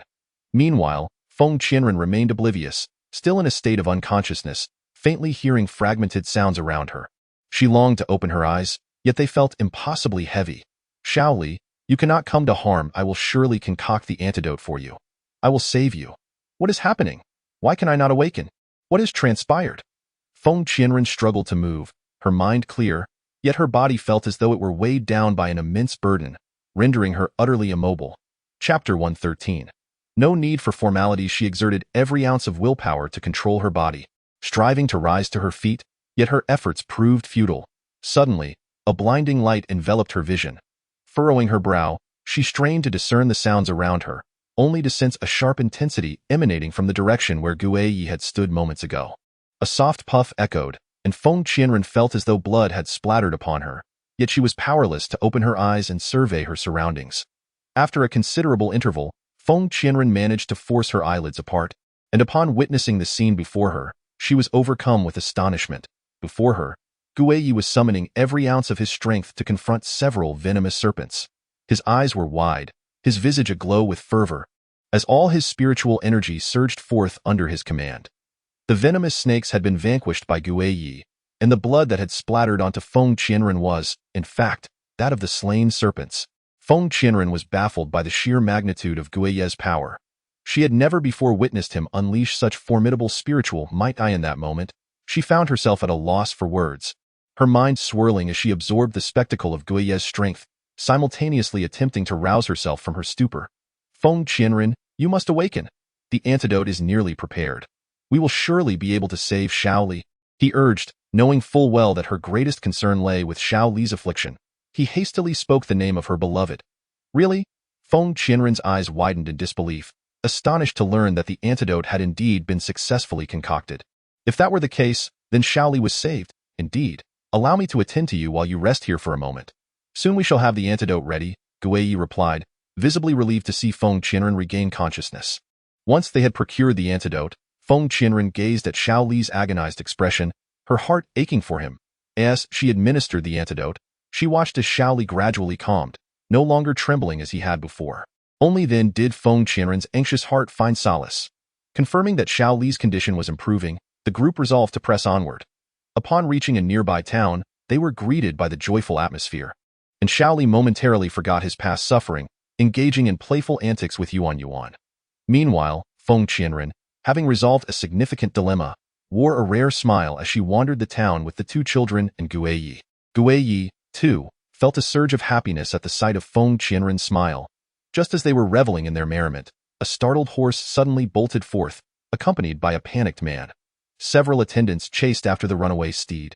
Observing the frightened townsfolk, Feng Qianren employed her magic to halt the distressed horse and deftly rescued the man from its back with a nimble leap. "Thank you." The man, still shaken, glanced at Feng Qianren before clasping his fists in gratitude. Feng Qianren waved her hand dismissively. No need for formalities. "Where are you headed?" Lin Xian hastily quickened his pace, trailing closely behind Feng Qianren, which began to irritate her. With Xiaoli now safe, she was eager to leave, yet unexpectedly found herself entangled with this persistent individual. "My dear sir, my act of saving you is merely a matter of convenience. I harbor no ulterior motives. I wish for you to resume your own affairs and refrain from seeking me out again." Upon finishing her words, Feng Qianren intended to leave, but to her surprise, Lin Xian would not let her go. "Do not be hasty," he implored. "Regardless of the circumstances, you are my lifesaver. How could I allow you to depart without expressing my gratitude?" Chapter 114. The poetry gathering. If word of this were to spread, I would become the subject of ridicule, and such a fate does not befit you either. Would you not agree? Lin Xian remained resolute in his refusal to let her leave, and Feng Qianren mused that this individual indeed possessed a sense of reason, yet unfortunately, her thoughts were elsewhere. Saving a life is but a trivial act. What need is there for gratitude? A simple thank you would suffice, and nothing more is required. After Feng Qianren spoke, Lin Xian merely smiled. "My dear lady, your heart is truly kind, and I am fortunate indeed. Without your intervention, I might not have survived this day. Might I implore you for an opportunity?" After hearing this, Feng Qianren found herself at a loss for words and was curious to learn what he would propose next. "In truth, there is a poetry gathering scheduled to take place soon. Though our locale may be modest, we boast a fair number of talented individuals, and thus we occasionally host such events. You strike me as someone well-versed in literature and with such grace and skill. If you would consent to accompany me, I would consider it my way of expressing gratitude, and it would also allow you to familiarize yourself with this place." Lin Xian's invitation was indeed intriguing. To attend the poetry gathering as a form of thanks was a notion Feng Qianren comprehended. She suspected that his motivation for inviting her was either to show off or for some inexplicable reason. However, she was keenly aware that if she declined, he might persist in his pursuit. "Might I inquire, once this poetry gathering concludes, will you cease your entanglement with me?" Feng Qianren retorted, and he readily acquiesced. "As long as you accompany me to this poetry gathering, I assure you I shall no longer seek you out." Lin Xian affirmed, and after careful consideration, Feng Qianren acquiesced. "When shall we depart? Are there any stipulations I ought to be aware of?" To deter Lin Xian from further pestering her, Feng Qianren had no choice but to agree, only to discover that the gathering was to take place that very evening, meaning she was to accompany him forthwith. "So soon? I am not yet prepared. Moreover, should I not compose poetry at such an event?" Feng Qianren felt a surge of anxiety, realizing she ought to inform Guiyi to alleviate any worries he might have. "I assure you, there is no need for preparation. If you are willing to attend, we should set off now, for it will soon be dark and the gathering will conclude. You need not fret about returning home too late. Furthermore, I can escort you back. After all, you are my life-saver." As Lin Xian spoke, a gentle smile adorned his face, and Feng Qianren, with a sense of resignation, agreed to accompany him promptly. Arriving together at the poetry gathering, they soon discovered that the event had indeed attracted a considerable number of attendees, creating a vibrant atmosphere. The locals, predominantly scholars, had gathered, contributing to the liveliness of the scene, which also included several affluent young ladies. "How is it? This place isn't too shabby, is it? It will become even more intriguing shortly. Just follow my lead," Lin Xian remarked, leading Feng Qianren to greet acquaintances. However, Feng Qianren's presence inadvertently elicited discontent among some of the wealthy young ladies. "Did you see that? Lin Xian has actually brought a woman with him. Could it be that this young gentleman already has a beloved?" One lady remarked. "I hadn't heard about this. When did they become an item? The girl is rather attractive, and what of it? I wager she must be a woman from out of town, wholly unworthy of young Master Lin. Just look at her attire. She doesn't resemble a rich young lady in the slightest?" Another responded. After a brief discussion, the young ladies' dissatisfaction with Feng Qianren grew, for they had all harbored affections for Lin Xian, who had never acknowledged their advances. "Let us confront this woman," one of them declared, leading the group toward Feng Qianren and Lin Xian, their demeanor clearly intent on causing trouble, which made Feng Qianren instantly comprehend the situation. It seemed Lin Xian was quite popular here. As a wealthy scion with striking good looks, it was no wonder that he attracted admiration from many. "A newcomer. I wonder how adept you are at composing poetry," one of the ladies inquired of Feng Qianren. Upon hearing this, Feng Qianren thought, Isn't it merely about composing verses? And joined several others in crafting couplets. Lin Xian had anticipated this development, but chose not to intervene, instead listening intently to the verses Feng Qianren produced. How did I fare? Feng Qianren asked after reciting her poem, leaving the group of young ladies speechless. Skill match verses above and below, left and right, is the simplest principle. I cannot believe you presented me with such an elementary challenge. Upon this remark, the expressions of the young ladies fluctuated from pale to flushed, while Lin Xian felt a deep sense of satisfaction, confident in his discerning eye. For Feng Qianren, this poetry gathering held little allure. Despite the participants' scholarly appearances, she had no desire to engage further in their poetic exchanges and decided to take her leave with Lin Xian. Are you leaving so soon? Since you've come, why not enjoy yourself a bit longer? I shall escort you home afterward, Lin Xian urged, reluctant to part with such a talented woman so swiftly. And oh more, I believe you truly cherish this place. Since you have arrived, you ought to fully relish the experience. I must take my leave now, as there are others awaiting my return at home. Feng Qianren thought of the two children and Guanai, not wishing to linger outside for too long. She yearned to swiftly return to their side. Well then, if fate permits, I hope that in the future we may still have the opportunity to compose poetry together, she said. Lin Xian gazed longingly at Feng Qianren as she departed.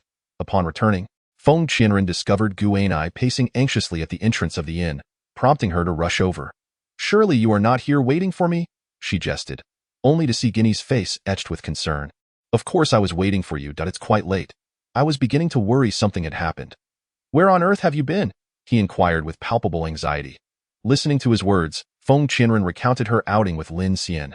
You cannot fathom the number of women who approached me, each treating me as if I were a rival in love. It's utterly absurd, she laughed, recalling the scene. Those women genuinely misconstrued the nature of her relationship with Lin Xian. However, unbeknownst to Feng Qianren, the speaker may be oblivious, yet the listener's heart is sensitive. Guanai, upon hearing her words, turned and walked away. Where are you going? What's wrong? Feng Qianren hastily pursued him, but no matter what she said, Guinea's expression remained dark. The children are just fine. Why the sudden change in mood?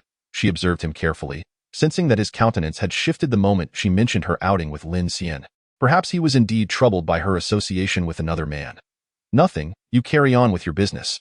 Where you wish to go or what you wish to do is of no concern to me. And there's no need to explain, he replied, his tone laden with irritation. It's late. You should return to rest. I have nothing more to attend to. After saying this, Guanai averted his gaze from Feng Qianren, yet his tone was undeniably angered, clearly stemming from the earlier incident. She did not leave, but instead seated herself across from him, unable to suppress a sly smile at Guinea's grim demeanor. Tell me honestly, do you care about me? Do you wish for me to refrain from meeting with other men? Her words struck Guanai suddenly, as he realized that this woman was perceptive. She understood his feelings and his desire to be with her. He raised his head to meet Feng Qianren's gaze and solemnly nodded, admitting his affection. I believe you must have sensed it long ago. I have cherished you for quite some time. I wish to protect you, to spend my life with you, come what may, and never depart, especially with the two children in our lives. Indeed, I was quite upset today. If you feel nothing towards me, then I shall never let such matters trouble me again.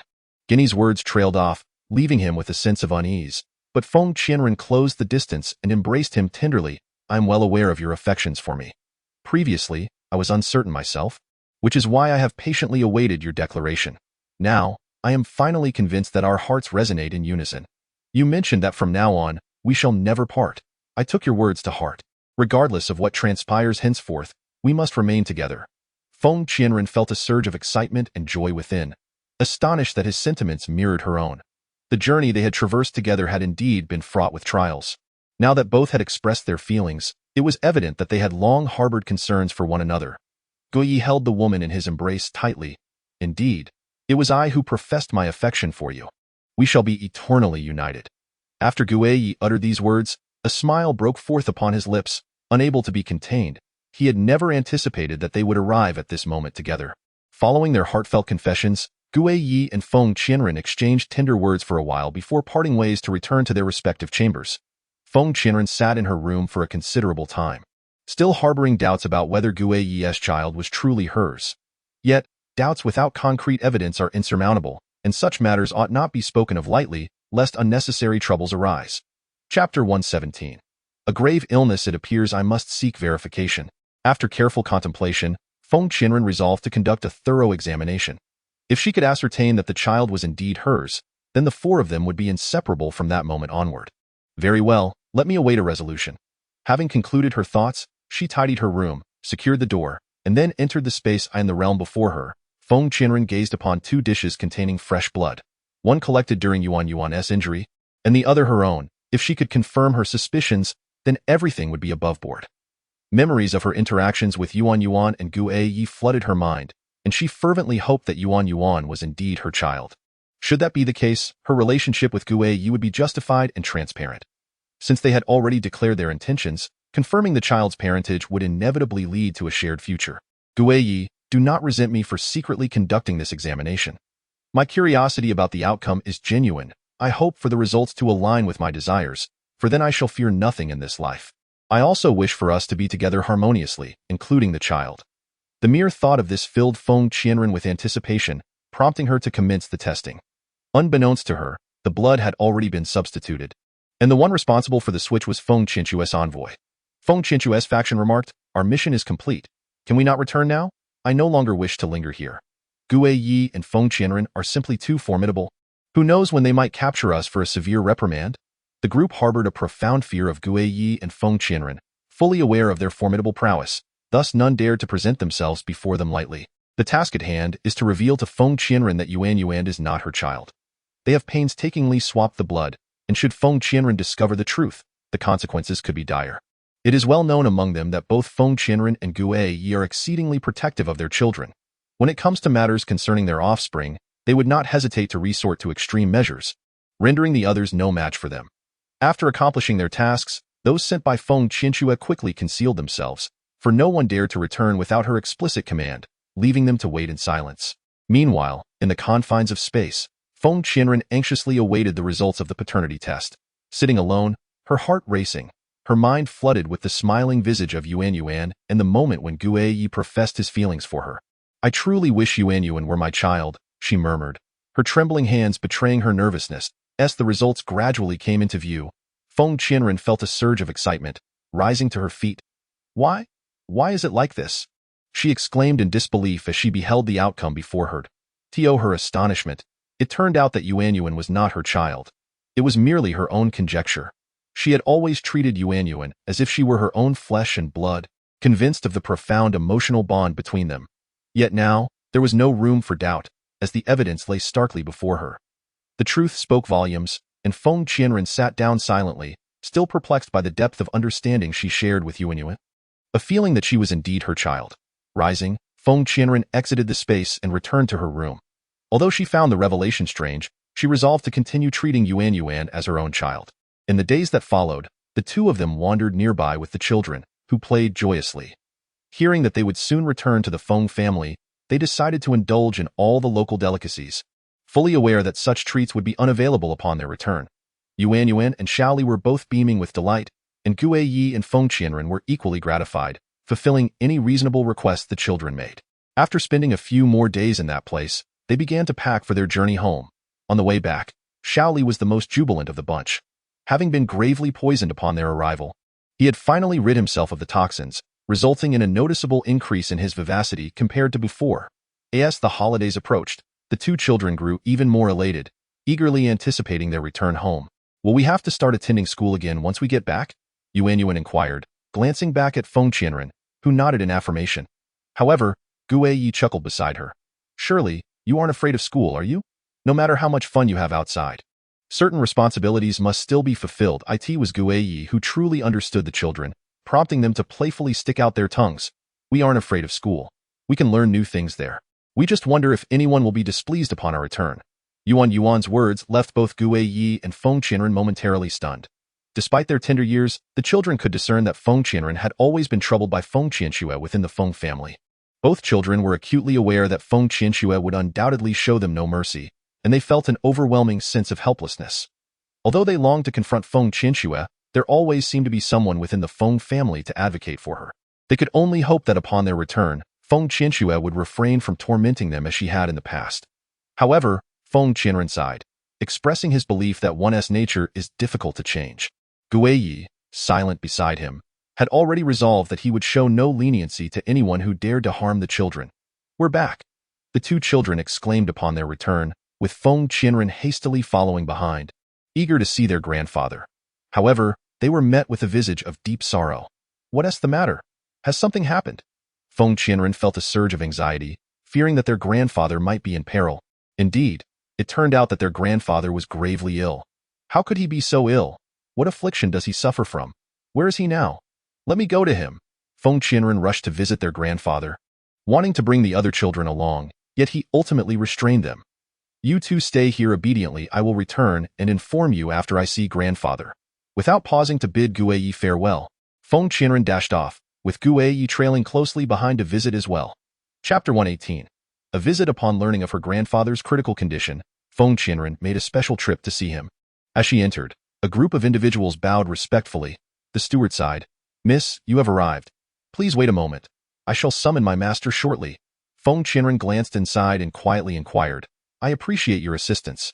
What is the current situation? Has the cause of his illness been determined? How did the elder suddenly fall ill to such severity?" The steward shook his head. "I am uncertain. Mississippi, the master is still inside. We should have results soon enough." A gathering of family members awaited outside, including Feng Qianxue. Upon seeing Feng Qianren rush in, Feng Qianxue could not resist a biting remark. "I wondered who would come. It turns out to be the cat weeping for the mouse." Feigning compassion. "What is the rush? One might think you are here to wish ill upon grandfather." Feng Qianren narrowed her eyes. "Feng Qianxue, today, with the elder's grave illness, I have no intention of engaging in a war of words with you." "But what do you mean by that? Are you intentionally seeking a quarrel at this moment?" Feng Qianxue, hands on her hips, retorted arrogantly. "It seems to me that you are the one seeking trouble. The elder is unwell, and we arrived long before you. Why are you the last to arrive? Clearly, this matter has not weighed heavily on your mind." Just then, Guiyi emerged from behind the screen, stepping into the main hall. "Enough. If you wish to argue, take it outside. While you are here, maintain silence." Feng Qianxue immediately feigned a pitiful demeanor, stepping forward with a concerned expression. "How is grandfather? What illness does he have? Is it serious? When will he awaken?" Guiyi pushed her aside and approached Feng Qianren, meeting her inquiring gaze with a faint sigh. "Grandfather has been poisoned. There is currently no antidote, and the poison is aggressive. My lifelong studies can only temporarily suppress it. If an antidote cannot be found, we will have to endure this situation." Feng Qianren paused momentarily, her brows furrowing in confusion. "Poisoned? How could this happen so suddenly? Grandfather rarely ventures far and seldom leaves the estate. If it is indeed confirmed that he has been poisoned, the most likely culprit would be someone close to him." Guiyi nodded in agreement and began to deliberate with her. "If it is indeed a familiar face who is struck, who do you think it might be?" Feng Qianxue, biting her palm, observed the exchange between the two, her expression growing increasingly grim. She had not anticipated that Guiyi would place such trust in Feng Qianren. Discussing matters of this gravity with her, it seemed she had underestimated the position this woman held in Guiyi's heart.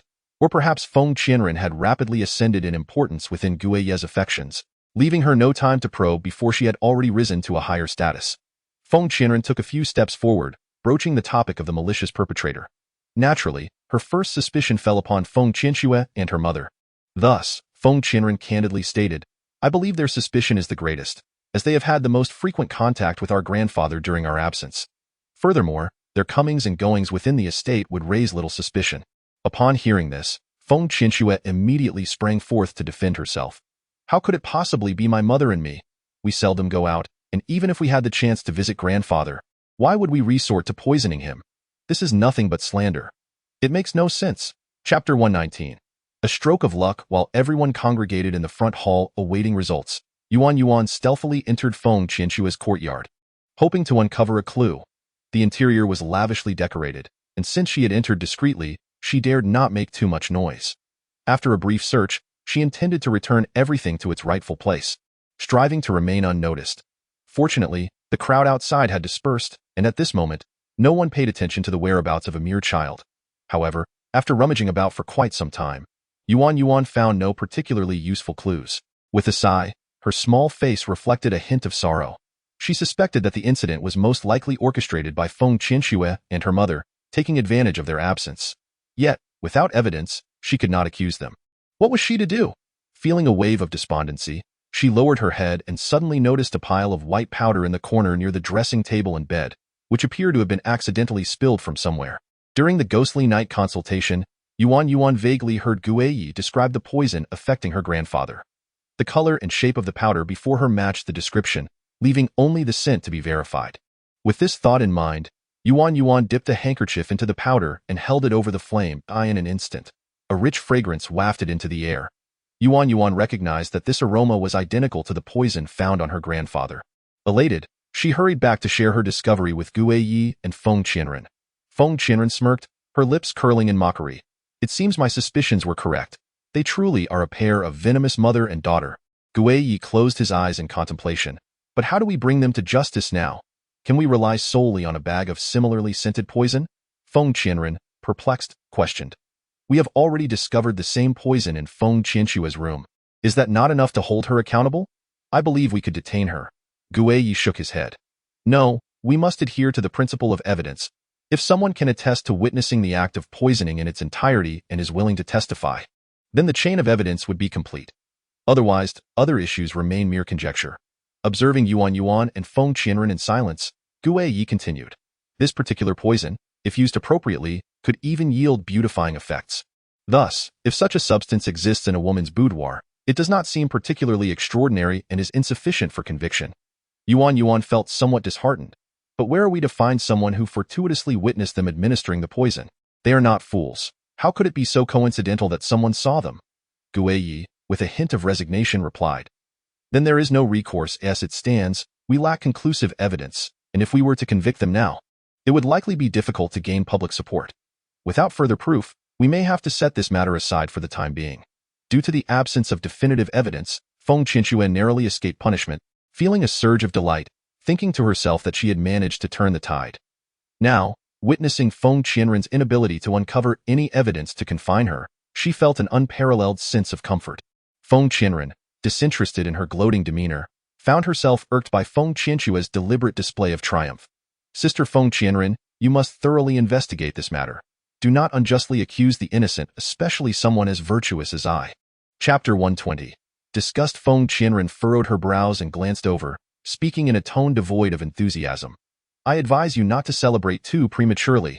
The truth will inevitably come to light. No conspiracy can remain concealed forever, can it? Feng Qianshua sighed dramatically, feigning frailty, moving from defense to offense. What do you mean by that, sister? I find your words a bit perplexing. However, I believe we are all reasonable individuals. If you wish to convict me without clarity, it would likely fail to convince the masses, wouldn't it?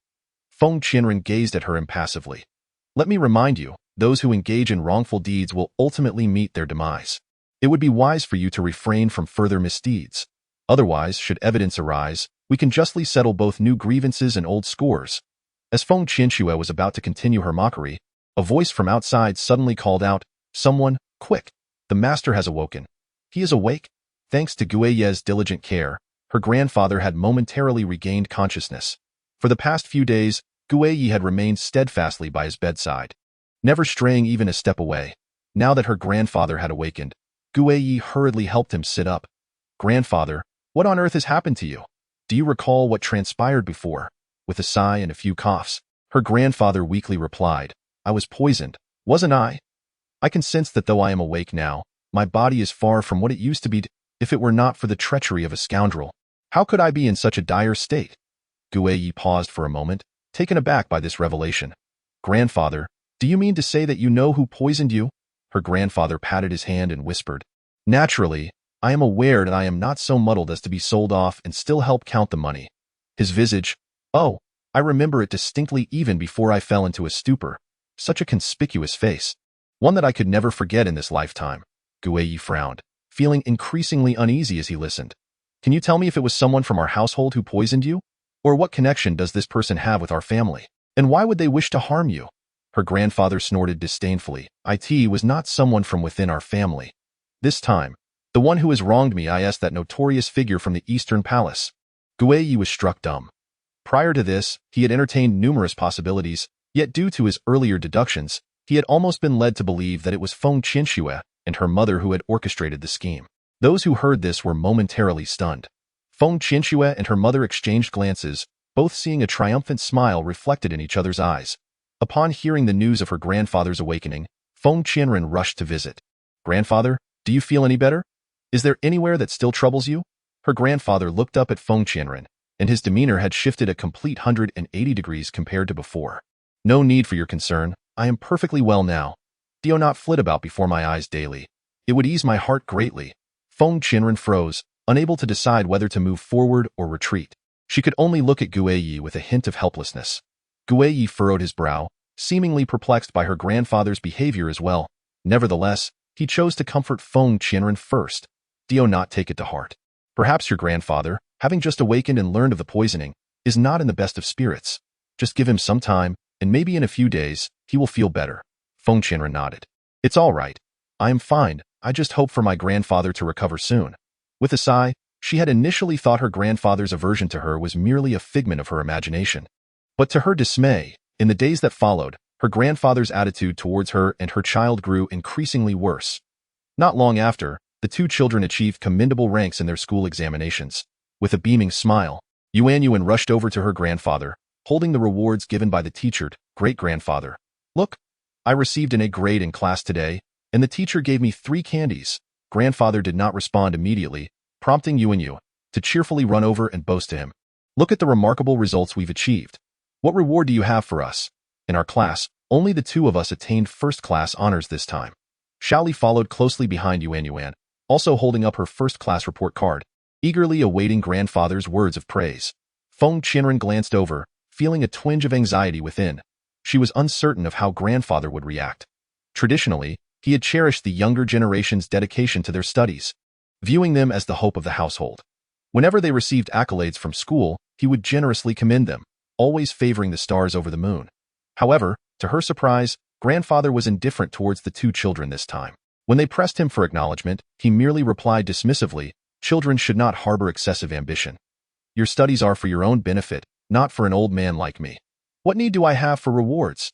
Both Xiao Li and Yuan, whose faces bore a striking resemblance to Ginyo, looked somewhat disheartened. "We are also your descendants. Does that truly bear no significance to you? Grandfather, you were not like this before. Why do you show us no affection now?" Yuan, with wide eyes filled with confusion, added, "We simply wanted you to see my results. I have been diligently memorizing things lately," and the teacher even said. Grandfather interrupted her coolly, "Your matters are your own. Whether you excel or falter in your studies is trivial and does not require my attention. I wish to rest." That moment, Yuan seemed to sense the unusual tension in the air, her earlier joy waning. She turned to inquire about grandfather's peculiar demeanor, but Feng Qianren shook her head and sighed, lifting the 2 children into her embrace. "It's nothing.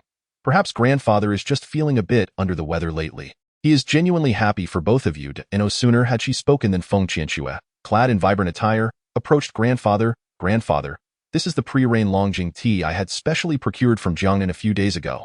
It is said to be perfect for brewing. What do you think? If it's not good, I shall certainly break the legs of the person who sold it to me." Grandfather smiled as he accepted it, instructing his servants, "Since it is brought from such a distant place by Qinxue, prepare a pot for brewing. I shall see how it tastes.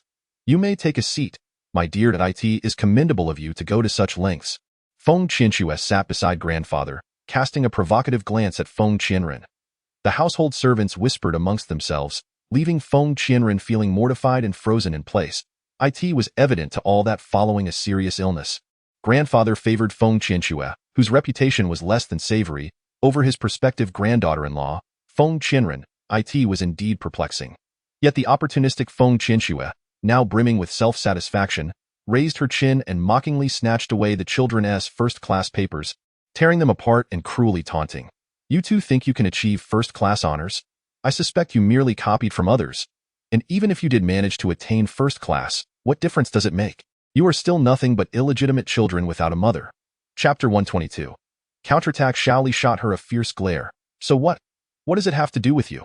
I know you are obsessed with marrying my father, yet he still hasn't wed you. And here you are, of considerable age, still unwed. You're nothing but a venomous old hag." Yuan stepped forward, adding, "Exactly. You despicable scoundrel, don't think that just because we are young, we are unaware of your intentions. In truth, you are utterly vile. Everyone who knows you is aware of your true nature."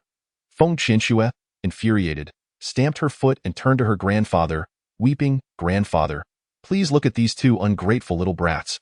They have no sense of propriety whatsoever. It seems that being around that Feng Qianren has completely stripped them of any decorum." Grandfather nodded, and Feng Qianren gazed at him in shock.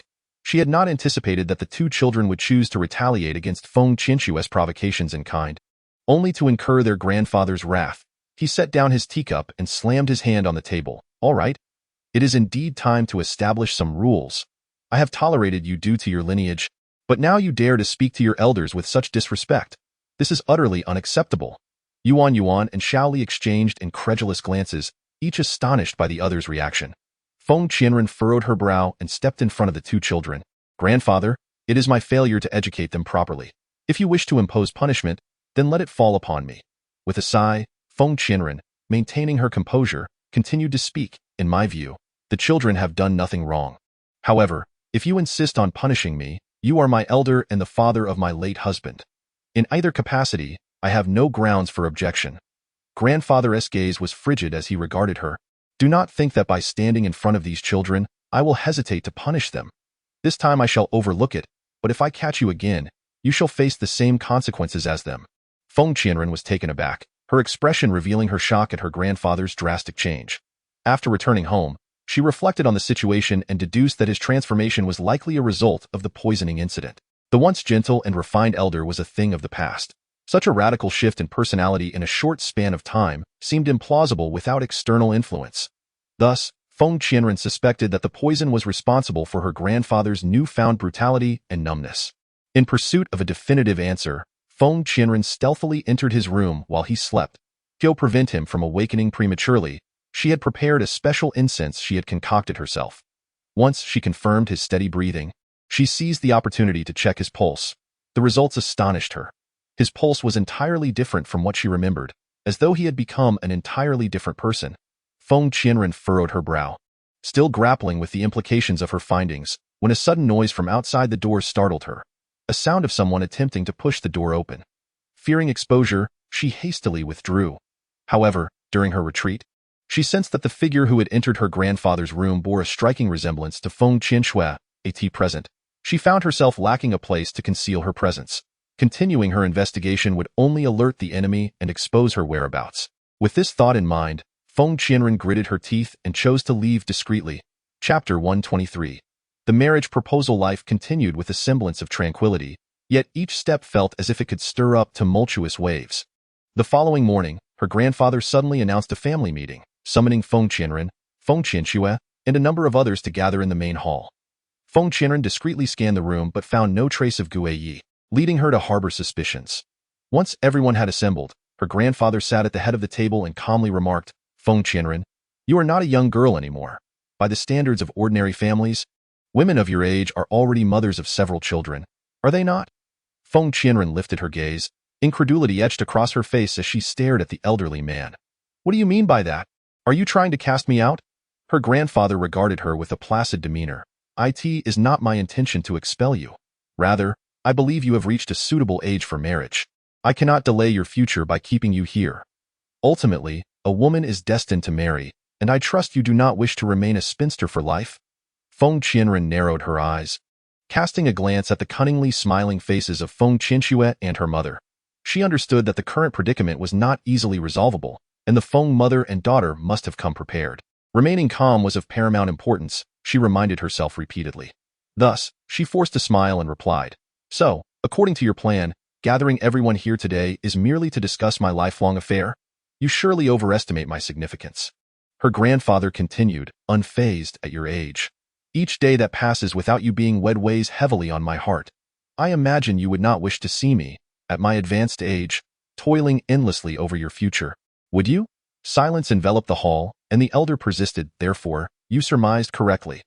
The purpose of today's gathering is indeed to address your marriage. At your current age, it is imperative that a suitable match be found expeditiously. The sooner, the better. You have no objections, I trust?" Given her insights from the previous day's pulse reading, Feng Qianren had already formed suspicions regarding her grandfather's intentions, and she let out a cold laugh as she addressed Feng Qianxue and her mother. "Since you have already reached an agreement, informing me now is merely a formality. Even if I harbor discontent, what recourse do I have?" Feng Qianxue turned her head away, and her grandfather slammed his palm on the table, commanding the servants outside, "Bring forth the suitor I have secured for her, now that she has consented to marriage." Feng Qianren stood there, stunned, as layers of shock washed over her. She had assumed that her grandfather, after the poisoning incident, was determined to marry her off, which she found utterly absurd. Yet, she was unprepared for the revelation that he had already arranged a suitor. Feng Qianren squinted her eyes, and upon seeing the person who entered, a cold smile crept into her heart. She was aware that this was likely a trap set by Feng Qianxue and her mother, yet she never anticipated that one could harbor such malicious intentions. The individual who walked in was an old, ugly cripple, a figure that unmistakably bore the marks of a life spent in destitution, often going hungry during the winter months, his body riddled with frostbite. Just one glance at him nearly made Feng Qianren retch. She cast a frigid glance at Feng Qianxue, stating, "You truly possess remarkable talent. Is this what you have found for me, my future husband? Is it? How deeply you must despise me." Feng Qianxue feigned innocence, blinking her eyes in a mock display of surprise. "Sister, you are mistaken. What does this matter have to do with me? It is merely grandfather's decision." Chapter 124. Control. When Guiyi received the news, he too was taken aback, repeatedly inquiring of the butler, "What did you say? Grandfather has found a husband for Feng Qianren?" The butler, panting heavily, sighed, "Indeed, you should go see for yourself. The current circumstances are truly unprecedented. I am at a loss to understand what has come over the old master. He has actually chosen a beggar for Feng Qianren. This is nothing short of a deliberate humiliation." Guiyi, recognizing the strangeness of the situation, arrived at the scene and delivered a vigorous kick to the cripple. The cripple, already unsteady, fell to the ground in a disheveled heap, eliciting distaste from onlookers. Guiyi frowned as he glanced at his grandfather, his mind racing with thoughts.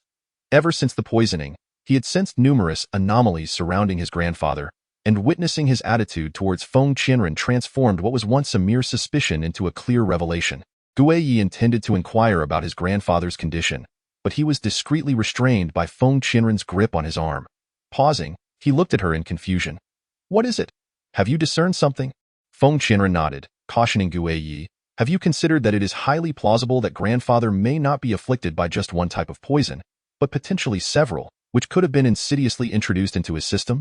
Guiyi found this notion somewhat incredulous. "What do you mean? I do not quite understand." Feng Qianren sighed. "What I am suggesting is that grandfather may have fallen victim to a latent poison, one that we have previously overlooked. But trust me, it likely exists." Guiyi regarded her with skepticism. "Could such a thing truly be possible? Then why did I not detect it during my prior examinations? Has he been poisoned again since then? Yet I have been vigilantly guarding his residence against any intrusions." Feng Qianren glanced at her grandfather, who appeared as lifeless as a mechanical puppet, and speculated. "The specifics may require further testing to ascertain, but what I can deduce is limited to this. This poison may be causing a disconnection between one's body and will I in the depths of the night." An unsettling chill coursed through Guiyi's body as he contemplated the implications of Feng Qianren's words. "What you mean to say is that, in truth, grandfather..." Feng Qianren nodded sagely. "That seems to be the case. However, at present, we are unaware of the identity of the individual orchestrating events from the shadows. Thus, we must tread carefully, for this matter cannot be resolved overnight. It necessitates an intricately woven plan from beginning to end. They are likely far more prepared than we are, advancing with formidable intent." Guiyi remained silent, deep in thought, for quite some time. Feng Qianren placed a reassuring hand on his shoulder, already formulating a direction for their investigation. "You need not worry about this matter. If you trust me, you may leave it in my capable hands. I shall uncover the truth behind these occurrences and identify the mastermind behind it all." Before long, after conducting her inquiries, Feng Qianren discovered that Feng Qianshue's chambers were frequently supplied with a plethora of herbal remedies. Originally, Feng Qianxue was entirely ignorant of such matters. Yet, the steward revealed that, on recent occasions when medicinal supplies were delivered to the estate, an astonishing 30% had been allocated to the quarters of Feng Qianxue and her mother. Guiyi narrowed his eyes, sensing that something was amiss. Chapter 125. Seeds of suspicion. Feng Qianren regarded Guiyi with a puzzled expression and gently inquired of the steward, "Are you aware of the ailments these herbs are meant to treat?" After a moment's hesitation, the steward replied, "Most appear to be remedies for cardiac conditions.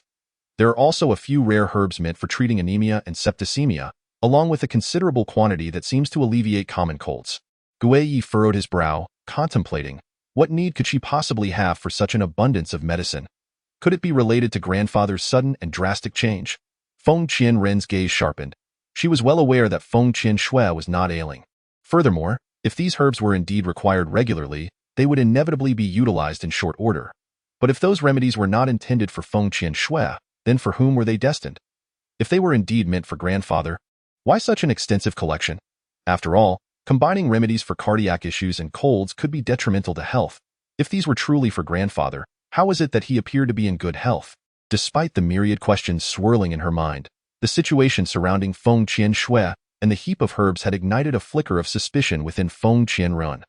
The doubts that plagued her heart grew ever more burdensome, compounded by grandfather's recent icy demeanor towards her. Consequently, Feng Qianren clandestinely took refuge in the rafters of Feng Qianshui's room under the cover of night, intent on observing her every move to unravel the mystery. She understood that during the day, Feng Qianshui reveled in her interactions with grandfather, eagerly displaying her treasures and keeping herself preoccupied. If grandfather's ailment indeed bore any hidden truths, and if Feng Qianshui were implicated, then her opportunity for mischief would undoubtedly arise during the nocturnal hours. As fate would have it, Feng Qianren's suspicions proved entirely correct. When the clock struck midnight, Feng Qianshui began to retrieve the assortment of herbs, meticulously measuring out several yang according to a list she held. Feng Qianren was perplexed by her intentions, for among the heap of medicinal herbs, the unmistakable presence of angelica and snow domain grass was evident. The therapeutic properties of these two herbs were in stark contradiction. They were utterly incompatible for simultaneous use. The quantity that Feng Qianshui had prepared, if ingested by an individual, would undoubtedly result in their immediate demise. Feng Qianren feared that in the next moment, Feng Qianshui would present these deadly substances to their grandfather. As she hesitated, contemplating whether to intervene, she witnessed Feng Qianshui unlock a black cage from which a silvery gray goo worm emerged. After consuming the herbs, the creature became still. Not long after, it shed its skin and retreated into darkness once more. Holding the cicada's exoskeleton as if it were a precious treasure, Feng Qianshui swiftly made her way toward their grandfather's quarters. Feng Qianren squinted at the locked black cage, her body drenched in cold sweat from shock. She finally grasped the truth of the matter. Their grandfather was not afflicted by poison, but rather by a goo worm. This explained why the poisons had not resulted in death. The goo worm had consumed the toxins and digested their harmful effects. Feng Qianshui was unknowingly administering the cicada's exoskeleton, now devoid of toxicity, to their grandfather, rendering the poison capable only of manipulating the mind, without lethal consequences. Feng Qianren's emotions were tumultuous. When they next met, she had intended to confront Feng Qianshui and her mother with righteous indignation. Yet lacking evidence, she could only suppress her fury for the time being, quietly seeking proof. Chapter 126. Seeking medicine that night, Guiyi summoned Feng Qianren to his study, rubbing his weary forehead as he inquired, "What news? Have you made any progress in your investigation? What poison has afflicted our grandfather? Why have I been unable to find a suitable antidote despite trying numerous herbs?" Feng Qianren sighed, "I'm not entirely certain of the specifics, but our grandfather is afflicted by goo poison. The herbs within your estate are likely ineffective. I must seek alternatives elsewhere." Guiyi regarded her with concern. "Where do you intend to go? I truly wish you would stay. With our grandfather's illness still mysterious, we need a steady hand at the helm. If you leave, I will be left to manage everything alone, which will prove exceedingly burdensome." Feng Qianren understood his worries, yet felt powerless. If she did not venture forth, their grandfather's condition might worsen. Thus, even though parting from Guiyi was difficult, she steeled herself to say goodbye in a calm tone. She stated, "I too wish to alleviate your burdens. Currently, our collective inertia is untenable. Please hold steadfast. When I return, I shall certainly bring back a remedy for goo poison." Determined to find an antidote for their grandfather's affliction, Feng Qianren embarked on her solitary journey to the western regions. Although Guiyi was anxious, domestic matters weighed heavily upon him. With their grandfather unwell and often uttering strange phrases, the household lacked a decisive leader, necessitating his direct involvement in every matter. He had wished to accompany Feng Qianren, but alas, the demands of home bound him. On the day of departure, a heavy snowfall blanketed the surroundings. Guiyi gently patted her shoulder, his eyes filled with reluctance. "This journey is fraught with towering mountains and flowing waters. You must exercise caution and take care of yourself. Remember to look after your well-being, so as not to cause me undue worry." Feng Qianren nodded as she boarded the carriage. "Do not concern yourself with me. Focus on caring for yourself and the two children until my return." As the carriage slowly exited the city, Guiyi's thoughts were entirely consumed by Feng Qianren, causing him to overlook the triumphant smile of Feng Qianxue behind them. Halfway through her journey to the western regions, Feng Qianren suddenly heard someone calling from behind. She lifted the curtain of the carriage window and softly said, "Coachman, could you please stop the carriage for a moment? I sense that someone is following us." The coachman hesitated. "Miss, are you certain? We are currently traversing through the woods, and in such places, if we do not move quickly, we could easily encounter bands of robbers. I cannot afford to hasten our pace if you insist on stopping." Feng Qianren shook her head. "Please stop. There is only one person behind us, and they seem to be in a hurry, calling my name. They do not appear to be a robber." The coachman brought the carriage to a halt, and soon after, a galloping horse caught up, reining in its reins. Feng Qianren was suddenly greeted by a hearty laugh. "I initially thought it was merely a resemblance. I never expected it to truly be you." Feng Qianren was slightly taken aback. "Lin Xian, what brings you here?" Lin Xian replied with a smile. "Like you, I happen to be passing through this area. It seems fate has conspired for our paths to cross, by the way. You seem to be in quite a rush. Where are you headed?" Feng Qianren briefly recounted her circumstances, and with Lin Xian's assistance, they soon found themselves on the way to the ancient capital of the western regions, a place known as Fengdu. Chapter 127. A dilemma. Lin Xian led his horse, pointing the way. "Look, just ahead lies the grand entrance of Fengdu. Once we enter, we should be able to locate the enigmatic figure you mentioned." Feng Qianren looked at him, feeling a touch embarrassed. "I truly appreciate your help. I did not anticipate such a winding journey. I only had a vague idea of the location. Without your guidance, I would have likely been lost amidst those intricate forks in the road." Lin Xian shook his head. "Not at all. Coincidentally, I also have matters to attend to here, so I accompanied you. But is the figure you seek truly as remarkable as you claim?" Feng Qianren sighed. "I have merely heard whispers of someone in this city with extensive knowledge of poisons, but I know nothing of their identity, appearance, or capabilities. I am not even certain if they are the individual of the rumors." Lin Xian looked at her, astonished. "Yet you ventured so far alone, embarking on this arduous journey in search of a remedy? I assumed you had made thorough preparations." Feng Qianren replied helplessly. "There was no alternative. The elder in my family is gravely ill, and this was my only hope. If I cannot find this person, I shall seek assistance elsewhere." As the two individuals entered the city gates, Lin Xian felt a sense of delight. "It seems fortune is on your side. This place is replete with pharmacies in every alley and street, suggesting that there is indeed a degree of expertise in the art of healing here." Feng Qianren glanced around for a considerable time, yet her brow remained furrowed. "Indeed, there are many physicians here, but they all appear to specialize in treating typhus and other common ailments. Where, then, can we find someone skilled in dispelling curses?" Lin Xian reassured her. "Do not fret. Let us venture deeper. This is your first visit to Fengdu, and you may be unaware, but I have heard that there is a custom here. The more proficient the healer, the deeper they reside within the city. However, some medical sages are exceedingly elusive, and whether they are willing to treat you depends on fate." Feng Qianren nodded, and the two continued onward, ultimately encountering an elderly man skilled in dispelling curses at the heart of the city. Feng Qianren merely described her grandfather's symptoms in passing, and the old man effortlessly recited a prescription to control the mind, showcasing remarkable prowess. Thus, Feng Qianren resolved to persuade the old man to come out of retirement. However, he shook his head and replied, "I am but an old frail body now, unable to stir from this place. The scenery here is splendid, and the people are exceptional. I intend to spend my days in peace here, without venturing out." Feng Qianren pondered for a moment, contemplating a compromise. "In that case, would you consider selling me the antidote? I am willing to pay any sum. Simply name your price." The elder, possessing the antidote, promptly closed the door, shaking his head as he dismissed her. "You may leave. I merely know how to resolve the issue, but that does not imply I will sell it to you. My remedies are never easily relinquished." The old man consistently refused to provide Feng Qianren with the antidote. Day after day, she waited at his doorstep, enduring 3 or 4 days of rejection and numerous difficulties, until he finally emerged to glance at her. "I see you are quite patient, young lady. Thus, it is not impossible for me to grant you the antidote, but you must agree to become my apprentice." Feng Qianren was utterly perplexed. "What is your reasoning behind this?" The old man stubbornly fixed his gaze upon her. "I shall not relent. If you do not agree, you may forever forsake the hope of acquiring the antidote from me." Resigned, Feng Qianren had no choice but to acquiesce. Chapter 128. In the deep mountains and forests, Feng Qianren regarded him with suspicion. "To have me become your apprentice, what do you desire from me?" The old man snorted. "Consider yourself fortunate. Let me tell you, young lady, if you inquire along this street, you will find that none compare to me. Countless individuals have aspired to be my apprentices throughout their lives. You should feel grateful for this opportunity. Feng Qianren sighed. Very well, please specify what you require of me. Since you do not seek monetary compensation, I shall assist you with a task, and in return, we will be even regarding the antidote. The old man cast a fleeting glance at her and gestured towards the dense mountains behind him, saying, I have recently been concocting potions.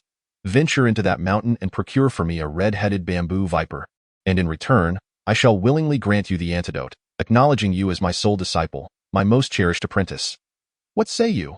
Feng Qianren did not particularly care about being his disciple, yet she was acutely aware that the bamboo viper was a species of serpent notorious for its venomous fangs, and the red-headed variant was particularly formidable, characterized by its ferocity and cunning. Although Feng Qianren considered her skills to be quite competent, she had no intention of underestimating such a lethal beast that could easily end her life with a single strike. Thus, she proposed to the old man, I can acquiesce to your request, but could you perhaps allocate some additional assistance? The old man turned to her, his gaze sharp. You are the first to dare make demands of me. What? Are you incapable of facing this alone? Feng Qianren looked at him with exasperation. The venom of the bamboo viper is exceedingly potent. Even if I were to extract its fangs, should I fall victim to its poison, I might very well perish before I reach my destination. Would you not find it a great loss to let a prize slip through your fingers like that? The old man, unperturbed by her reasoning, scoffed coldly. You seek companions, do you? I have only myself here. I cannot accompany you up the mountain. I have never relied on others in my life, and had it not been for this troublesome predicament, do you think I would make an exception and accept you as my disciple? Feng Qianren gazed at him with great difficulty. Are you truly saying you have no one at all? Or perhaps you are unwilling to provide me with any assistance? The old man, not allowing her further negotiation, issued a final ultimatum. Of course, I will not grant you any help that I have but one assistant for gathering herbs, and if he were to accompany you up the mountain, who would I have to rely on here? Moreover, should you prove incapable and he were to perish on the mountain, where would I find another reliable aid? In that moment, Feng Qianren found herself at a loss. Given the circumstances, she could not manage alone. Yet the old man's demands were exceedingly unreasonable.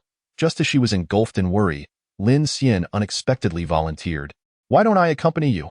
Although I lack martial prowess, I have traversed many places, and should we encounter bandits or the like, you need not be concerned about my safety.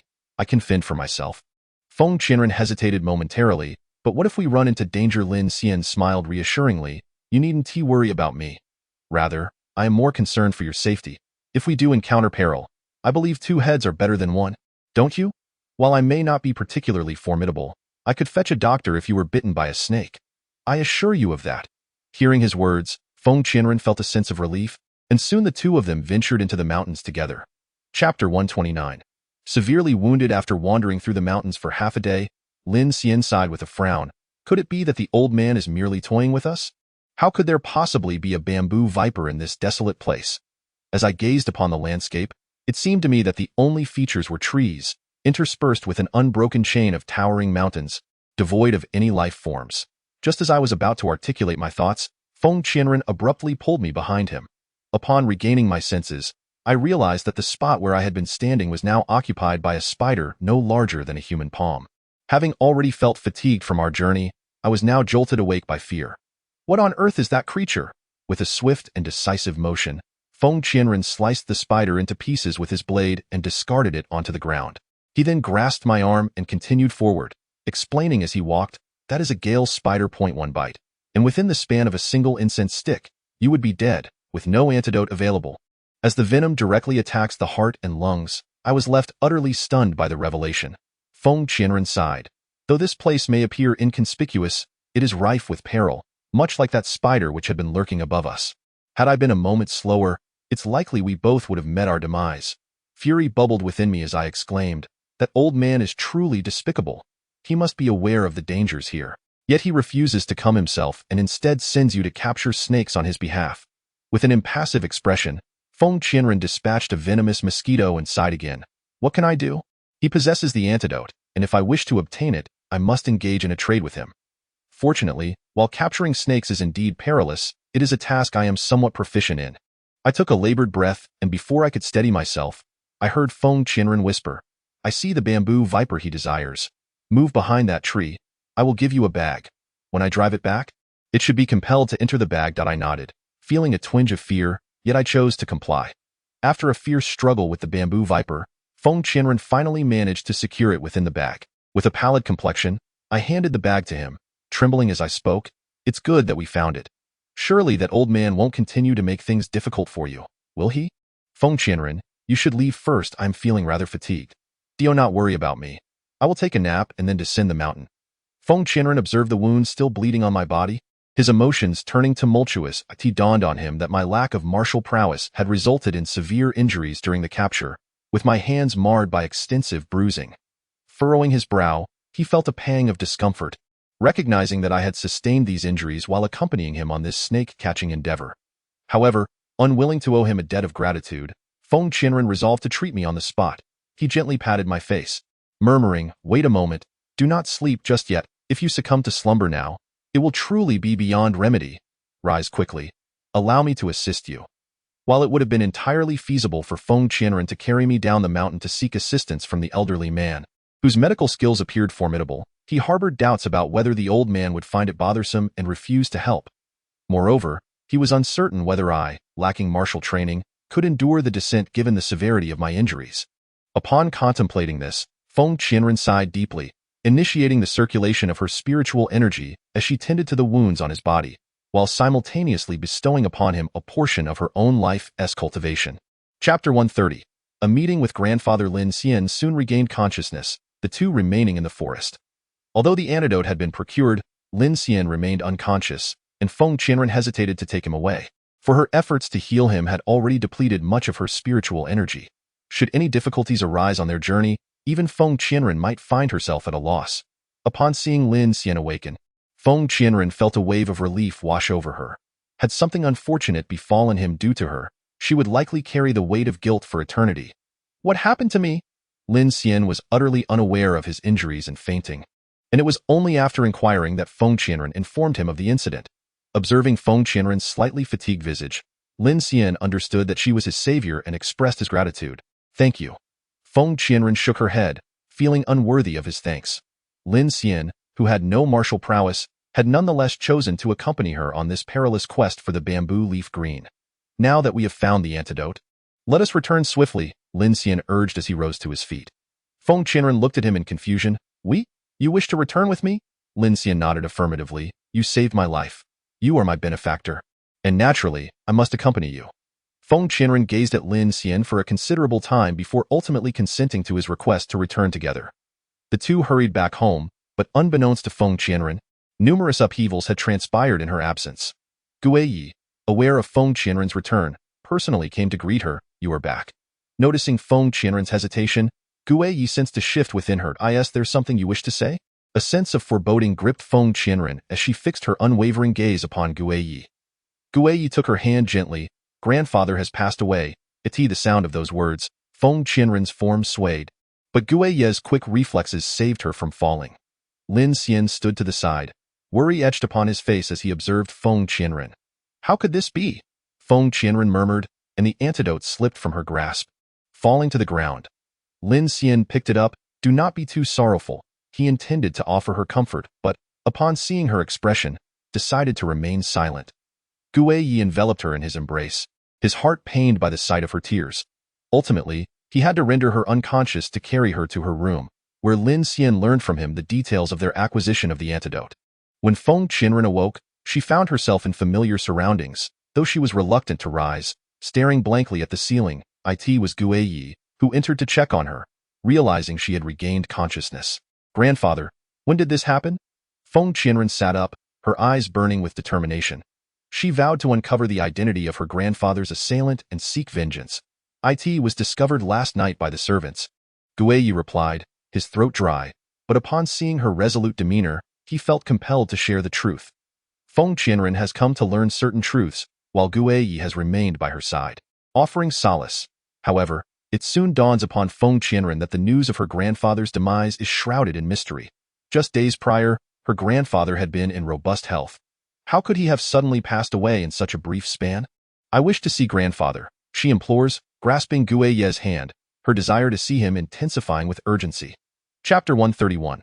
Unusual clues. Guiyi leads Feng Qianren to the basement, where her grandfather's corpse lies in an ice coffin. As she gazes upon his familiar visage, tears once again cascade down her cheeks as she reaches out to hold his hand. Yet, she soon discerns something amiss. Despite being encased in the ice coffin, she perceives signs of life. Wiping her tears, she begins to examine her grandfather, prompting a puzzled look from Gue Yi. "What are you doing?" he inquires.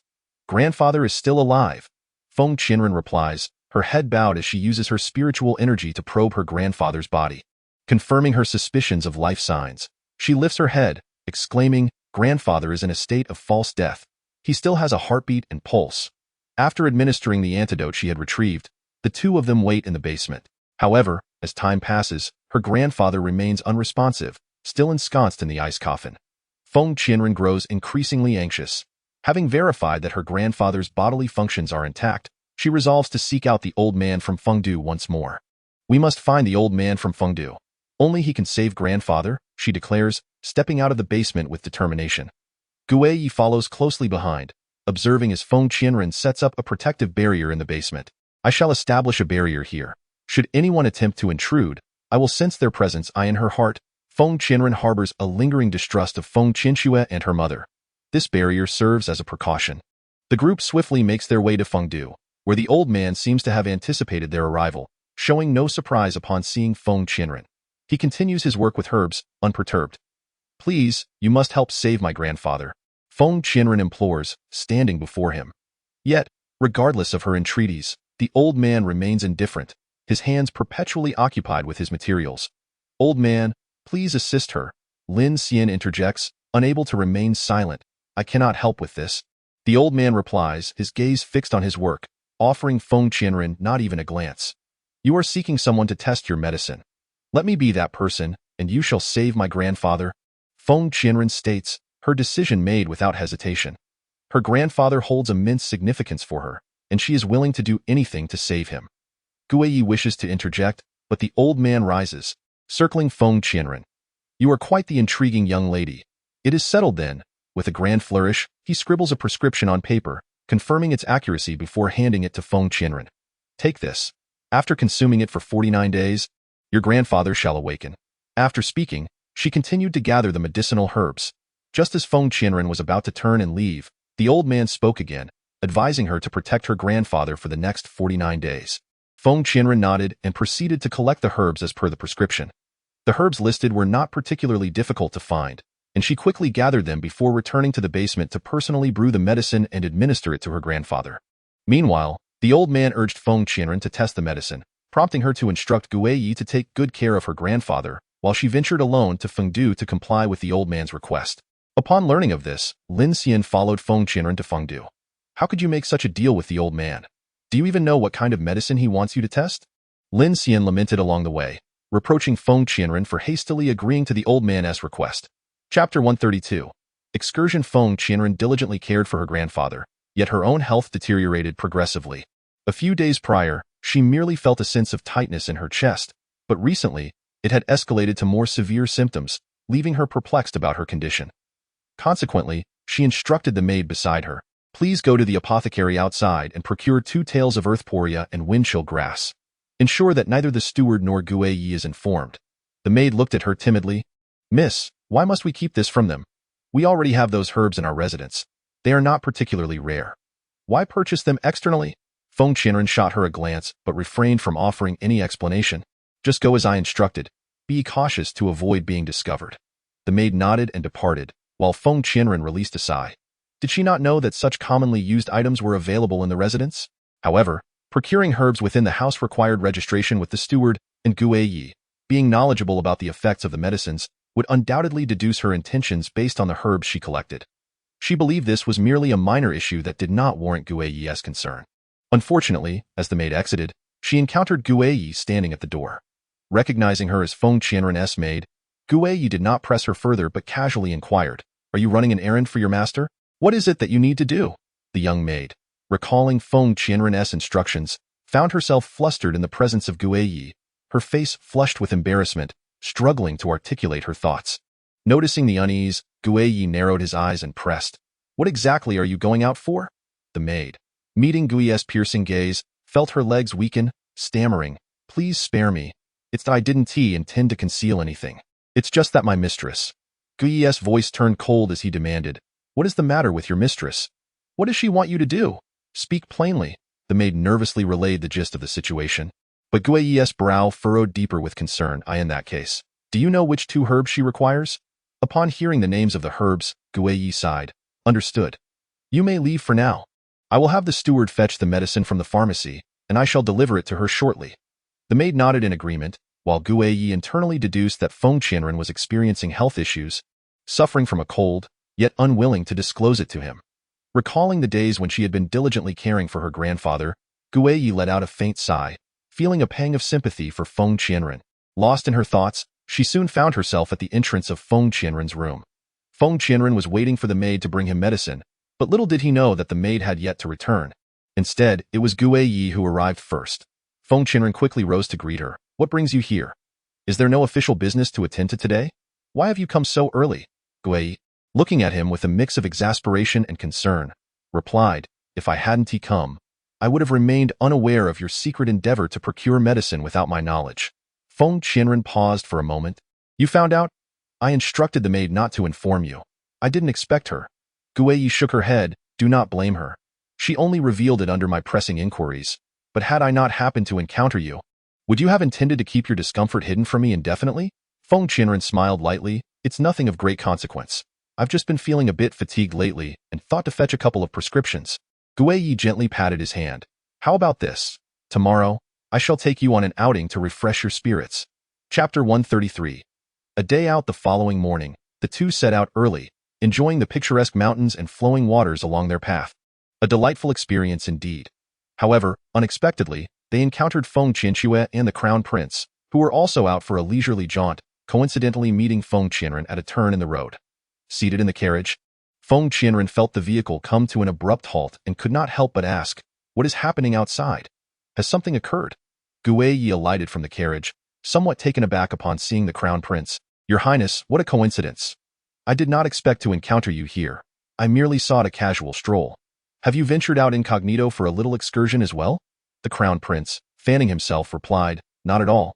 I too am merely out for a bit of relaxation, much like yourself. Yet, it is quite surprising that despite our daily meetings in the court, we should chance upon each other during our outings. It truly feels like fate brings us together from afar." Gui recalled her grandfather's words regarding the Crown Prince's involvement in the poisoning incident, and thus held little fondness for the future emperor.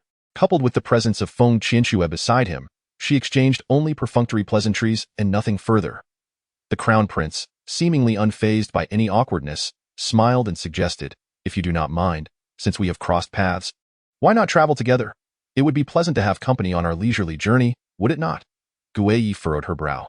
Ever since Gui's arrival, Feng Qianxue had not taken her eyes off him, especially upon realizing Gui's esteemed status, which could compel even the Crown Prince to lower himself to initiate conversation. Feng Qianxue's thoughts began to shift towards Gui. Moreover, considering the Crown Prince's capricious nature and notorious infidelity, Feng Qianxue understood that a single misstep in her words could easily lead to her own abandonment. It would be wiser to seize the opportunity presented by the prince as a stepping stone to leap across to the other side.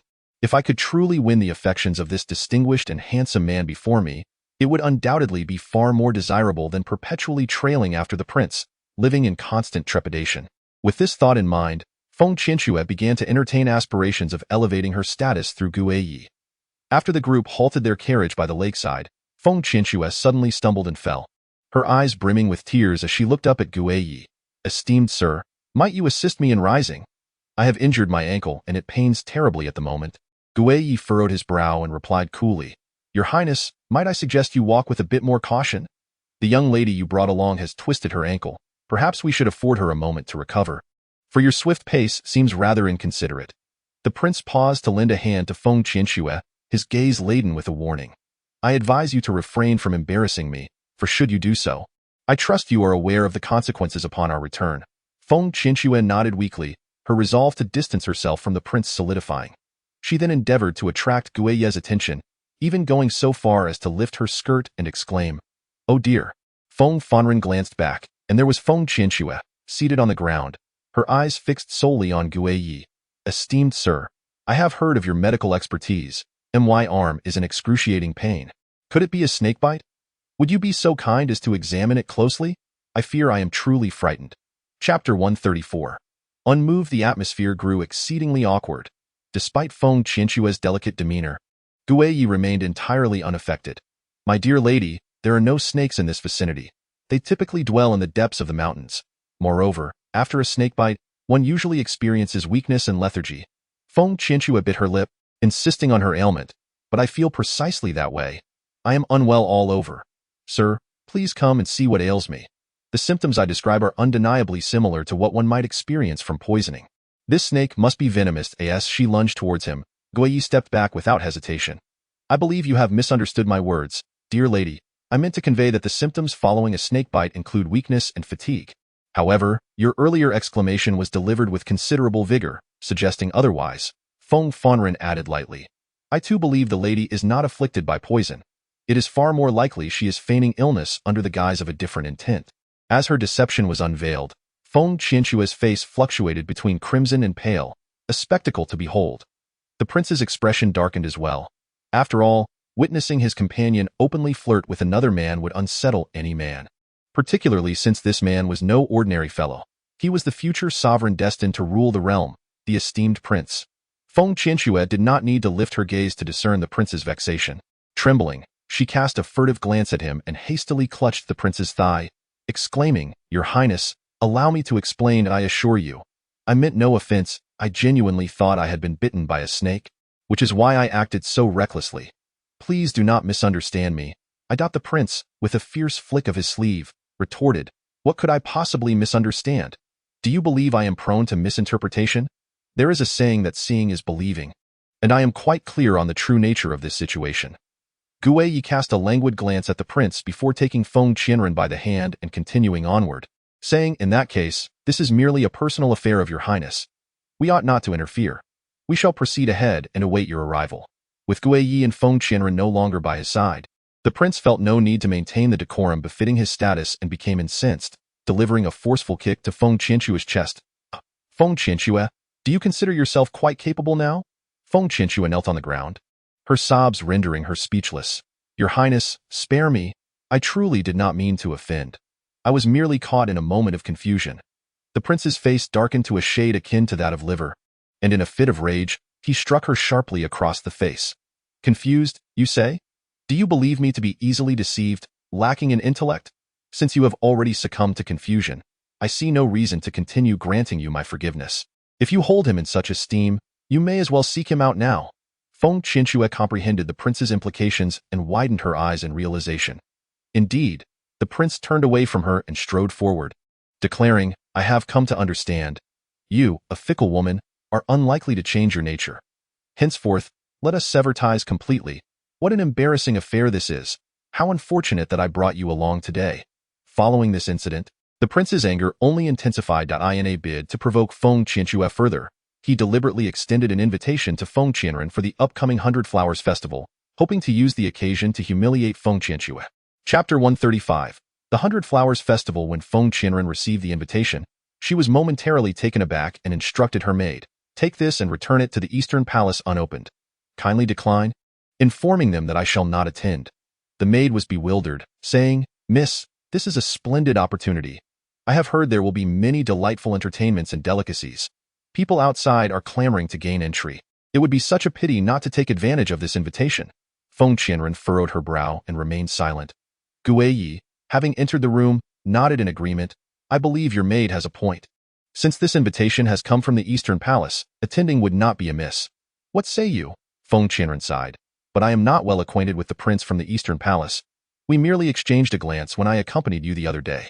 Does that constitute an acquaintance? I truly do not know how to approach this engagement. Guiyi chuckled as he sat beside her, producing an identical invitation. What difficulty is there in this? You see, he has also extended an invitation to me. When the time comes, you could accompany me, and it would suffice for you to sit beside me, wouldn't it? Following closely behind, we could exchange pleasantries when the moment calls for conversation, and indulge in merriment when silence is preferred. Does that not sound delightful? Feng Qianren fixed her gaze upon him. In the past, during such gatherings, you would always say attendance was optional, never encouraging me to go. What has changed this time? Guiyi gently caressed her head. Not at all. I merely believe you have been working exceedingly hard lately, caring for your grandfather these past few days. and have been cooped up at home without much opportunity to step outside. This presents a splendid occasion for a little outing. Since you have been invited, consider it a chance for a public excursion. Feng Qianren hesitated, but Gu Yi took her hand. Join me, this banquet is truly opulent, and I assure you will regret not attending. Besides, there is nothing to fear in my company. After contemplating, Feng Qianren nodded in agreement, and together they made their way to the Eastern Palace for the 100 Flowers banquet. During the event, Feng Qianxue crafted a lantern, having practiced diligently at home in her spare time, and was quite pleased with the lovely creation. She lit the wick and proudly presented it to Gu Yi. Esteemed sir, I offer you this lantern. Feng Qianren raised an eyebrow and discreetly nudged Gu Yi's shoulder. Hey, she is giving you a lantern. At least acknowledge it. Gu Yi turned his attention to Feng Qianxue, who, upon gazing at his handsome visage, felt her cheeks flush. Esteemed sir, I must confess, since our fortuitous encounter last time, I have developed a deep admiration for you. I hope you will graciously accept this humble token of my affection and perhaps share a delightful evening with me. Gu Yi furrowed his brow, having no intention of entertaining Feng Qianxue's advances. However, noticing Feng Qianren's interest in the pink lantern, he casually accepted it, saying nothing further. Feng Qianxue waited in anticipation, fully prepared for rejection, yet was taken aback when Gu Yi accepted her lantern, wondering if this signified something more. Before she could fully indulge in her fantasies, Gu Yi promptly handed the lantern to Feng Qianren. Since you like it, go ahead and enjoy it. Feng Qianxue shot a furious glare at Feng Qianren, seething with anger. Chapter 136. Boding Feng Qianxue fixated on Feng Qianren's retreating figure, her heart filled with an intense desire to rid herself of this obstructive woman. This was not the first instance. She had been the same during their last outing with Gu Yi. Feng Qianxue discerned Gu Yi's affections were entirely directed towards this woman. In a moment of desperation, she concocted a nefarious plan, thinking that if this woman could discreetly vanish during the banquet, it would not render her attendance in vain. After all, prior to arriving, Feng Qianxue was acutely aware that she had incurred the displeasure of the crown prince. If she did not secure the favor of this esteemed gentleman, her efforts would be in vain. This evening, her resolve was to capture the heart of this man. However, should she fail to ensnare Gu Yi yet manage to topple Feng Qianren, it would not be an insignificant triumph. After all, without one less stumbling block, it would become considerably easier for her to subtly win Gu Yi's affections over time. With this thought in mind, Feng Qianxue decisively altered her course, intent on eliminating the troublesome woman first. Meanwhile, Feng Qianren and Gu Yi were leisurely drifting on a boat, releasing lanterns by the riverside. Gu Yi gently remarked, I have heard that releasing lanterns and making wishes at this time is quite auspicious. Perhaps you should make a wish. Close your eyes and silently envision it, and who knows, it may come to fruition in the coming year. Feng Qianren complied, closing her eyes and softly blowing on the lantern. Gu Yi, entranced, instinctively leaned closer, intending to bestow a gentle kiss upon her. Fortunately, Feng Qianren opened her eyes just in time, causing Gu Yi to awkwardly retreat, cursing himself inwardly for being so foolishly enamored. Feng Qianren, puzzled, gazed at him and inquired, What is the matter? Are you unwell? Your complexion seems rather off. Gu Yi cleared his throat nonchalantly and looked away. Not at all. I am perfectly fine. Feng Qianren whispered. If you are fine, why are you leaning so close? I thought you were harboring ulterior motives. Gu Yi was momentarily taken aback, coughing several times, and fell silent for a while. Feng Qianren playfully tugged at his sleeve, smiling, All right, I have made my wish. You wish to make one? I shall wait for you. Gu Yi shook his head. No, only one person may make a wish per lantern. Otherwise, it loses its potency. If you have finished, let us be on our way. As Feng Qianren was led forward by Gu Yi. They had barely reached the riverbank when a sudden shout pierced the air, inciting chaos all around. Feng Qianxue stood at a distance, on the periphery of the crowd, and as Feng Qianren squinted to see her smiling, an ominous premonition stirred within her. Sure enough, in the next moment, Feng Qianren was jostled by a burly man and stumbled toward the river, losing her footing and plummeting into the water. Gu Yi reacted instantly, pushing through the throng and leaping into the riverbank to rescue Feng Qianren. As she was pulled into his embrace, he patted her back, anxiously inquiring, Are you all right? Do you feel any discomfort? Feng Qianren slowly shook her head, feeling an inexplicable sense of familiarity wash over her. This scene seemed hauntingly reminiscent, as if this heroic rescue had echoed from a distant past. She sensed an uncanny familiarity with Gu Yi, as though they had crossed paths long ago. This feeling was subtle yet profound, as if they had known each other for ages, to the extent that silence between them elicited a flutter of emotions. Chapter 137. The body in fragments. Guei furrowed his brow and sighed with concern, asking, "Are you unharmed? Is your body seriously affected? That was truly frightening. Did you lose your balance, or what happened?" Feng Qianren, flustered in Guiye's embrace, glanced toward the spot where Feng Qianxue had stood, only to find her absence palpable. Guiye inquired once more, "Is there anywhere discomforting you?" Feng Qianren, regaining her composure, shook her head and replied, "It's nothing, merely a bit chilly. I did not fall in by my own accord, but I shall investigate this matter thoroughly upon returning to the manor." Guiye nodded in agreement. "Very well, I trust you will not allow yourself to be wronged. However, the wind is quite fierce outside. You should don my cloak. Otherwise, having just emerged from the water, you are bound to catch a chill." Feng Qianren accepted the cloak offered by Guiye, feeling a warmth in her heart. While her demeanor remained composed, an unspoken affinity for Guiye began to blossom within her. Due to Feng Qianren's unfortunate plunge into the water, the two swiftly returned to the manor to change their attire. Once Feng Qianren had tidied herself up, she immediately sought out Feng Qianxue to settle scores. Feng Qianxue stood innocently in the main hall, gazing at her with feigned innocence. "Why have you summoned me at such a late hour, sister? If there is nothing pressing, I shall take my leave. It is late, and staying up too long can lead to aging." Feng Qianren pretended not to hear her sarcastic remarks and promptly called out, "Stop right there. Do you have nothing to say regarding today's events at the 100 Flowers Festival?" Feng Qianxue feigned ignorance. "What do you mean, sister? Is it because I did not greet you? There were simply too many people. I truly did not notice. That is my fault, and I hope you do not blame me for it." This only served to paint Feng Qianren as the aggressor.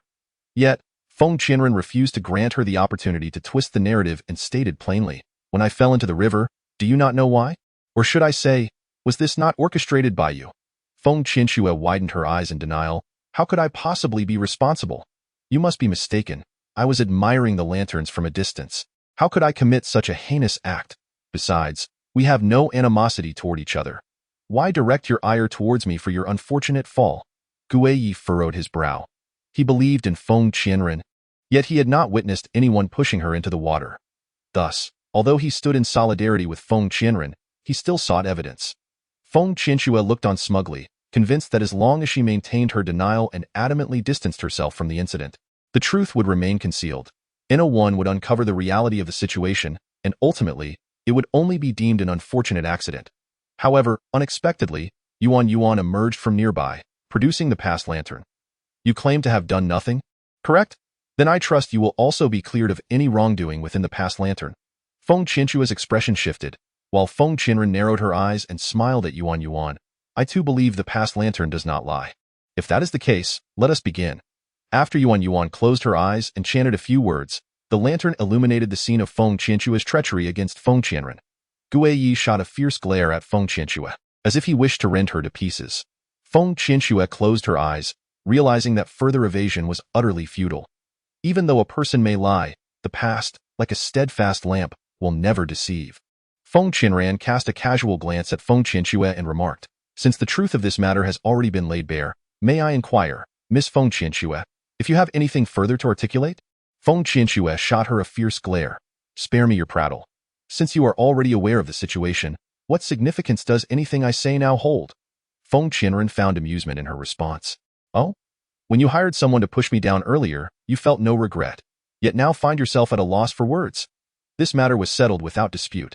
After all, it was Feng Qianxue who had first schemed against Feng Qianren." At this moment, no one came to her defense, merely watching as she reaped the fruits of her malicious actions.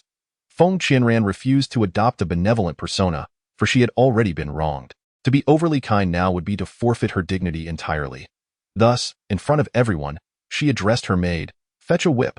According to the ancestral laws, I ask you all, how should one be dealt with for unjustly framing another?" No one dared to respond. They had not anticipated that Feng Qianren would truly enforce the family rules over such a trivial matter, deeming it somewhat excessive.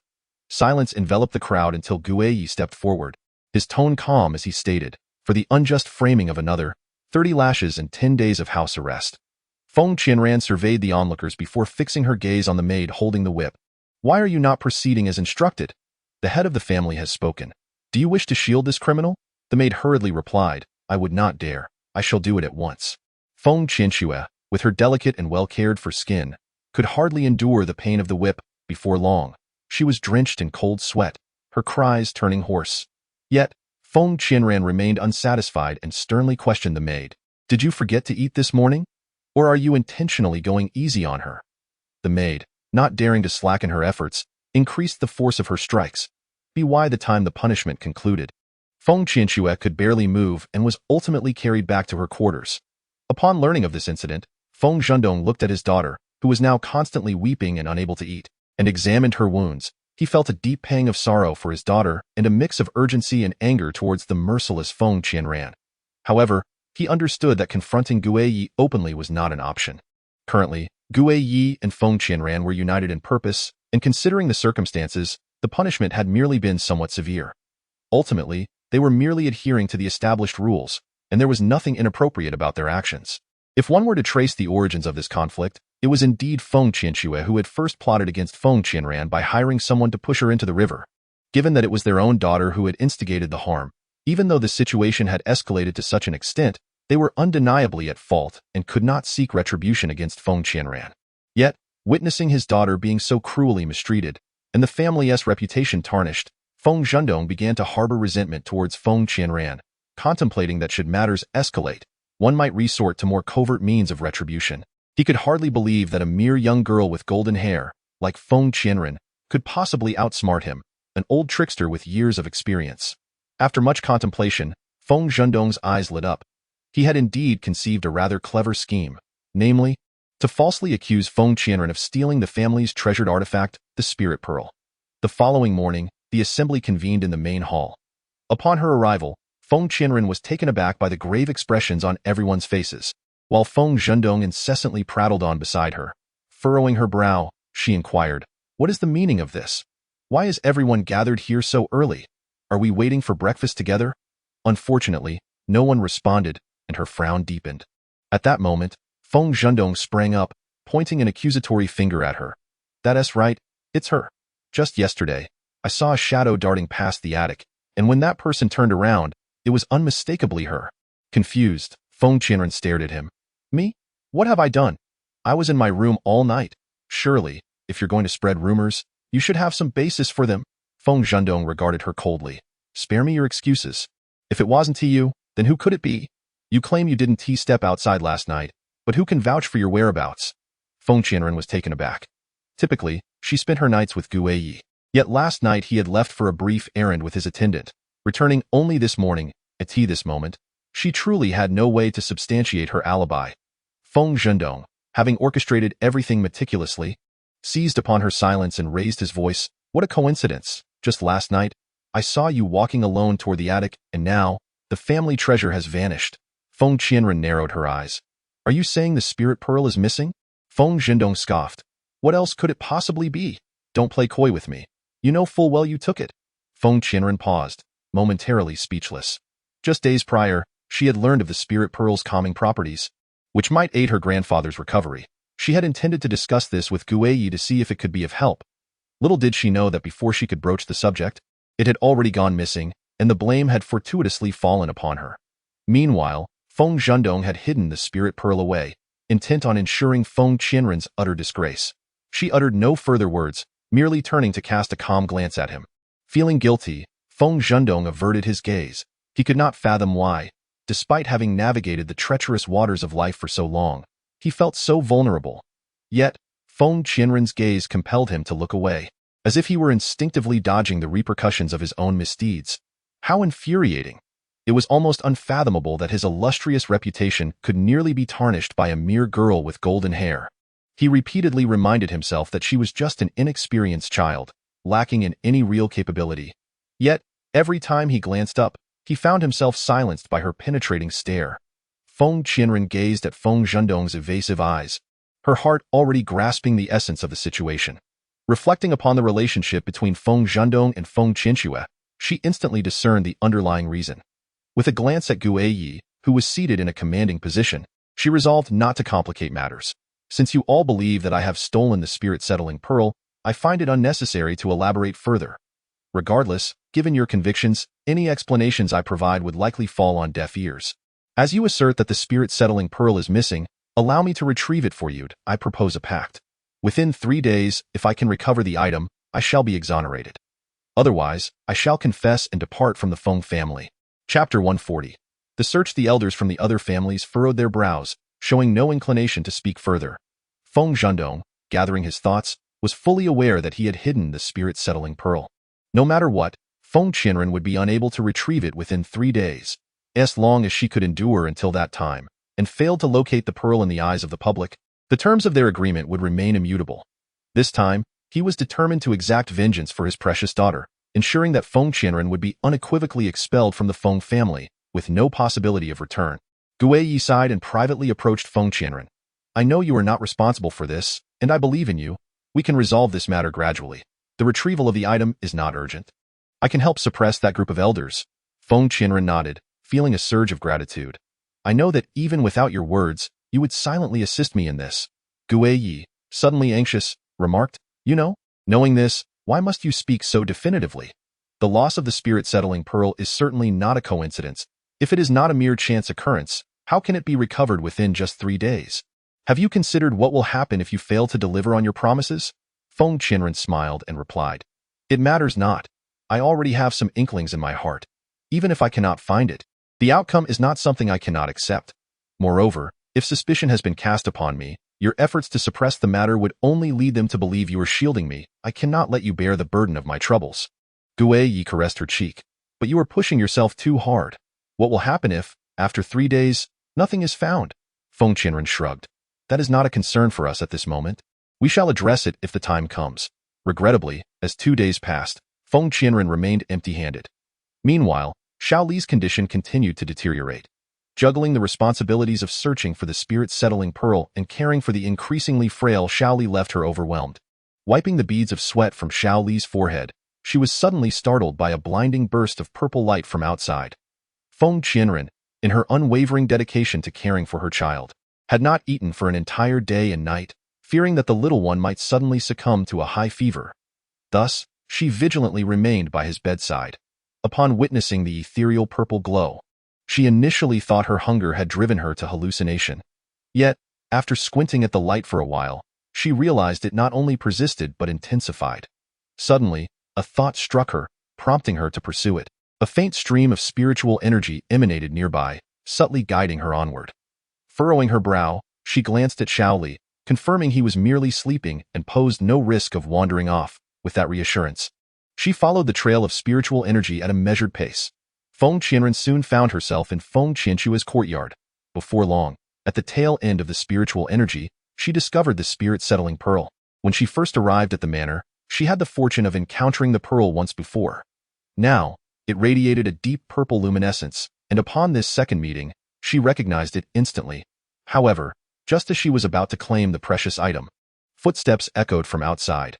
With a heightened sense of caution, she leapt to the rafters, only to see that the intruder was indeed Feng Zhendong. Narrowing her eyes, Feng Qianren mused that her suspicions had proven correct. It was none other than that old fox, Feng Zhendong, who sought vengeance for his daughter, creating this tumultuous situation while attempting to cast blame upon her. Yet, in that moment, her immediate concern transcended all else. Not only did Xiao Li require treatment, but her grandfather was also gravely ill. If Xiao Li could be cured with a few doses of medicinal broth, it would be a significant relief.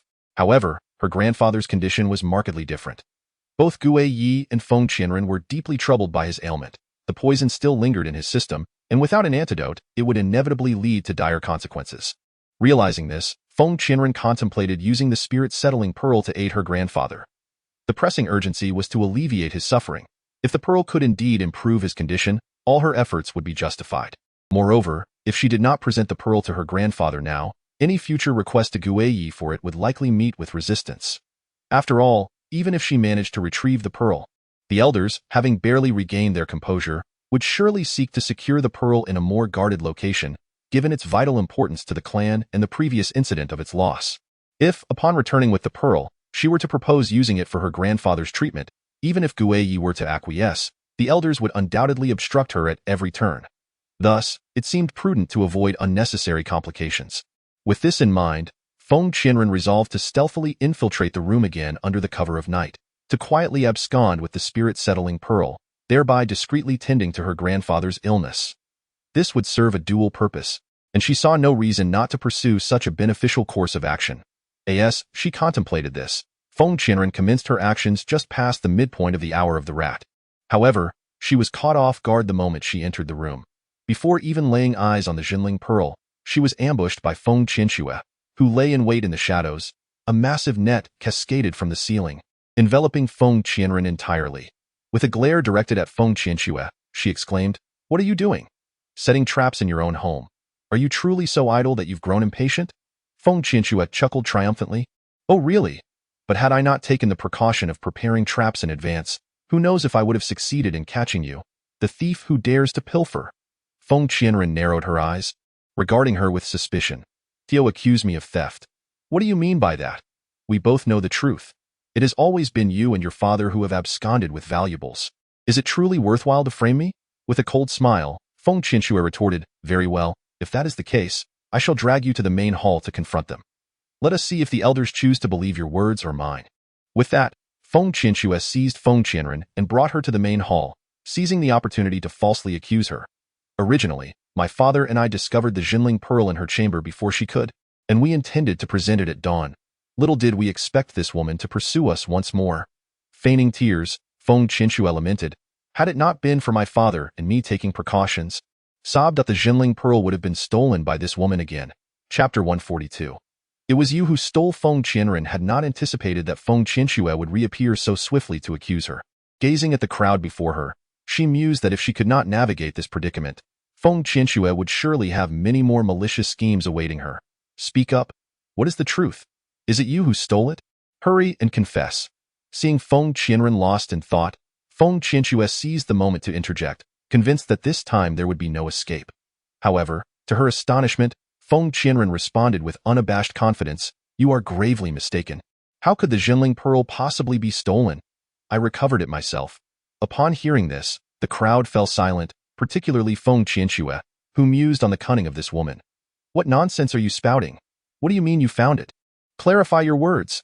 Feng Qianxue was determined not to let Feng Qianren slip away so easily, having finally seized an opportunity to expose her in front of everyone. Yet, Feng Qianren had long since unraveled the truth of the matter. Feng Qianxue had evidently come prepared, which explained her bold accusations. "The Jinling pearl has been missing for quite some time. I am the one who recovered it, and from a rather extraordinary location." As Feng Qianren concluded her statement, she cast a piercing glance at Feng Qianxue, causing the latter to instinctively retreat a few steps, startled. "Where exactly did you find it?" Several bystanders inquired with curiosity, particularly Feng Zhendong. He was taken aback to discover that Feng Qianren had managed to retrieve this item, and it seemed that some convoluted events had transpired in the interim. "This town spirit pearl was something I had unearthed from Feng Qianxue's chamber, which had been missing for quite some time. I am inclined to inquire with Feng Qianxue about the true nature of this situation." After Feng Qianren spoke, she fixed a cold gaze upon Feng Qianxue, eager to see how this woman would respond to her query. Feng Qianxue felt a jolt of surprise. She had not anticipated that Feng Qianren would cast such aspersions upon her, especially in front of so many witnesses. This question demanded a careful response. "Do not speak nonsense. This item has always been in." Feng Qianxue began, asserting that the object had originally been in Feng Zhendong's room. Upon hearing this, the crowd instinctively turned their attention towards Feng Zhendong. Meanwhile, Feng Qianren felt a surge of triumph. Feng Qianxue was truly quite foolish. Why making such a statement? It was certain that Feng Zhendong would never again shift the blame onto her. "Are you certain? Yet I truly found it in your possession. Are you suggesting that you wish for him to speak on your behalf?" Feng Qianren retorted. "What kind of person are you? Everyone is aware of your past actions. They have not gone unnoticed. Do you still need to engage in such evasions? I wish to ask the elder, is this truly the case? Just moments ago, Feng Qianxue claimed that this pearl was in your room." Feng Qianren deliberately adopted a mocking tone, turning her gaze towards Feng Zhendong to observe how he would defend Feng Qianxue. Feng Qianxue found herself at a loss for words, regretting her previous statement. It seemed that the only recourse was for Feng Zhendong to restore justice. "You wretched little vixen, just wait and see. I refuse to believe I cannot deal with you." Feng Qianxue glared fiercely at Feng Qianren.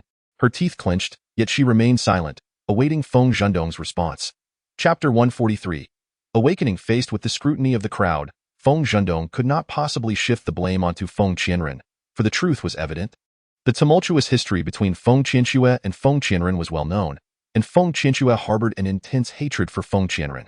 She had undertaken numerous actions against Feng Qianren, a fact he was undoubtedly aware of. Thus, in this situation, if he were to support Feng Qianxue, everyone would perceive it as grossly unjust. Since you found this town spirit pearl, why did you not present it immediately? He hastily redirected the conversation, seeking to cast blame upon Feng Qianren from another angle. Feng Qianren internally scoffed, contemplating how remarkably similar these two were. In their eyes, they were never at fault, always attributing blame to others, never willing to acknowledge their own mistakes. I must disagree with your assertion. Although this item was in your custody, the outcome has proven to be far from satisfactory. Moreover, as the legitimate daughter, the pearl would have been far more secure in my possession. Would it not? Feng Qianren invoked her status as a legitimate daughter, leaving Feng Zhendong and the others momentarily speechless, for her arguments were compelling. As the legitimate daughter, it is indeed my duty to safeguard such significant treasures. Feng Zhendong cast a sidelong glance at Feng Qianxue and could not help but let out a silent sigh, pondering that he would not be able to attain this precious orb today. What does it matter if you are the legitimate daughter? You are incapable of protecting it. Naturally, Feng Qianxue was unwilling to let Feng Qianren easily obtain this orb, and immediately began to retort. Yet her words proved futile. As the legitimate daughter, not entitled to protect the family's vital possessions more than you. Upon hearing this, Feng Qianxue gritted her teeth in resentment, but ultimately, she was pulled away by Feng Zhendong. It is best to let this matter go. You have not suffered any harm today, but you should exercise caution when dealing with Feng Qianren in the future, Feng Zhendong whispered softly in her ear. The latter dared not speak further, and thus, the two departed the scene together. Feng Qianren hurriedly returned to her grandfather's chamber, where Gu Yi was already waiting. Why have you returned so late? Has something happened? He was genuinely concerned for Feng Qianren's safety, as he believed that retrieving the orb should not have taken such an extended period. Clearly, some unforeseen circumstance must have arisen. Do not mention it. That Feng Zhendong and Feng Qianxue attempted to deceive me, but fortunately, I managed to dismiss them. I must awaken grandfather swiftly. After Feng Qianren voiced her thoughts, Gu Yi hurried to the doorway to stand guard, allowing her to rouse her grandfather within the room. The spirit-settling orb proved to be exceptionally effective, and after a series of efforts by Feng Qianren, her grandfather finally began to slowly open his eyes. Grandfather has finally awakened. Gu Yi, come and see. Feng Qianren exclaimed with excitement, and Gu Yi rushed over. The elderly man opened his eyes, glancing around, but came to an abrupt halt upon seeing Feng Qianren. Grandfather, you are awake at last. Do you have any idea how worried I was about you? Are you feeling unwell at all? If there is any discomfort, you must tell me. Feng Qianren held her grandfather's hand, her heart brimming with emotion.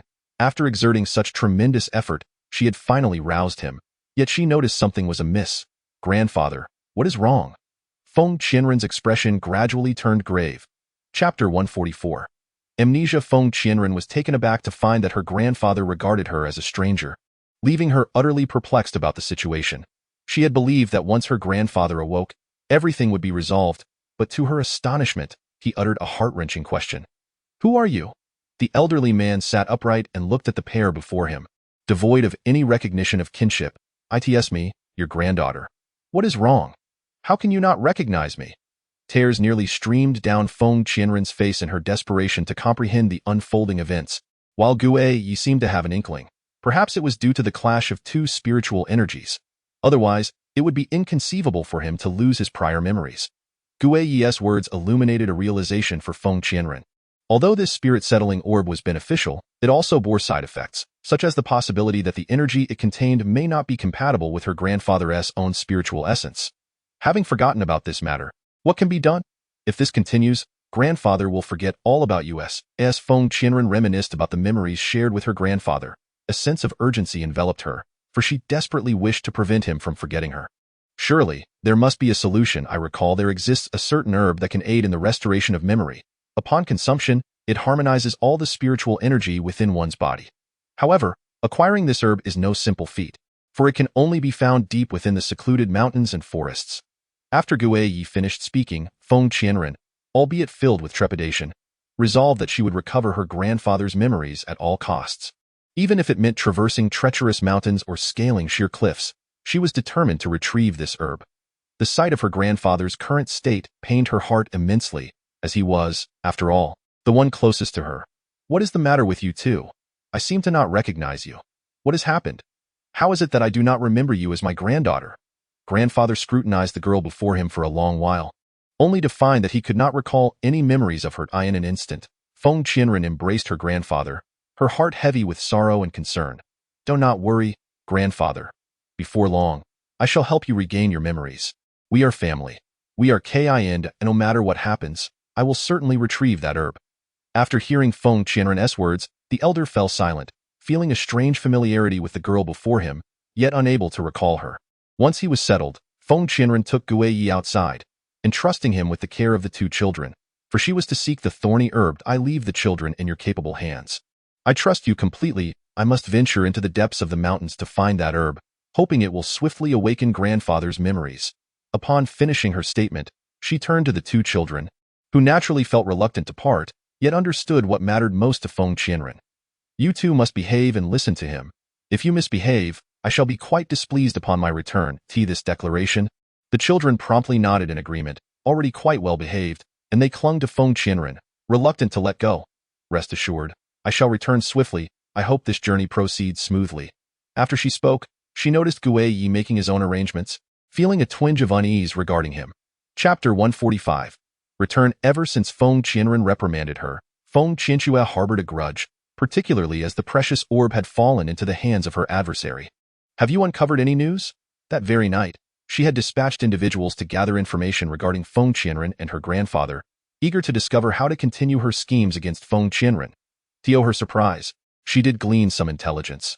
Upon learning that her grandfather had awakened, a wave of malice surged within her. If he truly regained his memories, would it not mean that all her previous actions would be laid bare? Feng Qianxue's heart grew increasingly heavy with dread as she contemplated the gravity of the situation. It was a pivotal moment. She absolutely could not allow Feng Qianren to discover that life-saving herb. However, Feng Qianren had already set off, and if she did not act swiftly to hinder her, it would be too late. Once her grandfather regained full consciousness, all of Feng Qianxue's clandestine actions would inevitably come to light. No, she could not allow things to unfold this way. She had to find Feng Qianren and ensure that this woman met her demise along the way, thus preventing that old man from recovering his memories. Feng Qianxue realized that Feng Qianren was traveling alone, which made her plans easier to orchestrate, especially since Guiyi was preoccupied with caring for two children at that moment. With this thought in mind, she hurriedly set off, taking measures to conceal her absence. Meanwhile, Feng Qianren had embarked on her journey into the depths of the forest, having learned of a remote location seldom frequented by others. However, she was intercepted by the innkeeper's staff. Young lady, the depths of that forest are perilous. If you venture there alone, you may find yourself in grave danger. Throughout her journey, Feng Qianren had gathered considerable information, and during mealtime, she encountered kind-hearted individuals. Yet, for the sake of her grandfather, she was unperturbed by the looming dangers. Thank you for your concern, but no matter how treacherous it may be, I must go. My grandfather is waiting for my return. Without hesitation, she departed to At that moment. Feng Qianxue followed closely behind, having taken special care to disguise herself to avoid detection. You wretched girl, this time, I shall ensure your demise. Let us see how you fare without Guiyi's protection. Seeing Feng Qianren ignited a deep-seated enmity within Feng Qianxue, prompting her to advance with a pouch of powdered medicine in hand. This powder was specially concocted by Feng Qianxue, intended to incapacitate Feng Qianren. Should Feng Qianren fall victim to the powder, she would be rendered helpless. As Feng Qianren took a moment to rest, Feng Qianxue stealthily ascended a nearby slope and, allowing the wind to carry it, scattered the powder. However, she was oblivious to the fact that her presence had already been detected. Just as the powder was caught by the breeze, Feng Qianren leaped forward, landing directly before her. Where are you? How can you have vanished? You were just here. Feng Qianxue remained unaware of the disparity in their abilities. In truth, she was no match for Feng Qianren, who was now positioned behind her.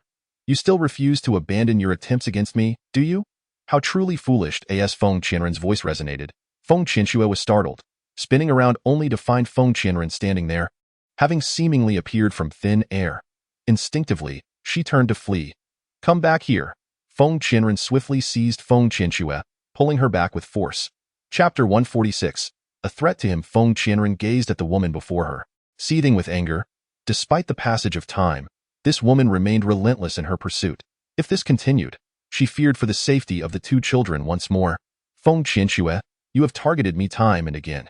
Now that you have fallen into my grasp, do not blame me for being ungracious. This time, I shall not let you escape. To show leniency towards an enemy is to be cruel to oneself. Feng Qianren, recalling everything that Feng Qianxue had done to her, felt an overwhelming desire to eliminate this woman. If Feng Qianxue were to remain, it would surely invite a cascade of troubles, and there would be no means to procure direct evidence to substantiate her claims. What do you intend to do? Let me warn you, should you dare to harm me, my father shall not spare you. Feng Qianxue discerned the animosity radiating from Feng Qianren's eyes, realizing that her situation was dire. What does it matter if you do not spare me? In the end, you shall perish as well, and this fate will be of your own making. Do not place the blame upon me. After uttering her words, Feng Qianren prepared to strike, but at that moment, Feng Qianxue burst into laughter. If you possess the courage, then kill me. If you do, you will never resurrect your grandfather. I dare you to try. He has awakened, and once he regains his memories, dream on. That is utterly impossible. He has lapsed back into unconsciousness, and even with the thorny grass, there is no hope of saving him. Upon hearing Feng Qianxue's declaration, Feng Qianren halted her actions, her mind wavering between belief and skepticism. Yet she dared not gamble with her grandfather's life. Spare my life and show mercy. Upon my return, I shall assist you, and I will no longer trouble you. Feng Qianxue's tone softened somewhat, and Feng Qianren, upon hearing this, felt a flicker of compassion. In truth, this woman was merely a nuisance, having inflicted no real harm upon her. If it were true that her grandfather could never be awakened, then this worthless life was not worth much. Thus, Feng Qianren resolved to let her go for the time being. Very well, accompany me to the depths of the mountains to seek that herb. Once found, you shall revive my grandfather, and I will grant you your life. Having reached her decision, Feng Qianren spoke, and upon hearing this, Feng Qianxue felt a surge of joy, rising to her feet to depart with Feng Qianren. Yet, in a moment of distraction, Feng Qianxue suddenly launched an attack, striking with such ferocity that Feng Qianren coughed up blood. You wretched woman. Feng Qianren cursed furiously, yet found herself too weak to retaliate. Helplessly watching as Feng Qianxue approached her with malevolent intent. You truly are soft-hearted. With just a few words, I have secured my freedom. Goodness dies from compassion. Now your life is in my hands, and I shall ensure your demise today. As Feng Qianxue prepared to strike. Unexpectedly, Gue Yi, having followed her out of concern, leapt forth to confront her. She was no match for Gue Yi, and within 2 moves, she lay defeated on the ground. However, Gue Yi paid her no heed, rushing to Feng Qianren's side instead. Feng Qianxue seized the opportunity to flee. Feng Qianren, are you all right? Are you unharmed? Gue Yi's concern was palpable, yet Feng Qianren remained gravely injured. Chapter 147. Ambush. Feng Qianren, despite her weakened state and the blood staining her lips, was resolute in her refusal to accompany Gue Yi back. How can I return without finding that spirit herb? I cannot save my grandfather. I cannot go back. The mere thought of her grandfather lying in bed filled her with an urgent despair, compelling her to venture into the deep mountains in search of the precious herb. Gue Yi, understanding her determination, was nonetheless acutely aware of her injuries. How could she possibly traverse the treacherous wilderness in such a condition? Therefore, he took the initiative to volunteer himself for the search. You should return to recuperate, and take care of the 2 children while you're at it. I shall hasten to find the herb and return as soon as possible, but you must remain vigilant of Feng Qianxue. I am certain she will not easily relent. He hastily relayed his concerns to Feng Qianren, fully aware of Feng Qianxue's nature, one that made him wish he could strike her down with a single blow. Yet he found himself powerless to act. I do not wish to return and rest. I can recuperate on the way. Take me with you, Feng Qianren insisted, her unease compelling her to join the search. The 2 children, not wanting to part from them, also expressed their desire to accompany Gue Yi in the quest for the spirit herb. I never anticipated returning so grievously wounded. This simplifies matters considerably, especially with Gue Yi absent. Meanwhile, Feng Qianxue, within the confines of her chamber, began to plot anew. Recognizing the current situation favored her, she mused that if Gue Yi failed to return in time, Feng Qianren would surely perish at her hands. With Feng Qianren already injured, she set forth immediately, stalking closely behind in search of an opportunity for another ambush. Listen closely, you 2. Feng Qianxue will undoubtedly not let me off easily. Now that she knows I am alone and wounded, she will likely attempt to ambush us tonight. Feng Qianren had already devised her strategy. She felt confident that the 2 children could easily handle Feng Qianxue, and thus instructed them, rest assured, should she dare approach, we shall not let her escape. Indeed, she has troubled us time and again, and we have done nothing to provoke her, the 2 children assured Feng Qianren in turn. Hearing their words filled her with relief. In truth, the children's spiritual prowess surpassed that of Feng Qianxue, ensuring that even if she attempted an ambush, it would be to no avail. Meanwhile, Feng Qianxue had arrived at the periphery of Feng Qianren's residence. Noting the profound silence within, a surge of triumph coursed through her. She had learned that Guiyi was out searching for the spirit herb while Feng Qianren awaited him with the two children. Little did she realize that this was but a ruse, a carefully orchestrated plan devised by Guiyi and Feng Qianren to lure her into their trap, allowing them to catch her unawares. It seems I have injured them significantly. This presents a splendid opportunity for me. Let us hope Guiyi does not return too soon. After making her decision, Feng Qianxue stealthily infiltrated the courtyard. She observed that the rooms within were shrouded in darkness, indicating that the occupants had likely retired for the night. Thus, she approached the door of Feng Qianren's chamber. Just as Feng Qianxue was about to leap through the window, the lights inside suddenly blazed to life. "You finally came," a voice resonated behind her. It was Feng Qianren, startling Feng Qianxue. Chapter 148. Plea for mercy. It was then that Feng Qianxue realized that the three individuals had not been asleep at all. They had been laying a trap, awaiting her arrival. "Well, how naive of you three to believe you could contend with me. One is already severely injured, and the other two are mere children. I hardly regard you as worthy opponents." Feng Qianxue spoke coldly, resolute in her intent to eliminate Feng Qianren today. Otherwise, upon Guiyi's return, she would find herself utterly incapable of doing so. However, Feng Qianren did not consider her a threat. After stepping back a few paces, he urged the two children to confront her. For Feng Qianxue, facing Guiyi was an insurmountable challenge. Her only chance against Feng Qianren lay in stealth. She had no prior knowledge of the children's capabilities, but she was certain they lacked the strength to oppose her. Thus, she engaged in combat with the two children. To her astonishment, after just a few exchanges, she found herself spitting blood and collapsing to the ground. "How is this possible? This cannot be. You are but children. How could you possess such formidable prowess?" Feng Qianxue wore an expression of disbelief, unable to fathom that these two children surpassed her in skill. "You doubt it, do you? Then allow us to demonstrate until you are convinced. Today, you dare to take advantage of another's plight. We shall ensure you learn your lesson." With that, Yuan and Shaoli advanced, one on each side, launching an attack on Feng Qianxue, who, already weakened, found herself unable to withstand their onslaught. As she fought desperately, she realized her imminent defeat and began contemplating an escape. However, just as she turned to flee, a tall figure suddenly appeared at the doorway. "You've returned to launch another ambush, have you? Truly, you are incorrigible." The voice belonged to Guiyi. Startled, Feng Qianxue dropped her weapon, never expecting his timely return. "Did you not venture into the deep mountains to seek spirit herbs? Why are you back? If you cannot find the herbs, you will be unable to heal." Feng Qianxue attempted to stall for time, seeking an opportunity to escape, but Guiyi paid her words no heed. "You would prefer I remain absent, hoping to take advantage of their vulnerability while I'm away. How utterly foolish you are. You cannot even best two children." Observing the situation, Guiyi quickly grasped that Feng Qianxue was no match for the children, and having witnessed her repeated attempts to confront Feng Qianren, he could no longer tolerate her actions. "I was mistaken. I shall not return henceforth. Will you pardon me? The truth is, I am merely envious of Feng Qianren, who seems to excel in every aspect, far surpassing me. It is purely jealousy, I assure you. I shall not behave in this manner again. Please let me go." When Feng Qianxue beheld Guiyi's return, her heart was already in disarray, for Guiyi, unlike Feng Qianren, would not show any mercy regardless of what she said. Thus, she could only hastily kneel and plead for mercy. "After sparing you, will you continue to trouble us? Do you think I would fall for your tricks again?" Feng Qianren shouted at Feng Qianxue's retreating figure, having lost all hope in this woman, as she would never change her ways. Chapter 149. Lost. Guiyi stepped forward and struck Feng Qianxue on the head, causing her to collapse to the ground, unconscious.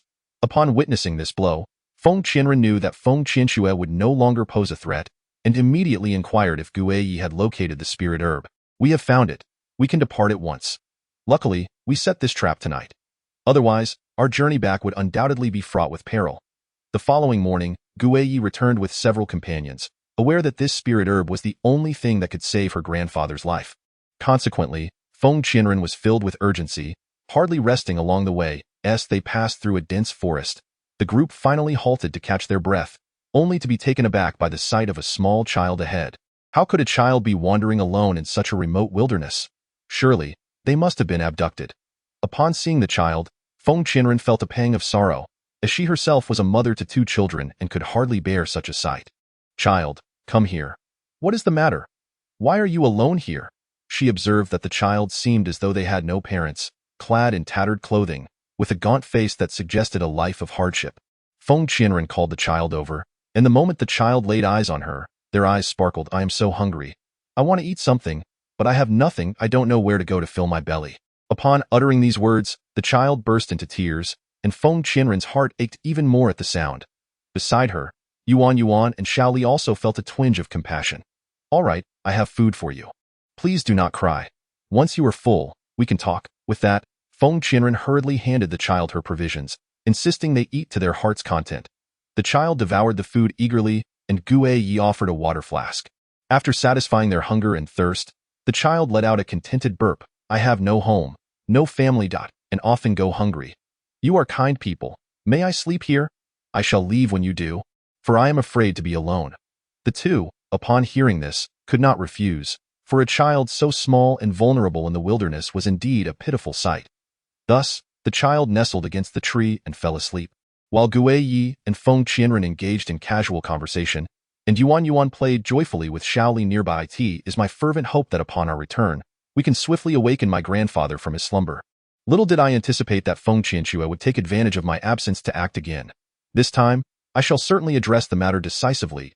As Feng Qianren recalled all that Feng Qianxue had done to him, he found it utterly incomprehensible. Even if driven by jealousy, it was inconceivable that she would endanger his grandfather's life. While they were conversing, the child had mysteriously vanished. Upon turning around, Feng Qianren was filled with anxiety upon realizing the child was nowhere to be found. Oh no, is your spirit herb still with you? Gu Yi suddenly had a revelation. At his urging, Feng Qianren reached into his embrace, only to discover that the precious herb had already disappeared, despite having been secured just moments before. I am certain that child must have stolen it while leaning against you. Seems this child is not as innocent as he appears. We must hasten to find him. After Gu Yi spoke, he quickly led Feng Qianren in pursuit. Chapter 150. The return. Gu Yi and Feng Qianren pursued the child, who, despite his tender age, did not run particularly fast. They soon found themselves deep within the mountains. Given the child's youth, it was implausible for him to reside here alone. Yet he had claimed to have no family or relatives. Observing the narrow path before them, the two surmised that there must be a dwelling nearby, and that the child likely lived within these mountains. As they followed the path, they soon stumbled upon a few thatched cottages, indicating that the child's home was indeed nearby. Exercising caution not to alert anyone, they carefully approached the exterior of the cottage and listened intently to the sounds within. Sure enough, a conversation between mother and child ensued. Mother, I have finally found this spirit herb, the very thing that can save your life. You will not perish now. The woman, lying bedridden, appeared emaciated and frail, evidently suffering from a grave illness. Upon receiving the herb from her child's hands, she inquired about its origin. Mother, please do not ask where it came from. Suffice it to say, you can preserve your life now. We shall no longer be separated. What would I do if anything were to happen to you? As the child spoke, tears welled up in his eyes. Yet his tender age left him incapable of masking the truth from his mother, who immediately discerned that the herb had been stolen. How could you, a mere child, procure such a precious medicinal herb? This plant grows deep in the mountains, and there is none to be found nearby. How did you come by it? Have I not told you before not to steal from others? If you do not speak the truth, I shall punish you severely today. The woman, summoning her strength, prepared to act, prompting the child to kneel on the ground, weeping as he recounted the circumstances to his mother. You truly have pilfered from someone else. How could you behave in such a manner? What have I taught you? You must not take what does not belong to you. The significance of this object is paramount. Surely others must also rely on it for their lives. Do you not realize that by stealing this item, you may endanger another's life? After the woman spoke, tears streamed down her face, mourning for her unworthy child, her heart filled with frustration. Mother, please do not be angry with me. I had no choice. I only wish for your survival. I cannot bear the thought of you facing peril. If something were to happen to you, what would I do? The child, wiping away tears, implored his mother, gripped by the fear of losing her. After all, she was the only family he had ever known. Yet, my dear child, you must understand that it is utterly wrong to steal from others. Feng Qianren entered and addressed the child, who, upon seeing her approach, quickly sought refuge in his mother's embrace, his large eyes filled with terror. So it is true that my child has taken something of yours. I am aware that this item is meant for saving lives. Please accept it back. I implore you not to hold this against my child. He is still young and only wished to protect me. As she spoke, the woman hurriedly handed the spiritual herb to Feng Qianren, who hesitated for a moment but ultimately accepted it. I am truly sorry. Acquiring this spiritual herb was exceedingly difficult, and I have searched for a long time to find it. It is meant to save my grandfather's life. Although Feng Qianren felt sympathy for the woman before her, her own grandfather's plight left her with no alternatives. If I could find 2 of these, I would certainly keep one for you. So I apologize once more. Feng Qianren expressed her regret again, yet the woman shook her head and smiled appreciatively. Regardless of the circumstances, I thank you for retrieving it, for without your help, I would not have had the strength to venture outside. My child has endured much hardship. I, too, have suffered from poor health and can see that my time is limited. It is likely that this spiritual herb cannot save me, so it would be best not to waste it. However, I have one request that I hope you will fulfill. The woman gazed at Feng Qianren with pleading eyes, and Feng Qianren could not refuse, prompting her to inquire about the request. My child is obedient and understanding. If you could keep him by your side, I would be immensely grateful, for I can no longer care for him. After the woman spoke, the child clung tightly to her, unwilling to leave her side, longing to remain with his mother. Dear child, listen to me. These 2 are kind-hearted individuals who mean you no harm. I cannot survive much longer. By accompanying them, you at least have a chance to live. But mother, I do not want to leave you. I want to stay with you no matter what. You cannot abandon me, for I am your child. The exchange between mother and child pierced Feng Qianren's heart, for the most cruel fate of all is to separate a mother from her child. Yet, observing the mother's condition, Feng Qianren understood that this woman likely had but a few days left to live. If the child were to follow her, perhaps they could enjoy a few more days of happiness. Thus, she unhesitatingly agreed. In that case, I shall take good care of the child, Feng Qianren declared. After her words, the mother smiled, her eyes gently closing as she collapsed onto the bed, leaving behind no further sound. Mother, you cannot leave, please wake up. The child fell upon the bed, crying out, yet no amount of weeping could bring the mother back from the realm of the living. Once the child had exhausted their tears, Feng Qianren stepped forward and lifted the child into her arms. From now on, you shall accompany me. I promise to treat you well. For today, let us give your mother a proper burial. Shall we? The child sobbed uncontrollably, while Gue Yi and Feng Qianren dug a grave, laying the woman to rest. The child knelt on the ground, bowing 3 times, and ultimately was taken away by the 2. Upon returning, Feng Qianren placed the child within the estate for care, yet the child remained mute, refusing to speak to anyone. I hear you are new here. What is your name? One day, Yuan sat alone in the courtyard, lost in thought, when a group of children approached. They regarded the newcomer with disdain, frequently coming over to torment Yuan, who never retaliated. Not fighting back or cursing back is quite admirable. In that case, we shall come to play with you from now on. Indeed, it seemed they had found a suitable playmate. The children mocked Yuan with laughter, casually kicking him, yet he remained utterly unresponsive, sitting in silence as if his very soul had departed. What are you doing? When Feng Qianren came to check on Yuan, she happened upon this scene and could not help but shout in anger. Chapter 152. Gratitude. Feng Qianren then realized that Yuan had been bullied ever since he arrived at the estate. Yet he had never uttered a word about it. We haven't done anything. We were just trying to play with him, but he ignores us. Since he does not wish to play with us, we shall not play with him, the children said as they turned to flee. However, Feng Qianren was quick and intercepted them, delivering a stern reprimand. If I ever catch you bullying him again, or hear of you doing so, I will not spare you. You shall go without dinner tonight. Otherwise, I shall inform your parents. Do you understand? Her admonishment instilled fear in the children, prompting them to scurry away in haste. She then saw Yuan still squatting there, lost in thought, and rushed over to embrace him. Yuan, tell me, have they bullied you several times? Why did you not tell me? If anyone bullies you again, you must inform me. I will not allow anyone to mistreat you. Do you hear? Have you eaten yet? Is there anything you wish to eat? I can prepare something for you right now, if you like. Feng Qianren's demeanor towards Yuan was strikingly gentle, akin to that of a true mother.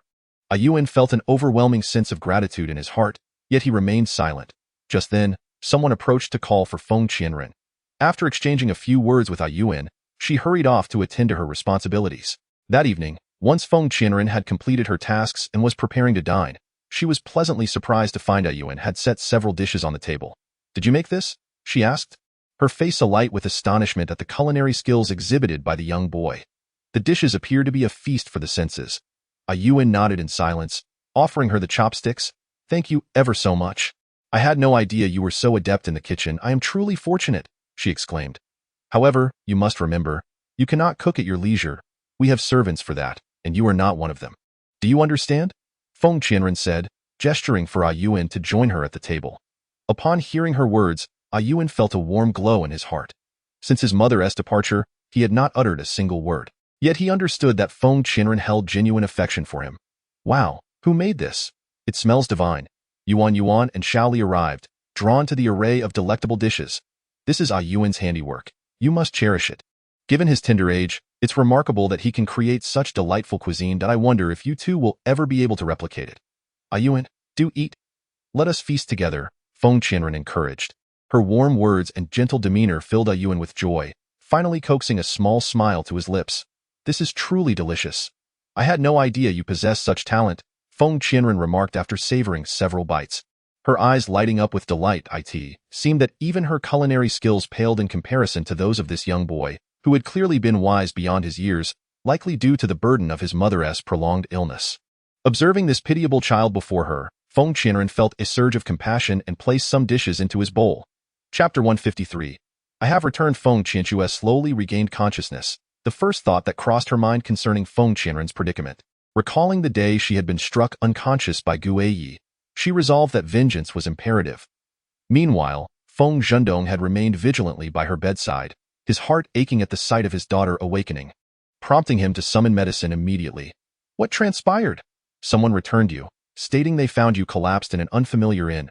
Who would dare lay a hand on you? Feng Zhendong indulged his daughter excessively, always placing her above all else. Regardless of the circumstances, have I returned home? Is it truly home? It was Gu Yi who targeted me, and you have no idea what a vile person Feng Qianren is. Feng Qianxue recounted the events to her father, distorting the truth and attributing all blame to Feng Qianren. Feng Qianren has been speaking ill of me to Gu Yi, and you have no idea how I managed to arrive here. If that old man truly awakens, we will be utterly doomed. After Feng Qianxue expressed her concerns, Feng Zhendong felt a surge of anxiety. The actions taken by the father-daughter duo would lead to dire consequences if discovered. Either expulsion from the family or the complete loss of his martial prowess. Both outcomes were intolerable to him. How outrageous! That wretched girl is at it again, incessantly seeking to trouble you. This time, she has actually inflicted grave injuries upon you. And it took you so long to regain consciousness. I will never let her go unpunished. The more Feng Zhendong pondered, the angrier he became. His precious daughter had been struck down by Gu Yi in an unfamiliar place. Fortunately, someone had returned her, but had she fallen into the hands of malevolent individuals, the unpredictable consequences could have been catastrophic. Father, we must seek them out. If we truly revive grandfather, we are all finished, Feng Qianxue exclaimed, her heart racing with fear that her grandfather might awaken. One yearned for his revival more than Feng Qianren. Had they found that spirit herb? When would they return? They returned long ago, but it seems they have engaged in other matters. Since you were in a deep coma, I paid little heed to their activities. Feng Zhendong replied, his mind racing for strategies to deal with Gu Yi and Feng Qianren, determined to prevent that old man from awakening. Rest here for now. I shall go and assess the situation. He must not be revived. With that, Feng Zhendong rose and strode away with haste, fearing that Gu Yi and Feng Qianren had already succeeded in reviving his grandfather, an outcome that would jeopardize his aspirations within the family. Meanwhile, Gu Yi and Feng Qianren were preparing to seek out the grandfather. Last time, Feng Qianxue mentioned some secret methods to heal grandfather, but I wonder if she spoke the truth, Feng Qianren mused, recalling the threats from Feng Qianxue and feeling a sense of unease. Yet Gu Yi dismissed the woman's words as mere alarmist rhetoric. She is simply trying to preserve her own life. There is no need to take her words to heart. Reassured by Gu Yi's words, Feng Qianren entered her grandfather's room, finding him still unconscious, his complexion pallid and his form even more emaciated. Grandfather, I have returned, she said, tears welling in her eyes. Chapter 154. Unrepentant as Feng Zhendong arrived at the courtyard where his grandfather resided, he happened upon Gu Yi and Feng Qianren standing there and called Feng Qianren over. What is the matter? She inquired, already suspecting that they had discovered Feng Qianxue's prolonged unconsciousness was due to her own actions. However, none could be blamed but Feng Qianxue herself.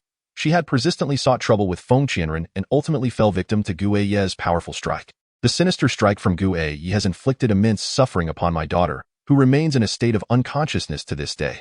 Seizing the opportunity, he summoned Gu Yi, and the two stood before him. Unrepentant and defiant, firmly believing that Feng Zhendong's discipline towards his child was woefully inadequate, which had ultimately shaped Feng Qianxue's character. What do you mean by that? What has happened to my daughter? She merely committed a minor transgression.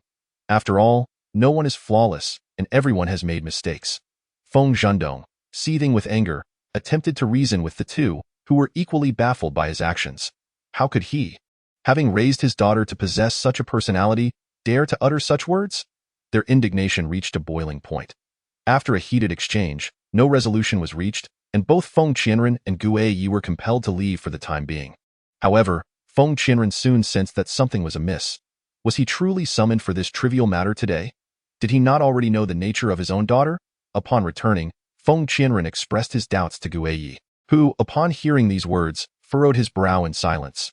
Feng Zhendong would never engage in futile endeavors. Perhaps he had ulterior motives. Could it be a tactic to draw the tiger from its mountain lair?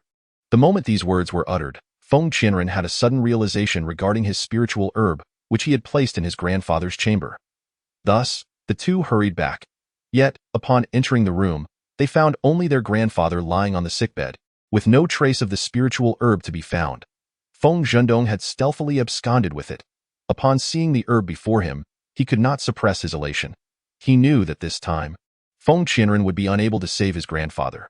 Father, you are truly remarkable, effortlessly stealing back this spiritual herb. This is splendid. I wonder how Feng Qianren will manage to save his grandfather now. Feng Qianxue gazed at the spiritual herb with a sense of pride. Without it, their grandfather was doomed. Should he perish, all their deeds would remain undiscovered. It is likely that these two fools have yet to realize this. By the time they do, it will be far too late. I refuse to believe that I cannot deal with these two. No matter how formidable their prowess, it will not revive him. I am eager to see how they will proceed from here. With a sense of triumph, Feng Zhendong quickly concealed the spiritual herb, fully aware that Feng Qianren would not allow such a thing to pass unchallenged. Should they locate the herb, all their misdeeds would undoubtedly come to light. Meanwhile, Feng Qianren and Gu Yi were deep in discussion, knowing well that the spiritual herb was hard-earned, and after searching for so long to find just one, discovering another would be an arduous task. They had to devise a plan to reclaim the spiritual herb. Otherwise, their grandfather would truly be beyond salvation. Feng Qianren turned to gaze at his grandfather, feeling a deep ache in his heart, and his resentment towards Feng Qianxue only intensified. Chapter 155. The necessary actions. He has been in a coma for an extended period, and if the antidote is not found soon to save him, his fate may be dire. Gu Yi's words were not mere hyperbole. Although they had previously managed to awaken the grandfather, he was far from fully recovered. At this moment, he was not only suffering from a grievous poison, but his breath was also growing increasingly faint. If this delay continued, he might not survive. Once the body began to decay, no miraculous elixir would be able to revive him.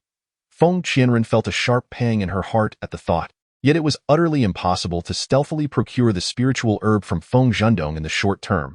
I do have a method, but it can only be executed through his relatives. Gu Yi, seeing the deep concern etched on Feng Qianren's face, reluctantly revealed a way to safeguard the body. Please, explain the method clearly to me. At this juncture, I am willing to do anything to preserve my grandfather's life. Feng Qianren urged him impatiently. He had no choice but to speak the truth. It required Feng Qianren's own blood to refine the essence necessary for protecting the body, which could only be obtained from direct relatives, specifically, from her. Feng Zhendong and Feng Qianxue would undoubtedly show no concern for him, let alone provide such vital essence.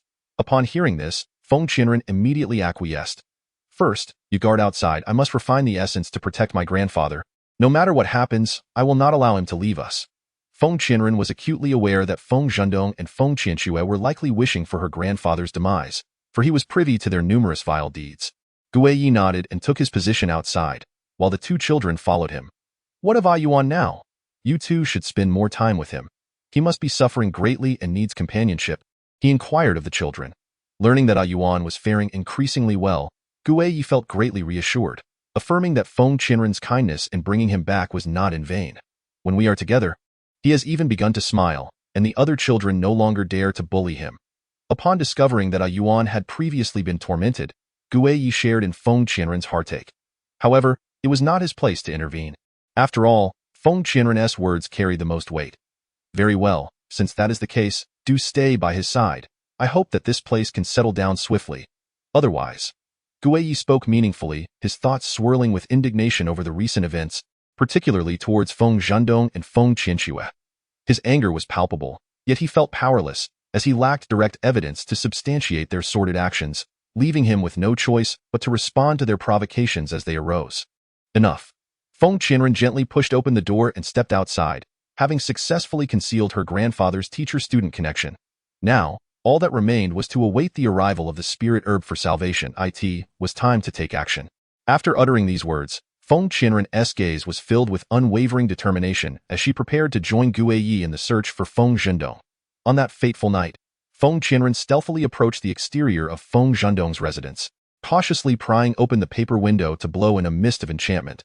This was the only way she could feel assured enough to enter and seek the thorny grass. Just as she believed she had successfully rendered Feng Zhendong unconscious, she suddenly sensed something amiss within the room. It was evident that the space had not been occupied. The bedclothes were still meticulously arranged, indicating that Feng Zhendong had not slept there at all. Panic surged within her. This is bad, she thought, turning to leave, only to discover that Feng Zhendong was already waiting at the door, flanked by others. "What are you doing in my room?" Feng Zhendong demanded angrily, his gaze piercing. Upon hearing his words and observing the individuals beside him, Feng Qianren quickly deduced that he had been anticipating her arrival all along. The herb could not possibly be in Feng Zhendong's room. Otherwise, he would not have resorted to such a ruse of an empty city. Standing boldly before him, she declared, "Don't think for a moment that I am unaware of your actions. That spirit herb is the key to saving my grandfather. If you return it to me, I shall consider." Feng Qianren was well aware that he was merely projecting his own guilt onto her, so she took the initiative to reveal her knowledge of the situation. Testing his nerve, Feng Zhendong, upon hearing her words, erupted into laughter, but as he lowered his gaze to meet hers, a cruel glint flickered in his eyes. "How absurd! You dare to slander me. How could I possibly engage in such underhanded dealings? Moreover, if you truly found that spirit herb, why did you not awaken your grandfather upon my return? Now you have the audacity to accuse me of theft. Did you find anything when you searched my room earlier?" He continued, and at his words, Feng Qianren felt a surge of fury, yet she recognized her own failure. She had indeed found nothing, for he had not kept the herb there. "How scandalous for you, a legitimate daughter, to trespass into the master's quarters. What do you think should be done about this?" Feng Zhendong proclaimed, and those around him echoed their agreement. After all, he had held sway in this place for many years, and many stood by his side, and in the eyes of these onlookers, Feng Qianren, as the legitimate daughter, was of little consequence. All eyes were on Feng Zhendong. At this juncture, Feng Qianren found herself at a loss for words. She possessed no direct evidence to implicate him in theft, and she had indeed entered his chamber. Thus, any punishment he deemed necessary would be inescapable. "For the sake of saving my grandfather, I shall not quibble. If you wish to punish me, then do as you please. If you truly believe that Feng Zhendong is as upright and honorable as he claims, then today you shall witness my punishment." Feng Qianren coldly regarded those surrounding Feng Zhendong, fully aware that these individuals were utterly incapable of discerning right from wrong. Indeed, those people ultimately supported Feng Zhendong's actions, just as Feng Qianren had anticipated. "You have trespassed into the master's chamber. Today, I shall teach you a lesson," Feng Zhendong declared, summoning a whip to strike Feng Qianren. Despite the pain that made her grit her teeth, she remained silent. "Enough!" Guiyi immediately stepped forward to halt Feng Zhendong. Upon seeing Guiyi intervene, Feng Zhendong withdrew the whip, yet his gaze towards Feng Qianren was filled with triumph. Observing Feng Zhendong before her, Feng Qianren seethed with resentment, yet as the legitimate daughter, she was undeniably at a disadvantage compared to him, at least in name. "For my sake, let Feng Qianren go. Besides, nothing was lost from your room," and she acted out of concern for her grandfather. Once Guiyi uttered these words, the others found it difficult to contest, and Feng Zhendong, having vented his frustration, released Feng Qianren. He escorted Feng Qianren back to her chamber. Although her body bore the marks of the whip, causing her to sweat profusely, her thoughts were consumed by the spirit herb. Losing the thorn's grass was not an option. Feng Zhendong was ruthless and was clearly waiting for her grandfather to perish. She could not allow him to succeed. After voicing her thoughts, she attempted to rise from the bed to devise a plan, only to be stopped by Guiyi. "Even if you wish to find a way to reclaim the thorn's grass, you must first heal your wounds. If you face further punishment, how can you save your grandfather?"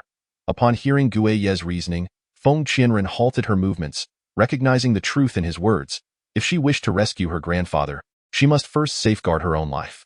After 2 days of recuperation, Feng Qianren could no longer restrain herself. She took a pouch of medicine and made her way to the kitchen. She had already learned that Feng Zhendong's meals were prepared separately, so she approached the stove with the intention of administering poison.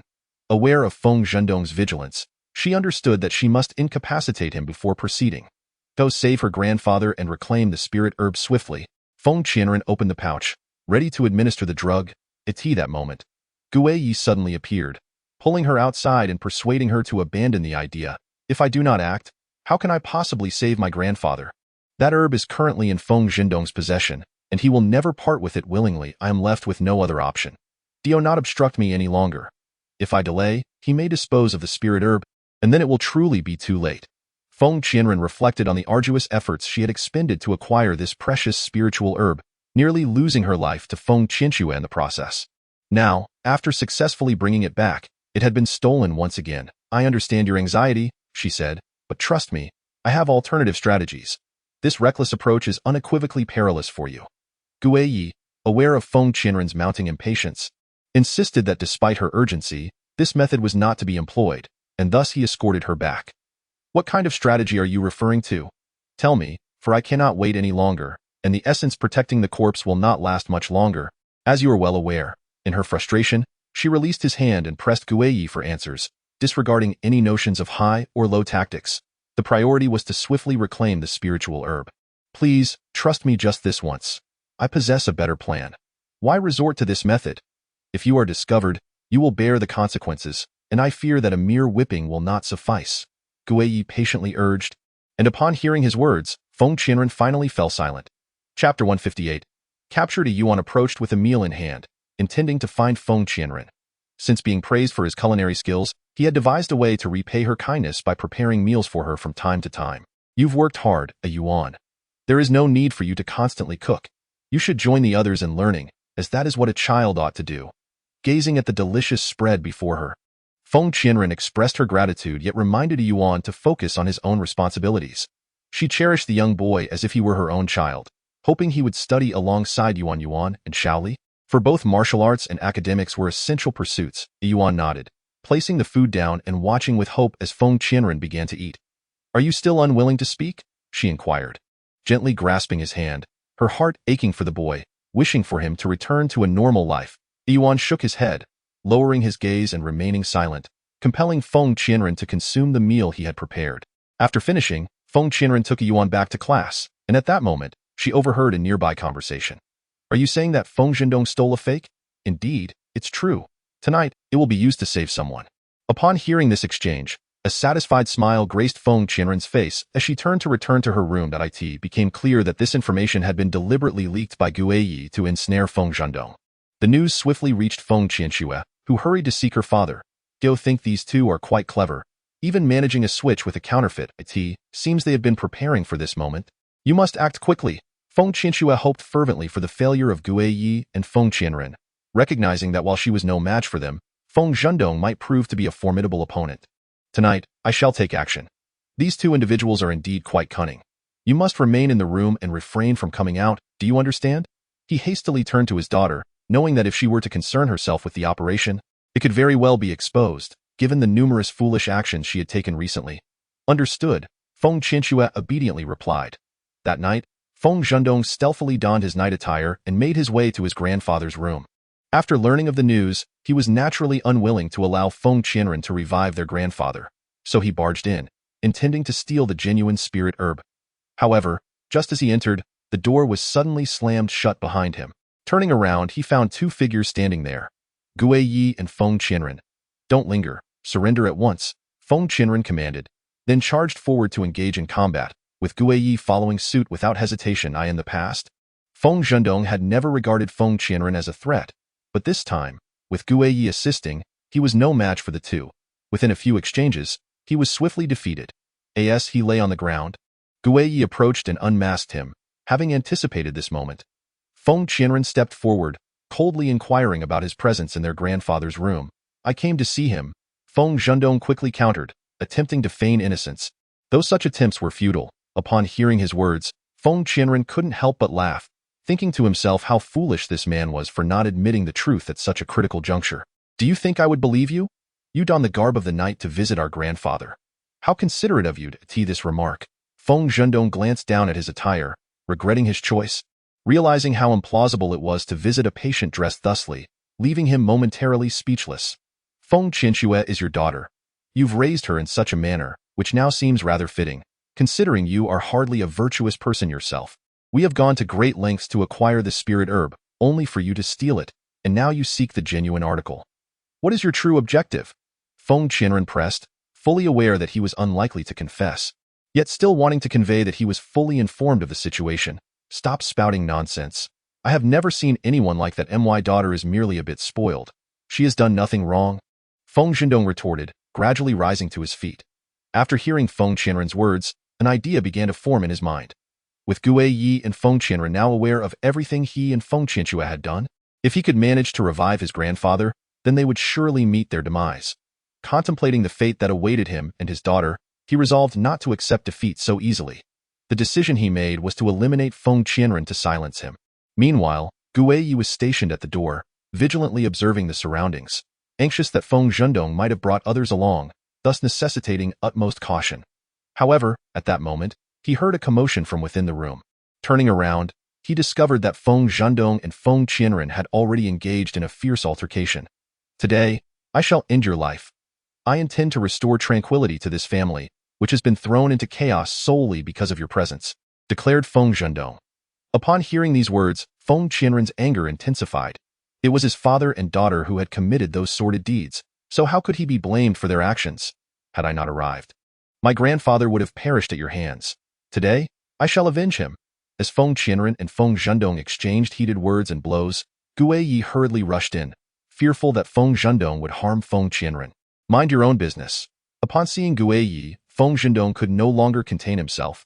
If he did not eliminate Feng Qianren today, his own life and that of his daughter would be far from secure. Mind my own business? I shall certainly intervene in this matter, Gue Yi retorted, stepping forward to confront Feng Zhendong.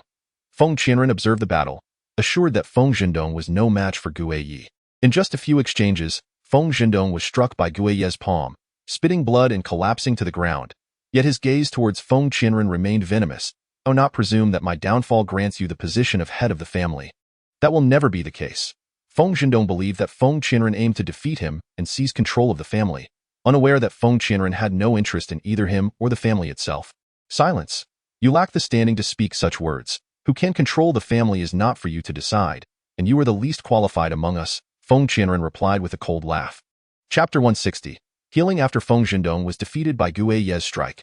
Gue Yi summoned everyone to gather and publicly disclose his crimes. Upon learning of these events, Feng Qianxue's first instinct was to flee, but she was unexpectedly intercepted at the entrance. You have already been found guilty. It would be exceedingly unfilial of you not to return and accompany him. The individuals dispatched by Feng Qianren blocked Feng Qianxue's path, and as she witnessed this scene, she realized escape was futile. Ultimately, both were dragged before the assembly. Gue Yi surveyed the crowd, which included some of Feng Zhendong's supporters, yet none dared to approach him after witnessing his defeat. They all kept their distance. Feng Zhendong stole the spiritual herbs meant to save my grandfather and committed numerous other offenses. Gue Yi recounted his misdeeds in detail, leaving Feng Qianxue and Feng Zhendong utterly speechless, as the accusations were undeniably true. Under the watchful eyes of the crowd, the crimes of both Feng Zhendong and Feng Qianxue were irrevocably established, and Gue Yi stepped forward to strip him of half his cultivation. Please, spare us. We shall never commit such acts again. Allow us to live as ordinary people. Feng Zhendong knelt before Gue Yi, pleading for mercy, while Feng Qianxue wept uncontrollably beside him, but their pleas fell on deaf ears.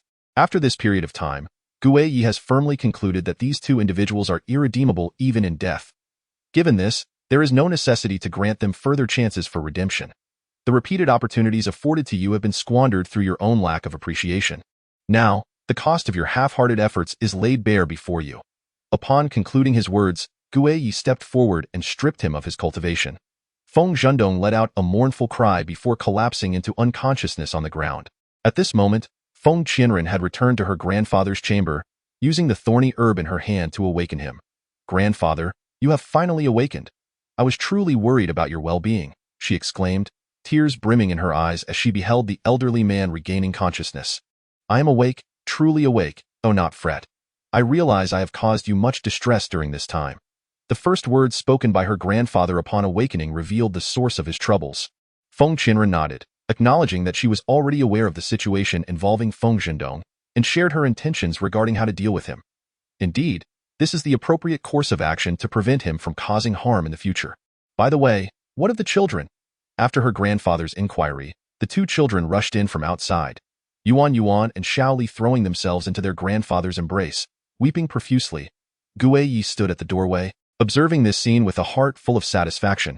Regardless of the challenges faced, they had managed to awaken the grandfather, and Feng Qianren had endured considerable suffering in the process.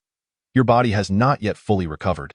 It would be prudent to refrain from such emotional displays to avoid causing your grandfather undue worry. He gently reminded Feng Qianren, for not only was her grandfather concerned for her, but he too harbored worries, especially considering that after the ambush by Feng Qianxue, she had not taken the time to properly recuperate. Why haven't you been diligent in caring for your injuries? You really ought to listen, child. Upon learning of her state, her grandfather quickly expressed his concern, but Feng Qianren merely smiled and reassured him that she was fine. As long as you are well, I have nothing to fear. It is merely some superficial wounds. A few days of rest will suffice, so there is no need for you to worry about me, she replied with a smile, but when she glanced back at Guiyi, she found his gaze filled with tenderness, causing her to shyly turn away. Chapter 161. Boldly proceed. After her grandfather awakened and was reunited with Feng Qianren, he had gained clarity regarding whom to truly trust after all that they had endured together. Thus, he grasped Feng Qianren's arm, sighed deeply, and with tears streaming down his face, he expressed, "You have truly labored tirelessly in caring for me these past days. Although I was in a state of unconsciousness, I could sense your efforts. I heard you went to great lengths to seek medical assistance so that I might awaken. This has deeply moved this old man beyond words." Feng Qianren shook her head. "Do not speak like that, grandfather. The fact that you are awake now validates all that I have done. Since you have just regained consciousness and are still weak, allow me to prepare a bowl of red date and lotus seed soup for you. Please rest for a moment, and I shall return shortly." After bidding farewell to Feng Qianren, the grandfather turned to Guiyi and said, "You must treat her well. This girl is exceptional, and to marry her is indeed a blessing. If you dare to mistreat her, I shall not let you off easily." Guiyi chuckled and replied, "Oh, grandfather, I assure you I will treat her with utmost care.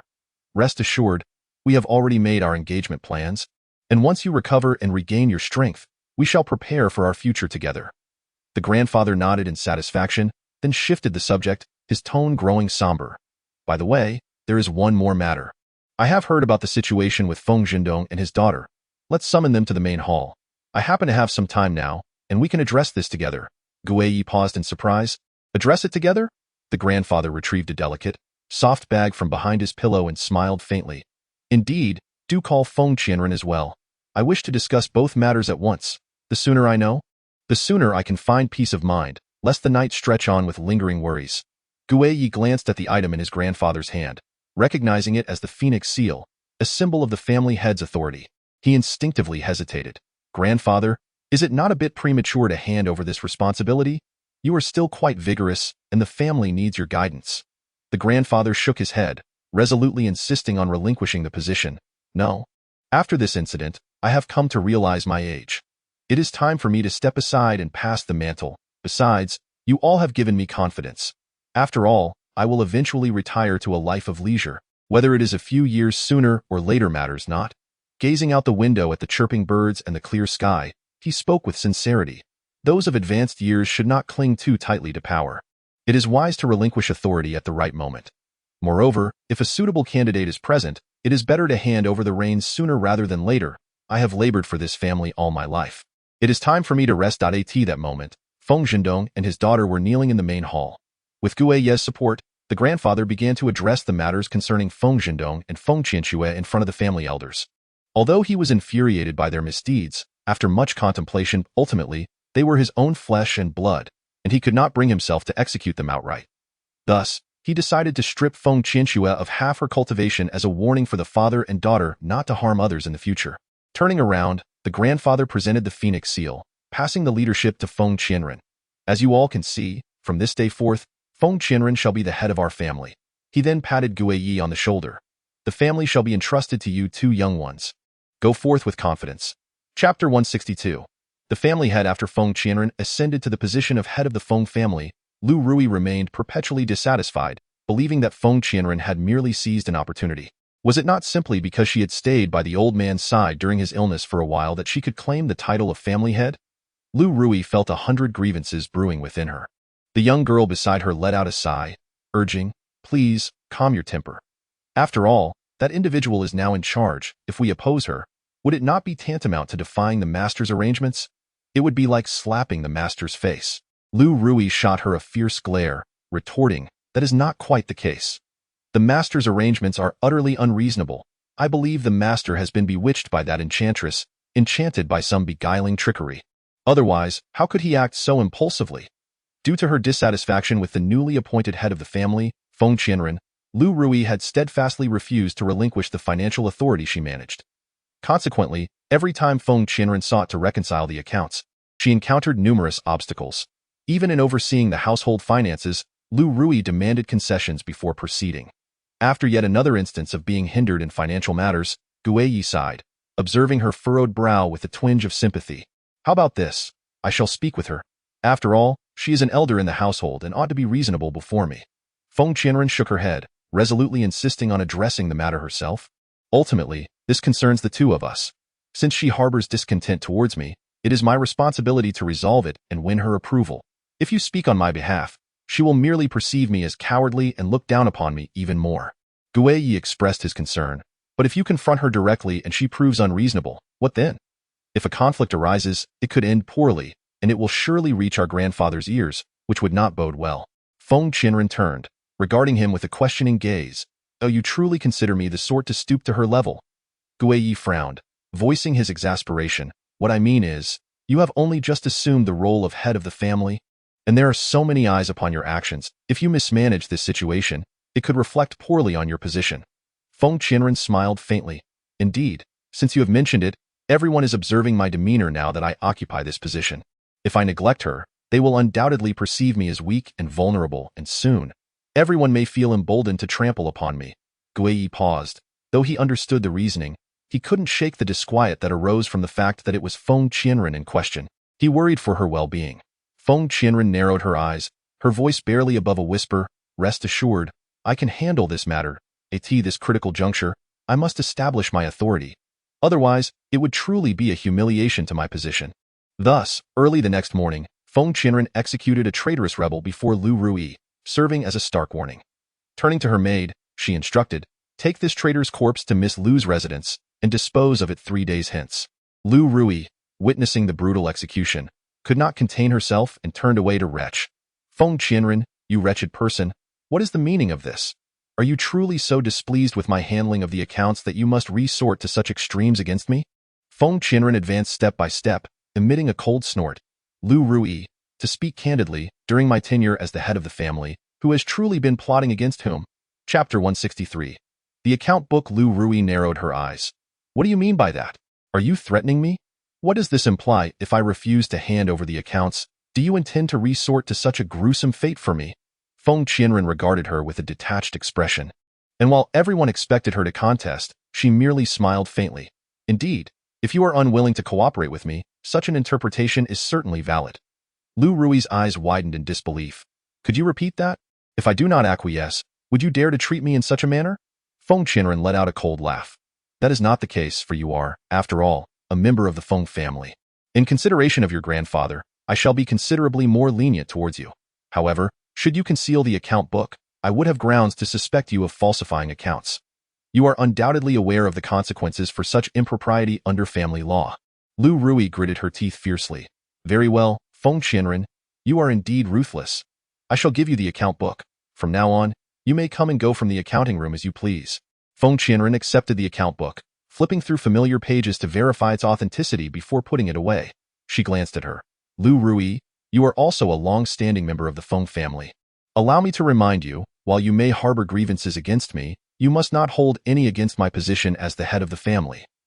Otherwise, it will not merely be my personal identity suppressing you, but the authority of the family head enforcing discipline upon you. You understand?" Feng Qianren continued. "I hope that you, as someone who was once held in high regard by my grandfather, can continue to be of service to me. Maintaining a clear distinction between public and private matters is the very least that is expected. Do you comprehend?" Lu Rui's expression soured considerably.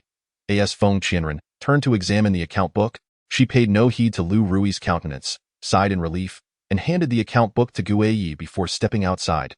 Guiyi furrowed his brow. Where are you headed? And why give this to me? Feng Qianren entered the carriage, lifting the curtain to instruct. I have just dismissed all the servants in the household, so I now need to find a few servants from the market. You hold on to the account book for now. I shall review it when I find the time to return. Guiyi looked at her in puzzlement. Just a few servants? Can't we simply recruit some at random? Why go through such elaborate measures and venture to the market? Most individuals there are impoverished and lack official status. Are you truly intent on going? Feng Qianren nodded and then instructed the coachman to depart immediately. The carriage wheels rolled slowly down the street, leaving a trail of dust in their wake. In truth, this was a task Feng Qianren had long desired to undertake. She had previously noticed an excessive number of spies infiltrating the Feng household, some from the palace and others from the entourages of noble families. A cursory investigation would reveal that few of the maidservants and footmen were entirely trustworthy. By dismissing them all now, she was effectively mitigating numerous potential threats. Tio replaced them with a fresh batch. Feng Qianren set off for the market, intending to procure a few servants to bring home. The words of the ghostly knight were not without merit. Most of the inhabitants in these areas hail from impoverished backgrounds, and it is rare for anyone to install spies here. Thus, the servants who enter one's home tend to be relatively untainted. As for whether they might be swayed after entering, that is a matter for another time. At worst, they could be replaced every 2 or 3 years, which still offers a semblance of safety. With this thought in mind, Feng Qianren approached a broker, just as she was about to inquire about the prices when she inadvertently encountered a strikingly beautiful young girl. Feng Qianren furrowed her brow, momentarily frozen in place. Chapter 164. The Bond of Servitude. The little girl blinked at Feng Qianren, who sensed that this child was quite extraordinary. Consequently, she lost interest in the burly young attendant beside her. After all, young attendants who meet the requirements can be found anywhere, but a child with such spirited eyes in this place was indeed a rarity. Thus, she crouched down to examine the girl and asked, "What brings you to such a place? You do not appear to belong here." This inquiry seemed somewhat disjointed, likely leaving most listeners perplexed. However, the little girl sighed and, with a hint of sadness, replied, "To be candid, I originally lived far away in a village. After my parents passed away, I was brought to this place." Feng Qianren grasped her hand. The broker shot an impatient glance at Feng Qianren, but upon observing her fine attire, thought better than to voice his annoyance. The little girl, noticing how tidy Feng Qianren appeared, sensed her goodness and smiled, saying, "Sister, I feel we share a certain fate. If you had arrived just 1 day later, you might not have encountered me here." Feng Qianren paused, and the girl continued, "Last night, I overheard that uncle speaking. If no one buys me by tomorrow, they intend to sell me to a small box in the southern part of the city." Feng Qianren gently patted the girl's hand, realizing how close she had come to being abducted by these traffickers, and felt a pang of sympathy. "Little one, if given a chance to choose, would you wish to come with me?" The girl nodded eagerly. "Sister, if you are willing to buy me, then you shall be my mistress. I will obey you in all things. I would give my life to you and follow you always." Feng Qianren, taken aback by the child's tender age, expressed her astonishment. "You do not wish to know who I am or where I intend to take you? Have you considered, what if I were like them, intending to sell you as well? Would that not be a grave mistake?" The little girl laughed, her eyes sparkling with innocence. "No, I do not think so. You are so beautiful, you would never wish me harm. You are clearly a kind person, and I always feel drawn to those who are good-looking." Feng Qianren found herself momentarily speechless, surprised that this young girl, despite her tender years, was so unabashedly captivated by appearances. They conversed for an excessively long duration, until a nearby individual, with a harsh and menacing tone, bellowed, "Hey, not to speak ill, but seeing as you can afford her, I have refrained from commenting, however, after such a lengthy wait. Will you purchase her or not? If not, kindly depart and do not impede my business." Feng Qianren pointed at the little girl. "I want her. How much is she for sale?" The man narrowed his thick-lidded eyes, his coarse fingers forming an arc. "It will cost you no less than this amount, 7,000 taels of silver. Moreover, you cannot take this person away." The little girl's eyes gradually dimmed, although she sensed that this older sister seemed to quite like her. She realized that no one would spend 7,000 taels of silver on a mere servant. Unexpectedly, however, Feng Qianren swiftly agreed, without a hint of negotiation, directly purchasing the little girl's contract of servitude at a high price. As Feng Qianren took the little girl's hand to leave, the child, unbeknownst to anyone, stealthily retrieved the silver notes that Feng Qianren had just given to the trafficker. Chapter 165.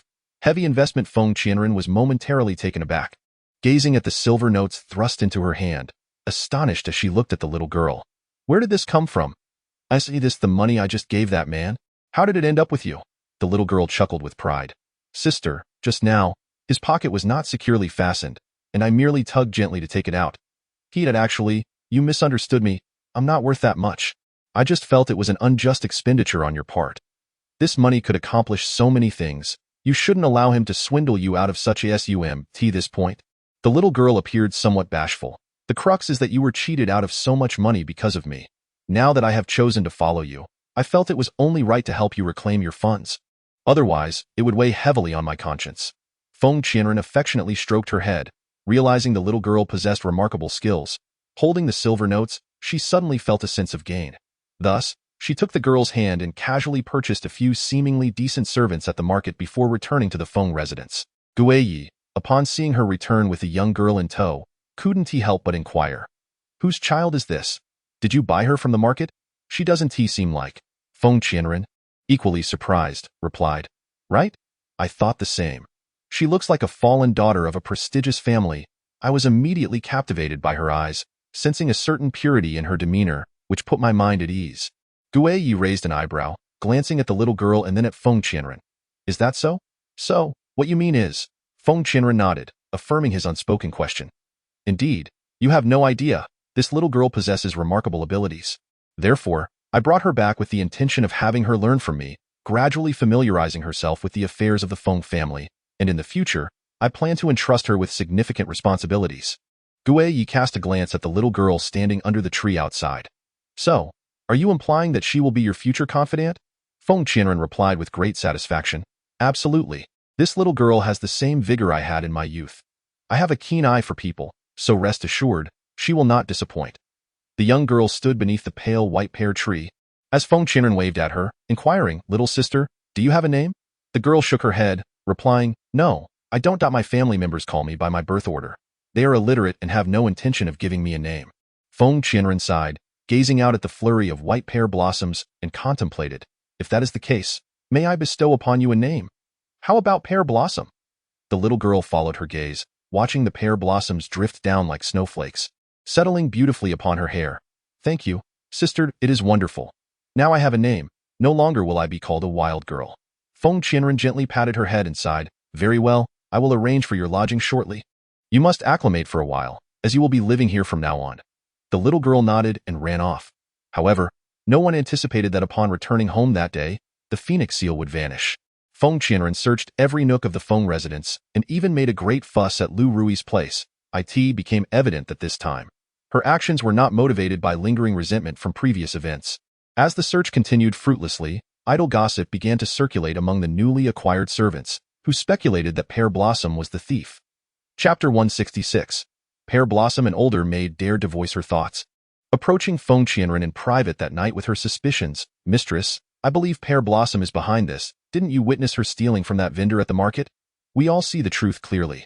Feng Qianren cast her a dismissive glance, clearly unconcerned by the insinuation. So you suggest that this alone is sufficient evidence to accuse Pear Blossom? The maid frowned, visibly displeased. Indeed. I assert that a capable servant should know their place.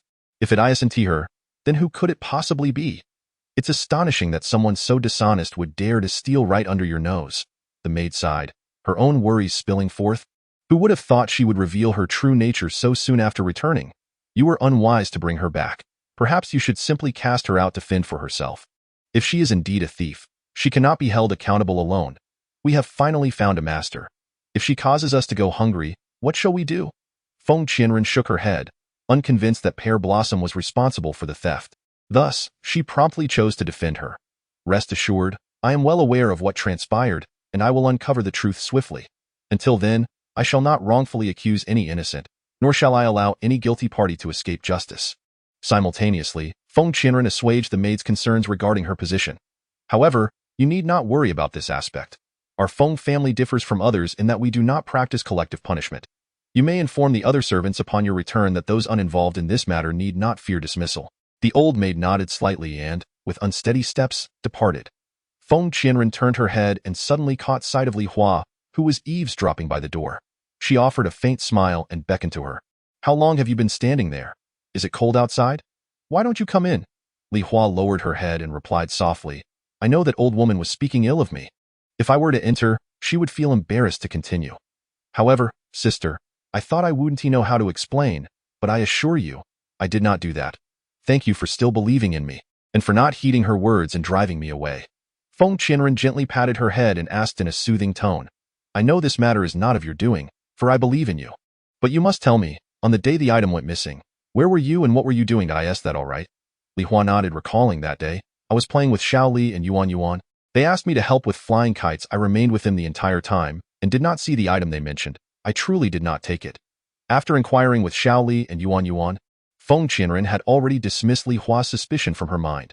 However, the public opinion was unjustly directed at Li Hua, indicating someone was deliberately stirring the waters.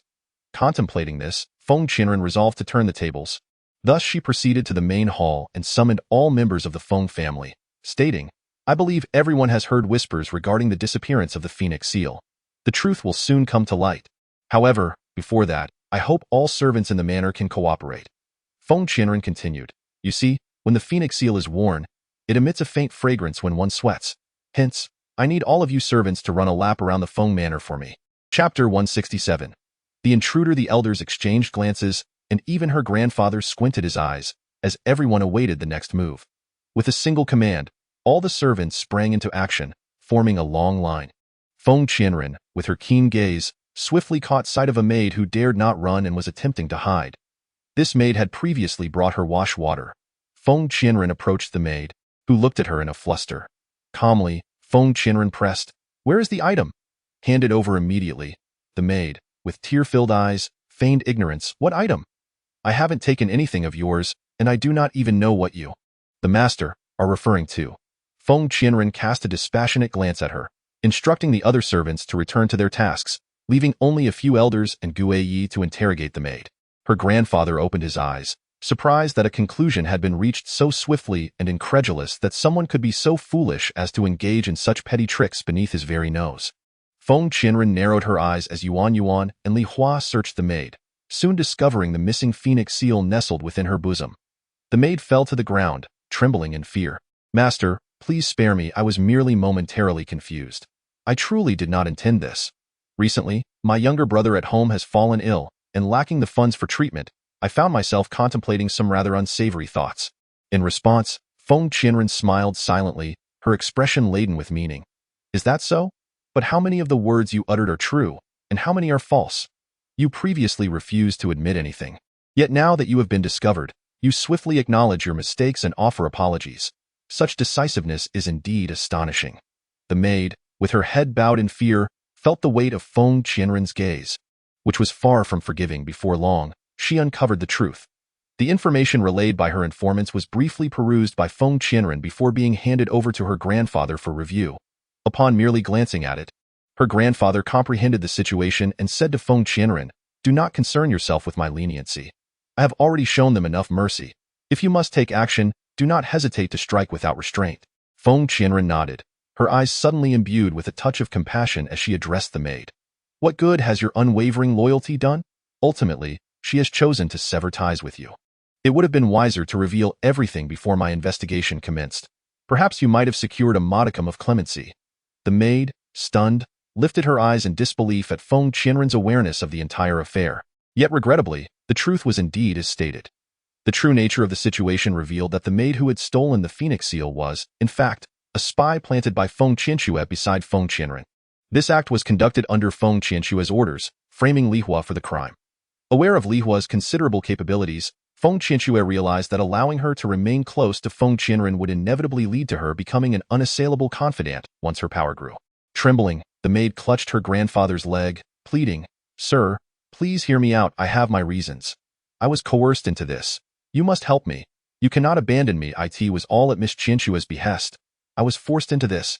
Her grandfather, frowning, kicked her away, while Feng Qianren issued a command to beat the spy nearly to death, then ordered her attendant, Take this unrepentant wretch and throw her out. She is never to set foot in the Feng household again. Chapter 168. Admiration. Gu Yi greatly admired Feng Qianren's decisive actions, considering her the perfect partner tailored to his needs. Although she lacked the decorum typical of daughters from the capital, the feeling of having someone who could stand by his side in battle was more than enough to captivate Guiye's heart. Meanwhile, as he was increasingly drawn to Feng Qianren day by day, he was soon met with a carrier pigeon delivering urgent messages from his palace, demanding his prompt return to attend to state affairs. With a sigh, Guiye recognized the accumulation of responsibilities awaiting him. He knew he must return, for it was his duty, not something he could simply ignore. Although many matters could be delegated to others, the critical decisions still required his personal attention, a rule he had established that must not be easily broken. With this in mind, he glanced once more at Feng Qianren's enchanting visage, and though reluctance stirred within him, he reminded himself to make a swift return.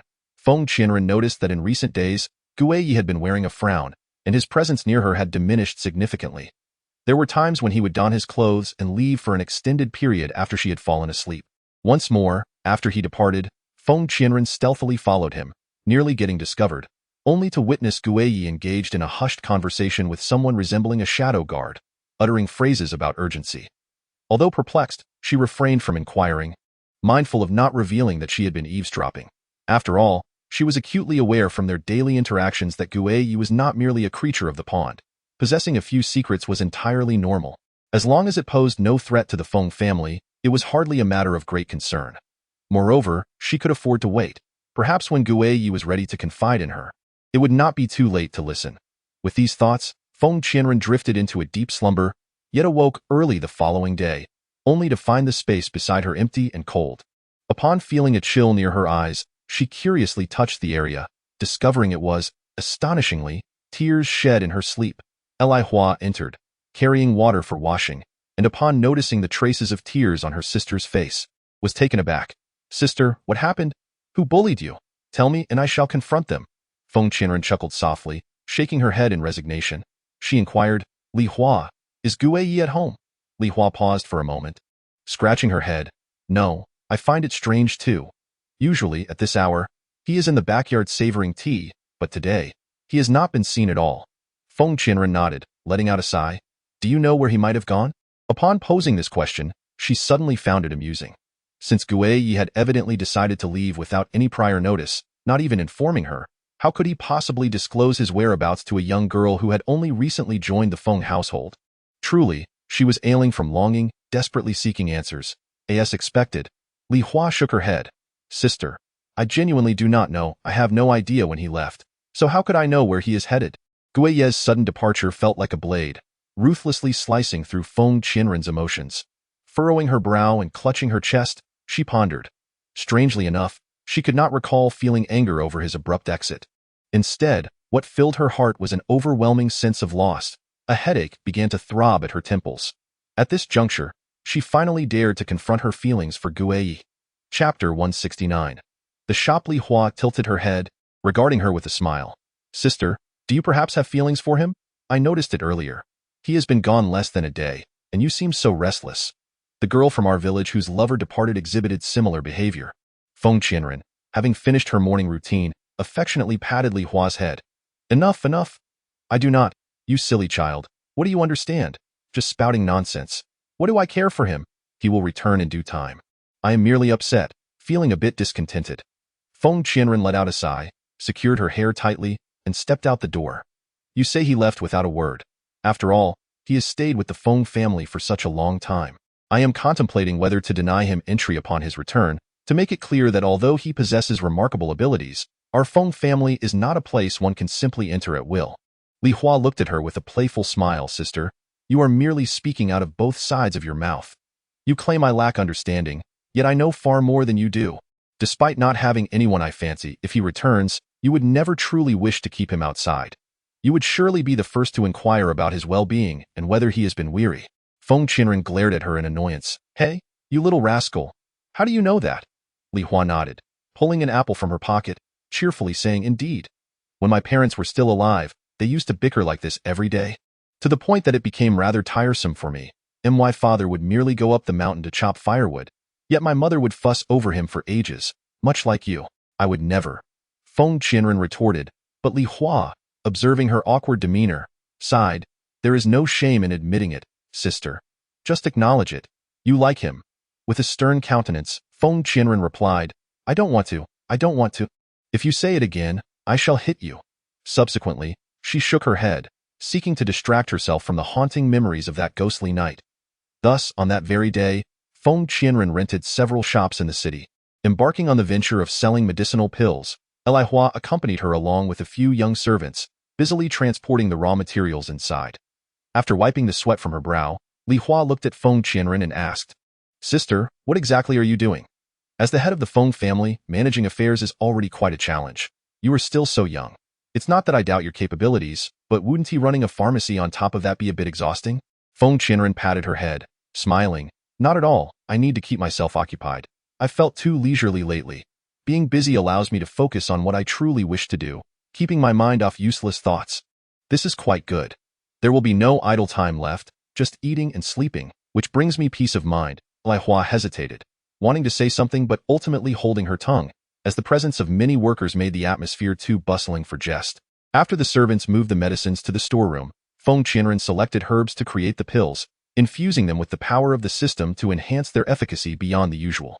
Soon, word spread rapidly, and the therapeutic effects of her medicines doubled, with prices remaining reasonable. Once the reputation was established, the business of the pharmacy flourished, reaching its peak within mere days. Yuan and Shaoli were later summoned to assist, gathering and distributing medicines, leaving everyone busily occupied. Eli Hua took full responsibility over there, practically sleeping at the pharmacy every night. Chapter 170. Side effects. Many patients who consumed Feng Qianren's pills experienced swift improvement in their chronic ailments. Numerous noble scions have bestowed banners of commendation, and Feng Qianren has never shown any inclination to raise prices. Consequently, the public has come to regard this pill not only as economically accessible but also remarkably effective. Many have even dubbed Feng Qianren a living bodhisattva. As a result of this reputation for quality and affordability, the pills crafted by Feng Qianren quickly stirred up a considerable uproar, even capturing the attention of figures within the imperial city. The accomplishments of the Feng family head soon reached home, bringing a sense of pride to the grandfather, who stroked his beard in satisfaction, praising Feng Qianren to anyone who would listen. Feng Zhendong and Feng Qianxue were intensely envious. Feng Qianxue, overwhelmed by jealousy, felt utterly diminished. She harbored a profound resentment towards this woman who consistently outshone her. Thus, she pondered relentlessly on how to make Feng Qianren's life more difficult. After a sleepless night, the next day, Feng Qianxue approached a worker at the apothecary. Upon seeing her, the worker's legs quivered slightly. "Miss Qianxue, please spare me. In the past, I was momentarily bewitched and should never have entertained thoughts of you. But that is all behind us now. I have a wife and children. Could you perhaps show mercy and let me go?" Feng Qianxue chuckled softly, her long nails pinching his face. "You wish for me to release you? Very well, I shall, but only if you assist me with a certain task. Once you fulfill it to my satisfaction, I shall agree to let you go and never mention this again. Is that agreeable?" The worker, sensing the ominous nature of her request, could not help but inquire, "What is it you require?" Feng Qianxue's eyes darkened ominously. "I know you are currently employed at Feng Qianren's apothecary. It should not be particularly difficult to sabotage her by introducing some foreign substance into her medicines, would it?" The worker gasped in alarm.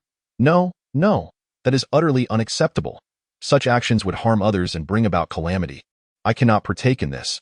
Moreover, I am merely a laborer tasked with transporting herbs and occasionally preparing medicines, and I lack any understanding of their properties.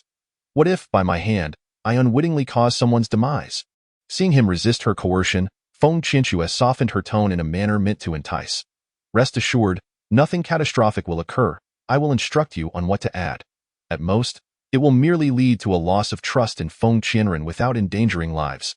The worker continued to shake his head. "This is a serious matter. I cannot assist you. If the family head inquires and I cannot provide a satisfactory explanation, what then? The last maidservant you harmed suffered greatly. Do you wish to bring the same fate upon me?" Feng Qianxue seized him by the throat, her voice dripping with malice. "Should you refuse, consider the consequences. I will make public your past intentions towards me, and your reputation will be ruined. Imagine the kind of public scrutiny your wife and children would endure." The worker stared at her blankly. "What occurred back then was merely an accident. I had drunk too much that night and was quickly chased away. I truly did not do anything, Miss Qianxue. Must you persist in this relentless pursuit?" Feng Qianxue's smile was laced with venom. "Enough idle chatter. If you refuse to assist me, do not blame me for being unkind." The man took 2 steps forward, only to swiftly turn back, his expression filled with impatience. Yet, for the sake of his wife and children, He felt compelled to yield to the circumstances. Unbeknownst to the common folk seeking medicine, it was not long before those who consumed the drugs began to experience adverse effects, igniting a wave of public outcry. Chapter 171. No escape. Feng Qianren was diligently managing the herbs in her shop when a commotion erupted outside. Turning to look, she saw a throng of people rushing toward her, each face etched with fury. Recognizing many of them as previous patrons of her establishment, Feng Qianren sensed that something was amiss and hurried to the entrance. "Is there something troubling you all?" As soon as her words fell, the crowd surged forward, clamoring in unison. "These medicines are utterly ineffective. Look at the rashes on my skin. What on earth have you given me? Since I took this medicine, I have been plagued with discomfort. My skin is nearly rotting away. What have you mixed in? Your shop is nothing but a scam to extort money. Not only did the medicine fail to work, but it has also caused us great distress." One after another, the crowd condemned Feng Qianren. Upon hearing their words, she felt a wave of confusion wash over her. While it was not unusual for one or two individuals to report adverse reactions, after all, some are prone to allergies, the sheer number of affected people indicated a genuine issue with the medicine. Feng Qianren glanced into the throng and instructed them to present their pills for inspection. "What are you inspecting for? Are you trying to switch them out? Don't think you can return to your shop? You will inspect them here, and don't later claim it's our fault." The crowd produced the pills but refused to let Feng Qianren examine them alone. Thus, she had them bring the pills out for a thorough examination. Upon inspection, she discovered that these pills were not those sold from her shop. Though they contained various medicinal ingredients, she could immediately discern that an additional component had been included. However, how could an ingredient that she had meticulously formulated be mixed in? Raising her gaze to the crowd, she noticed someone lurking among them, Feng Qianxue. Upon recognizing her, Feng Qianren instantly understood that Feng Qianxue was undoubtedly scheming behind the scenes. "Well, have you figured it out? If you don't provide us with an answer, you won't be leaving here, and your shop shall never open again." Feigning nonchalance, Feng Qianren maneuvered through the crowd, edging closer to Feng Qianxue, who was attempting to slip away. At that moment, Feng Qianren caught a whiff of a peculiar medicinal scent emanating from Feng Qianxue, identical to that of the drug mixed into the pills. This confirmed her suspicions that Feng Qianxue was indeed responsible for the mischief. "Do not worry. I believe I have uncovered the truth," Feng Qianren declared. Upon hearing this, Feng Qianxue halted her retreat, turning back in astonishment. Pondering whether Feng Qianren truly possessed such remarkable insight, it is astonishingly easy to discern that one has unwittingly mixed in other medicinal materials. "Pray, elucidate this matter for us. Should you choose to remain silent today, we shall not let you off the hook. Not only will you be compelled to compensate us financially, but we shall also shutter your establishment. You have effectively endangered lives. Do enlighten us on the true nature of this situation. It is undoubtedly your concoction that is at fault. It is utterly inconceivable that we are to blame." The crowd directed their ire towards Feng Qianren, who merely smiled at their accusations. "This Feng Qianxue has begun her mischief anew, and today, I shall not allow this woman to escape unscathed." Chapter 172. A heart-unyielding Feng Qianren turned and, with a swift motion, pulled Feng Qianxue before her, startling the latter and causing those nearby to retreat in alarm. "What are you intending to do?" the onlookers questioned, their faces etched with fear. Yet Feng Qianren's smile widened as she clutched the pills tightly, casting a fierce gaze upon Feng Qianxue. "Feng Qianxue, do not presume that I am unaware that this is your doing. Do you think I would be oblivious to the pills I crafted myself? For such a long time, you have harbored the intent to undermine me, have you not? Your jealousy is rather excessive. Today, I shall ensure you comprehend the consequences of endangering others' lives." With those words, Feng Qianren forcefully shoved the pills into Feng Qianxue's mouth, who was evidently taken aback by the unexpected turn of events. The crowd stood frozen, bewildered by Feng Qianren's audacity. "Esteemed guests, it is this woman who has tampered with my pills. The genuine ones are not what you see here, thus I am avenging you." Upon hearing this, shock washed over the crowd, their eyes now filled with hatred directed at Feng Qianxue. "Let us deliver this wretch to the authorities. How dare she endanger our lives? What offense have we committed against her? This is utterly preposterous. She nearly drove my family to ruin. Let her consume these pills." The crowd hurled insults at Feng Qianxue, who was now terrified, for no one knew better than she what these substances contained, and the adverse effects were surely severe. "This is your own folly. Do not blame others," Feng Qianren declared as she forced the final pill into Feng Qianxue's mouth, leaving the latter to writhe in agony upon the ground. The onlookers made their way to Feng Qianren's shop, where she generously offered them free samples of the pills, encouraging them to test their efficacy. "Remember, do not allow anyone to substitute these on your journey home. lest the blame befall me," Feng Qianren said with a smile, and the crowd heartily agreed, leaving joyfully with their pills. Meanwhile, Feng Qianxue, in distress, crouched on the ground, clawing at her throat in a desperate attempt to expel the pills. However, having swallowed so many, she found it impossible to do so. When Feng Qianren, drawn by the commotion, approached the door and beheld Feng Qianxue's torment, her heart felt no satisfaction. Since arriving at the Feng family, Feng Qianxue has persistently sought ways to deal with Feng Qianren, occasionally resorting to petty tricks, which has left Feng Qianren feeling both resentful and furious. Now, to stake the lives of patients as a wager is utterly intolerable. Seeing Feng Qianxue incessantly scratch at herself, Feng Qianren realizes that the side effects of the medicine have already begun to manifest. Now you understand the discomfort, don't you? Just imagine how those patients must feel after taking your concoction. This is truly your own doing. Feng Qianren exclaimed angrily at Feng Qianxue, and after speaking, she turned to head back to her shop. However, Feng Qianxue suddenly dashed over.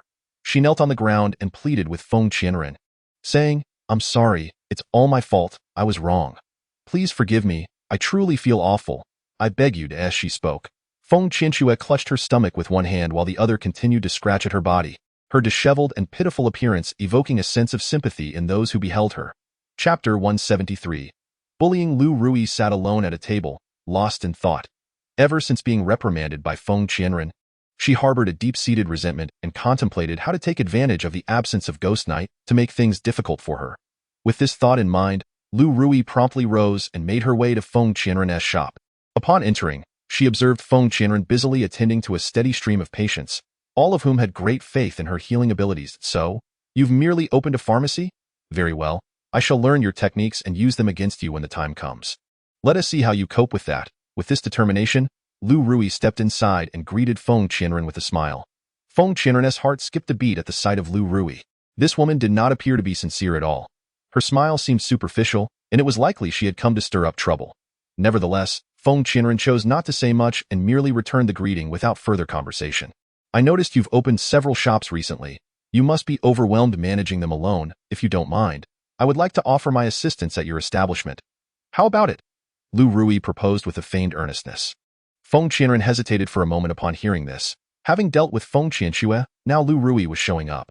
These two women certainly never seemed to tire. Observing Lu Rui's demeanor, it was clear she would not be easily dissuaded. Since she was willing to stay and help, Feng Qianren decided to seize the opportunity to teach her a lesson. "Very well, if that is the case, I shall not hold back.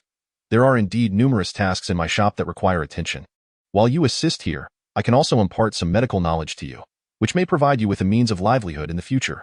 Feng Qianren's words filled Lu Rui with delight, and she quickly agreed, exclaiming that she must get to work immediately. With a smile, Feng Qianren led her to the backyard, where someone had already laid out the medicinal herbs. "Please spread these herbs out to dry, ensuring they are sorted by type. Do not mix them together, as some herbs can counteract one another." Feng Qianren addressed Lu Rui, gesturing towards the grand mines in the courtyard, alongside numerous bags filled with an assortment of medicinal herbs. How could Lu Rui possibly be familiar with these herbs? Moreover, to lay out such a vast quantity of items was nothing short of a laborious task. "Is there perhaps something else I could assist with?" Lu Rui pondered, realizing that she could scarcely manage all this work herself, and considering that a young lady likely lacked the strength for such exertion. This was the only task requiring assistance, and if Feng Qianren were unavailable, it would be perfectly acceptable for her to leave. Feng Qianren's expression turned cold at the suggestion of her departure. Upon hearing this, Lu Rui promptly acquiesced and hurriedly set about laying out the herbs to dry. Observing Lu Rui diligently at work, Feng Qianren smiled and departed. Throughout the day, Lu Rui remained tirelessly engaged until nightfall, at which point she had managed to neatly store away all the medicinal materials. However, she was now utterly exhausted, sitting on the ground, unable to move. Feng Qianren approached with a cup of tea, remarking, "You have worked hard. We must dry them again tomorrow. Otherwise, they are susceptible to mold, rendering them unusable." "More drying tomorrow?" Lu Rui thought, on the verge of tears, realizing that her offer to help was merely a guise for arduous labor. This woman was undeniably taking advantage of her. "Indeed, we must dry them again tomorrow.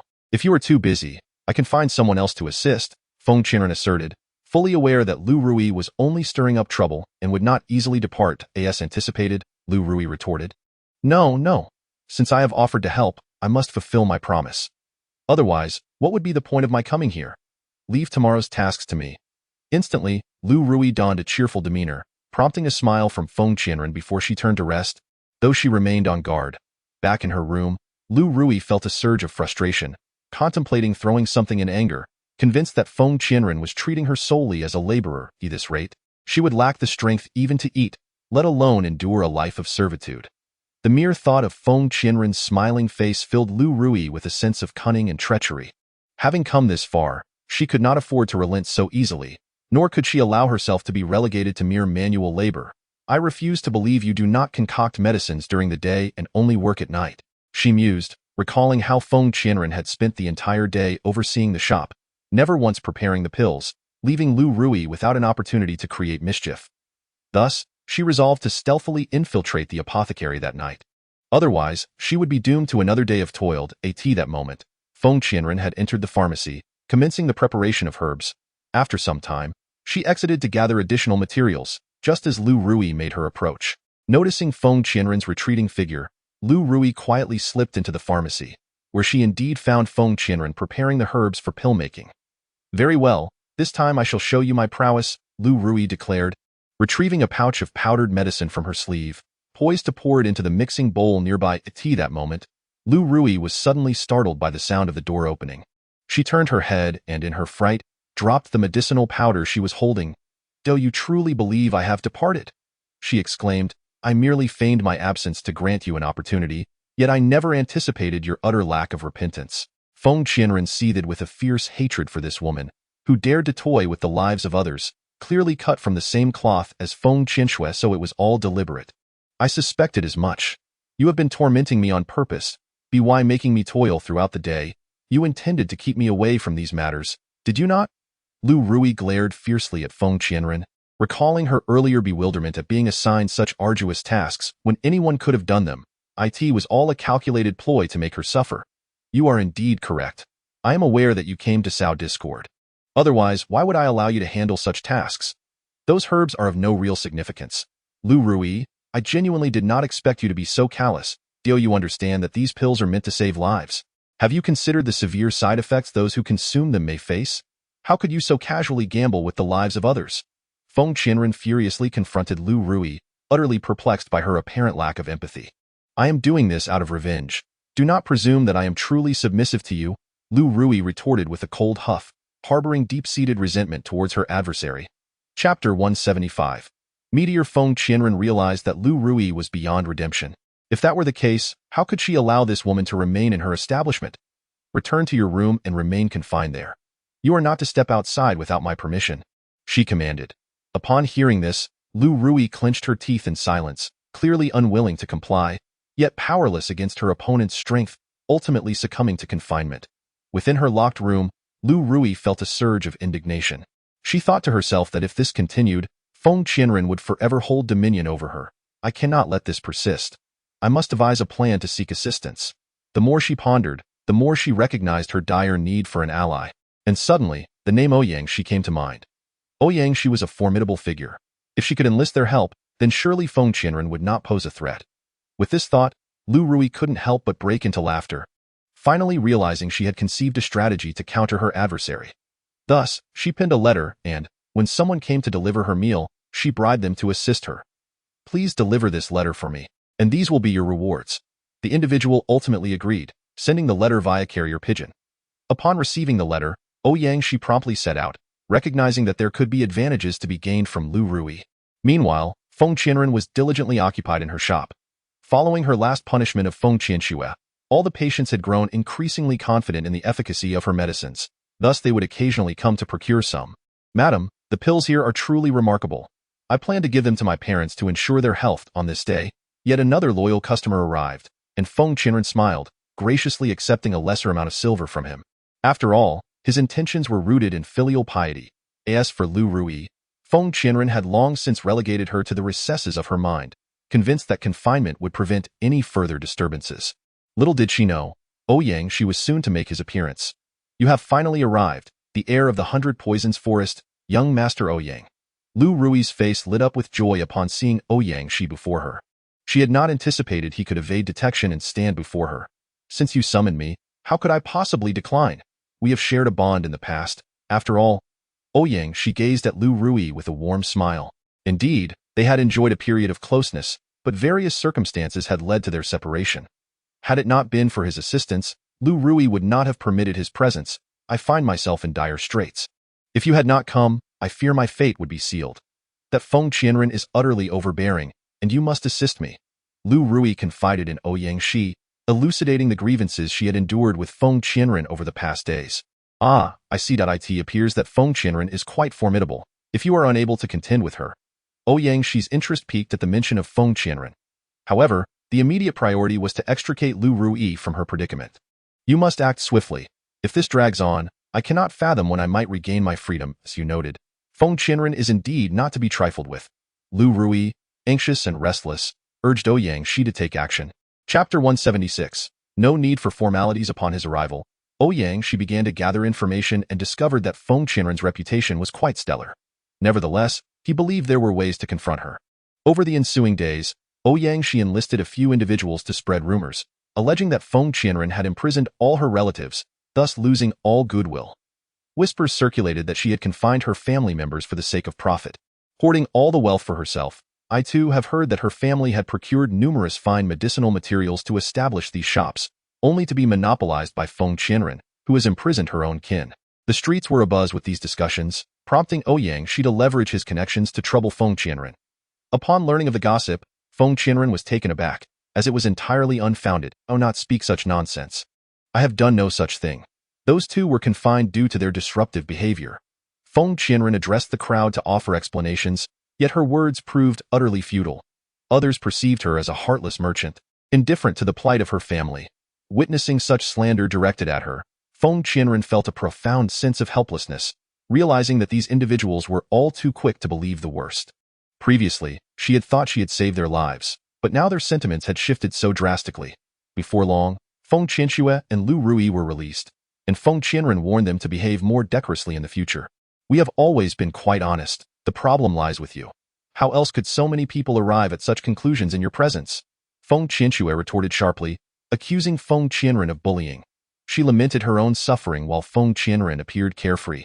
Indeed, the fact that so many around you feel this way indicates that the issue is not with them but rather with you. It is imperative that you engage in some self-reflection. Lu Rui added, echoing Feng Qianxue's sentiments.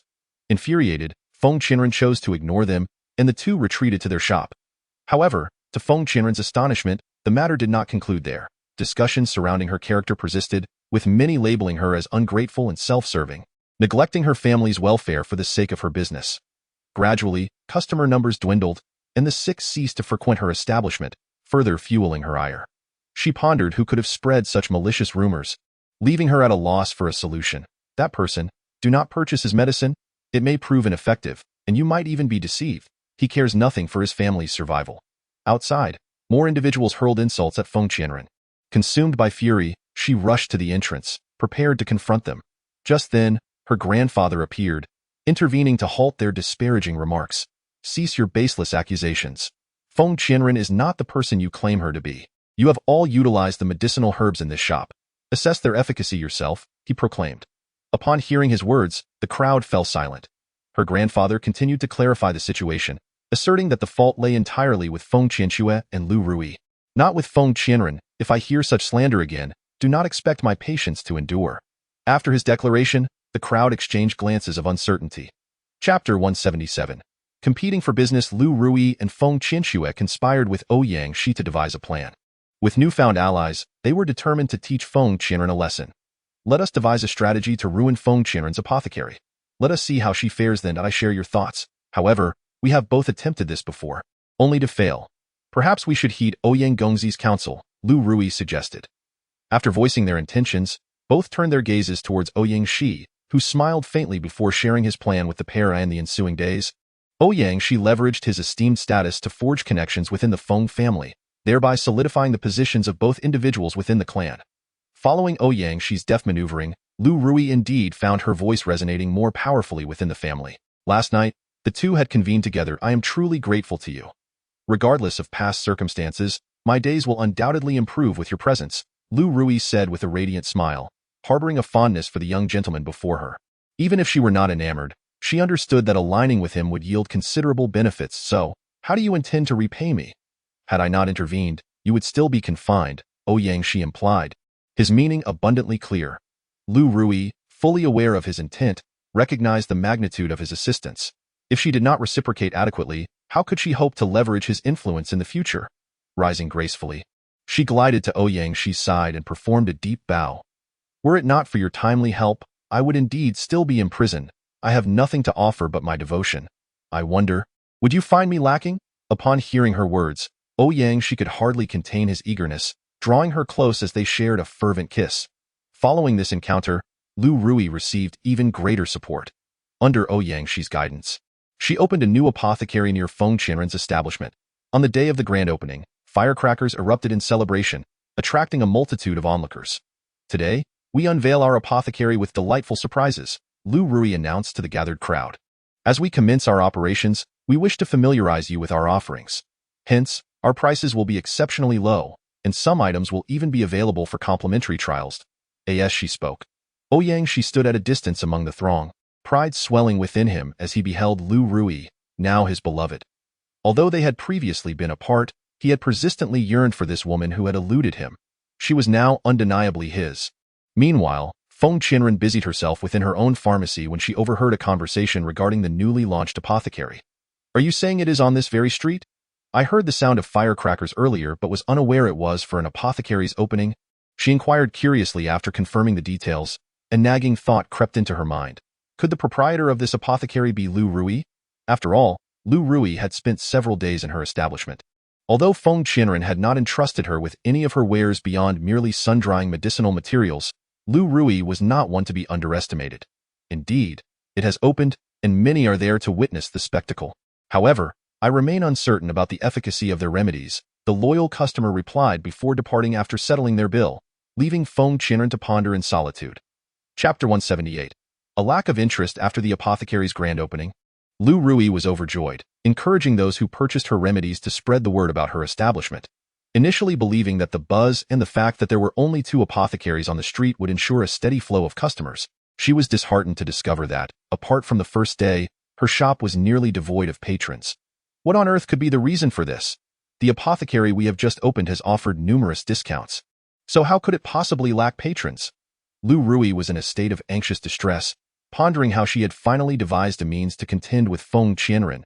Yet if she did not swiftly establish her business, what would become of her in the future? Over the past few days, Lu Rui had exerted considerable effort to glean insights from Feng Qianren and applied them to her own apothecary. But to her dismay, business remained dismal. After several more days of waiting, Lu Rui could no longer restrain herself and approached a former customer who had previously purchased medicine from her. Didn't you buy some medicine from my shop before? Why haven't you come back since?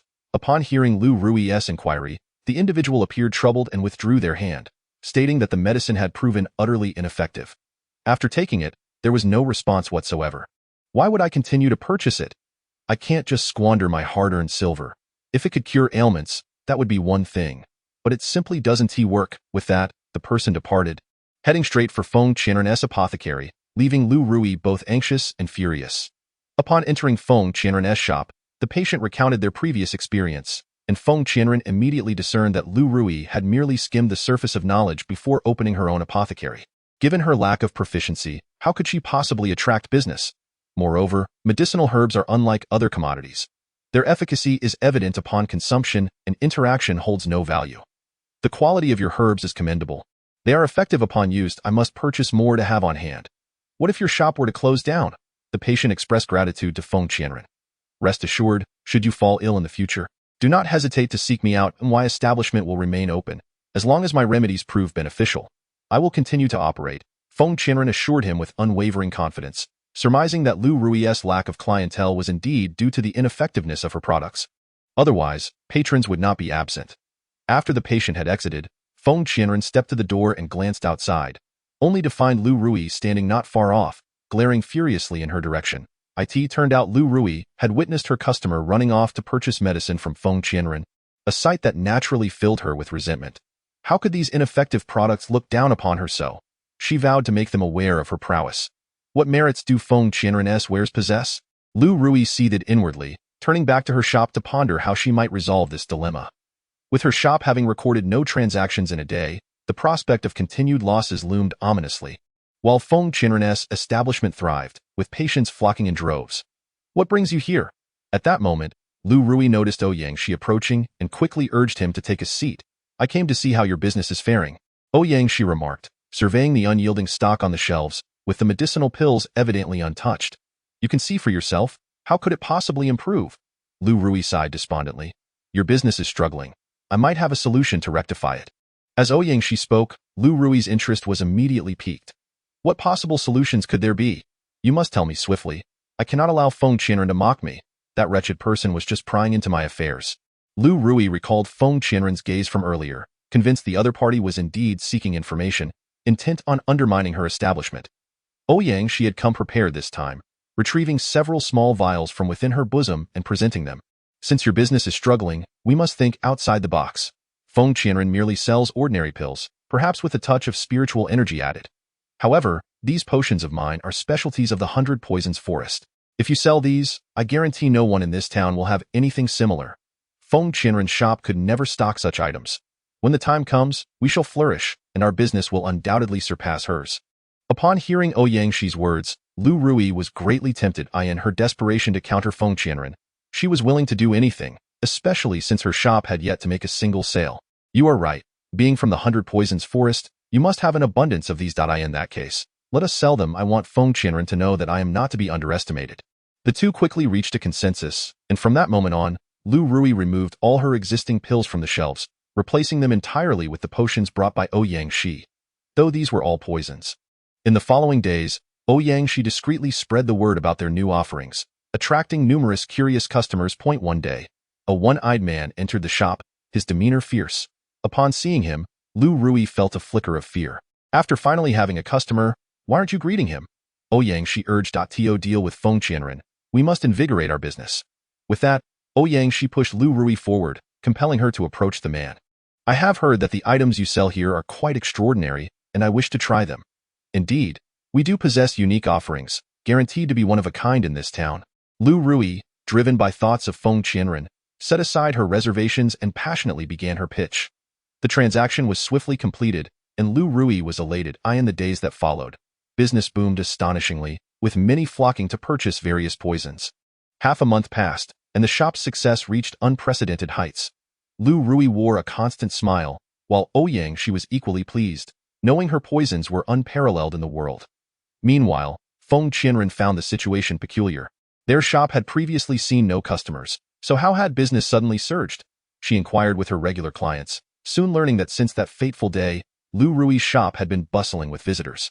However, it appeared that the patrons did not seem to be locals. "I don't know. I certainly haven't been there," the customer explained to Feng Qianren, sharing in her bewilderment at the sudden influx of business at Lu Rui's shop. But who could concern themselves with such matters? How peculiar it is that the sudden surge in business must surely have its reasons.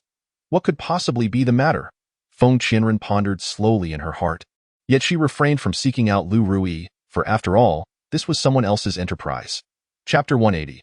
Poison. Following the upswing in Lu Rui's shop, a horrific incident unfolded in the town. In the hills behind, a body was discovered, shrouded in darkness, hardly resembling that of a human. Yet no one knew how this individual had met their demise. It was rumored that the person had been ill for quite some time, seemingly beyond the reach of any remedy. Not necessarily, for the recent medicines sold by Feng Qianren were indeed effective, capable of curing numerous ailments. How could one possibly refrain from purchasing such remedies? The streets buzzed with conversations regarding this matter, but it was merely a fleeting topic, failing to capture the public's sustained interest. A few days later, the investigation was handed over to others, and soon enough, no one inquired further about it. Just as the townsfolk believed the matter had passed, to their astonishment, similar incidents began to recur, one after another, claiming lives indiscriminately, even affecting those close to Feng Qianren. One day, upon returning home, Feng Qianren suddenly spotted Pear Blossom consuming a pill and hurriedly rushed over to snatch it away. "What is the matter? Is this medicine not safe to take? How did you come by this pill?"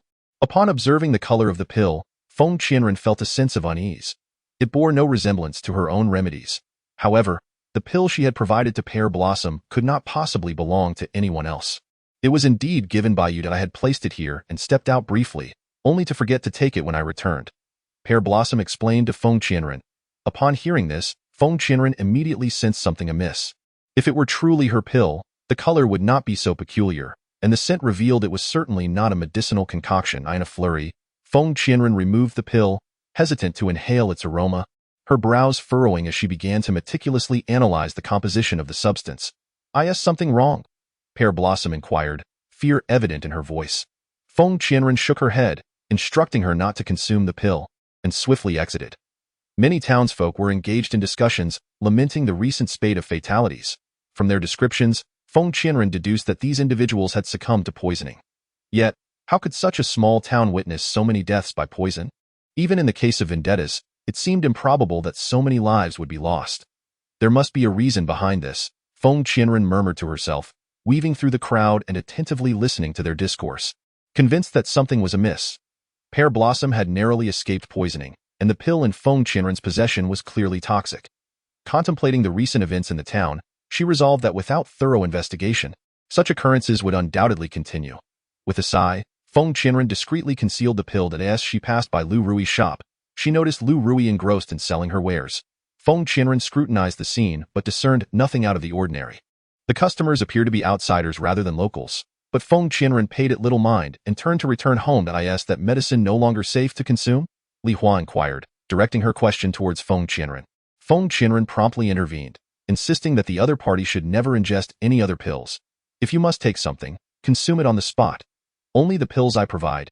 Do not take anything else. And certainly avoid repeating what occurred earlier. I need to thoroughly investigate this matter. Feng Qianren pondered the likelihood of someone tampering with the pills again. Such incidents were not without precedent. Thus, she hastily conveyed her instructions to Li Hua. Chapter 181. A report against me. Feng Qianren sought information far and wide regarding this matter. Those who wielded such poison would naturally be reluctant to reveal themselves.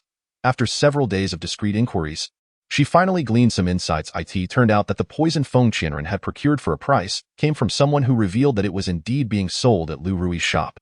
This establishment had always dealt in minor medicinal pills. How could they possibly be selling poison? Are you certain it was from that shop? Feng Qianren questioned the informant with a hint of skepticism, recognizing the gravity of the situation and wishing to avoid any accusations of defamation. I've said all I need to say.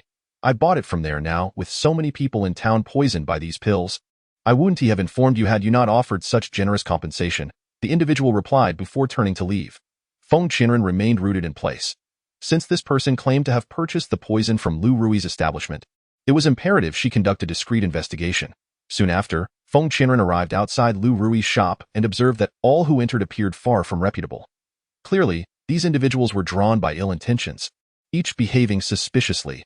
Thus, Feng Qianren became increasingly convinced that Lu Rui was indeed opposing her. How dare you jeopardize the lives of others to challenge me? Today, you shall learn the consequences of harming the common folk, she declared before swiftly departing the shop to inform the county magistrate of the situation. Are you saying someone is selling poison? No wonder there are so many afflicted in town, unable to find an antidote. In that case, the magistrate immediately ordered the constables to accompany Feng Qianren to Lu Rui's shop. That moment, Ouyang she had already sensed something amiss, having caught sight of Feng Qianren near their establishment. I just saw Feng Qianren close to our shop. I fear this woman is up to no good, Ouyang she remarked, causing Lu Rui to feel a pang of anxiety.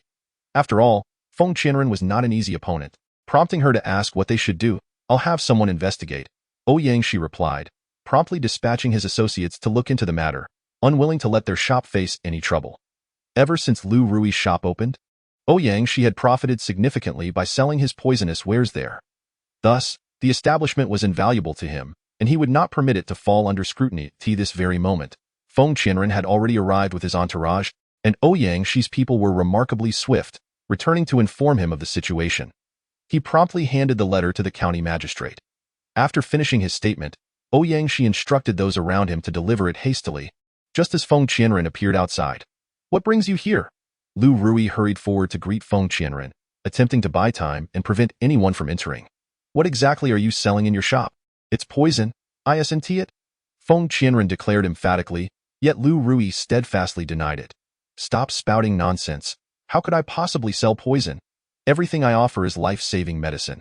Are you envious of my flourishing business, prompting you to report me to the authorities? Lu Rui refused to acknowledge any wrongdoing, but before long, the county magistrate sent a constable.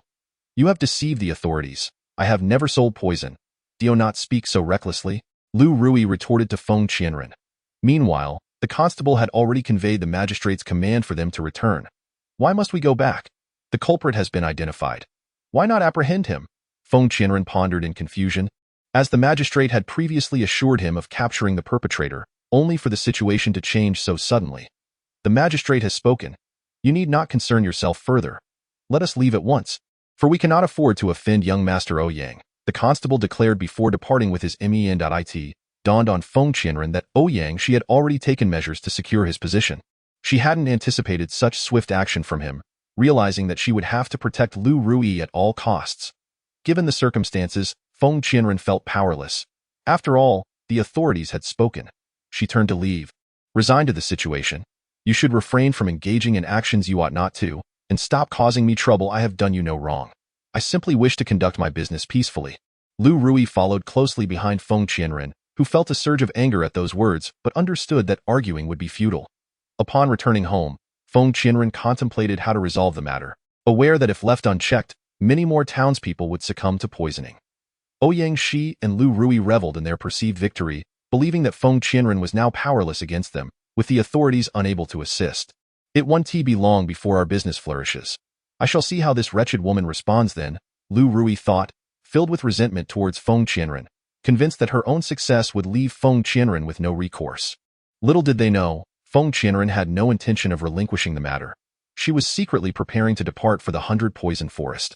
Are you going to steal the antidote? Li Hua expressed some concern. Yet Feng Qianren was resolute. If I do not act, Ouyang Shi and Lu Rui could endanger countless lives. I cannot allow them to wreak such havoc.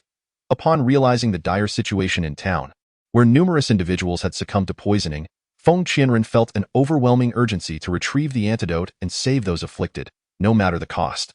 Very well, but do exercise caution along your journey. Do not underestimate the danger.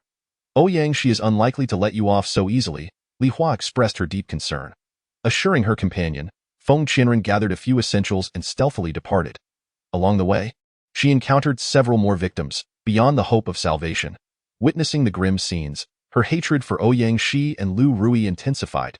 To resort to such heinous acts against innocent civilians for the sake of profit is unforgivable. You shall both pay a steep price for your cruelty, she vowed, clenching her fists tightly as she cast a fierce glare at Lu Rui's shop, where the two perpetrators remained oblivious, laughing and chatting, entirely unaware of the suffering they had caused. Wait for me. I shall return, she declared resolutely before leaving the town without hesitation, unaware that she was being covertly followed. They truly intend to venture into our poisonous forest. Follow her, commanded one of the individuals trailing Feng Qianren, as they stealthily pursued her deep into the dense woods outside the city. Chapter 183. A certain journey ahead as Feng Qianren ventured deeper into the forest. A sudden sense of unease gripped her, and upon glancing back, she spotted several menacing figures emerging from the shadows. Recognizing them as formidable opponents, she steeled herself, determined not to retreat in the face of danger. Who are you? Why are you stealthily following me? She inquired warily, scanning her surroundings, eager to escape without wasting further time, for the rescue was her foremost priority. Feigning ignorance, the leader replied, I am curious about your destination. They were clearly aware of her intentions, having followed her with purpose. Regardless of your master's attempts to thwart me, I will retrieve the antidote. I advise you to cease your complicity in this wickedness. Feng Qianren asserted, stepping back slightly. However, the assailants, clearly under Ouyang Shi's strict orders, lunged forward, surrounding her. You shall not leave this forest alive today, one of them declared, and they charged at her with lethal intent, showing no mercy. Feng Qianren initially dismissed their threat, but soon realized she was outnumbered. After exchanging blows for several rounds, it became evident that she was no match for them. Just as she prepared to channel her spiritual energy, a sudden cloud of white powder enveloped her.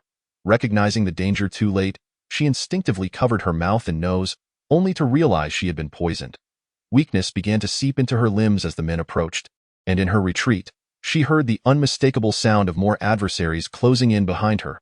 It was evident that victory was beyond your grasp today. Why persist? We are the denizens of the 100 Poisons Forest. How could you possibly prevail against us? It would be wise to concede. After these words were uttered by those behind her, Feng Qianren realized that she was indeed facing insurmountable odds and was uncertain of how those individuals would treat her. Just as despair settled in her heart, a sudden sound broke through. A rustling of leaves heralded the arrival of someone descending from the treetops, and to her astonishment, it was Gu Yi. Who proclaimed her defeat? The voice belonged to Gu Yi, and a wave of joy washed over Feng Qianren. She had not anticipated his timely appearance to rescue her once more. After speaking, Gu Yi advanced to confront the group, and within a mere 10 exchanges, they lay defeated, some injured, others lifeless, while the remaining few fled in terror, unwilling to linger. Once the threat had departed, Gu Yi approached Feng Qianren, helping her to a resting place beneath a tree. What transpired? Why did you venture out alone? He had only realized on his way back that she had left by herself. Feng Qianren recounted the events in the town, expressing her determination to rescue her sister, lest the poisoned townsfolk ultimately meet their demise. Thus it became clear that Lu Rui had yet to relinquish her ambitions. Knowing this, Gu Yi resolved to accompany her. After a moment's contemplation, he insisted on joining her, and Feng Qianren readily assented, fully aware that he would have pursued the matter regardless of her agreement. Chapter 184. Discovery. Gu Yi led Feng Qianren towards the 100 Poisons Forest, a place notorious for its myriad of venomous insects and poisonous flora, a fact both were acutely aware of. Along the journey, they conferred, understanding that since Feng Qianren had already been poisoned, only upon reaching their destination could they hope to find an antidote. Meanwhile, many others in the town were also afflicted, and Feng Qianren was filled with an urgency akin to fire. I assure you, I can endure. I can control the toxin, though I cannot expel it just yet. Let us hasten our journey. Upon hearing this, Gu Yi refrained from further objections, hoping that her affliction was not too grave. The two hastened their way to the 100 Poisons Forest, and upon arrival, they discovered that despite encountering various hindrances along the way, these were mere trifles compared to the challenges posed by the forest itself.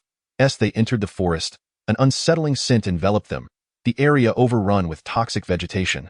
Both covered their mouths and noses, unwilling to inhale the perilous air. Thus, Gu Yi used his agility to carry Feng Qianren over the patch of poisonous plants. Clearly, the 100 Poisons Forest was not to be underestimated. The sheer volume of toxic flora at the entrance posed a real risk of poisoning those who tread carelessly. With utmost caution, Gu Yi led Feng Qianren deeper into the core of the forest, where the antidote would undoubtedly be safeguarded in a place of significance. Neither dared to relax their vigilance. Meanwhile, upon learning that Feng Qianren had been rescued, Ouyang she was taken aback. He had assumed that once poisoned, she would fall into his grasp. Recognizing the presence of an ally, he hastily departed the town, making his way back to his own 100 Poisons Forest. Are you suggesting that the two of them have yet to arrive?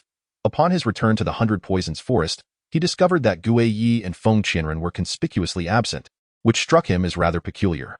Judging by the distance, these two individuals should have arrived long ago, and the absence of any reports from his men could only imply two possibilities.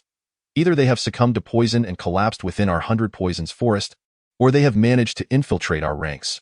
You must remain vigilant. We cannot allow these two to abscond with the antidote. Ouyang she harbored grander ambitions. He felt he had already gained control over Lu Rui, but with Feng Qianren causing disruptions, his paramount objective was to deal with her. Gu Yi and Feng Qianren ultimately located the core. Indeed, there existed a specific area within the 100 Poisons Forest solely dedicated to antidotes. Inside one of the chambers, Feng Qianren beheld shelves lined with various concoctions. Regrettably, the location was guarded. How about this, she proposed. I will create a diversion while you procure the antidote. Gu Yi observed the guards attentively. There were indeed numerous sentinels stationed. He had a strategy to divert their attention, and with Feng Qianren afflicted by poison, she was better suited to search for the antidote within.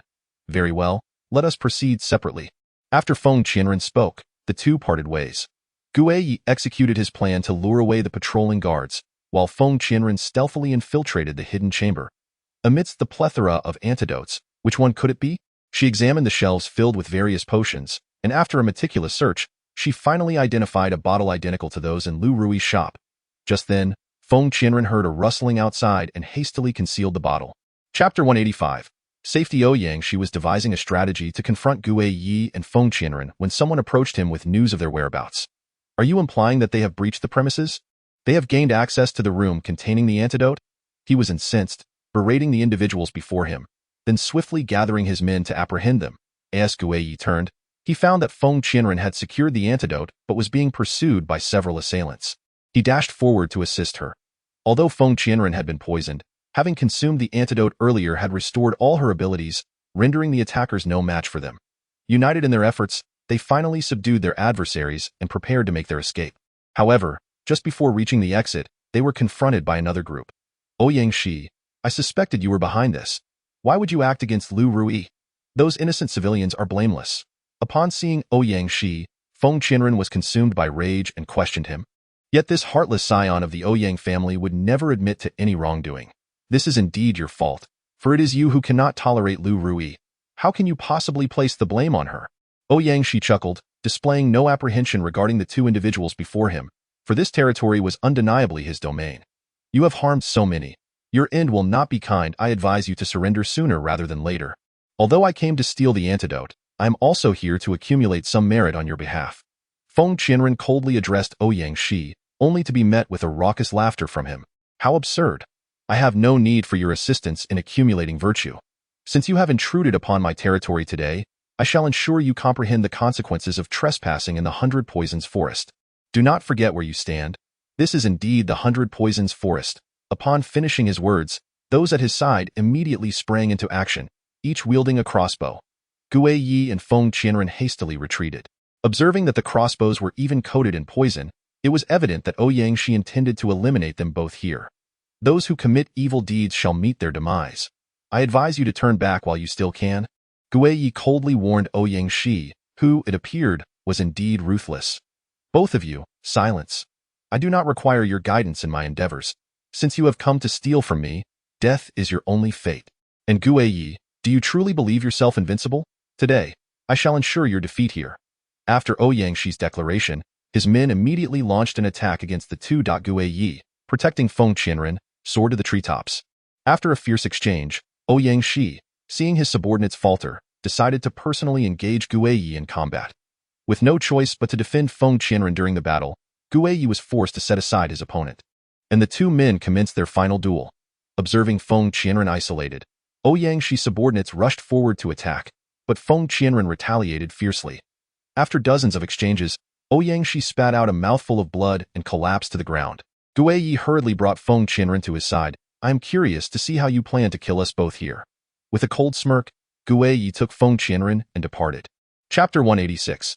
Rescuing a life. Gue Yi led Feng Qianren away from the 100 Poisons Forest, but scarcely had they exited when Feng Qianren coughed up a mouthful of black blood. What is happening? Gue Yi exclaimed anxiously, swiftly cradling Feng Qianren in his arms. During our fight, someone took the opportunity to poison me. It appears this 100 Poisons Forest is indeed formidable, with the potential for poisoning lurking at every turn. After uttering these words, Feng Qianren fell into unconsciousness, leaving Gue Yi to seek a nearby refuge. Meanwhile, Ouyang Shi, having been injured by Gue Yi, was taken back by his subordinates, harboring a deep-seated hatred for both Gue Yi and Feng Qianren. He was resolute in his determination to locate the two, ensuring they would not escape. After issuing his orders, he succumbed to unconsciousness, while several of his men sought out a physician and an antidote, with another group dispatched to search for the pair's whereabouts. Gue Yi, carrying Feng Qianren, found a cave to hide in, noting that her lips had turned purple, clearly indicating she had been deeply poisoned. Though they are now in the vicinity of the poisonous woods, they are well aware that the toxins here far outnumber the antidotes. Moreover, it is certain that Ouyang Shi has intensified his vigilance. Should he wish to seek an antidote, it would likely prove impossible. At present, Feng Qianren remains afflicted by poison, and he is reluctant to leave her alone in such a perilous situation. Thus, he resorts to using his own spiritual energy to assist her. Feng Qianren, do not fret. I shall dispel the poison for you now. We must hasten our return. He understands that Ouyang Shi will not relent in pursuing them, and should their pursuers catch up, it is highly probable that both their lives would be forfeit in this place. There is no time for delay. Feng Qianren, in a state of unconsciousness, vaguely perceives two children approaching, filling her heart with joy as she opens her arms to welcome them. However, just as the children draw near, they inexplicably vanish. Yuan, Shaoli. She jolts awake, only to find herself in an unfamiliar setting. Glancing around, she realizes that they are in a cave, where Gue Yi appears frail, beads of sweat dotting his forehead. Upon witnessing this scene, Feng Qianren comprehends the situation. At this moment, she feels light and unburdened, evidently freed from the poison.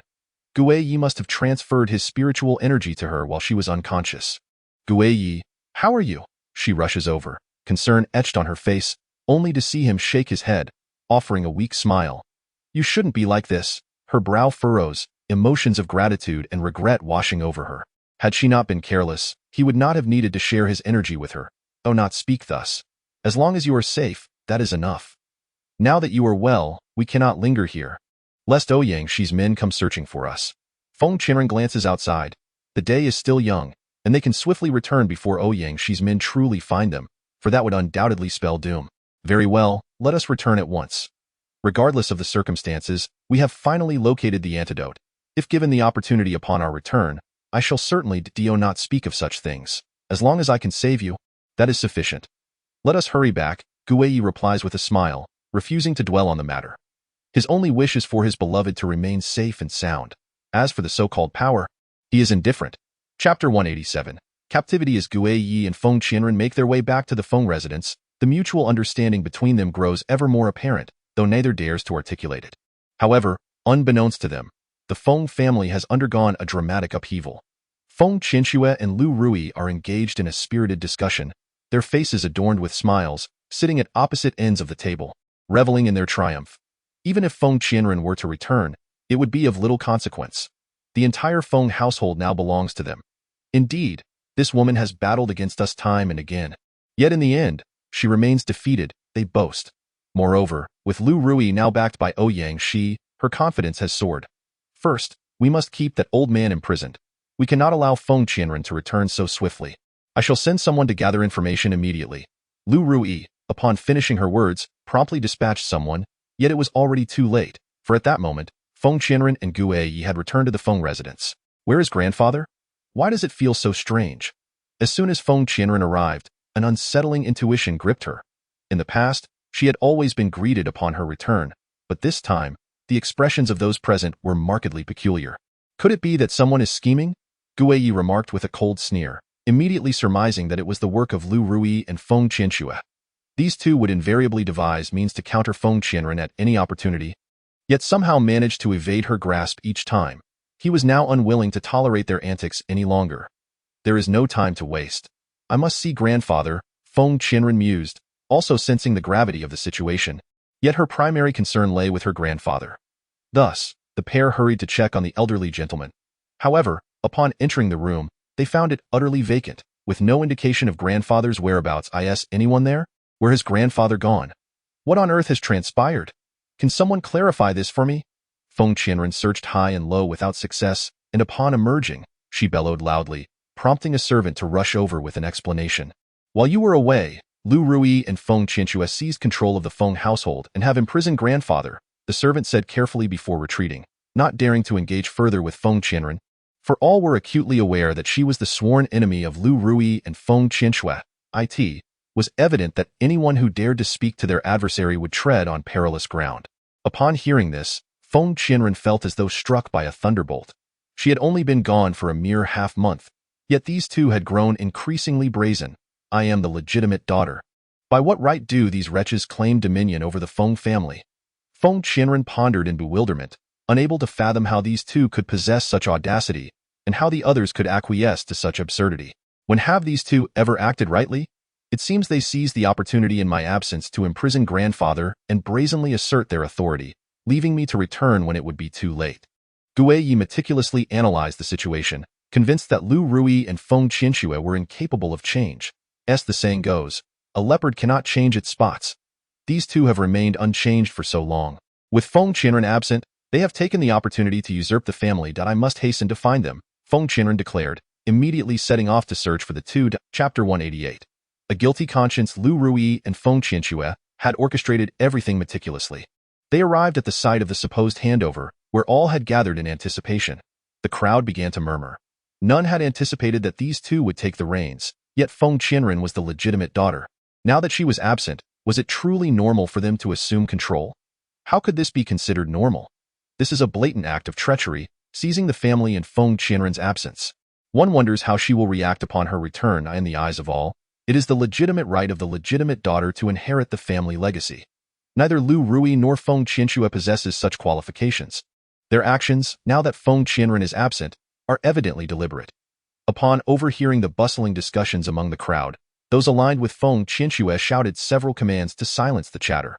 The crowd fell into a hushed stillness, acutely aware that these two individuals would soon claim dominion over the gathering, rendering them wary of offending their future masters. Finally, Feng Qianren arrived at the site of the handover ceremony. Upon witnessing the multitude before her, including the entire family, her heart brimmed with resentment. Both Feng Qianxue and Lu Rui had repeatedly erred yet been forgiven, and she could hardly fathom their relentless ambition even now. As the two stepped forward, Feng Qianren unleashed a furious roar. What on earth do you two intend to do? Following her outburst, she soared onto the platform, surveying all present, including Lu Rui and Feng Qianxue. The two women stood agape, astonished by Feng Qianren's unexpected return.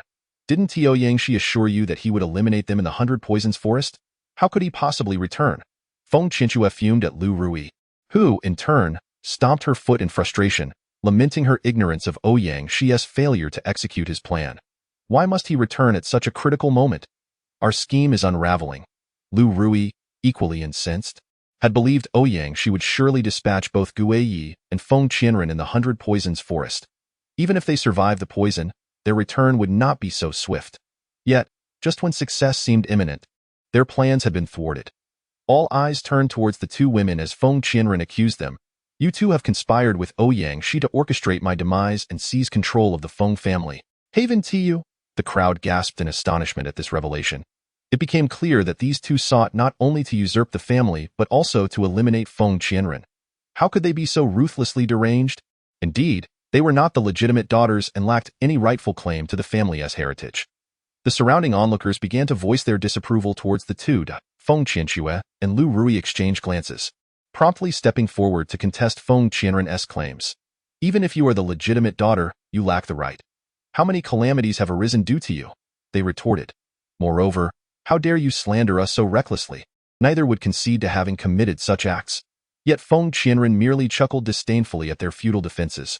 Very well, then swear an oath, Lu Rui, that you have not colluded with Ouyang Shi, nor have you poisoned the townsfolk. Upon hearing this, Lu Rui's countenance shifted, betraying a flicker of anxiety. Feng Qianren laid bare the misdeeds of Lu Rui and Ouyang Shi, including Feng Qianxue's tampering with the medicinal pills, and soon, the crowd rallied in support of her. Have you all discerned the truth? These two individuals are nothing but wolves in sheep's clothing, utterly indifferent to the plight of others, and driven solely by their own selfish desires, with no regard for the lives of others. Should such people inherit the Feng family, who knows how many more lives might be lost to their schemes in the future? After Feng Qianren's declaration, the two women lowered their heads, rendered speechless, for they were indeed guilty of unspeakable deeds. It is true. These two must not inherit the family legacy. Even if there were to be an inheritance, it ought to be presented by the legitimate daughter. Everyone acknowledged Feng Qianren's rightful status, especially after hearing about the misdeeds of Lu Rui and Feng Qianxue. The two women, upon hearing these words, could not help but feel an overwhelming sense of shame, as no one could escape the weight of being publicly exposed for their past transgressions. From this day forth, the Feng family will be governed by my decree. Standing upon the high platform, Feng Qianren announced to the assembly, who erupted in cheers. All were aware that Feng Qianren was a person of great integrity, truly deserving of the family inheritance, while Lu Rui and Feng Qianxue's claims were utterly unfounded, and their intentions deeply corrupt, leaving them with no support. Following the uproar of cheers, Feng Qianren directed her gaze towards Lu Rui. Now that she had assumed control, her first order of business would be to purge the family of those with ulterior motives. What did you say? You intend to expel me? Lu Rui incredulously retorted to Feng Qianren, fully aware of her own transgressions yet unwilling to leave the Feng family. Do you truly need me to enumerate your wrongdoings? Everyone knows what manner of person you are. What face do you have to remain here? Feng Qianren coldly countered, having previously extended an opportunity to Lu Rui, which he had squandered, leaving no one but herself to blame. Even if I have committed those acts, you should grant me a chance to amend my ways.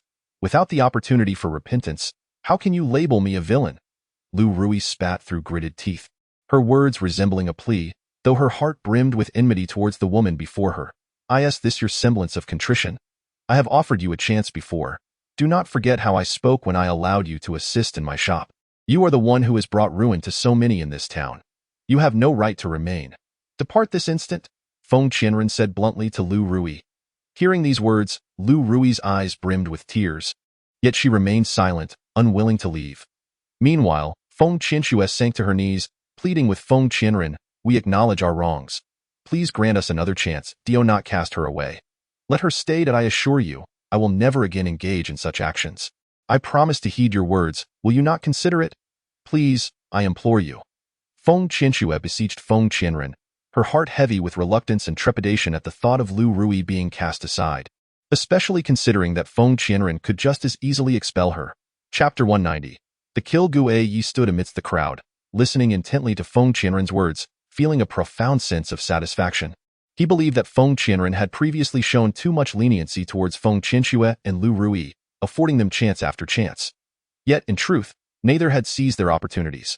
Thus, if they were to be spared once more, who could predict the chaos that might ensue? Naturally, he supported Feng Qianren's decision to rid herself of Lu Rui, but he also hoped that Feng Qianxue would be expelled to prevent any future repercussions. Feng Qianxue, what right do you have to plead for others? Gue Yi remarked from the periphery of the gathering. Upon hearing these words, Feng Qianxue fell into deeper despair, cognizant of her own past transgressions against her family. At that moment, Feng Qianren spoke up again. There is no need for your pleas. Perhaps you should contemplate your own situation. From this day forth, Feng Qianxue is no longer a member of the Feng family. Is that clear to everyone? As these words left her lips, a murmur of astonishment rippled through the onlookers. Yet they understood that this was Feng Qianxue's own doing, a consequence of her numerous past misdeeds. I have repeatedly spared you, granting you many opportunities, yet you persist in inflicting harm upon others.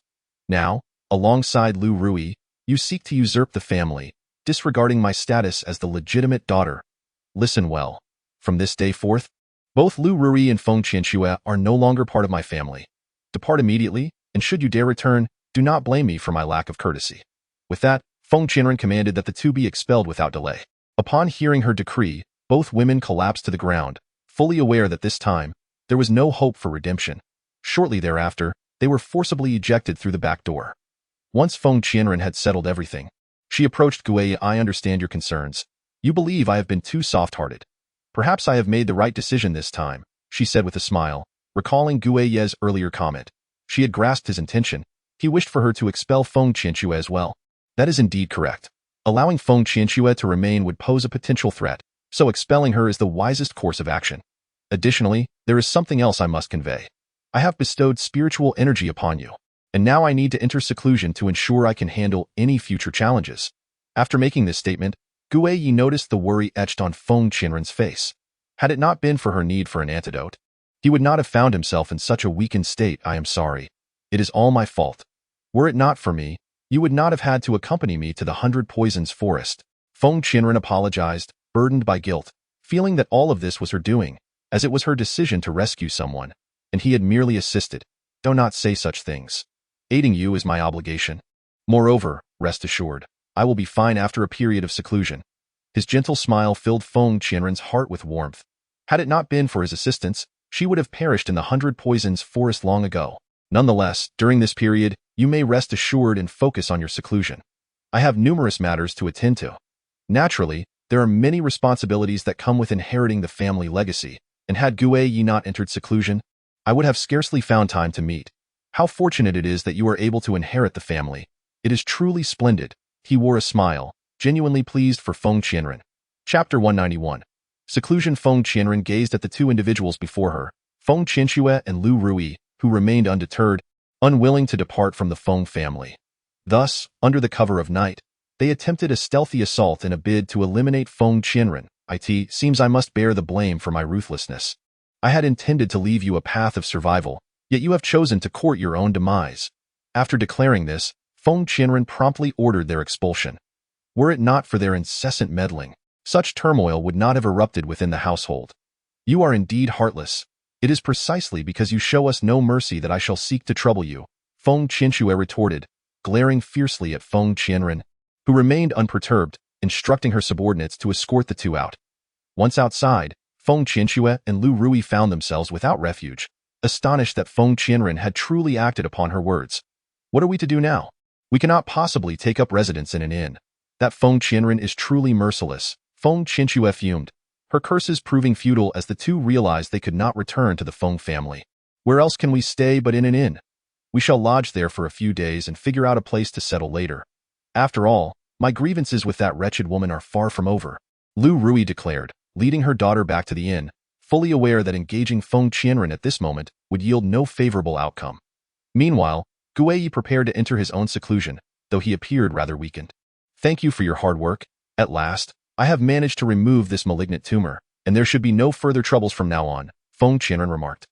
Gu Yi, however, remained unconvinced, believing that the two would not easily relinquish their pursuit of vengeance against Feng Qianren. Though you have expelled them, remain vigilant. I doubt they will let you off so easily. After all, they have repeatedly promised to refrain from further provocations, yet they have invariably returned to target you. Though they may not confront you directly now, do not forget that Lu Rui still possesses the inn, Guiyi cautioned Feng Qianren, his unease evident as he prepared for seclusion in his presence. He could offer assistance, but in his absence, Feng Qianren was newly appointed to power, her position not yet solidified and her enemies not entirely vanquished. Should any complications arise, he would be unable to intervene promptly. You are right. I cannot afford to be complacent. However, rest assured, I shall tread carefully. If these two dare to trouble me again, I shall devise a means to ensure they can never return, Feng Qianren vowed. Feng Qianren's words were not uttered out of malice. Rather, he believed that allowing the situation to persist would bring him no benefit. It was imperative for those two individuals to comprehend the gravity of their misdeeds. Indeed, I sincerely hope you can steel your heart, for some individuals must not be spared. Otherwise, do not forget that adage. Leniency towards an enemy equates to cruelty towards oneself. Guiyi chuckled in response, yet that smile was frail, stirring a deep sense of compassion within Feng Qianren. Please, cease your words and retreat into seclusion. I will handle everything here. You must prioritize your health and emerge only when you are well. Trust me, I can manage these affairs. Although Feng Qianren reassured him, Guiyi still found it difficult to fully let go. This is for you. After speaking, he retrieved an item from within his garments. A jade pendant? Upon seeing the jade pendant Guiyi offered, Feng Qianren's curiosity was piqued, pondering its significance. This is my personal talisman. I am deeply concerned that, in my absence, those two may return to torment you. Should you find yourself in peril, a drop of your blood upon the pendant will summon me forth. It became clear that his worry compelled him to take such measures, and hearing it was his cherished possession caused Feng Qianren's cheeks to flush as she lowered her gaze. I certainly do not wish for any troubles to befall you, but it is wise to be prepared for the unforeseen. Noting Feng Qianren's bowed head, he sensed a shift in her thoughts but could not decipher her inner musings. I understand. You need not fret any longer. Return to your seclusion without delay. Under Feng Qianren's urging, Guiyi finally committed himself to his retreat, while in the ensuing days, Feng Qianren began to manage the affairs of her family's shop. Since its inception, the shop had undergone a period of calm, yet business had thrived remarkably well, attracting many eager patrons. Feng Qianren infused her medicinal concoctions with her spiritual energy, resulting in effects that were extraordinarily potent, far surpassing the pills offered by other establishments. Initially, she anticipated that without Lu Rui's interference, this venture would flourish. However, she soon discovered a curious anomaly. How is it that Lu Rui's shop is experiencing such prosperity? After our previous exposure of her deceit, her business should have faltered significantly. Feng Qianren observed the steady stream of customers entering and exiting Lu Rui's shop, her curiosity intensifying. Logically, it seemed implausible that Lu Rui's business could eclipse her own. Strangely, Feng Qianren's own shop had seen a decline, with a number of loyal patrons migrating to Lu Rui's establishment, leaving her utterly perplexed. Could there be some underhanded dealings at play? She is adept at such schemes. Yuan speculated to Feng Qianren, while Shaoli also sensed something amiss, though Feng Qianren remained skeptical. Surely, Lu Rui lacks the audacity to tamper with my shop's affairs, especially after being exposed, unless there truly exists some exceptional pills. Feng Qianren pondered over the fact that she had already destroyed those poisons, and that many in the town were aware that the pills from that place were ineffective. Yet, the presence of so many customers indicated that Lu Rui had likely altered her strategies. Never mind, you two should not concern yourselves with this. You are still but children, so hurry home. Leave the matters here to me. After much contemplation, Feng Qianren ultimately decided against involving the two youngsters in this affair and urged them to return home promptly. They said little more and prepared to head back to the Feng residence. Yet on the way, they engaged in a thorough discussion about the situation. I sense something amiss. Lu Rui surely cannot possess any life-saving pills. Yet there are still so many patrons. I too find this suspicious. Perhaps we should discreetly investigate, one suggested. Both concluded that Lu Rui was undoubtedly up to something nefarious, and if they did not ascertain the truth, they could not predict what calamities might befall them.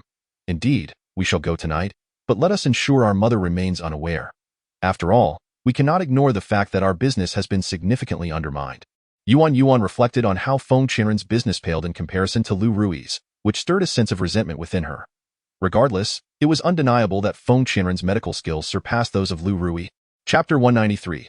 The reason after Yuan Yuan and Shaoli reached a consensus, they stealthily made their way to Lu Rui's shop that very evening. It is worth noting that Lu Rui's establishment was adorned in a manner identical to that of Feng Qianren's. After all, she had no prior experience and was merely emulating her counterpart, resulting in a striking similarity in every aspect.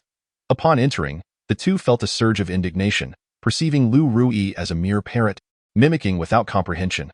Clearly, she was unqualified to treat patients yet insisted on selling her dubious pills. I shall see for myself what is so special about these pills, Yuan Yuan remarked as she led Shaoli stealthily into the premises. As they ventured into the backyard, they discovered a substantial amount of medicinal herbs laid out for drying. Upon inspection, they discerned that these herbs had long been untouched and were merely left to air dry, with dust accumulating on the surrounding items. Evidently, these herbs were of no use to them, and it was unlikely they were the source of her pills. After careful consideration, Shaoli confirmed his suspicions.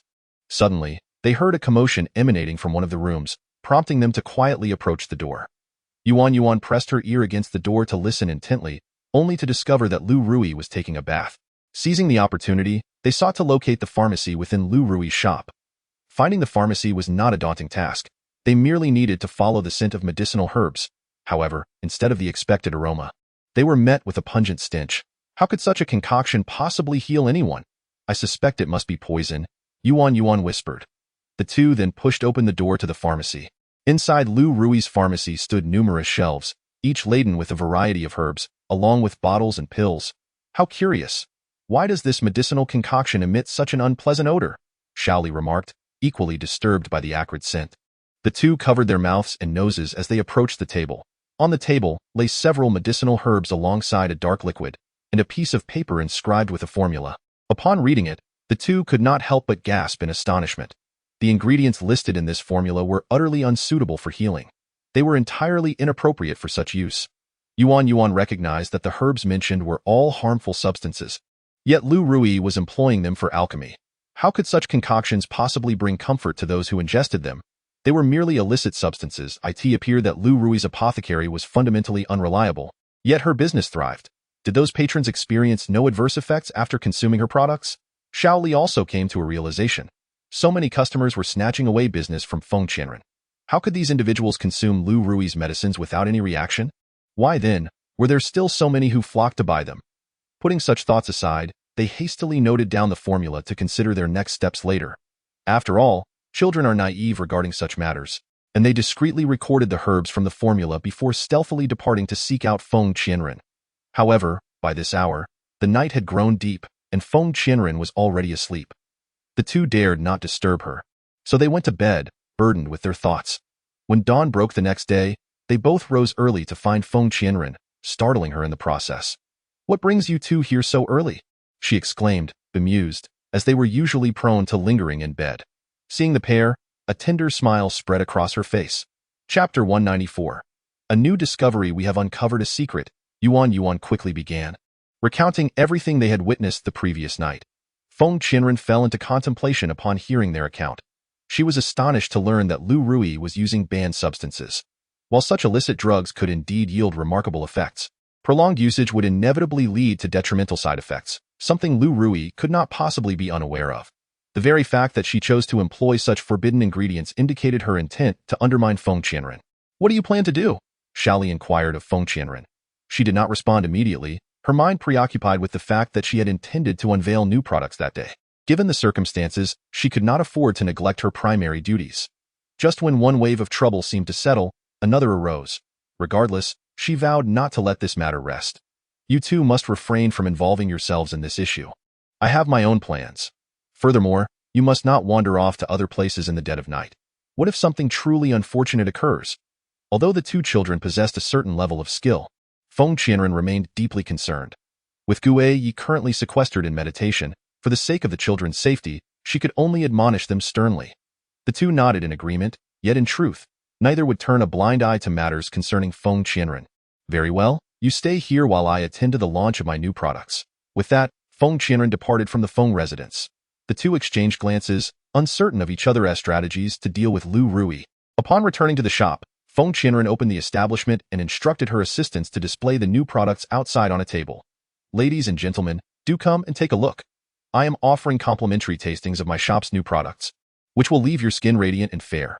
Feng Qianren personally stood outside her establishment, enthusiastically recommending her wares to the gathering crowd, which included several patrons from Lu Rui's shop. How outrageous! When did this wretched woman manage to develop new products?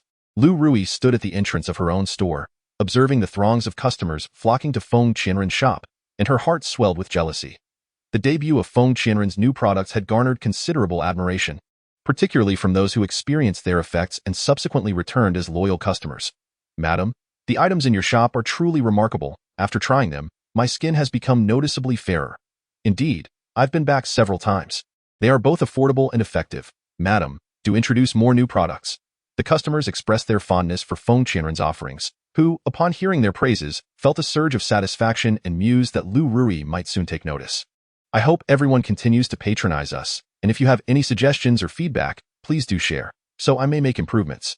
Feng Qianren deliberately addressed the crowd, hoping they would relay any news from Lu Rui's side. As inquiring directly would appear rather conspicuous, I have no criticisms. I trust the products in your shop completely, unlike certain establishments that only ever offer the same few items. That's true. I won't be visiting that place anymore. Upon hearing these words, Feng Qianren deduced they were referring to Lu Rui, and she wondered how Lu Rui might retaliate against her. Chapter 195. A lesson learned. Lu Rui's business plummeted while Feng Qianren's flourished, leaving her deeply dissatisfied. At this rate, I might as well close my shop, she fumed, though a smile unexpectedly crossed her lips. Days later, Lu Rui's shop also began to unveil new products, which boasted effects similar to those of Feng Qianren's, attracting a considerable number of buyers. Are the items in your shop effective? A skeptical customer approached Lu Rui, who promptly offered a sample. If you find no results within 3 days, do not bother returning. Lu Rui declared resolutely, prompting the customer to purchase without hesitation. Following this launch, Lu Rui's business experienced a notable resurgence, with customers returning in droves, and she reveled in her newfound success. This time, my triumph far surpasses that of that wretched woman. You cannot imagine how flourishing my business has become. That evening, Lu Rui recounted her shop's successes to Feng Qianren, who was equally delighted, especially since both had been ousted, all thanks to Feng Qianren. Very well, let us ensure that this wretched woman's establishment does not thrive. But how will you accomplish that? Feng Qianren could not help but inquire of Lu Rui. In just a matter of days, Lu Rui's shop has outperformed Feng Qianren's, a surprising turn of events considering she initially learned from her rival. Lu Rui, brimming with pride, was certain that this time Feng Qianren would prove no match for her. Unbeknownst to her, however, 2 individuals, Yuan and Shaoli, had already infiltrated Lu Rui's establishment.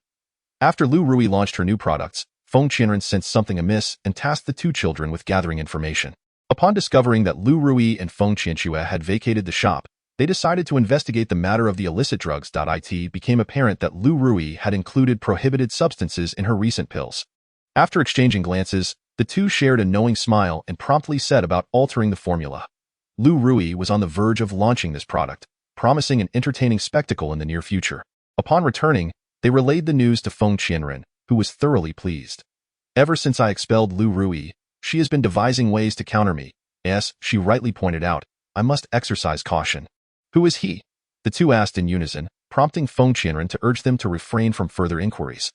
The individual in question was, of course, Guiyi.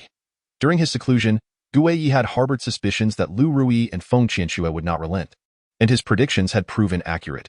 Fortunately, he now possessed a means to deal with them. Alone in her chamber, Feng Qianren held the jade pendant gifted by Guiyi, gently caressing it. She wondered how he was faring and when he would emerge from seclusion. Though only a few days had passed since their separation, she found herself missing him. I hope all is well with you. I truly wish for your swift return.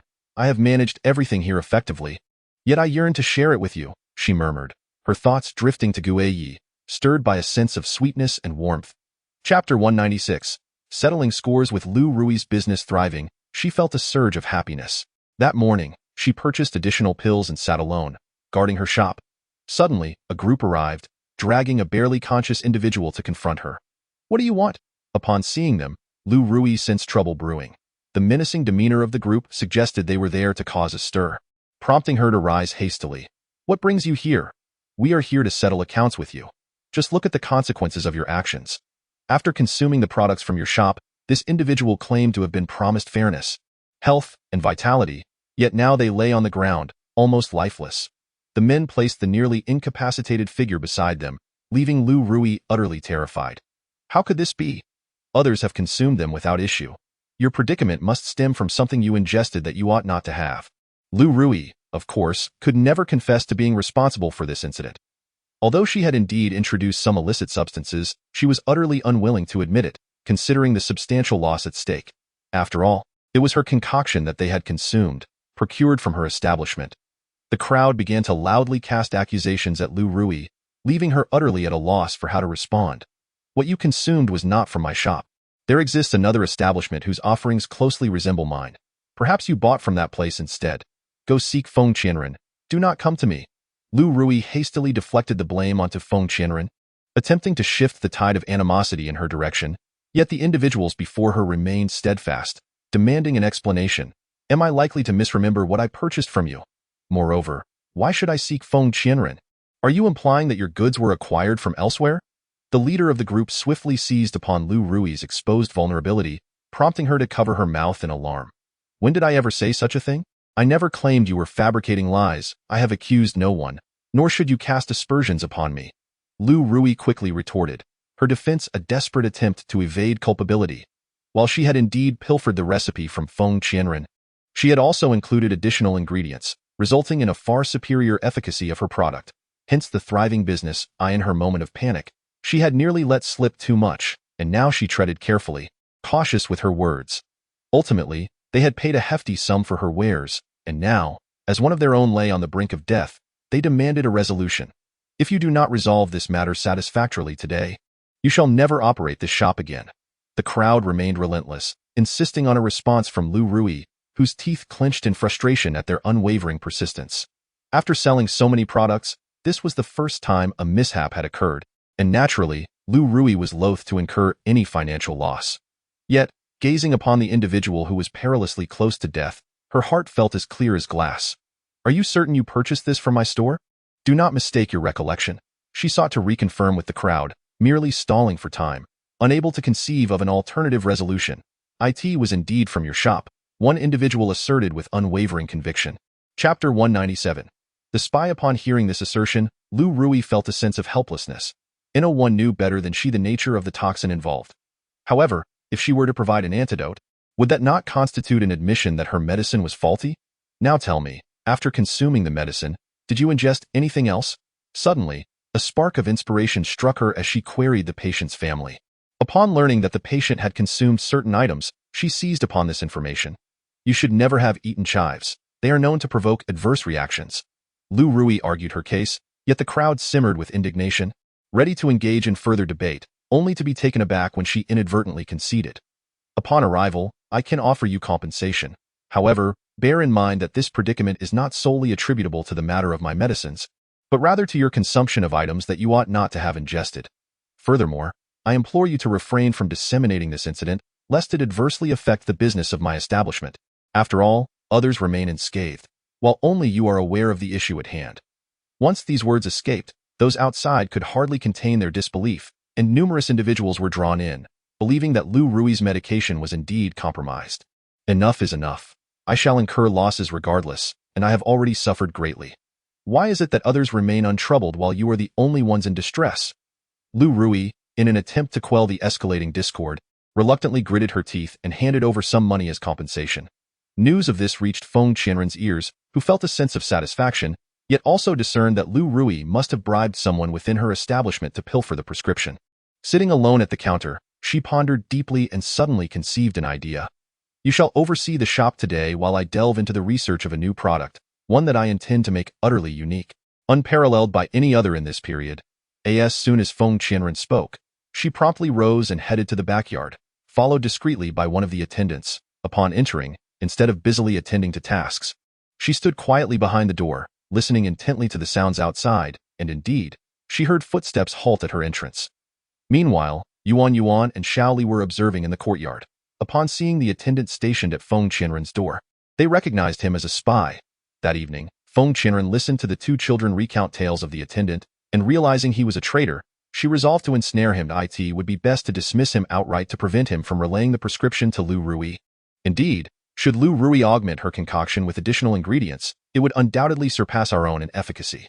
Both Yuan and Xiaoli were deeply concerned about the fate of Feng Qianren's business, especially now that Lu Rui had found an accomplice. Why not eliminate him? Trust me, I possess my own strategies to deal with them. They merely seek to pilfer my prescription. This time, I shall set a trap in advance. Feng Qianren's words reassured the two children, who believed wholeheartedly that she would resolve the situation, and thus, they ceased further discussion. Pretend you know nothing and continue with your duties. My new prescription will surely impart a lesson to Lu Rui. Even if she is cast out, her discontent is truly detestable. Feng Qianren contemplated what kind of new product could captivate Lu Rui's attention, considering that this woman is utterly inept and solely adept at stealing from others, thus incapable of discerning any flaws. Chapter 198. The false prescription. On this particular morning, Feng Qianren arrived at her shop, where the attendants had already prepared for the day's business. However, one attendant was summoned to the backyard. "Madam Boss, what do you require of me?" The attendant in question was one of those conspiring with Lu Rui against Feng Qianren, and thus she had called him over, directly handing him a sum of silver. What does this mean? The attendant's face was filled with astonishment, and his hand, which clutched the silver, trembled slightly. He was already feeling guilty, and the substantial sum given by Feng Qianren made him even more reluctant to accept it. Meanwhile, Feng Qianren smiled and said, "Rest assured, take it without hesitation. In truth, I am aware that you are working for Lu Rui. I have refrained from mentioning it as a chance for you to amend your ways." Upon hearing this, the attendant felt even more uneasy. Although he did not wish to betray Feng Qianren, he found himself in a dilemma, for the amount he received from Lu Rui was indeed considerable. However, the silver offered by Feng Qianren far exceeded Lu Rui's, leading him to hesitate. Uncertain of what task Feng Qianren wanted him to undertake, "I have devised a new product, and Lu Rui remains unaware of it. I have already discerned your involvement. You may take this silver, and all I require is for you to provide her with the formula for my new creation." He continued, "However, you must not divulge this to anyone. Once the matter is accomplished, I will reward you further. You may choose to depart or remain here as you wish." These words immediately stirred the attendant's interest. After all, his motivation for assisting Lu Rui was monetary. And now that Feng Qianren offered such a generous sum along with the freedom to choose, how could he possibly still favor Lu Rui? "Very well. I agree to assist you," he replied eagerly, weighing the silver in his hand. Everyone else had gone to open the door, leaving Feng Qianren alone in the room to contemplate the new product, which had been specially enhanced for Lu Rui. After a day's diligent effort, Feng Qianren successfully crafted the formula, producing 2 copies, one for Lu Rui and another for his own establishment. That very evening, the attendant stealthily approached Lu Rui, yet he hesitated to present the formula immediately. "Hurry up and give it to me. Wasn't the silver meant for you?"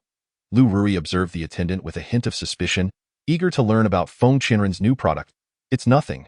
I merely wish to inquire why the formula you obtained is identical to Feng Qianren's. Yet those on your side seem to be experiencing discomfort." The attendant, recalling the previous incident at Lu Rui's establishment, couldn't resist asking, as that formula was also one he had pilfered. "How would I know? I haven't questioned you yet. What exactly did Feng Qianren include? Why does it differ from my medicine's effects?" Lu Rui, feeling guilty, fixed her gaze on him, aware that she had added certain ingredients herself solely to enhance her medicine's efficacy. "I did nothing. I handed you the formula without even glancing at it. After all, our store's products are identical to this one," the attendant explained to Lu Rui. Upon hearing this, Lu Rui chuckled, thinking to herself that she must have added something else. Otherwise, how could those individuals believe her medicine more effective than Feng Qianren's? "All right, you may return. Once everything is settled, I will reward you." With that, Lu Rui took the formula and departed, entirely oblivious to the fact that the formula she received was, in fact, a counterfeit. Chapter 199. Allergies. Lu Rui returned to her shop with the prescription and immediately commenced the preparation of the pills. However, this time she did not have the opportunity to add her own medicinal ingredients, and those prohibited substances ultimately went unused. Eager to swiftly compete with Feng Qianren in business, Lu Rui set aside her reservations and unveiled her new products early the next morning, successfully enticing her loyal customers back to her establishment. "This is my latest creation. It is beneficial for the body and poses no adverse effects," Lu Rui enthusiastically introduced to her patrons. Upon hearing her words, the customers were indeed tempted, as they had previously been regulars at Lu Rui's shop. "Well then, I shall purchase some to try." Many customers heeded Lu Rui's suggestion and departed with an ample supply of the new products, leading to a notable increase in business. "I knew that cunning woman had some tricks up her sleeve. These products have certainly brought me considerable profit." Upon returning home that day, Lu Rui recounted the events to Feng Qianxue, who felt delighted for her mother. After all, being able to outdo Feng Qianren in business brought a sense of relief to both of them. As days passed, Lu Rui's business flourished, with a significant number of pills sold. However, an unexpected turn of events occurred just 4 days later. What is happening? Why do I have a rash on my face? One customer exclaimed that I've never experienced this before. It started after I purchased those new products from Lu Rui's shop. I am in the same predicament. You plan to confront Lu Rui, too, don't you? Let us go together. It is indeed strange how this ailment appeared so suddenly. As the group observed the rashes on each other's faces, they soon discovered that all had used products from Lu Rui's shop. A while ago, a troubling incident had occurred at Lu Rui's store, which many were aware of, yet they remained oblivious to the unreliability of other items in her establishment. Meanwhile, Lu Rui was joyfully counting her earnings, contemplating how she had profited handsomely from Feng Qianren's prescription. If this continues, my business will undoubtedly thrive even further. Eventually, I shall expand my shop and witness how that little vixen manages to keep hers afloat. The mere thought of Feng Qianren filled her with intense resentment. She was determined to emerge victorious in their rivalry. Although she had been cast out of her family, she was resolved to reclaim her dignity. At that moment, she was startled by the commotion outside. Feng Qianxue, witnessing the throngs of people clamoring to enter their shop, felt a surge of apprehension. What are you doing? Are you here to purchase something? If so, please wait a moment. She hurriedly inquired of the crowd, but to her dismay, each person began to hurl accusations. Purchase your wares? Do you take us for fools? The items in your shop are utterly unusable. How can you run such an establishment? You are a heartless wretch. Indeed, I should never have come to your shop. It is all a sham. One by one, the crowd turned to Lu Rui, hurling accusations that left her feeling utterly humiliated. With her hands firmly planted on her hips, she inquired whether they had come merely to cause trouble. What trouble? They retorted. This is entirely your fault. Upon hearing these words, Lu Rui's heart raced with trepidation, pondering whether there had been an issue with the medicine. Chapter 200 was indeed her doing. As she scrutinized the faces before her, Lu Rui recognized them as former patrons, yet each bore red spots of varying sizes, resembling rashes. However, upon reflection, she recalled that she had not added any foreign substances to the prescription. This implied that the formula itself was flawed. Otherwise, how could these individuals possibly have experienced an allergic reaction? Could it be that the items from my shop were the cause? Cautiously, she queried the crowd, who responded in unison, "It is precisely because we used your store's products that we are in this predicament." The assembly regarded Lu Rui as nothing more than a mercenary, willing to exploit others for profit. They pointed to their faces, demanding to know why she had acted in such a manner. "We purchased your goods because we trusted you and believed in their reliability.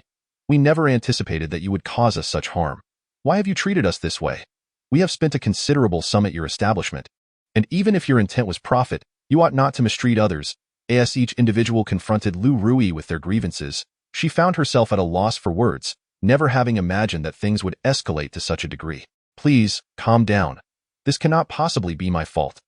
Listen to me," she implored, her heart racing at the thought of how much she might owe Wi. In truth, she had no intention of compensating them at all.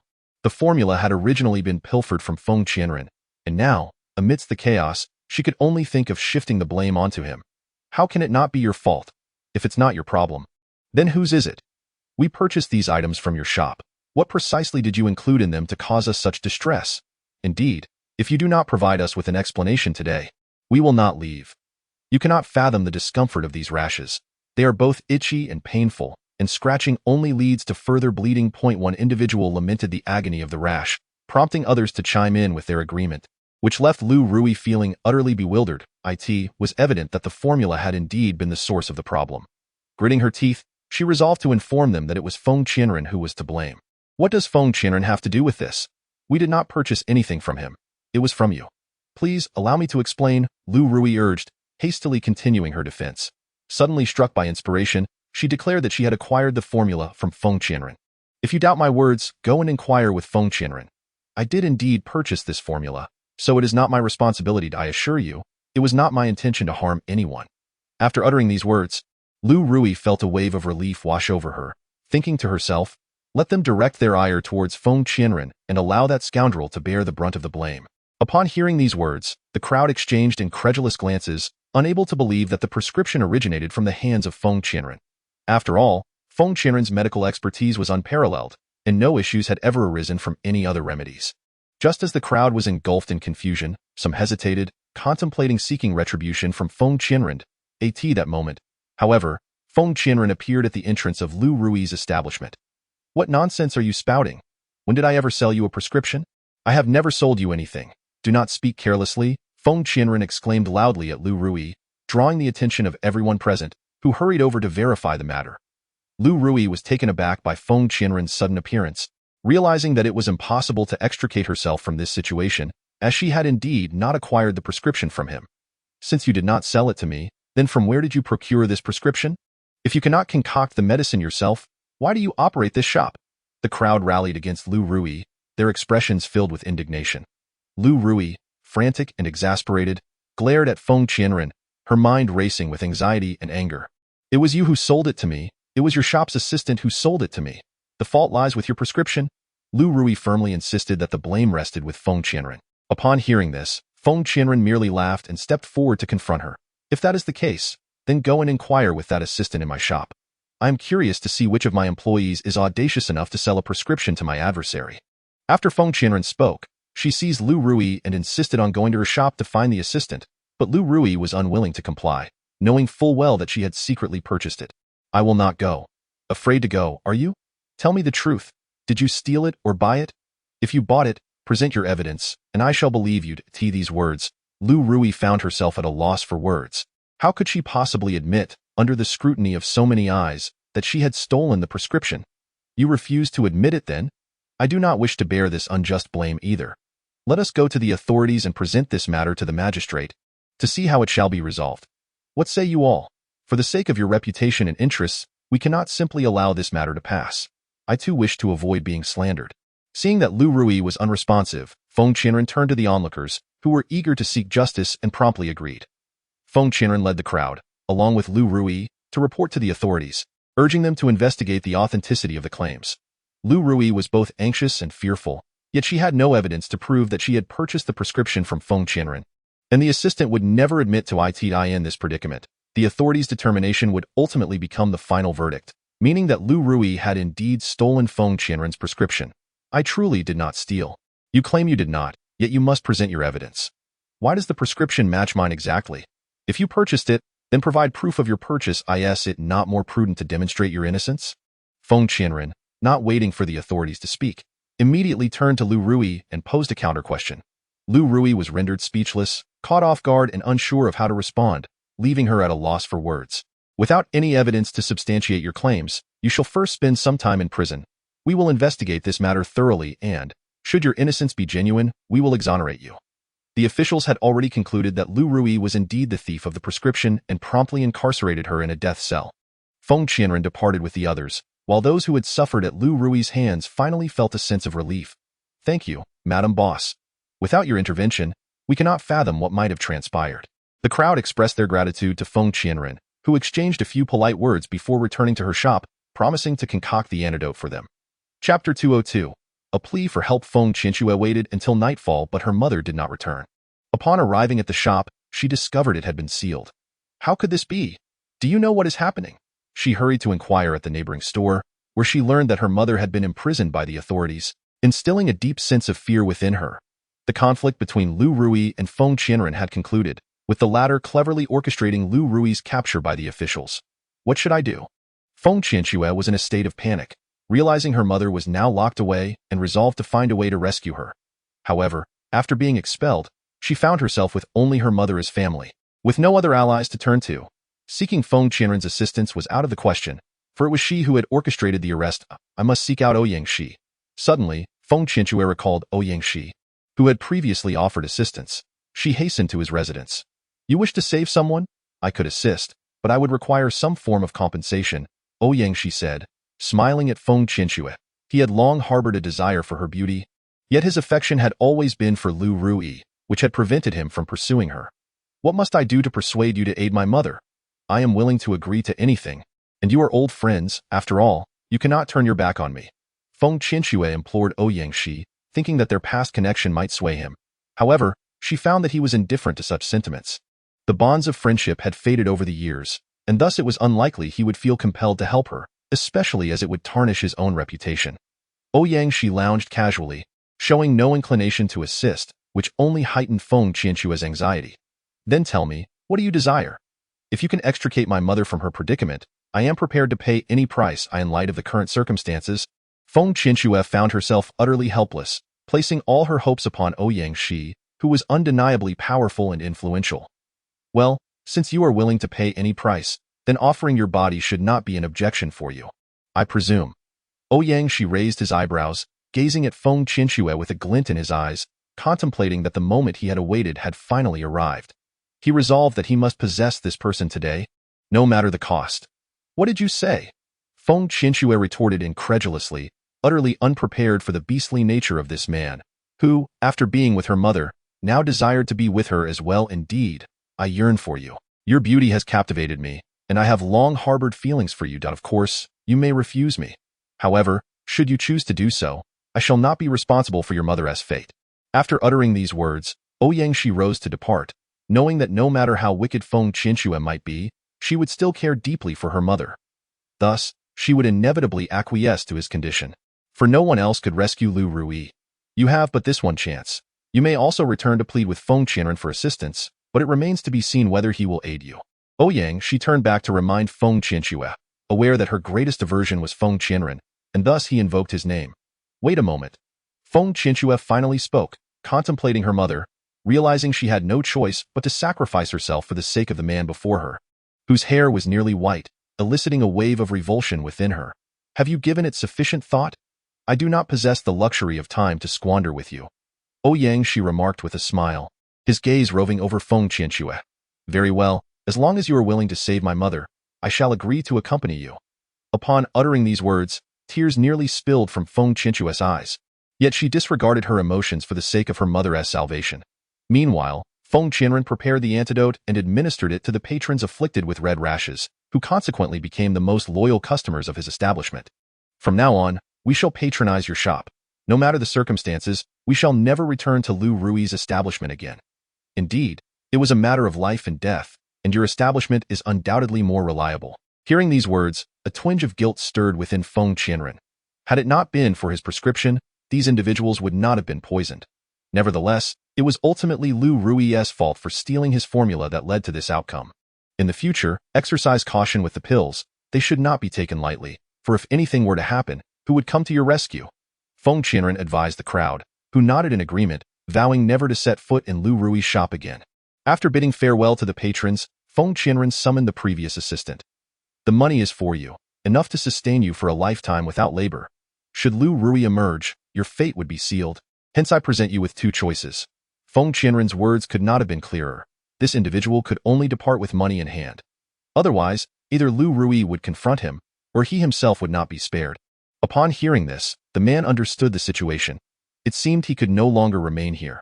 Although Feng Qianren might have allowed him to stay, how could Lu Rui possibly let him go, madam? I am deeply sorry for betraying you, but I am left with no choice. Thank you for providing me with this silver, as I am truly in urgent need, he said before taking the silver and promptly rolling up his bedding to leave. At last, Feng Qianren had expelled the spy from his establishment, feeling an immense sense of relief. On the other hand, when Feng Qinxue made her appearance, Lu Rui was rescued and, upon returning home, learned the truth. Are you saying that person had already betrayed me? It seemed he had been seduced by Feng Qianren. Such a thing was utterly outrageous. This vile wretch. Lu Rui cursed Feng Qianren's ancestors in a fit of rage, but no amount of cursing would change the fact that she had indeed lost this time. Mother, it's not just that there is also. Before Feng Qinxue could finish her sentence, tears streamed down her face as she recalled how she had sacrificed her own innocence to save her mother, causing her heart to ache anew. What else is there? Tell me everything. This little wretch is truly formidable. I thought I had escaped detection, but it seems I was discovered long ago. Lu Rui urgently urged Feng Qinxue to speak, her heart filled with hatred for Feng Qianren, recalling the countless times their battles had ended in her defeat. And my innocence, that Ouyang Xi's a beast. After speaking, Feng Qinxue collapsed onto the table, weeping uncontrollably. Chapter 204. The betrothal. Lu Rui was left in a state of shock upon hearing her daughter's words, unable to fathom that they had endured such humiliation at the hands of Ouyang Shi in their efforts to rescue her. How outrageous! This despicable creature! Lu Rui thought of her past with Ouyang Shi, now realizing he had the audacity to torment her daughter, which filled her with rage. Mother, I truly disregarded everything to save you. Feng Qianxue's eyes brimmed with tears as Lu Rui swiftly embraced her. I apologize. My dear, it is I who has failed you. I will not let that wretched Feng Qianren escape, nor that Ouyang Shi. After offering her daughter some comfort, Lu Rui immediately set out to confront Ouyang Shi. You beast! You think you can have me and still covet my daughter? You scoundrel! You have ruined my daughter's purity. How can she live the rest of her life?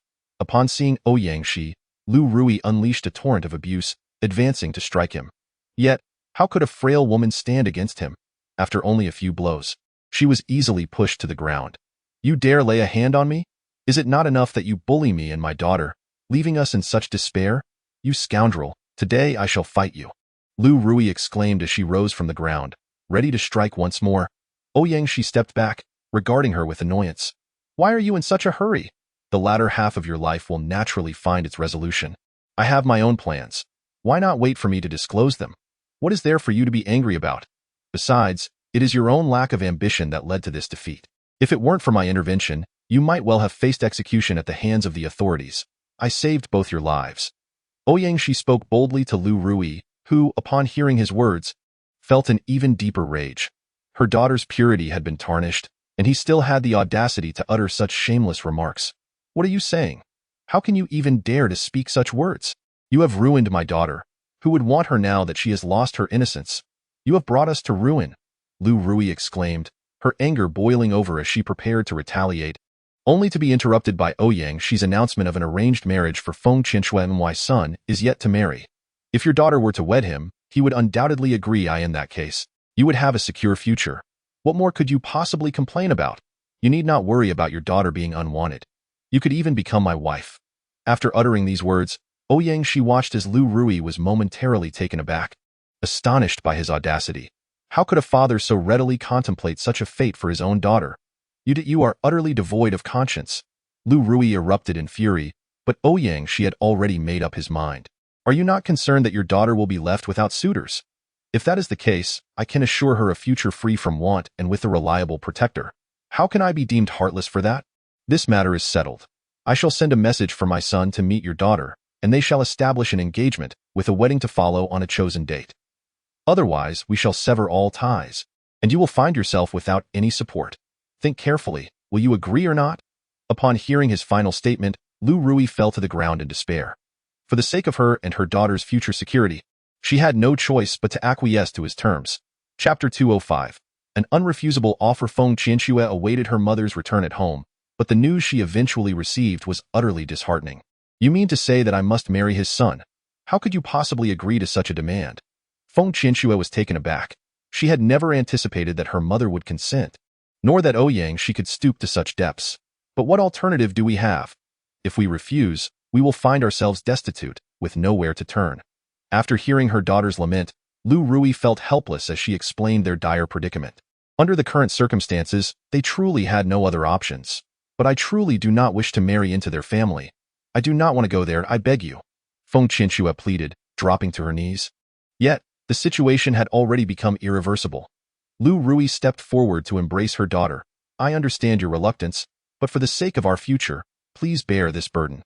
Lu Rui consoled her daughter for an extended period, yet her efforts proved utterly futile. A few days later, Ouyang Shi dispatched a messenger to convey his desire for the two to meet prior to the wedding. I shall not go.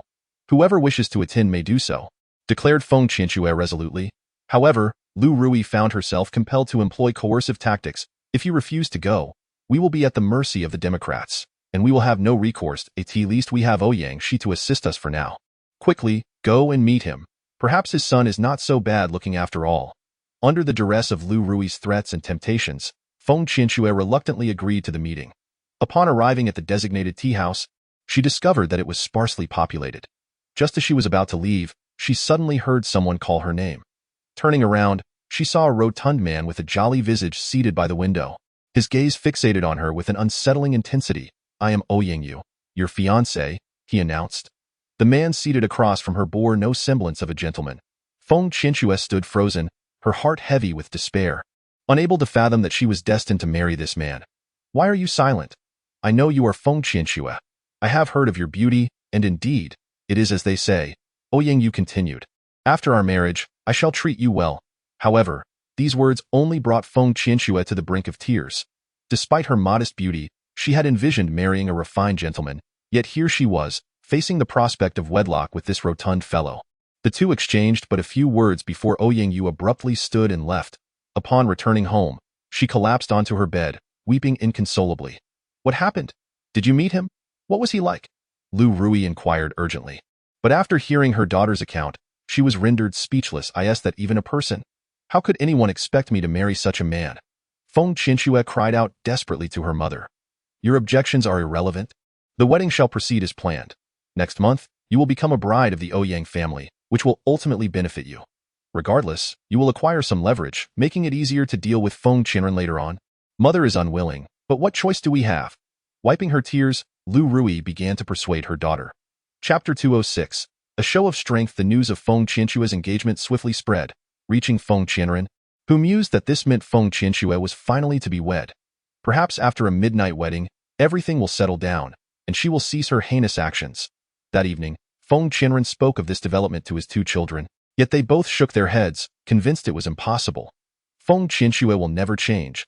She has repeatedly harmed us. If she were capable of change, she would have done so long ago. Indeed, they agreed, we must remain vigilant. After all, this woman has committed numerous misdeeds. Yuan and Shaoli both harbored doubts about Feng Qinshue's capacity for change, while Feng Qinren remained indifferent to such matters, as the relationship with the other party had become inconsequential to him.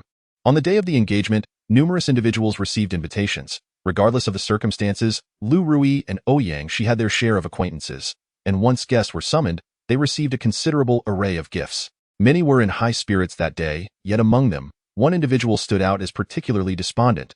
Feng Qinshue. Quickly greet the guests. The arrangements have already been set in motion. Your reluctance is of no consequence now. Lu Rui urged her daughter.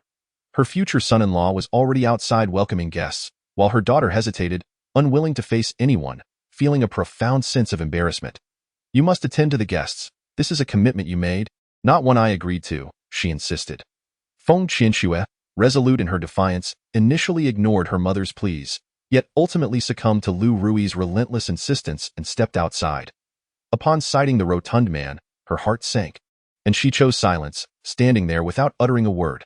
However, her discontent was far from over, for at that moment, Feng Qinren approached, bearing gifts. I have heard of your engagement. This is indeed a joyous occasion. Here is a token of my congratulations, wishing you a lifetime of happiness and harmony, he proclaimed, extending the gift towards her. Upon hearing his words, Feng Qinshue's resentment intensified. You wish me well? Do you truly expect me to believe in your sincerity? She retorted without hesitation, while Ouyang, oblivious to the underlying tension, expressed her gratitude. Thank you. You must be a friend of my fiancé, she responded cheerfully, only to be met with a swift kick from Feng Qinshue. Feng Qinren, listen closely. I will never accept that your blessings stem from genuine goodwill. I am fully aware that you merely wish to assert your dominance. Don't presume I am unaware of your true intentions. Feng Qinshue felt no fondness for the woman before her. Recalling the myriad events that had transpired between them, she harbored a desire to do her harm. How can you utter such words? I have come with the best of intentions to offer my blessings in light of such a momentous occasion. Your remarks are disheartening, Feng Qinren countered, asserting that this woman lacked decorum. I advise you to accept the gift and refrain from further remarks, lest you provide others with fodder for ridicule. Lu Rui interjected, defending her daughter. I shall not permit you to speak so of my daughter. Who dares to mock her? I will not let this go unpunished. Feng Qinren sighed, rendered speechless by the mother-daughter duo, lamenting that kindness had gone unappreciated. Chapter 207. Do not think you can escape. Feng Qinren turned to leave, but unexpectedly found himself confronted by Feng Qinshue. Where do you think you are going? You have humiliated me, and you think to walk away? Feng Qinshue, as heart burned with indignation at the thought of the humiliation she had endured at his hands, and she resolved to voice her grievances. When have I ever insulted you? I approached with goodwill, and you misconstrued it as malice. What do you intend to do? Before Feng Qinren could finish her words, she suddenly noticed several individuals approaching her. It turned out that Feng Qinshue had summoned them. Seize this wretched woman. Upon the conclusion of Feng Qinshue's command, those nearby immediately surged forward to confront Feng Qinren. Excellent. Today, I shall avenge myself for this humiliation. You cannot blame your mother for arranging this marriage. With their backing, Feng Qinren is destined to be caught. Lu Rui spoke to her daughter, a sense of pride swelling within her. entirely oblivious to the fact that it was she who had tarnished her daughter's reputation. Feng Qianxue, gritting her teeth in silence, harbored a lingering resentment towards her mother. Yet, as she gazed at Feng Qianren, her hatred deepened, compelling her to wish for them to employ lethal force to ensure Feng Qianren's capture. Feng Qianren, despite her formidable prowess, found herself outnumbered. After exchanging blows with the group for several rounds, she gradually began to tire. Continue the assault. This vile woman has come to humiliate me. She must be thoroughly taught a lesson. Observing Feng Qianren's faltering strength, Feng Qianxue immediately ordered reinforcements, encircling Feng Qianren completely. A flicker of despair crossed Feng Qianren's heart as she surveyed the multitude before her, realizing that today, she might indeed be outmatched. However, thoughts of her 2 children awaiting her return spurred her on, and she summoned every ounce of her strength to fight. After enduring several more exchanges, Feng Qianren collapsed to the ground, having sustained a wound from a blade on her arm. Blood dripped onto the jade pendant resting against her chest, and as the assailants surged forward, they were suddenly met with a brilliant light. Those surrounding Feng Qianren recoiled, only to discover the presence of another. Guiyi, why have you returned? The group leader was taken aback upon seeing him, suddenly recalling something as he glanced down to find a drop of blood on his own jade pendant. He remembered that during his seclusion, it had been mentioned that this was the only method to summon him, and it seemed that an injury had triggered his arrival. Ouyang Shi, it appears you are unafraid of death, daring to call upon me. Guiyi supported Feng Qianren to her feet, his gaze coldly fixed on Ouyang Shi, who, in turn, appeared somewhat apprehensive. Ouyang Shi, do not forget your promise to protect us, Lu Rui hastily interjected, fearing that Ouyang Shi might be intimidated by Guiyi. Charge! Ouyang Shi commanded, and his subordinates surged forward to engage Guiyi in battle. Be cautious. These individuals possess considerable skill and are adept with poison, Feng Qianren advised Guiyi. The clash intensified as both sides fought fiercely, while Feng Qianren remained on the sidelines, too weak to intervene, only to be met with Feng Qianxue's scorn. Today, you shall not escape. You dare to humiliate me. I will ensure you understand my might. As Feng Qianxue proclaimed this, she gradually approached Feng Qianren. Feng Qianxue, I advise you to reconsider your course. Feng Qianren coldly addressed Feng Qianxue, utterly astonished that this woman still refused to repent. It was you who turned back to the shore. Had you not humiliated me, how could I have ended up in such a plight? Reflecting on the extent of her suffering at the hands of Feng Qianren, Feng Qianxue felt an overwhelming urge to flay him alive. Although Feng Qianren had already sustained injuries, he was by no means at a disadvantage compared to Feng Qianxue. After exchanging several blows, she found herself steadily retreating. Ouyang Shi observed the current situation, noticing that Guiyi appeared remarkably weak, and thought this was an opportune moment to strike. Feng Qianren, do not blame me for my ruthlessness. After all, you have bullied the members of the Ouyang family. Ouyang Shi advanced towards Feng Qianren, preparing to attack, fully aware that Guiyi was ensnared and would be unable to provide protection in the short term. Faced with this predicament, Feng Qianren could only continue to retreat, evading Ouyang Shi's onslaught. For days, Guiyi had been in seclusion. Ouyang Shi presumed his condition was precarious since he had emerged from seclusion prematurely. However, he was completely unaware that Guiyi was far from the frail figure he imagined, and in fact, his strength had greatly increased. When Guiyi perceived the danger confronting Feng Qianren, he rushed forward without hesitation, positioning himself in front of her to confront Ouyang Shi. Ouyang Shi, it seems you have grown weary of life. Receive my palm strike, Guiyi shouted, delivering a powerful blow towards Ouyang Shi, who was evidently unprepared and collapsed, spitting blood onto the ground. Father. Ouyang Yu hurried over to assist him, only to find Ouyang Shi unable to rise. Listen well, from now on, anyone who dares to provoke Feng Qianren shall not blame me for my lack of courtesy. Guiyi threatened the individuals before him while protecting Feng Qianren. Moments later, both Guiyi and Feng Qianren vanished, leaving Ouyang Shi severely injured and unconscious. Truly useless. I had hoped they would protect us, yet he stands no chance against Guiyi. Feng Qianxue showed no concern for Ouyang Shi's fate, instead deeming him an unreliable ally. Otherwise, how could he have been bested by Guiyi? Let's not speak of it. Regardless, we could not contend with Guiyi either. With their protection, we at least have some semblance of support, replied Lu Rui, urgently cautioning Feng Qianxue not to offend the Ouyang family, lest they find themselves utterly devoid of allies. Quickly, fetch a doctor. Ouyang Yu commanded his subordinates, as they assisted Ouyang Shi into a room. Meanwhile, Feng Qianxue and Lu Rui returned to their quarters, the engagement banquet having turned into a chaotic uproar. swiftly spreading among the townsfolk. Word had it that this engagement party had descended into disarray, and it was surprising that these two families were to become in-laws. Feng Qianxue, having been cast out, was seen as a harbinger of misfortune for the Ouyang family. The townspeople deemed her the cause of this calamity. Given her history of causing harm, not a single soul stood in her defense. Yet Ouyang had also forgotten about her engagement banquet, solely preoccupied with remaining by her father's side, while simultaneously sending people to inquire about the circumstances surrounding Feng Qianren and Gu Yi. Chapter 209. Confession. Gu Yi quickly returned with Feng Qianren, seeking the medicine box to tend to her wounds. Upon seeing the blood streaming from Feng Qianren's arm, his heart ached even more. This Feng Qianxue was truly ruthless. Should the opportunity arise, I shall certainly rid the world of this woman. The thought of Feng Qianxue repeatedly harming Feng Qianren, and each time sparing her without any remorse, led him to believe that such a person could not be allowed to exist. Perhaps I had hoped that Feng Qianxue would mend her ways, but it seems utterly impossible, thus I can no longer concern myself with her. We shall simply focus on ourselves. After all, she is no longer part of our family. After Feng Qianren spoke, she suddenly noticed Gu Ye's movements had ceased. Curiously, she looked up at him, only to realize her earlier mistaken words. Our family only speaks of those who are truly kin. Embarrassed, Feng Qianren lowered her head, too shy to continue the conversation. In truth, during this period of seclusion, I contemplated much. I truly have feelings for you, having previously expressed my intentions. Once Gu Yi had bandaged her wounds, he turned to Feng Qianren and asked, I too have conveyed my feelings. With a flushed face, Feng Qianren kept her gaze down, still avoiding eye contact. If that is the case, then I shall speak candidly. Would you be willing to accept me as a father to the child? Gu Yi broached the subject directly, revealing that during his seclusion, he not only practiced his skills but also contemplated his relationship with Feng Qianren. After spending so much time together, he had come to realize that she was the one he wished to cherish for a lifetime. Thus he did not want to waste any more time. I understand your intentions. However, I must ascertain whether you are indeed the biological father of the child. Otherwise, it would be difficult for me to accept you. After much contemplation, Feng Qianren voiced her true thoughts.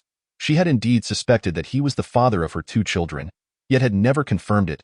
If another man were the father, how could she possibly accept him? Though she harbored feelings, she could not act recklessly.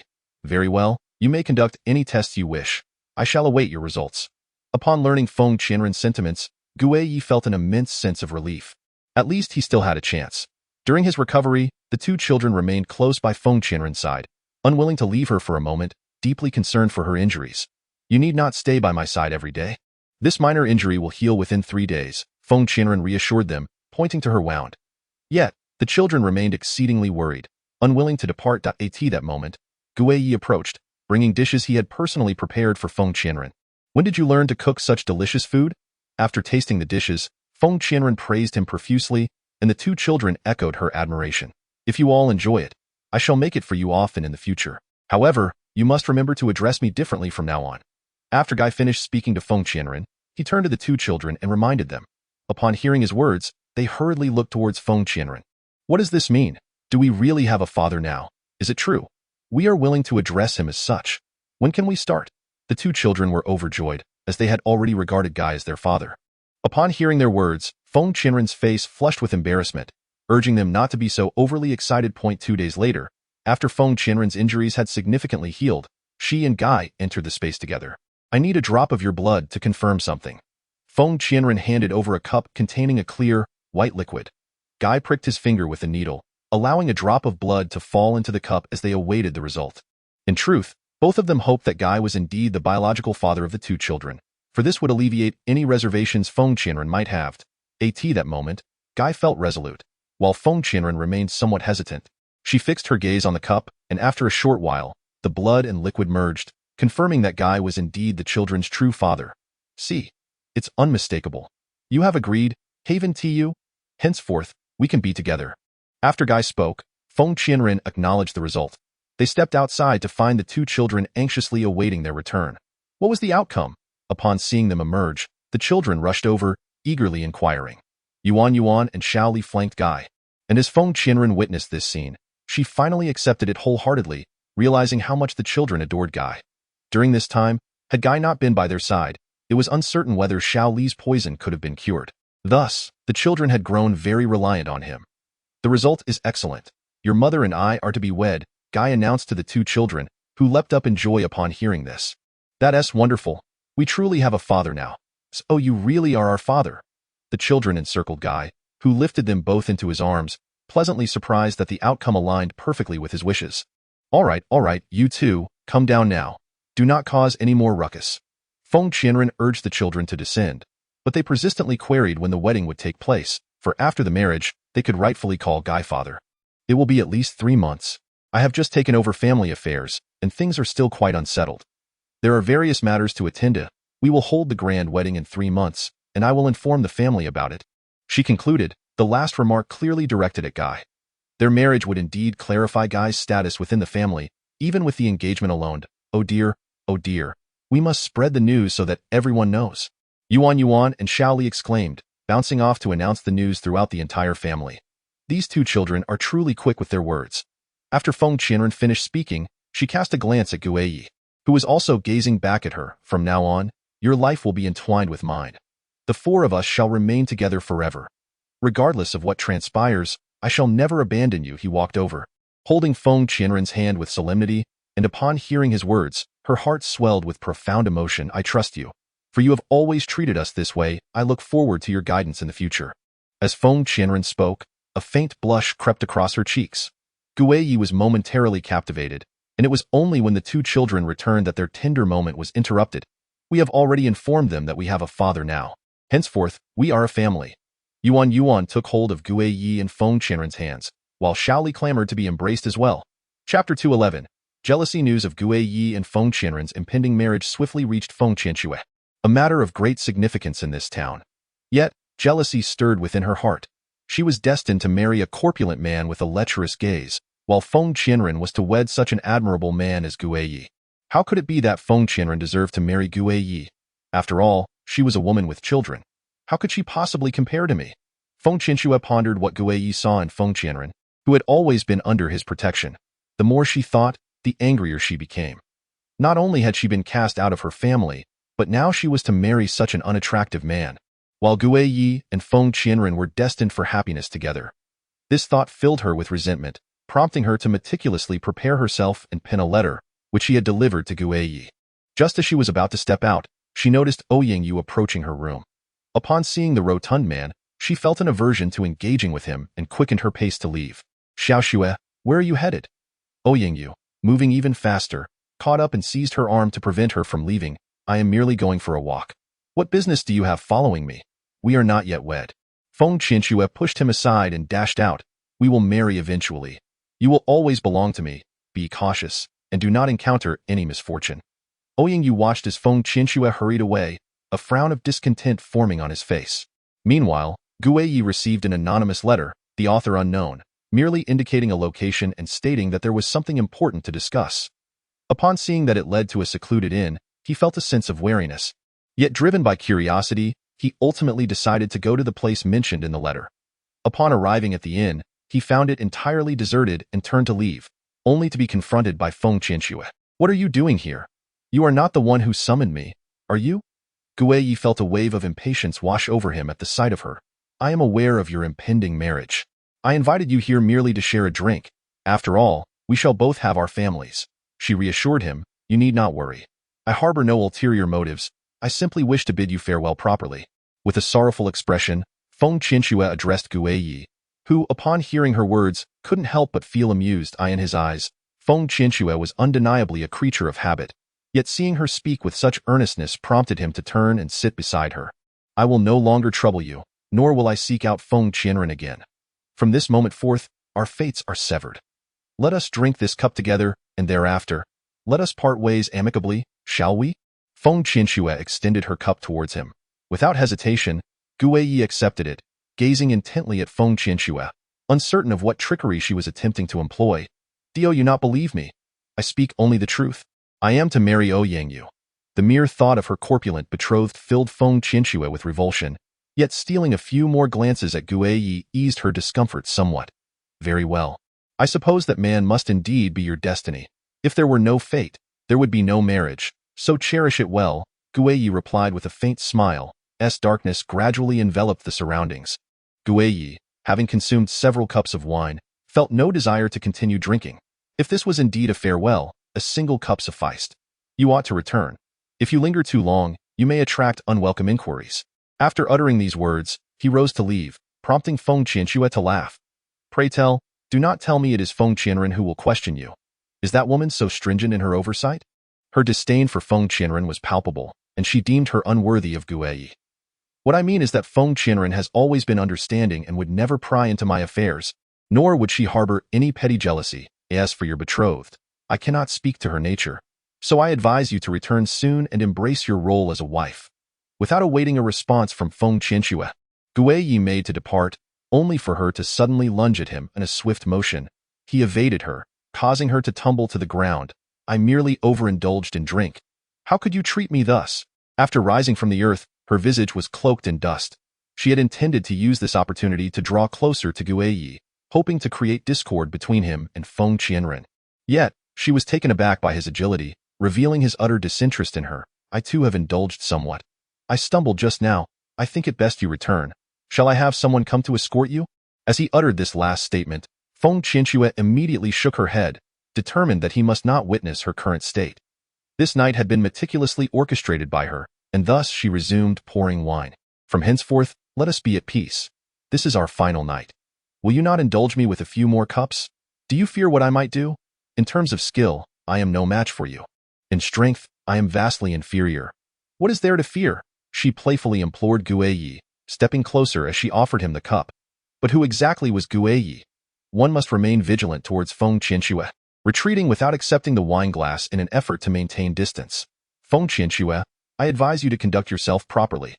After Genya finished speaking, he promptly made his way to the door, preparing to depart, while Feng Qianxue hurriedly pursued him from behind.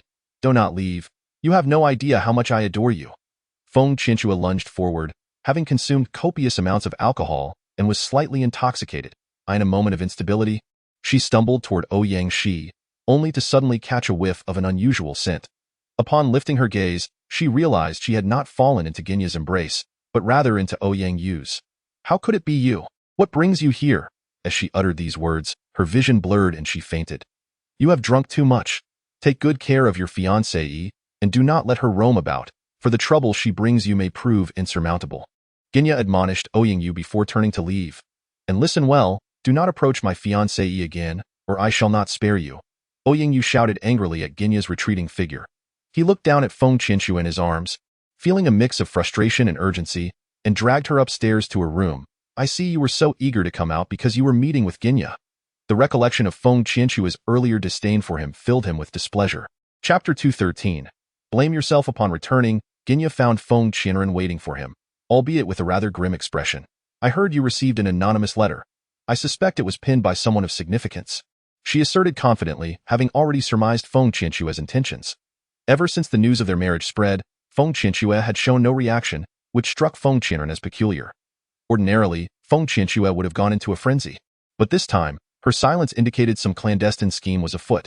You are correct. Today, Feng Qianxue attempted to intoxicate me, but fortunately, I caught on in time and summoned Ouyang Yu. Join me tomorrow morning to witness the spectacle. Genya remarked with a smile, fully aware that Feng Qianren, having been humiliated by Feng Qianxue to this extent, would relish the opportunity to retaliate. That night, Feng Qianxue and Ouyang Yu found themselves entwined until dawn. When Feng Qianxue awoke, her eyes widened in disbelief. Why are you here? She screamed, hastily getting out of bed, only to realize her attire was disheveled. Why can it not be me? I am your fiancé. We are destined to marry, so what does it matter? Ouyang Yu explained, unconcerned about the timing of their union. You scoundrel! Feng Qianxue shouted, turning on her heel and racing downstairs. At the inn's entrance, Genya and Feng Qianren stood waiting, and upon seeing Feng Qianxue rush out in disarray, they blocked her path. Noticing Feng Qianren's smug expression, Feng Qianxue understood she had come to mock her and gritted her teeth, glaring at her. Have you come to witness my humiliation once more? I had a feeling in truth, Guiyi. You have long been aware of my intentions, haven't you? Feng Qianxue retorted to the two, and both Guiyi and Feng Qianren chuckled. Clearly amused by the unfolding drama, it is you who have brought this upon yourself. Had you chosen to live a life of tranquility without troubling us, how could you have ended up in such a predicament? Feng Qianren's words left Feng Qianxue speechless. If it weren't for the audacious suggestion of the great Guiyi last night, Such an incident with Ouyang you would never have occurred. Shut your mouth. What gives you the right to marry him? You already have 2 children. Unlike me, Feng Qianxue shouted at Feng Qianren, feeling that this woman was utterly unworthy of Gu Yi. What of having 2 children? Our love is genuine, and he is the father of my children. Why can we not be together? Yet you, already engaged to another, dare to think of other men. Should this news spread, I wonder how many would judge you and how you would stand in this town. Upon hearing this, Feng Qianren could not help but laugh. She recalled how she had once genuinely wished Feng Qianxue well, only to find that this woman dared to harm her. This outcome is precisely what she deserves. Witnessing Feng Qianxue weep bitterly, her heart filled with satisfaction. You can only blame yourself. Do not hold others accountable. After saying this, Feng Qianren turned with Gu Yi and walked away, leaving Feng Qianxue alone. Weeping at the table. Chapter 214. The enemy Feng Qianxue hurried back home, where Lu Rui finally learned of these events. You truly are something. Since you are already engaged, why go seeking Gu Yi? Now look where this has led you. Even if you do not wish to marry, you must hasten to do so. Lu Rui, exasperated, had believed her daughter had moved on from Gu Yi, but now it seemed otherwise. Can you blame me? If you had not forced me to marry that man, would I be in this situation? After hearing her mother's reproach, Feng Qianxue felt some reluctance, prompting Lu Rui to offer some comfort. Meanwhile, upon returning, Ouyang Yu recounted the matter to her father, who naturally hoped for a swift marriage between the two. I say, if you are to marry, then do so. How long has this dragged on? You are already engaged, and you have shared a marital bond, so hasten to wed. Ouyang Shi's words brought great joy to Ouyang Yu, who immediately sent word for a swift marriage. This news soon spread, and upon hearing it, Feng Qianren and Gu Yi promptly went to the market to prepare gifts. They purchased several sets of new clothes and some delicacies, making their way to Feng Qianxue's home to offer their congratulations. What brings you two here? Upon seeing them approach, Feng Qianxue's face was filled with impatience, her cheeks still marked by tears, and her eyes swollen from crying. You appear quite unhappy, yet I have heard that the Ouyang young master comes from a prominent family. Are you not a perfect match? Feng Qianren, with a radiant smile, addressed Feng Qianxue, fully aware that the latter had no desire to wed that Ouyang Yu. Yet, what could be done? Had it not been for Feng Qianxue's own reckless decisions, she would never have found herself in such a predicament. Are you deliberately trying to trouble me?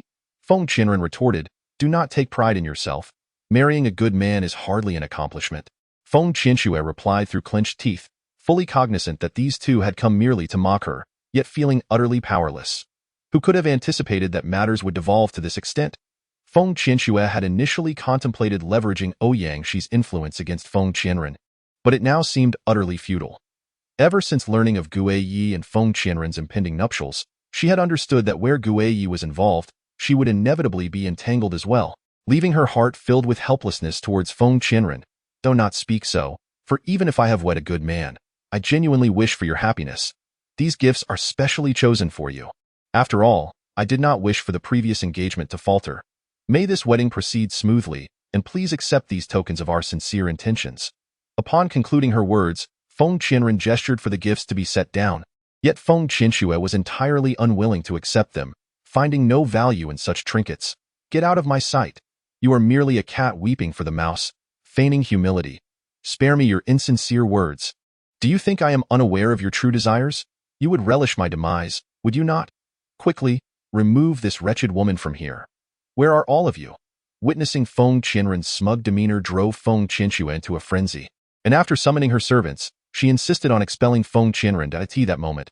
Ouyang Yu, hearing the commotion, emerged. Xiaoxue, what troubles you? Why such a commotion? What has transpired? Upon approaching Feng Qianxue, he noticed Feng Qianren nearby, and his gaze shifted immediately. Chapter 215. The Attraction. Ouyang Yu's eyes sparkled as he regarded Feng Qianren. He had felt a stirring in his heart the first time he encountered her, and now, seeing her again, those feelings resurfaced. Hearing the altercation between Feng Qianren and Feng Qianxue, an idea took root in his mind. Xiaoxue, do not speak ill of her. She has come to offer her congratulations. Ouyang Yu's words ignited a fire of indignation within Feng Qianxue.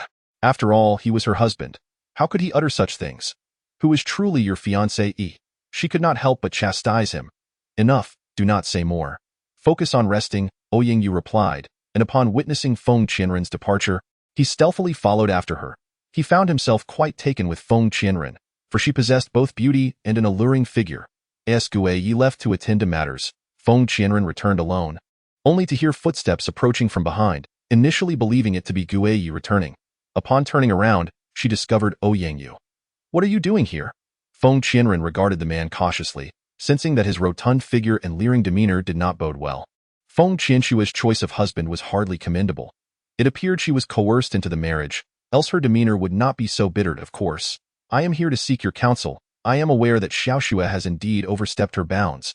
However, you should not take her words to heart." Ouyangyu kindly advised Feng Qianren. Having taken a moment to appraise her, he realized that this woman was undeniably more beautiful than Feng Qianxue. And to his liking as well. "Thank you for your consolation, but there is no need to concern yourself with Feng Qianxue. Her attitude towards me has always been this way, and I have long since grown accustomed to it." Feng Qianren was well acquainted with Feng Qianxue and could not have known her better. This encounter was merely an opportunity to mock her, for she had committed numerous wrongs against others. Yet, the man before her was even more detestable. After speaking, Feng Qianren turned to leave, but the other party followed closely behind. "Where are you going? It seems we are fated." "Please do not rush off," he interjected, placing himself in Feng Qianren's path. Observing this man closely, Feng Qianren surmised that he must be a lecherous fellow. Thus, she resolved to teach him a lesson today. "Fated? What connection do we share? It is you and Feng Qianxue who are fated, if we are to speak of fate. It is merely that of enemies. If you do not depart at once, I shall make you regret it." Feng Qianren's final words were spoken with ferocity, yet to her surprise, the man showed no fear and lunged at her.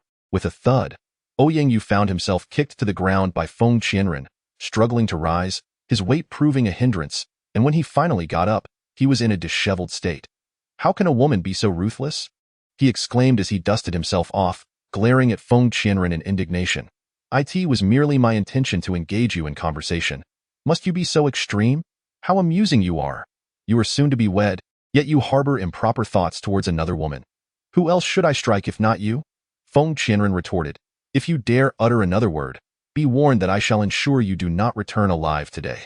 Upon hearing this, Ouyangyu recoiled in fear, utterly astonished by Feng Qianren's